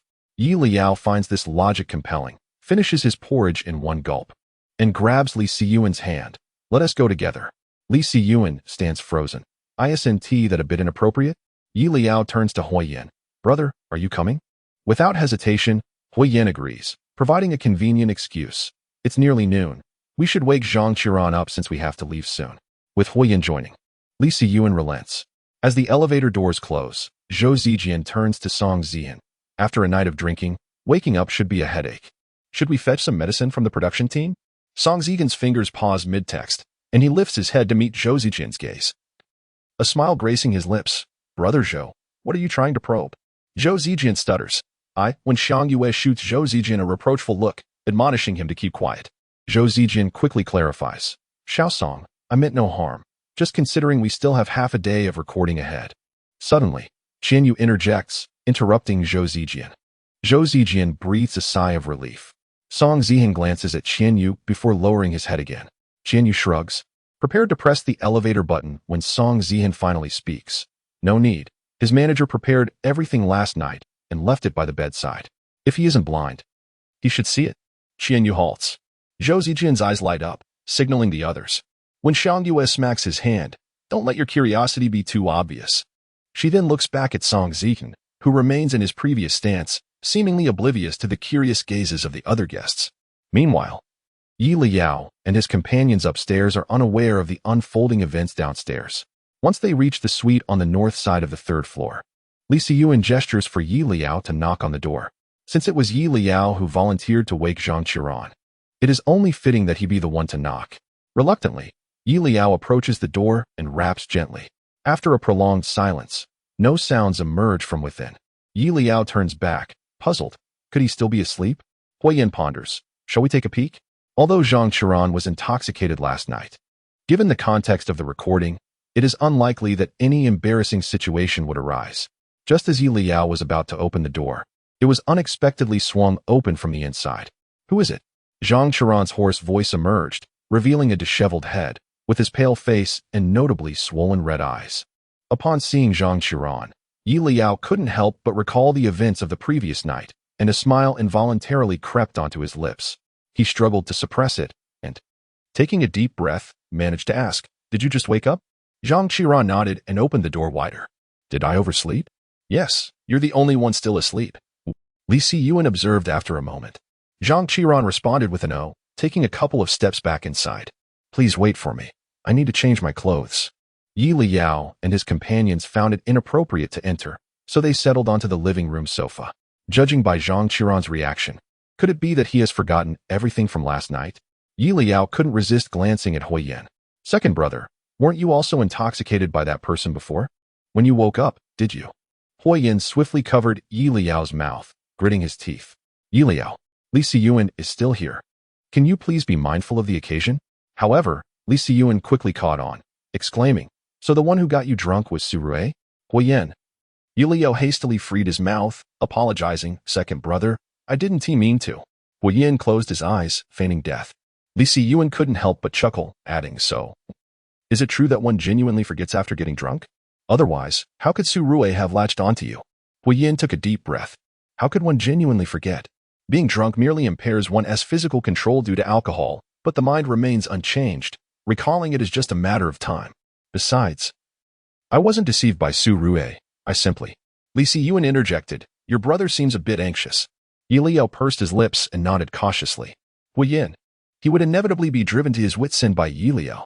The coat that had obscured the camera on the third-floor living room had been removed, allowing not only the audience to witness the playful banter among the three, but even the guests downstairs couldn't resist sneaking out their phones to tune into the live broadcast. Song Jihan put away his phone just in time to hear Leyao's voice emerging from Xia Yang's device. Xia Yang remarked, "I forgot to wear my headphones." Song Jihan merely cast a glance at Xia Yang before withdrawing his gaze, scanning the room to find nearly all the guests engrossed in their phones. It was unnecessary to guess what they were watching.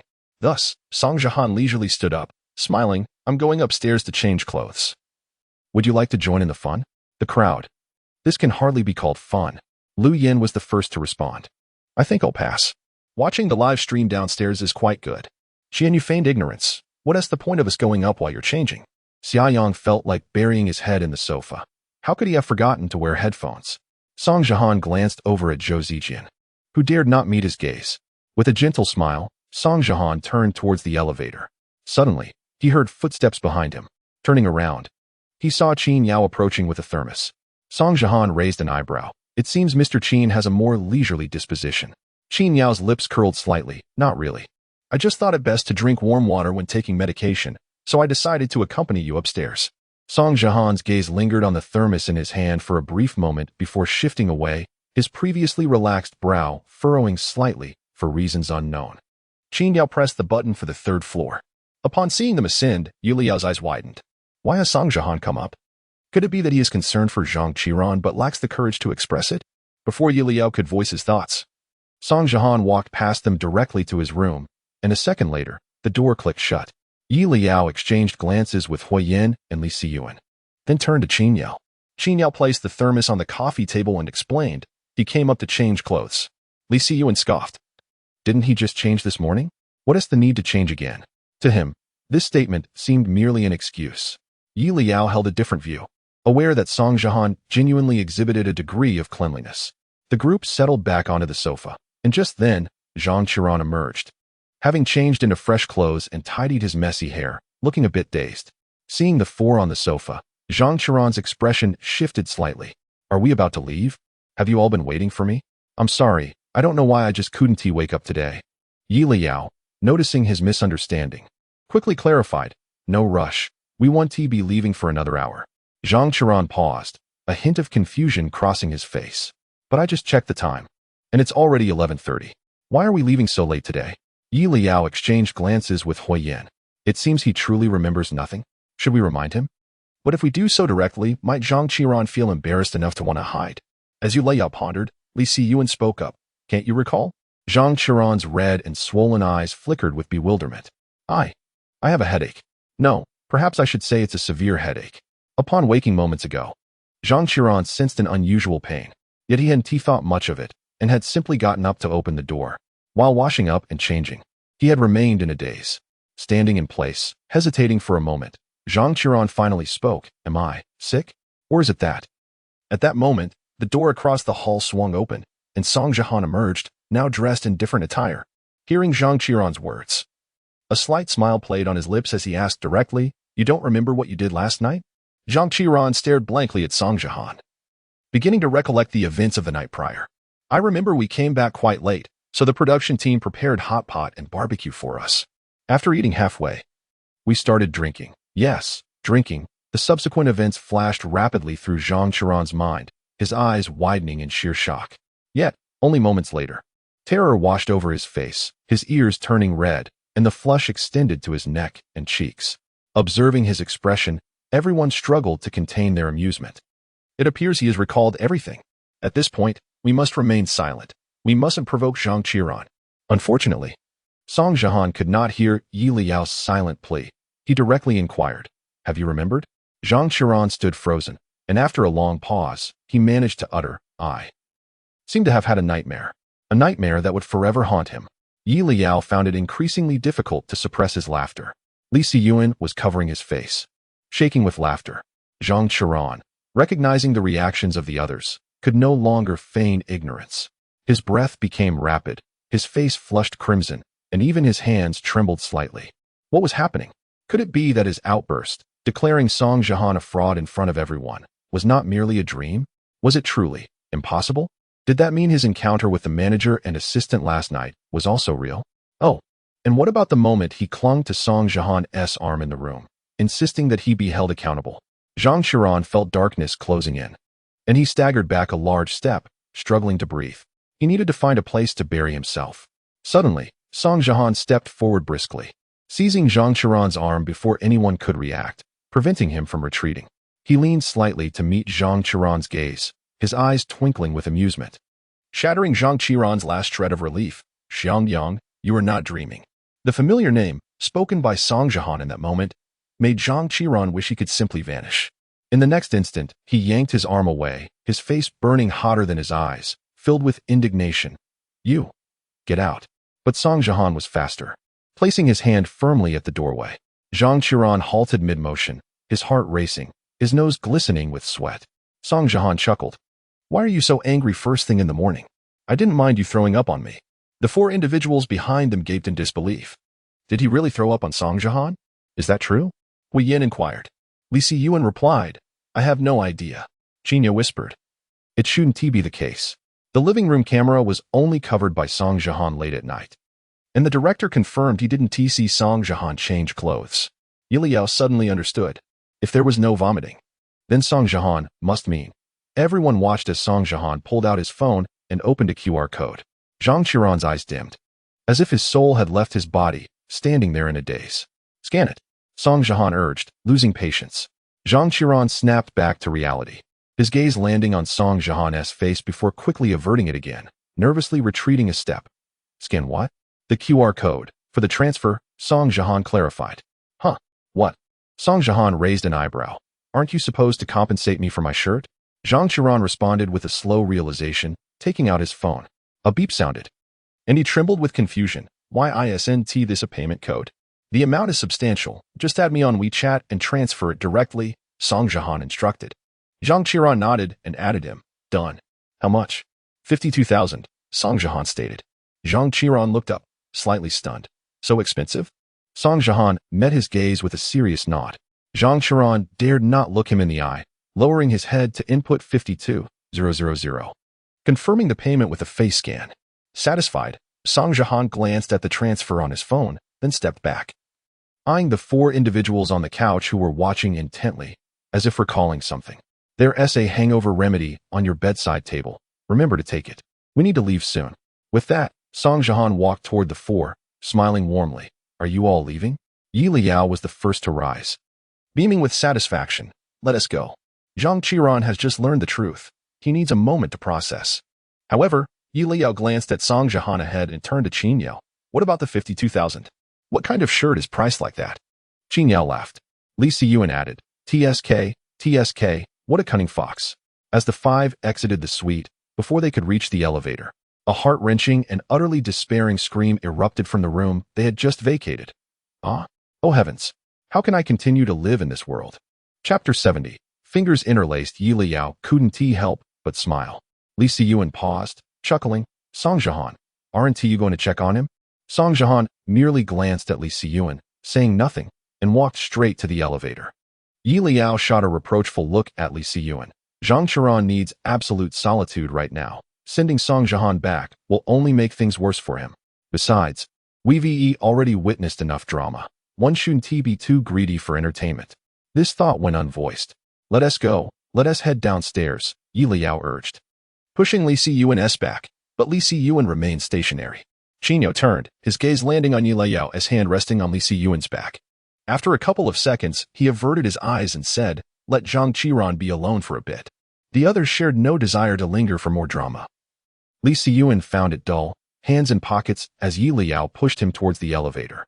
Just as the elevator doors opened, Leyao attempted to continue pushing Leyao, only to have a hand gently grasp his wrist, lowering it. Leyao blinked, and before he could speak, Qinyo cautioned, "Be careful. I thought Qinyo wanted to hold my hand. Turns out he's just looking out for me." "Qinyo, your tone suggests a hint of regret." Huoyan couldn't help but glance at the two. Confirming that Qinyo hadn't actually held Leyao's hand, he withdrew his gaze. Yet, to be safe, Huoyan reached out, grabbing Leyao's arm and pulling him in front of himself. "Stand still." Although Leyao didn't grasp the significance of Huoyan's action, he complied. Meanwhile, he mused, "Even though we can't watch the drama unfold in person, I recall that the cameras in Song Jiahan's room were still running." Leyao pressed his lips together, suppressing a smile. "I hope Zhang Qiran notices. He shouldn't suffer another public embarrassment in the living room." Unfortunately, Zhang Qiran was entirely oblivious to Leyao's thoughts, and he truly experienced a second public embarrassment. The moment Zhang Qiran confirmed that everything that transpired last night was real, his mind ceased functioning. Even when transferring money to Song Jiahan, his thoughts were a blank slate. After Leyao and the others departed, Zhang Qiran lacked the strength to move toward the bedroom. He simply squatted on the floor, wailing.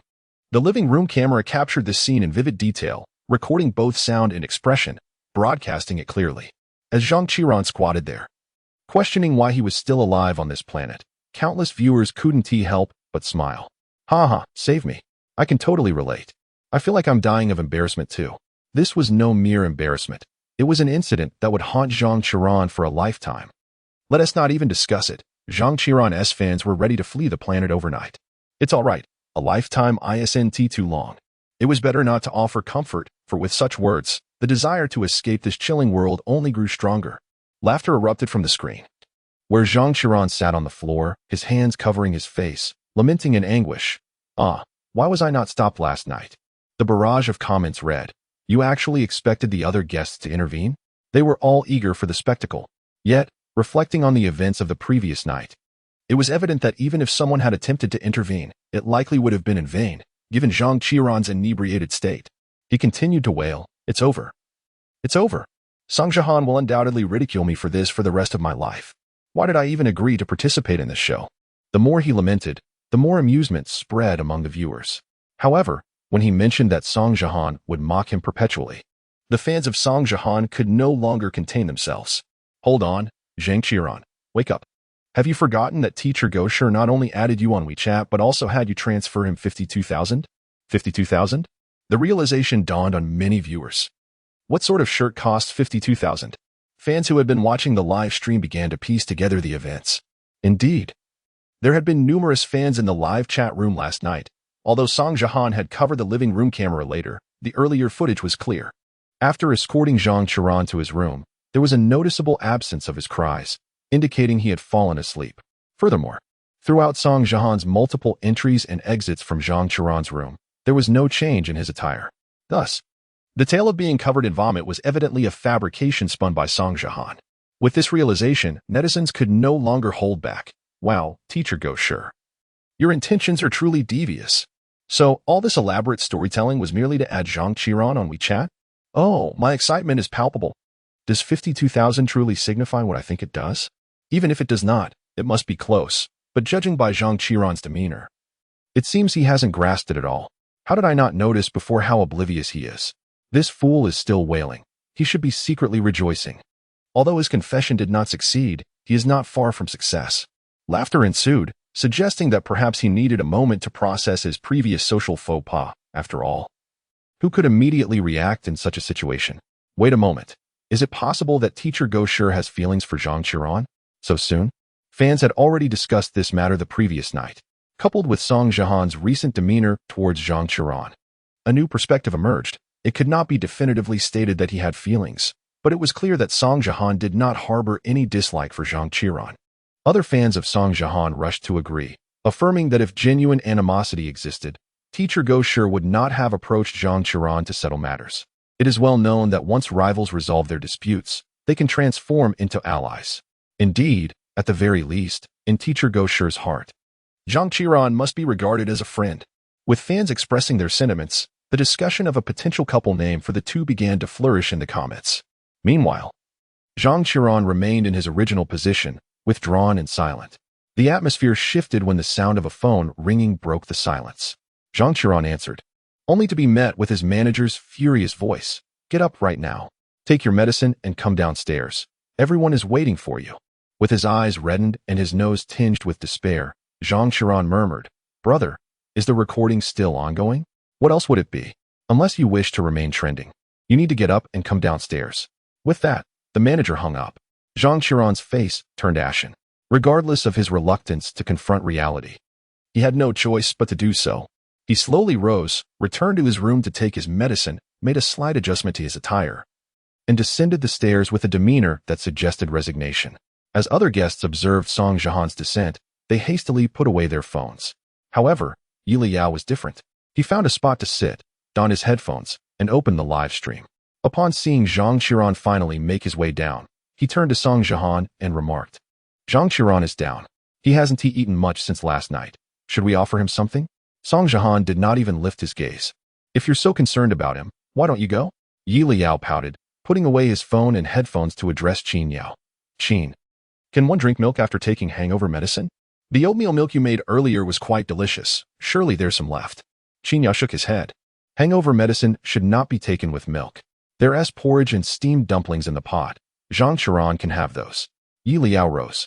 All right, I'll go heat them up. After a moment, Qin Yao stood as well, following Leyao into the kitchen. The villa's kitchen was semi-open, a distance from the living room. Qin Yao heated the porridge, while Leyao warmed the dumplings. As his gaze shifted, Leyao noticed the milk in the blender. Before he could speak, Qin Yao asked, do you want some? Leyao nodded eagerly. That milk is truly delightful. Qin Yao poured the remaining milk into a thermos and handed it to Leyao. Take it with you. You can enjoy it later. Liao's eyes brightened. Thank you, Qin. Just then, the sound of the elevator door opening signaled Zhang Qiran's arrival. Everyone's movements came to a halt as they turned to look at him. The sight was so exaggerated that Leyao nearly burst into laughter. This is too much. Why don't you just wear sunglasses to cover your eyes as well? Zhang Qiran had sported a cap throughout the previous day's recording, but today, his hat was even more extravagant, its wide brim nearly obscuring his entire face. To add to the absurdity, he wore an exaggerated mask that revealed only his swollen eyes from the side. The other guests wore amused expressions, clearly recognizing that Zhang Qiran was utterly mortified. Song Jihan glanced at Zhang Qiran, a smile tugging at the corners of his mouth, yet he refrained from commenting. Quickly averting his gaze. Understanding Zhang Qiran's embarrassment, Leyao waved him over to enjoy some porridge. Gratefully, Zhang Qiran hurried over, casting a thankful look at Leyao and murmuring his appreciation. Once Zhang Qiran had finished his porridge, the group of guests finally commenced the day's recording. According to the original plan, they were supposed to rise early that morning, embark on a mountain hike, witness the sunrise and sunset from the summit, and ultimately camp atop the mountain. As the sun had long since risen, the group briefly deliberated and ultimately decided to ascend the mountain, albeit with the understanding that they would only witness the sunset later that evening. The camping gear was provided by the production team, so the guests were only required to bring along some personal items. Leyao had little to pack, merely stuffing a small bag before heading downstairs. Their accommodation was conveniently located at the foot of the mountain, eliminating the need for transportation. They could simply walk there. However, the climb was undeniably a test of physical endurance, and the disparities in stamina soon became evident. Without a doubt, the first tier of climbers was Zhou Zijian, who maintained an impeccable fitness regimen. when Xiang Yue often accompanied Zhou for workouts, ensuring her stamina was commendable as well, with Zhou pulling her along during the ascent. They quickly distanced themselves from the others. The third tier comprised Huoyan, Li Siyuan, and Xiaoyang, who regularly exercised but treated this climb as a leisurely outing rather than a competition. They took their time, occasionally glancing back to encourage those trailing behind to catch up.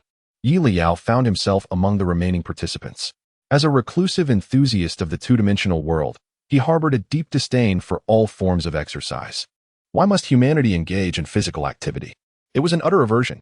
After barely covering a short distance, just away from the foot of the mountain, Leyao plopped down onto a stone step by the path, exclaiming, "I can't go on. I need a break." Qin Yao chuckled at his plight. "But you just rested a minute ago." Leyao weakly waved his hand. "Let me rest a bit longer. And Qin, you really don't need to wait for us. We can take our time." Accompanying Leyao were two female guests, Lu Yin and Qian Yu, along with Zhang Qiran, who had only recently awakened from a hangover, and Song Zhihan, who ambled along at a leisurely pace for reasons unknown. Since mountain climbing was not a race, Leyao felt no urgency. He simply pondered why Qin Yao, despite appearing unperturbed, insisted on staying behind with them. Qian Yu and Lu Yin, being girls, had limited stamina, while Song Zhihan's behavior was easily understandable. Each time he ventured forward, he would casually glance back at Zhang Qiran before continuing his slow pace. Oh, Song Zhihan's intentions were painfully obvious. Only Zhang Qiran remained oblivious, wishing to retreat into his shell like a turtle. So what was Qin Yao's motive? As Leyao entertained this thought, he couldn't help but glance at Qin Yao. The gentle breeze in the forest, coupled with the radiant sunlight filtering through the dense foliage, cast a warm glow upon Leyao, accentuating the delicate contours of his features. At that moment, it was nearly impossible to divert one's gaze. Qin Yao's eyes fell upon Leyao's face, then shifted to his eyes, and unexpectedly met his gaze. His heart skipped a beat, and he quickly averted his eyes. Leyao felt a twinge of confusion.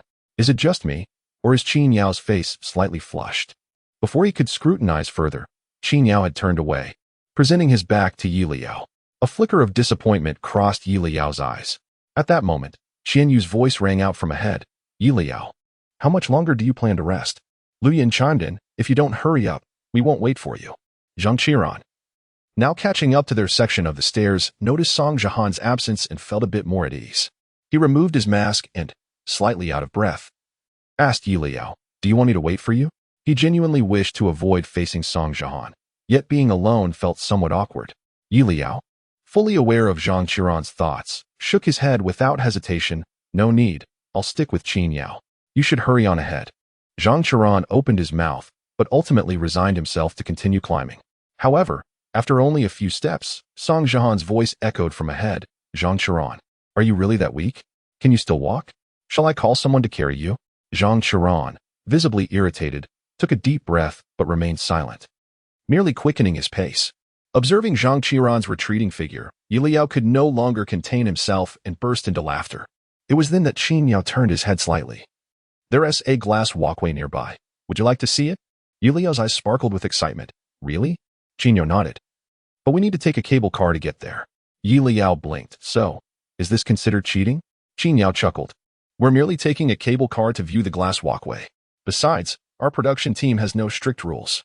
Other guests can choose to climb if they wish, while those who prefer the cable car are free to do so." Instantly revitalized, Leyao dashed towards Qin Yao, grabbing his arm and exclaiming, "Where is it? Let us go now."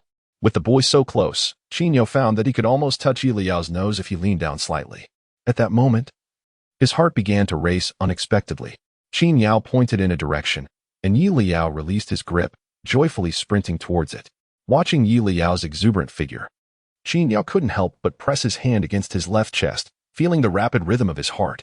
He suddenly recalled the self-admonitions he had made at the onset of this recording session. The youth was spirited and unrestrained, akin to a wind sweeping through the wilderness, elusive and unpredictable. His life should be one of freedom, untethered to any one person. Thus, regardless of Leyao's feelings towards him, Qin Yao needed to tread carefully, avoiding the peril of entanglement. Yet, being human, Qin Yao found it impossible to regulate the speed at which his heart succumbed to the allure of Leyao. Nor could he suppress the emotions that the boy evoked within him. He became acutely aware of Leyao's glances towards Song Zhihan and the way he placed his hands on Li Siyuan's back. It seemed that the moment Qin Yao perceived Yi Liao's intentions as less than innocent, his heart became ensnared by the very winds of freedom he admired. Qin Yao, hurry up. Yi Liao called back after running a short distance without seeing Qin Yao following. Qin Yao nodded, correcting him. I believe I mentioned before that you shouldn't call me Qin Yao. Yi Liao protested. I've just gotten used to it, and I think Qin Yao sounds quite nice. Qin Yao chuckled softly. Though Qin Yao is pleasant, it lacks intimacy. Yi Liao tilted his head, but I think it's fine. Can't I keep calling you that? When their eyes met, Qin Yao's heart softened, and he replied gently, if you wish to call me that, then by all means. It's merely a name. Yi Liao's face lit up with joy, and just as Qin Yao reached his side, Yi Liao instinctively grasped Qin Yao's hand. After gripping tightly, Yi Liao did not forget to rub his thumb a couple of times before softly muttering to himself, this is how it should be. Qin Yao, puzzled, heard Yi Liao exclaim, I'm ready, I'm going to run. With that, Yi Liao took Qin Yao's hand and dashed forward. After running for a while, Yi Liao suddenly chuckled inwardly. I don't know why I'm so happy.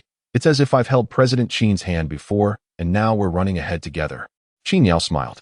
They were hardly acquainted prior. Their first hand-holding had been a mere accident.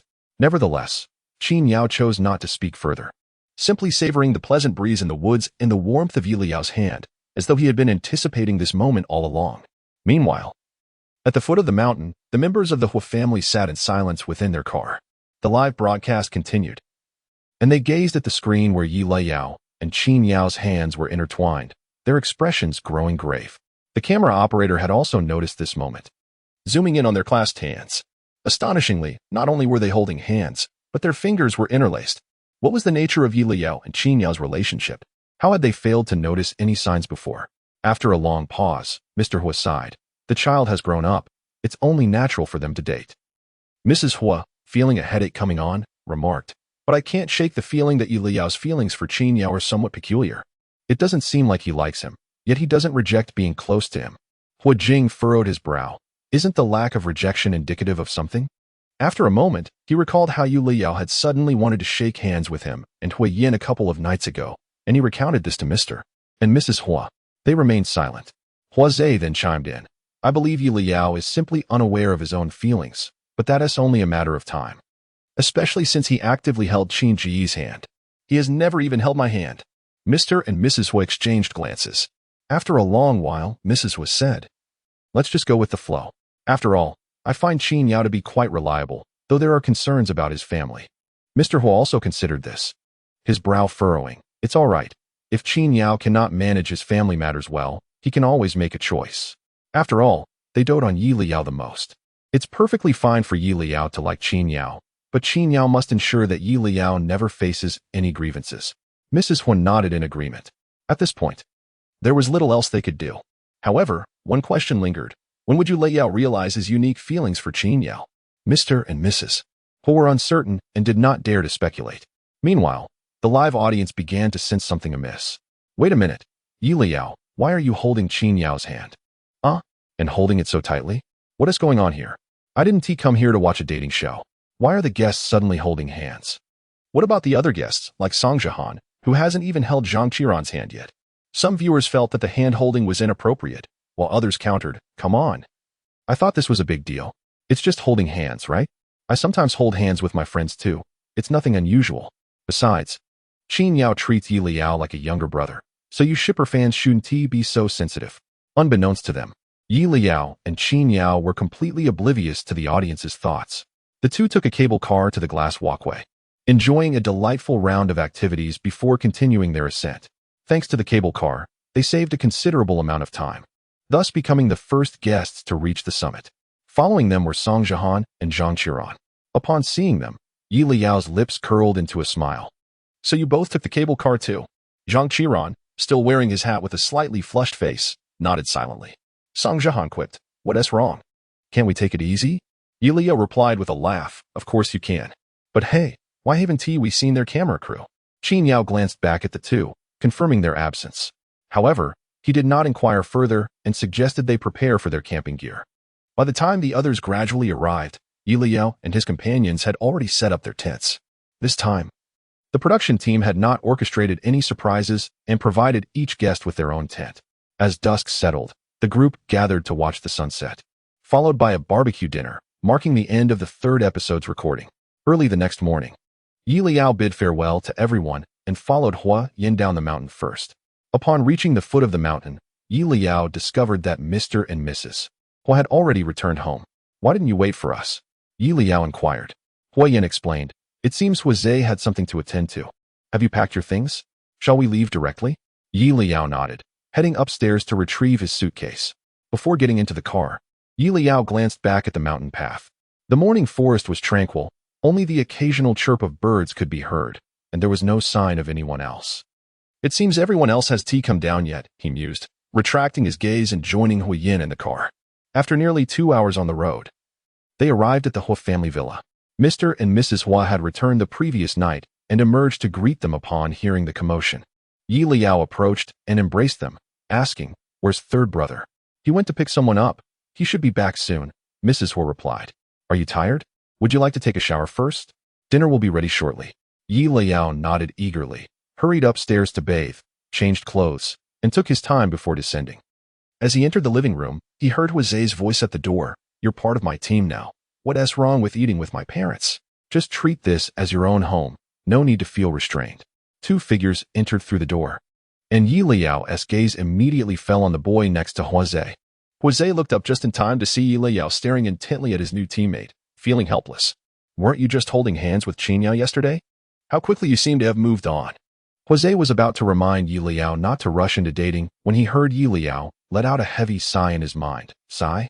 "He is quite handsome, but what a pity. He is an undercover from the rival team. Why does my third brother accept everyone? Is he a fool?" Jose, what on earth? Chapter 71. Bidirectional selection. The weather was delightful today. Just recently, a batch of flower seedlings ordered by Father Huo had arrived, and the steward was arranging for the planting of these seedlings in the garden. With some time before lunch, Father Huo decided to inspect the seedlings in the garden.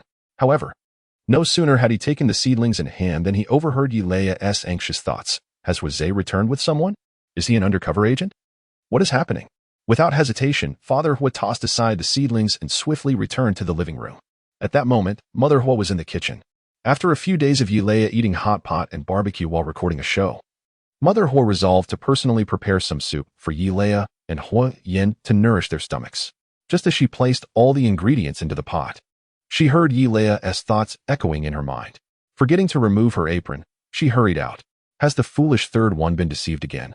Hearing this, Hua Yin, who had been lingering upstairs, quickly changed his clothes and prepared to descend. Meanwhile, the story's protagonist, Jose, stood at the entrance, utterly bewildered. What undercover agent? Leya must be mistaken. This is a new team member about to join us. How could he possibly be an undercover agent? As Jose entered the living room, he coincidentally spotted Father and Mother Huo approaching. The couple exchanged glances, and Mother Huo smiled first at Jose and the young man behind him, asking, "Have you brought a friend home? Why are you standing there? Come in." Finally snapping back to reality, Jose glanced at his parents and then at Leya. He couldn't panic. The situation was still unclear, and he absolutely must remain composed. Thus, Jose quickly donned a smile and introduced, "This is Li Qi, my new teammate." Li Qi smiled politely at Father and Mother Huo in greeting before turning to Jose, suggesting, "Since I'm not in a hurry, perhaps we can discuss the contract tomorrow instead. I won't disturb you." Upon recognizing Li Qi, Leya recalled the plot details. Thank goodness. It seems third brother has been foolish enough to sign the contract on the spot. He still knows to bring him back for a look first. I must find a way to remind third brother that this contract must not be signed. Jose, however, was carrying the contract in his bag, and today's meeting with Li Qi was indeed intended for signing it. Unfortunately, he had discovered that the official seal for their team was left at home, prompting him to return for it. How well did Father and Mother Huo know Jose? They could easily discern the expression on his face and understood the situation. Thankfully, the contract had not yet been signed. As long as that remained the case, things could be managed. However, they still needed to clarify why Jose would consider bringing an undercover agent into the team. Were background checks not conducted? Mother Huo smiled and said, "What's the trouble? Li Qi, right? Come in and sit down. We can discuss matters here at home." Father Huo chimed in, "Yes, we have a study, and it will soon be mealtime. You can enjoy dinner before discussing things further. Please, come in." With both elders extending their invitations, further refusal would seem insincere. Leyao stood in contemplation for a moment before nodding. I apologize for the trouble. At that moment, Huoyan also descended the stairs, his gaze sweeping over Leyao. Recognizing him. Although not particularly familiar with the esports scene, Huoyan occasionally watched matches due to Huo's influence. Recently, he had seen Leyao in the finals, so he had some recollection of him. This only deepened his confusion. What reason would Leyao have to join Huo's team as an undercover agent? Huo shared this confusion. Despite the MH team not winning the championship this season, they had secured second place. As a key player and the star of MH, Leyao had always been a central figure of the team. Given that MH was a well-established and prestigious team with a profound legacy, their well-structured management system rendered it unnecessary for them to sacrifice their core member merely to glean insights into Huo's strategies. Was there a misunderstanding at play? At just 20 years old, Leyao was in the prime of his esports career. There was no reason for him to jeopardize his future. Huoyan and Huo were puzzled, and so were father and mother Huo. As guests, it was inappropriate to leave him unattended without clarity. So they offered him tea and engaged him in casual conversation, while father and mother Huo entertained their guest. Leyao had opened his notes and reviewed that portion of the plot again. After finishing, his brow furrowed deeply. Huo, sitting opposite Leyao, noticed the frown and felt a sudden pang of anxiety. Could it be that they truly intend to send an undercover agent over just because they lost to us once?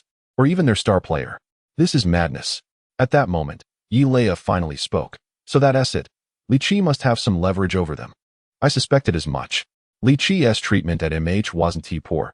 Although his contract was up, MH wouldn't refuse a renewal if he wished to stay. It appears he was coerced. But what leverage does he hold Leyao's side? Father and mother Huo exchanged glances. What leverage? Huo sat up straighter. Leverage? As long as it's not a serious blemish like match fixing, it should be manageable. Before he could finish his thought, Leyao's voice continued in his mind. Oh dear. This Leyao is quite the audacity. He has indeed engaged in match fixing. Huo's heart plummeted. No, it can't be true. When did this happen? It couldn't have been during the finals against us, could it? But why would MH deliberately lose to us and then send their star player here? Huo was shocked and bewildered. Huoyan felt the same. If match fixing were confirmed, Leyao would likely face a ban from official competitions, which could last from 6 months to a year, or even 2 years if the situation was severe. A hiatus of even 6 months could severely affect a player's performance. For professional players, their golden years are limited. Moreover, if this incident were to be exposed, other teams would likely hesitate to recruit Leyao after all. No team would trust someone who had previously betrayed their own for personal gain. Once this matter became public, Leyao's career would be effectively over. So, why did Leyao not wish to renew his contract with MH? Did he feel a sense of obligation to the team that had nurtured him and believed he could not continue to profit from MH, thus seeking to join Huo's team instead? Huoyan suddenly found it amusing. No wonder he increasingly perceived Huo as a bit of a patsy lately. Huoma couldn't help but cast a glance at Huo. Alas, it seems that Huo's career fortunes are not particularly favorable this year.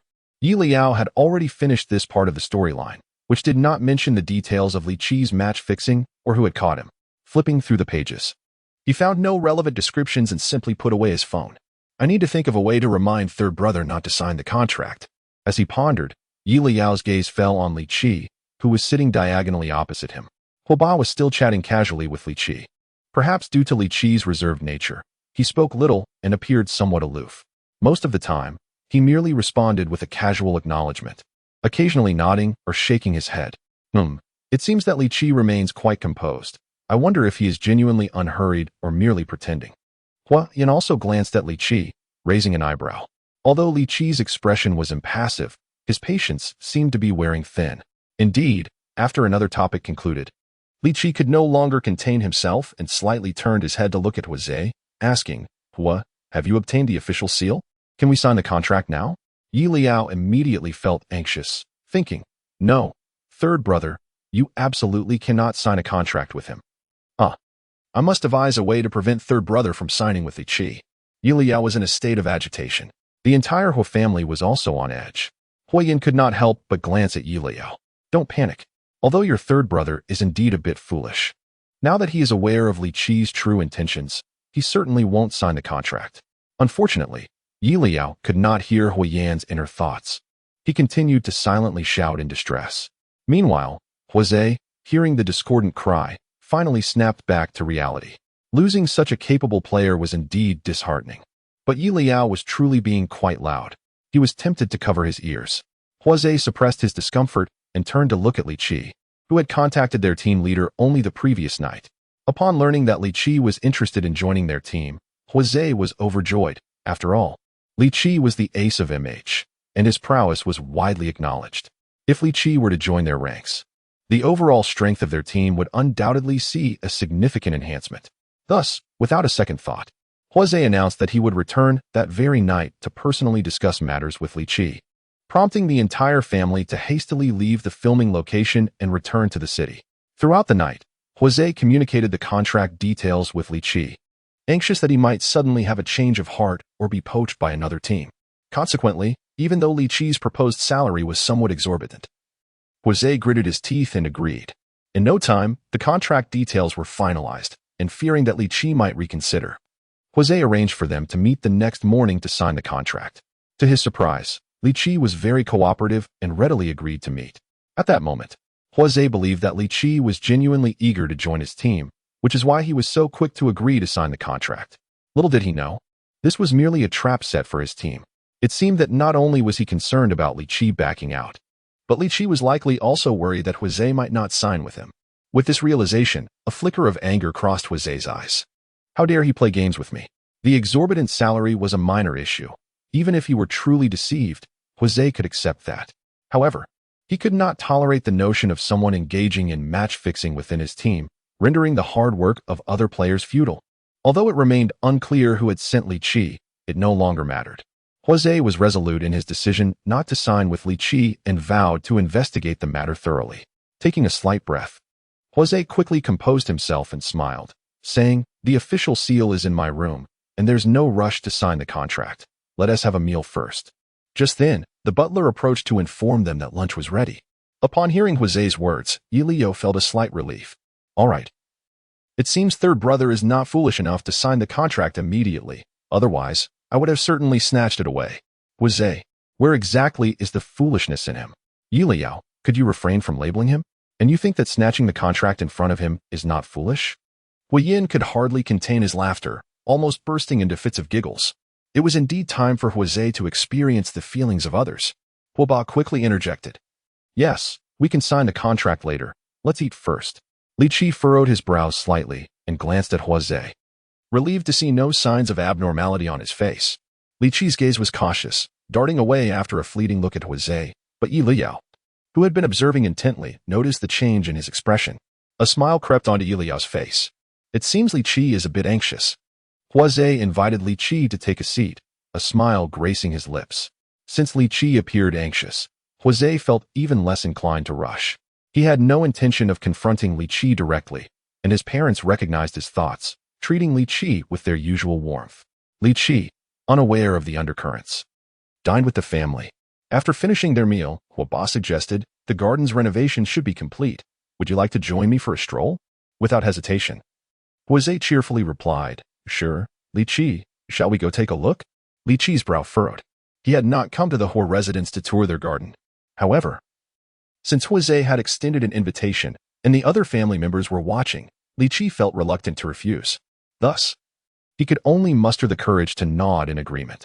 Leyao sensed something amiss and glanced at Huo. Why do I feel like Third Brother is not in a hurry to sign the contract? Could it be that my foolish Third Brother has finally sensed something unusual? Huoyin could barely contain himself, breaking into laughter. Huo quickly stepped forward and wrapped an arm around Lyao's shoulders, playfully locking him in a headlock. Lyao's eyes widened in surprise. Third Brother, what are you doing? Huo released him with a huff. Leyao, feeling quite exasperated, rubbed his neck and furrowed his brow, muttering inwardly, this shouldn't be the case. Third Brother is already of age. Could it be that he hasn't outgrown his childish face? Huoyin nearly burst into laughter at that remark. Huo clenched his jaw in irritation. What does it mean that he is of age? He is only 2 years older than Leyao. Taking a deep breath, Huo resolved not to dwell on Lyao's comments and turned to engage Leyao in conversation. Huoba's newly designed garden was indeed beautiful, but as it was still midsummer, the group strolled outside for a brief time before retreating indoors. Back in the living room, Huo smiled and asked Leyao, I noticed you were admiring our swimming pool earlier. Would you like to take a swim? Leyao furrowed his brows, his expression reflecting a hint of reluctance. "No, I'm just browsing." Huo decisively pulled him to his feet. "Come on, don't be so formal with us. I'm feeling warm too. Let us go swimming and discuss the contract details." Upon the mention of the contract, Liqi's expression shifted markedly. He raised his gaze to Huo, a wave of inexplicable frustration washing over him. They had finalized the contract just last night. Why were they now discussing the details? Was it possible that Huo had reconsidered the salary he had proposed? That shouldn't be the case. Huo had readily agreed and was eager to get him to sign the contract. Liqi had thought about teasing Huo a little, but he was apprehensive about potential complications arising from delays, which was why he had consented to sign the contract that morning. Yet, Huo's behavior was puzzling. First, he forgot to bring the official seal, claiming he needed to retrieve it, but upon returning home, he didn't seem in a hurry to get the seal for the contract. Instead, he leisurely invited Liqi to lunch. Now, after having lunch and strolling through the garden, he suggested swimming. After all this time without mentioning the contract, it wasn't that Liqi was overly suspicious. He genuinely felt that Huo might have surmised something. Could it be that Huo discovered the true reason for his joining the team? A sudden alarm rang in Liqi's mind, but he quickly composed himself. That was impossible. Gusong had assured him that as long as he joined Huo's team, he would not disclose the truth about Liqi's previous match fixing until the matter was resolved. So, could it be that Huo simply found the salary he proposed to be too high? Liqi's thoughts raced, though to an observer, it seemed as if only a few seconds had passed. He took a deep breath, stood up alongside Huo, and cautiously inquired, "But haven't we already settled the contract? Is there an issue?" Leyao certainly would not miss such an opportunity for mischief, so he followed Huo closely, exclaiming, "Third brother, I'm coming too." Huo did not immediately respond to Liqi, but turned to Leyao with a playful smile. "Aren't you afraid of swimming?" Leyao replied, "I'll just play in the water for a bit." Huo chuckled, then turned back to Liqi and said, "There's a small issue." He seemed somewhat hesitant, waiting until they had walked a little farther before continuing, "Regarding the salary, I've given it some thought and feel that the proposed amount is rather excessive. Typically, the salary for professional players hovers around $1 million, though it varies based on each player's notoriety and skill. For someone like Liqi, who was skilled and had a bit of fame, his annual salary usually started in the 7-digit range, potentially reaching $3 to $4 million with bonuses and splits. However, last night, Liqi had stated a fixed annual salary of $4 million, which was significantly high. Yet, to secure Liqi, Huo had readily agreed without hesitation. He had thought that as long as Liqi could help the team achieve results, a higher salary would be justified. After all, exceptional players were rare, and missing out would be a regrettable loss. But now, it seemed they might be better off not pursuing it at all. After Huo finished speaking, he glanced at Liqi as expected. Liqi's expression changed immediately. His brow furrowed, a flicker of anger evident in his eyes, though he quickly suppressed it. "But we agreed last night, didn't we? You promised, Coach Huo." Leyao withdrew his gaze, a smirk appearing on his face. Is Liqi really demanding a higher salary? If the price can't be settled, then the contract can't be signed, right? Leyao thought, feeling a wave of relief wash over him. "All right, it seems Third Brother is finally thinking things through. Now I can relax." Huo replied, "You're the one who is just starting to think things through." He suppressed the urge to glance at Leyao and smiled at Liqi. "As you know, my team is relatively new. Although we fortuitously secured a championship last season and attracted many investors, we still have numerous players to support, and we are in need of tactical analysts. Thus, our budget is indeed somewhat constrained. I regret not considering this sooner, which is why I wanted to discuss it further with you." At this point, Liqi's expression had darkened considerably. The trio arrived at the poolside. Leyao had no intention of swimming, so he immediately lounged on a nearby beach chair. Huo turned to Liqi and asked, "The room has swimsuits prepared. Would you like to change?" Liqi remained silent, his face clouded with displeasure. Huo raised an eyebrow, preparing to change into his swimsuit first. Suddenly, Liqi spoke up. "Coach Huo, I decided to join your team because I truly admire the atmosphere here and hold you in high regard." Huo paused and turned to look at Liqi. Liqi continued, "You should be aware that the news of my contract termination with MH has not been released yet. This was something I arranged in advance with MH. Once the news breaks, I will have numerous teams eager to recruit me, providing me with ample options." Liao's eyes widened in astonishment. "Wow, is he directly threatening you?" He quickly glanced at Huo. "Third brother, you can't let him intimidate you. It would indeed be a shame to miss out on a talented player, but someone like Leyao isn't worth regretting over. If you let him go, you'll surely encounter even better prospects. Huo thought. Could someone please silence Leyao? What on earth is he rambling about? He is completely disrupting my train of thought. Amused yet exasperated, Huo struggled to maintain his composure, his expression in disarray. He was facing away from Leyao, not turning around. To Leyao, this appeared as indecision on Huo's part. Unable to help himself, Leyao allowed a slight smile to curve his lips. He knew Huo would eventually relent. After all, his skill was undeniable, and the weakest link in Huo's team was undoubtedly the top lane position. With the new season rapidly approaching, where else could Huo find a player so fitting? Though Leyao's salary demand was indeed high, it was a necessary stance. He had never anticipated that a few years prior, his past would be dredged up again, and with that leverage hanging over him, he could never feel at ease. Ultimately, the truth about his match fixing would come to light sooner or later. It was wiser to seize the opportunity to secure a lucrative deal before that happened. Thus, under no circumstances would Leyao concede. Huo took a moment to gather his thoughts and finally managed to compose his expression. He turned to Leyao and asked, "So, you're saying that you have other teams you're interested in?" In truth, Leyao could only join Huo's team.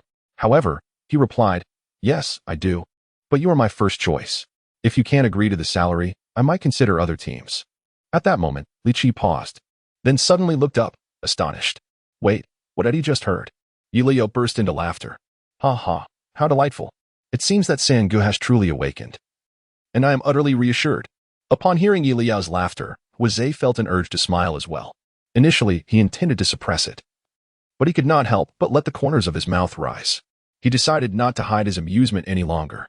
Looking at Leyao before him, Huo smiled as if basking in the spring breeze. "If you have a better option, I won't force you to stay. After all, it is a mutual choice. There is no need for anyone to hang themselves on a single tree." Leyao retorted, "To hell with mutual choice." Huo had options. Yet Leyao truly had none. Chapter 72. A profound declaration of affection at noon. The heat was palpable. As Huo's words settled, a wave of warm wind swept by, causing the surface of the swimming pool to ripple with azure waves. Leyao reclined on a sunbed, relishing the myriad expressions that flitted across Leyao's face, unable to contain her laughter. "Did you not expect this? Are you stunned?" "Ah. Now Sangu is in no rush to sign a contract. The pressure is on you." Meanwhile, in the Huo family's living room, Huo's parents had already set up the surveillance from behind the swimming pool, even providing a close-up of Leyao. Watching the transformations of Leyao's expressions on the large screen, the family wore smiles of amusement. "The youth of today, how times have changed. He appears to be a bit flustered," her father chuckled. "Not just a bit flustered, but quite extremely so," her mother added.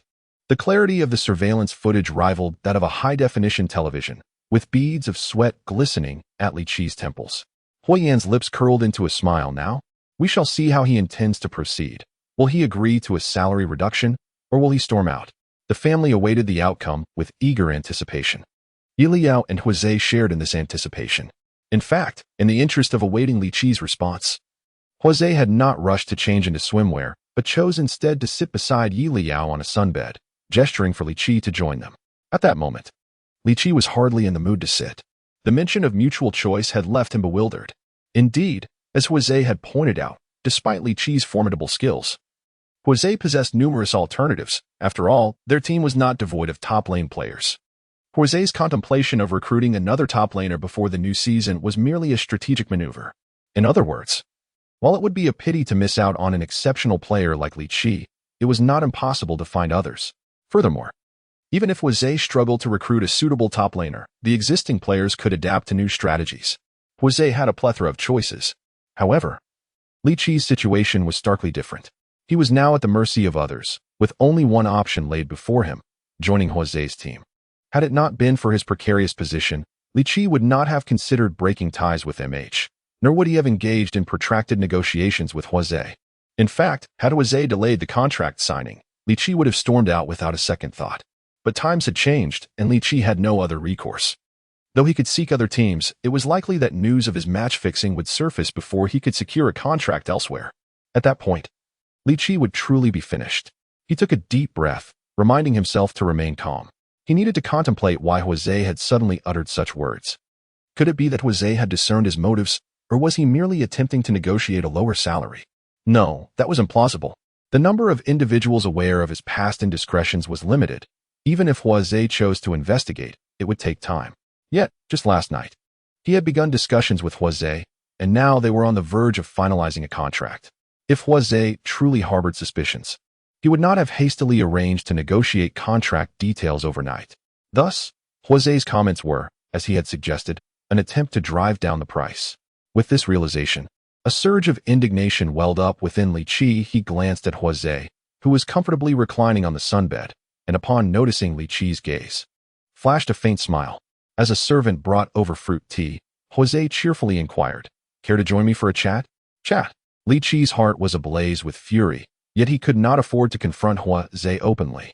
Thus, he suppressed his anger and, after a considerable pause, managed to utter, "Captain Huo, you cannot be serious." Leyao chuckled upon hearing Leyao's words.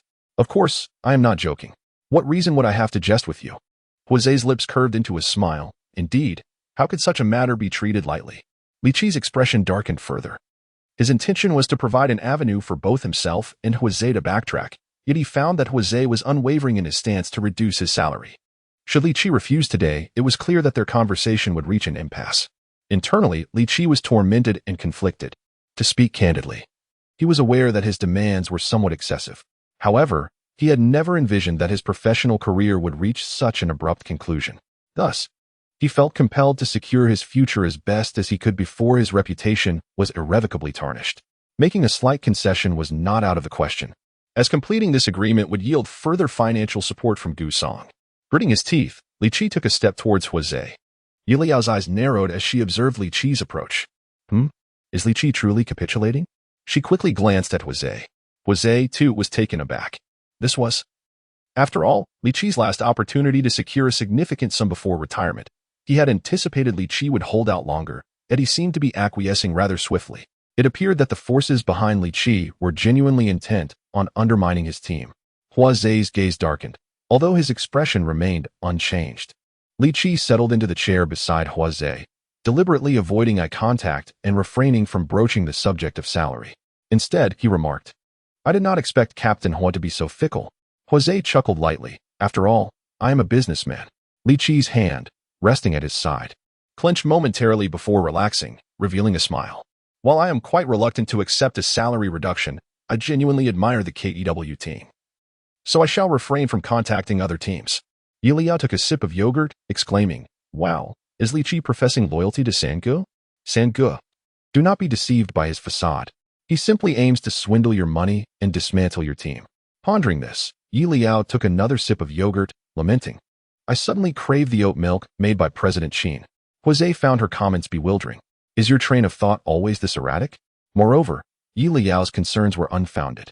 KTW was a team meticulously built by Huozhe, a testament to his unwavering dedication. Now that he was aware of Leyao's intentions, the latter had already been relegated to Huozhe's blacklist. Upon hearing Leyao's words, Huozhe merely displayed a smile that was more ambiguous than genuine. "Is that so?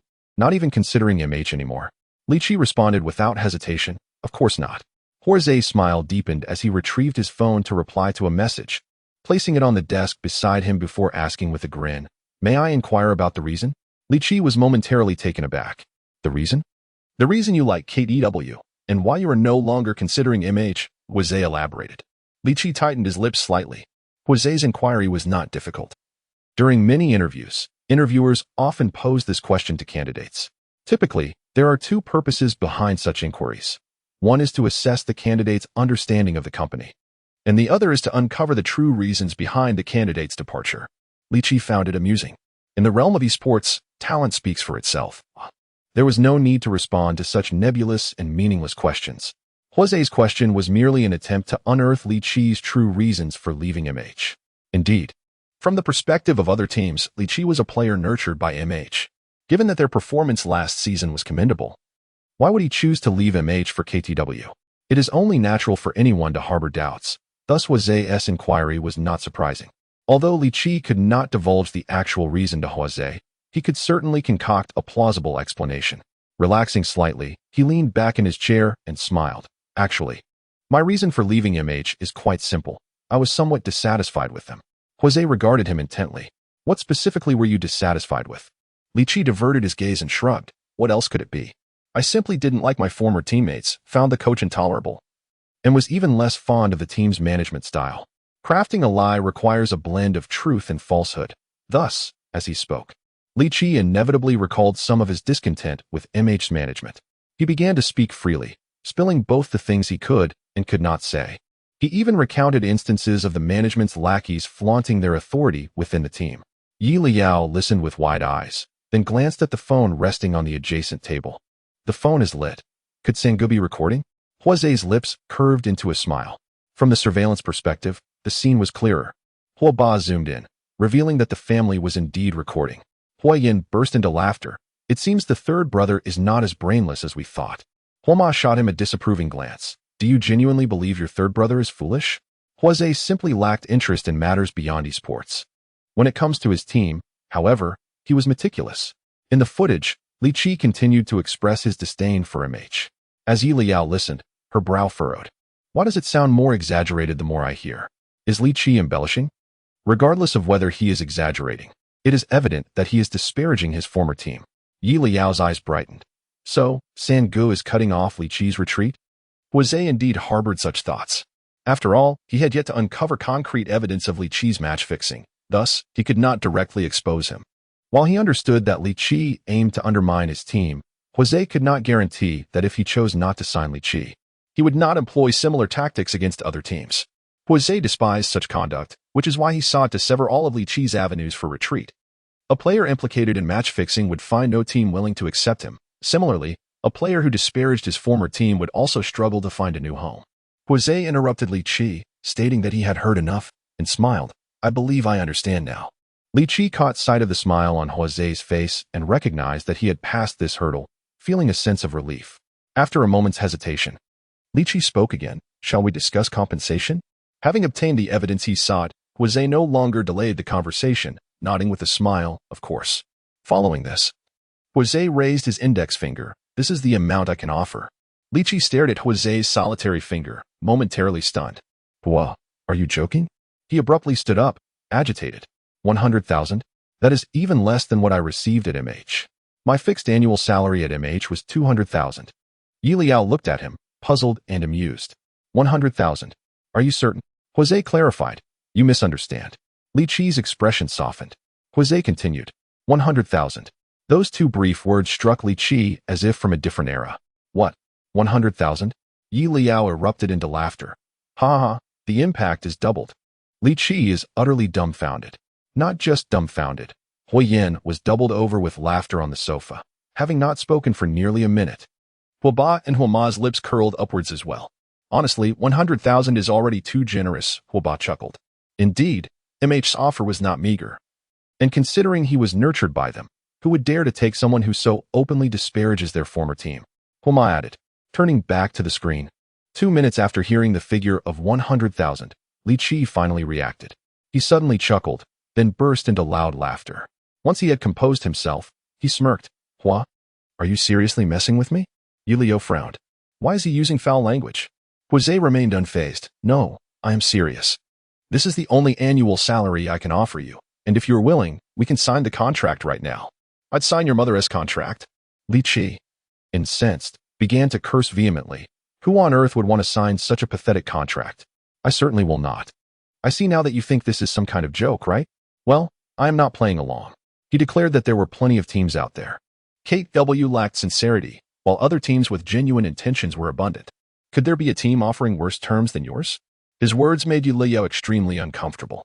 Jose's expression darkened. Leyao, you may be dissatisfied with me and feel free to curse, but please refrain from using such language. Otherwise, I will not hold back. Leyao scoffed, having realized that Jose had no intention of having a serious discussion. With that understanding, he felt no need to maintain a facade of civility.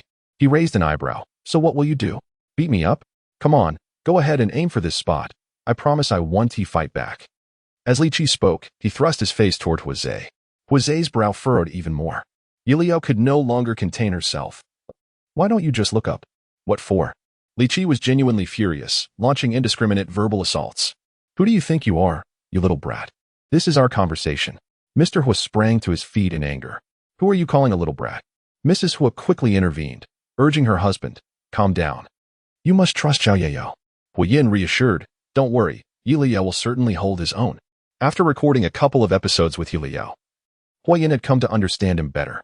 Leyao typically refrained from instigating conflicts, yet he was not one to shy away from confrontation when provoked.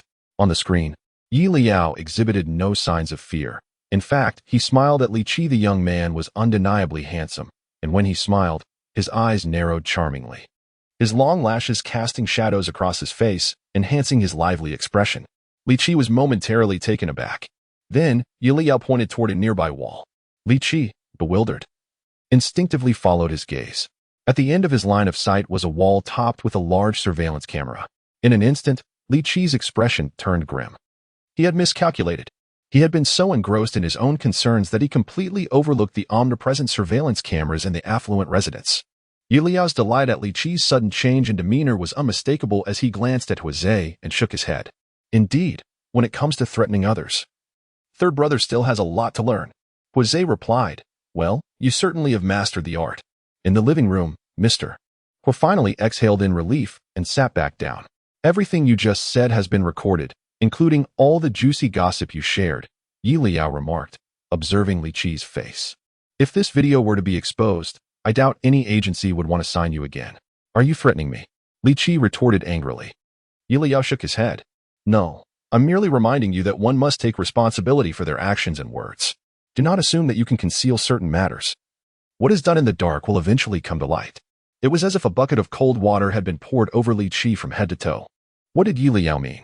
Could it be that he knew something? Why else would he say such things? After a prolonged silence, Li Qi hoarsely asked, What? What do you know? It was impossible. How could they possibly know?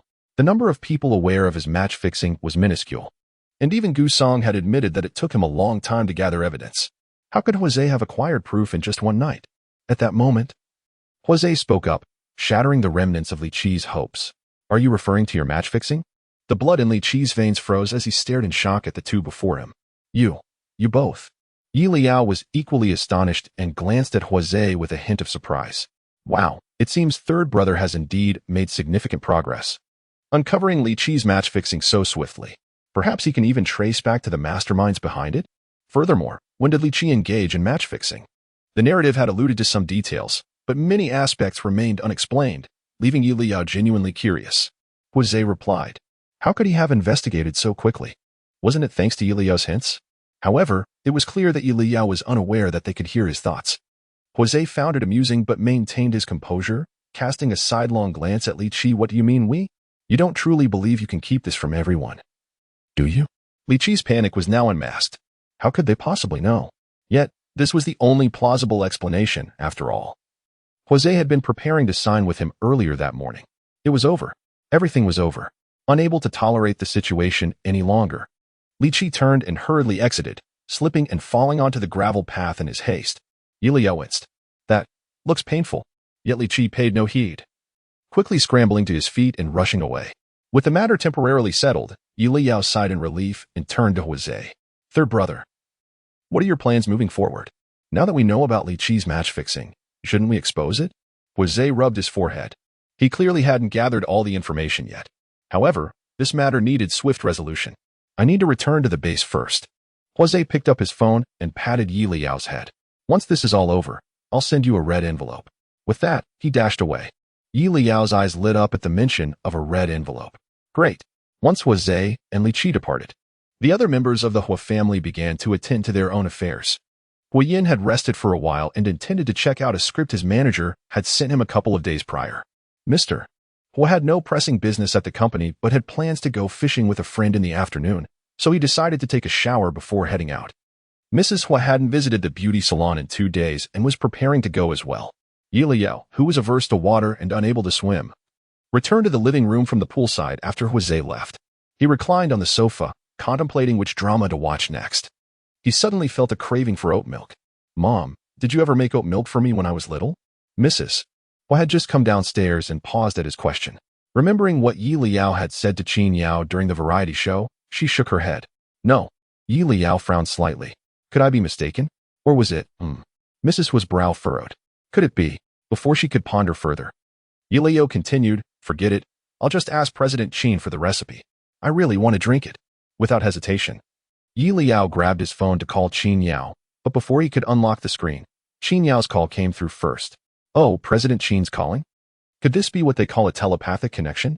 Huo Yin, just coming down the stairs, rolled his eyes at that remark. What telepathic connection? Also, is Qin Yao getting a bit old?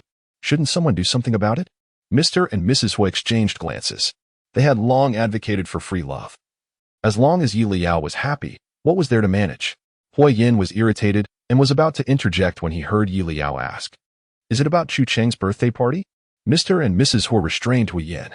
Mrs. Huo whispered, "Stay out of this." Mr. Huo nodded in agreement. Leyao was puzzled.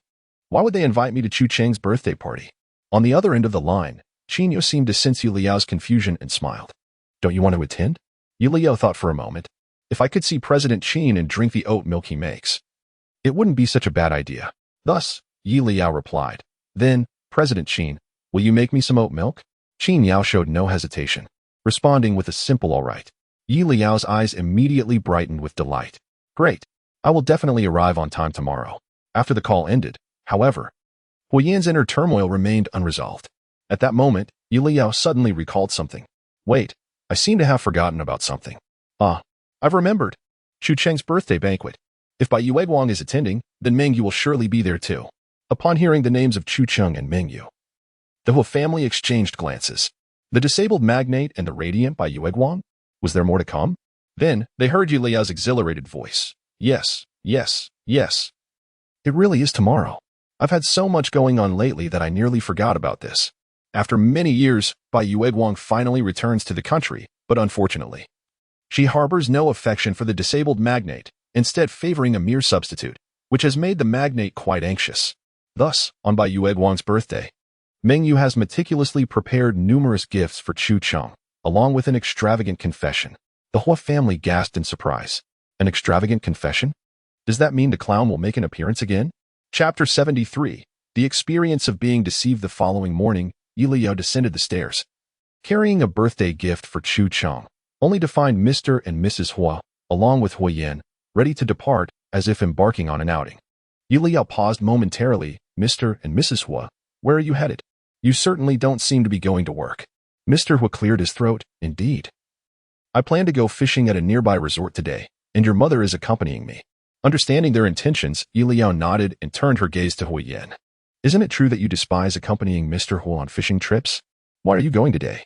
Huo Yin, maintaining a calm demeanor, replied, "With our parents away, it would be dull to stay home alone, so I thought I'd join them for a day of fun." It was certainly not because he wished to witness the unfolding drama. "I see." With her curiosity satisfied, Leyao said, "All right, enjoy yourselves. I shall be on my way." The driver awaited her outside, and after bidding farewell to the others, she got into the car. Once Liao's vehicle had departed, Mr. and Mrs. Huo, along with Huo Yin, hurriedly boarded another car. "It must be the newly opened resort, right?" After a while, Mrs. Huo inquired again. Huo Yin reassured her, "Rest assured. I confirmed with several people last night. It is indeed the new resort." Then, pointing to a car ahead in the traffic, he exclaimed, "Look, isn't that Liao's car?" Upon spotting the familiar vehicle, Mr. and Mrs. Huo felt a wave of relief. It seemed they were indeed headed in the right direction. Mr. Huo then cautioned the driver, "Be careful not to let Xiaoyao notice us." The driver was genuinely puzzled. Hadn't Mr. Huo mentioned going to the resort for fishing? Why not go openly instead of trailing behind Liao's car? Though confused, the driver opted not to inquire further and focused intently on the road. Had Mr. and Mrs. Huo known the driver's thoughts, they would have explained earnestly. It was not that they wished to avoid being seen, but rather that Chu Cheng had not extended an invitation to them. Ever since Chu Cheng's mother divorced, he had gone abroad with her. The reason for his recent return was his grandfather, old Master Gu, who was gravely ill and wished to see his eldest grandson one last time. Unexpectedly, upon his return, old Master Gu's condition stabilized. Although the old gentleman was now out of immediate danger, Chu Cheng felt he could not simply leave, thus opting to stay for a while to keep him company. However, since Mr. Gu quickly remarried after the divorce, Chu Cheng's status had become somewhat awkward. He could not reside with the Gu family, nor did he desire to. So he had been staying elsewhere. Even on his birthday, Chu Cheng did not plan to celebrate with the Gu family. nor had he invited any relatives from the esteemed family. The guests attending his banquet were merely a few close friends, all young peers. Xu Cheng had asked Qin Yao to invite Yi Leyao because of her close relationship with Ran Jing. He wished to gather more information about Ran Jing through her. Thus, despite the allure of the festivities at Xu Cheng's birthday banquet, Mr. and Mrs. Huo felt it inappropriate to accompany Yi Leyao openly. Instead, they instructed Hui Yin to ascertain the banquet's exact location, planning to stage a chance encounter later. Their plan seemed flawless. Yet they had no inkling that upon arriving at the resort, Yi Leyao would approach them the moment she exited her vehicle. Mrs. Huo felt an inexplicable surge of guilt. Why is Xiao Yao coming towards us? Have we been discovered? When did that happen? Hua Yin shook his head in confusion. I don't know. He fell asleep shortly after getting in the car. Besides, I didn't sense any thoughts from Yi Leyao. How could he have discovered us? By now, Yi Leyao had intercepted their vehicle. The driver could hardly pretend not to see, so he reluctantly pulled over. Mr. Hua, feeling somewhat anxious, hesitated for a moment before rolling down the window and feigning surprise. Xiao Yao, what brings you here? Yi Leyao was genuinely puzzled. Isn't that a question I should be asking?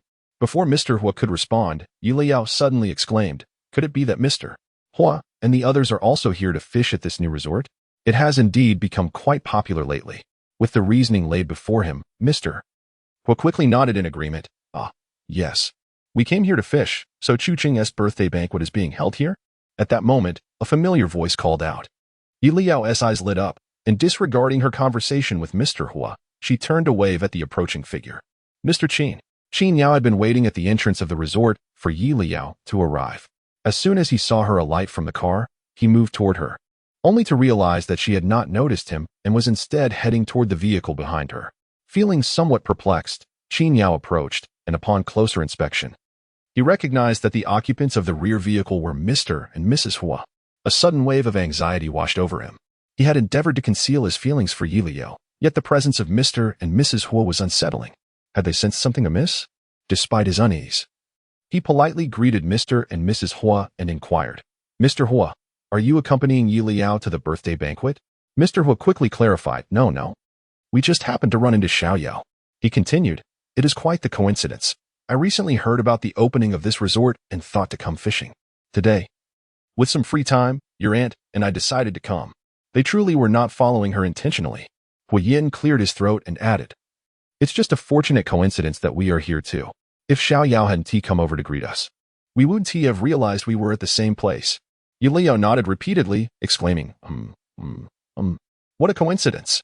I only noticed when the driver mentioned that the car behind looked somewhat like ours as I was about to get out.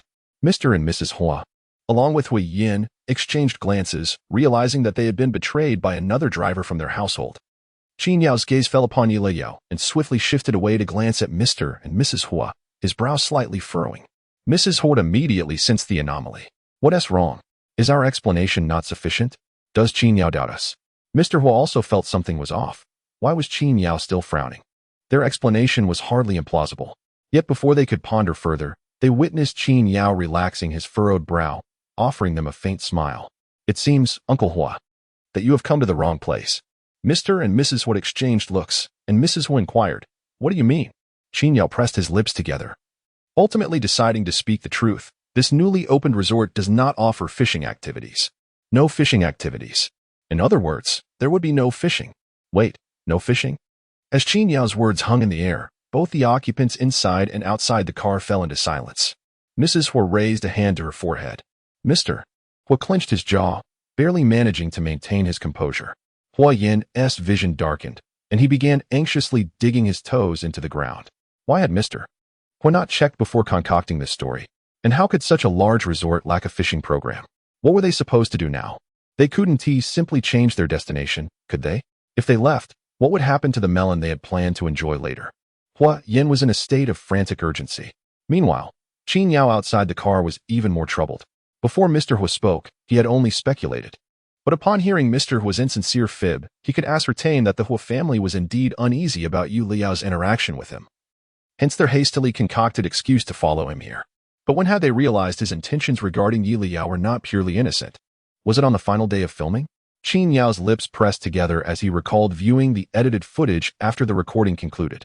He distinctly remembered that neither his expressions nor actions had given anything away. Even Leyao had not detected the subtle shift in his demeanor. Aside from that brief moment when Leyao had held his hand while running ahead, there had been no further intimate contact between them. Even Huoyan, who had been so close, had not sensed anything amiss. How had Mr. and Mrs. Huo discovered this? And did their presence today imply dissatisfaction with him? A wave of nervousness and unease washed over Qin Yao. But he had done nothing wrong. He had yet to even confess his feelings to Leyao. Both parties were enveloped in a storm of thoughts. Only Leyao remained oblivious, questioning, "Uncle Huo, didn't you think to ask about the fishing beforehand?" Mr. Huo. Because he hadn't intended to come here for fishing at all. Clearing his throat, Mr. Huo feigned calmness. "I must have remembered incorrectly." Leyao replied. "That's understandable. After all, one does age." Mr. Huo. He felt an overwhelming urge to pause their father-son relationship. Mrs. Huo snapped back to the moment, asking, "So what do we do now? We've come all this way. We can't just leave now, can we?" She certainly did not wish to return. Mr. Huo caught on to Mrs. Huo's signal, feeling equally embarrassed. He had been contemplating, yet couldn't devise another excuse on the spot. Ultimately, it was Qin Yao who first spoke up. "Although this resort lacks fishing activities, there are many other interesting options available. Uncle Huo, would you like to join us for Chu Cheng's birthday banquet?" Mr. and Mrs. Huo had come primarily because they were concerned about Qin Yao and Leyao being alone together. If Qin Yao were to suggest they leave, Mr. and Mrs. Huo would only grow more anxious. Thus, it was better to invite them to join the banquet openly, allowing them to relax while Qin Yao could simultaneously gauge the elders' thoughts. Mr. Huo replied, "But that wouldn't be appropriate, would it? After all, this is a gathering for the younger generation." Huoyan quickly interjected, "I can attend. If the elders are unsuitable, then as a younger generation, I have no such reservations." Mrs. Huo shot Huoyan a glare. "You're only thinking of yourself." Huoyan awkwardly averted his gaze. When it came to enjoying melons, it was all about one's own capability. Qin Yao nodded at Huoyan, then looked towards Mr. Huo. "Uncle Huo, if you prefer not to attend the banquet, there's a newly established golf course nearby. How about a game?" He then turned to Mrs. Huo. "There is also a wellness spa adjacent to the villa we rented at Lin. You could go for a beauty treatment." Mr. and Mrs. Huo released a collective sigh of relief. It must be said, Qin Yao was truly adept at handling social situations. He had effortlessly arranged everything for them. Their fondness for Qin Yao soared. However, despite their satisfaction, they still had to maintain a facade, given that they had originally intended to come for fishing. Mr. Huo glanced at Mrs. Huo. "What do you think?" Mrs. Huo smiled. "With wellness treatments and beauty options, I think it sounds quite good." Only then did Mr. Huo concede. "All right, we'll have to make do with this since if we seek fishing elsewhere, it would consume considerable time." Qin Yao smiled, but remained silent. He turned to Leyao and extended his hand toward him. Leyao's gaze landed on Qin Yao's palm. The young man's fingers were long and well-defined, with beautifully rounded and neatly groomed nails. More importantly, Leyao had held his hands several times before. Qin Yao's hands were undeniably delightful. Without a second thought, Leyao reached out his right hand, naturally intertwining his fingers with Qin Yao's. "So why did Mr. Qin want to hold my hand?" The Huo family, just disembarking from the car, collectively stared in bewilderment. "Qin Yao, do not misinterpret my intentions." The morning sun had begun to carry a hint of warmth, and a ray of sunlight fell directly upon Qin Yao's ear, causing that small patch of skin to blush visibly, the temperature almost scalding. With the Huo family's eyes trained upon him, Qin Yao covered his slightly reddened face with his other hand, muttering, "I was merely inquiring if the gift bag was heavy, and if you needed assistance." Leyao blinked, feeling regretful. "What a disappointment. It turns out you didn't want to hold my hand." Huoyan felt the veins on his forehead pulse violently. What was this about holding hands?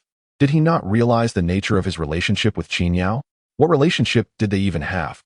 He stepped forward, but Mr. and Mrs. Huo swiftly restrained him. "Calm down," Mr. Huo whispered. "Have you forgotten what I said earlier?" Mrs. Huo echoed, equally softly. At the same moment, Qin Yao voluntarily released his grip on Leyao's hand, accepted the gift bag from him, and turned to say, "Let's go inside first." Perhaps feeling a twinge of guilt, Qin Yao failed to notice that Mr. and Mrs. Huo were holding on to Huoyan's hand. Leyao, somewhat puzzled, inquired, "What are you doing?" Mr. and Mrs. Huo quickly let go of Huoyan, with Mrs. Huo smiling, "It's nothing, let's go." Mrs. Huo took Leyao's arm to follow Qin Yao, while Mr. Huo grasped Huoyan's hand and earnestly advised, "It's his freedom to date, and regardless of your dissatisfaction, you should at least consider Leyao's feelings, shouldn't you?" Huoyan scoffed, Leyao doesn't even like Qin Yao. Mr. Huo retorted, if he doesn't like him, why would he want to hold hands with Xiao Qin? Huoyan clenched his teeth. That's because Leyao has no understanding of what liking someone means. He simply finds it interesting and fun. Which is why I want him to keep his distance from Qin Yao. He doesn't comprehend why one would want to hold hands with Xiao Qin. Mr. Huo posed a piercing question once more. Huoyan, I'm at a loss for words. How could I know all these whys? Mr. Huo regarded Huoyan with the knowing gaze of an experienced individual. As for romance, let's not even mention the others. How many experiences have you? Your elder brother. And the third brother had? Huoyan fell silent. Mr. Huo continued. Neither of them has had any, while you have had one romantic experience. But I would rather call it an experience of being deceived. Do you believe you are qualified to critique? Huoyan felt the sting of truth and darkened his expression. Dad, must we bring this up to have a proper conversation? Hearing Huoyan's voice, Leyao turned back in confusion. What is the second brother discussing with Dad? Why is he getting so worked up? Mr. Huo and Huoyan exchanged glances. After a moment, Huoyan conceded. All right, I won't interfere anymore. Is that sufficient? Besides, although Qin Yao is a bit older, he is quite dependable. Mr. Huo smiled. That's the spirit. Let them take their course. Though they were still uncertain about Liao's feelings for Qin Yao, time would ultimately provide an answer. And they would soon discover the truth. Since Mr. and Mrs. Huo did not attend the banquet, Qin Yao first took them to find the staff, helping them book a villa adjacent to the event venue, and also arranged for Mrs. Huo to visit a beauty salon before leading Leyao and Huoyan to the banquet. The venue was actually another villa, merely 500 meters away, which, while somewhat distant, still allowed for a general view. As soon as Leyao and his companions departed, Mr. Huo picked up his phone to call the driver, requesting 2 binoculars. Mrs. Huo, unable to contain her laughter, remarked, It's unnecessary. If the situation seems off, we can simply go over to see for ourselves. Mr. Huo pondered this and found it quite reasonable, promptly calling the driver back to cancel the request. Meanwhile, Leyao and Huoyan followed Qin Yao to the banquet venue. Approaching, they were greeted by the thunderous sound of music emanating from the villa. Leyao furrowed his brow slightly. It's quite loud, he remarked. Qin Yao suggested. Why don't you both sit in the backyard for a while? I'll go call Chu Cheng. Leyao nodded, relieved that he too was not fond of such a cacophonous environment.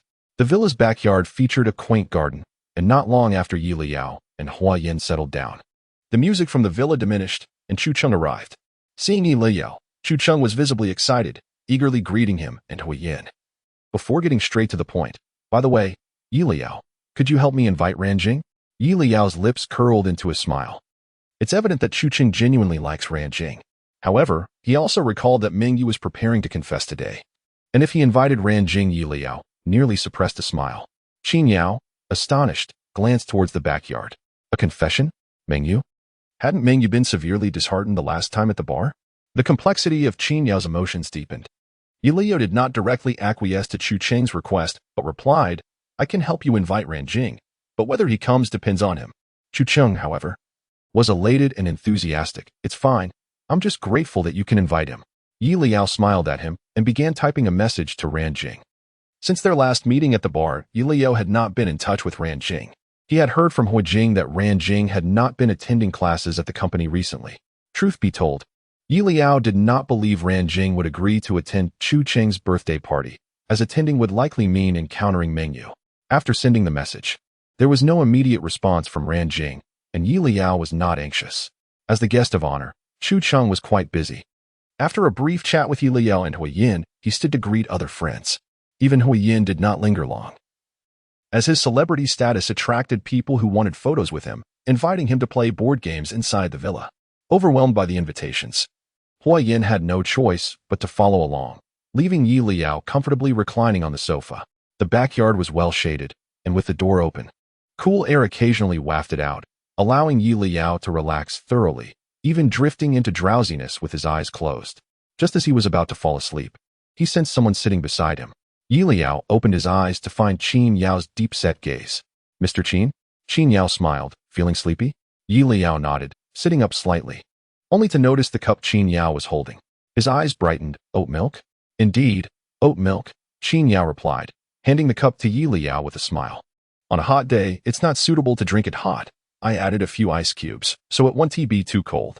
Leyao accepted the cup, took a generous sip, and sighed contentedly. Delicious.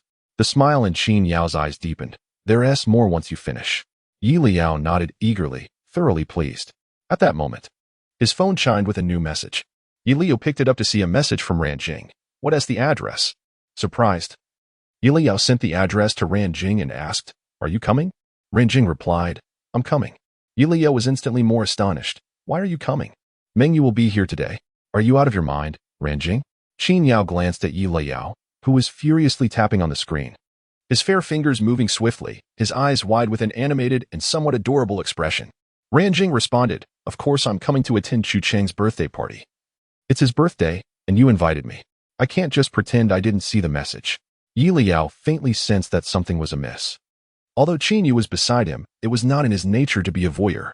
Surely, it would not be an issue to sneak a glance at the memo. He thought to himself. With that contemplation, Liao's fingers deftly opened the memo and swiftly navigated to the pertinent plot. Suddenly, enlightenment dawned upon him. Ah. So this is why Chu Qing returned to the country, because his grandfather is also ill. What a coincidence that the hospital where his grandfather is admitted is the same as the one where Ranjing's mother is staying. Just a few days ago, when Chu Qing visited, he happened to encounter Ranjing and even lent her significant assistance. No wonder Ranjing is coming over. Leyao exited the memo and reminded Ranjing once more, but Mingyu seems to be coming over today as well. Are you certain? This time. There was no immediate reply from the other side. Leyao set his phone aside, took another sip of milk, and as he turned his head, he met Qin Yao's gaze. A shiver coursed through Leyao's heart. Why is Mr. Qin looking at me? Wait, we were sitting so close just now. Surely Mr. Qin did not see my memo, did he? Qin Yao withdrew his gaze, and the warmth on his face suddenly intensified. He had not intended to glance at Liao's phone. His eyes had remained fixed on Liao's profile. However, the breadth of his gaze was considerable, and it was inevitable that it would land upon Liao's phone. Moreover, Liao had opened the memo with such alacrity that there was no opportunity for Qin Yao to avert his gaze in time. Yet, Liao's mind was screaming. Oh no, if he really saw it, how would I explain? Could I claim that these are merely my fanciful concoctions? The clamor around him was overwhelming, imbued with palpable anxiety. Qin Yao had initially intended to feign ignorance, but now he found himself genuinely perplexed. Leyao? What were you just looking at? Had Leyao opened a blank memo after replying to Ranjing's message? Liao's thoughts abruptly halted, puzzlement evident. Qin Yao's brow furrowed slightly. You were staring at a blank memo for quite some time. Did something you saved accidentally get deleted? Liao's pupils widened in surprise. A blank one, so Mr. Qin didn't he see it? What a relief, what a fright. Liao quickly adorned his face with a smile. It's nothing. I was just browsing randomly. Although Qin Yao remained somewhat puzzled, he chose not to delve further. A message from Ranjing arrived once more, prompting Liao to glance down. Ranjing.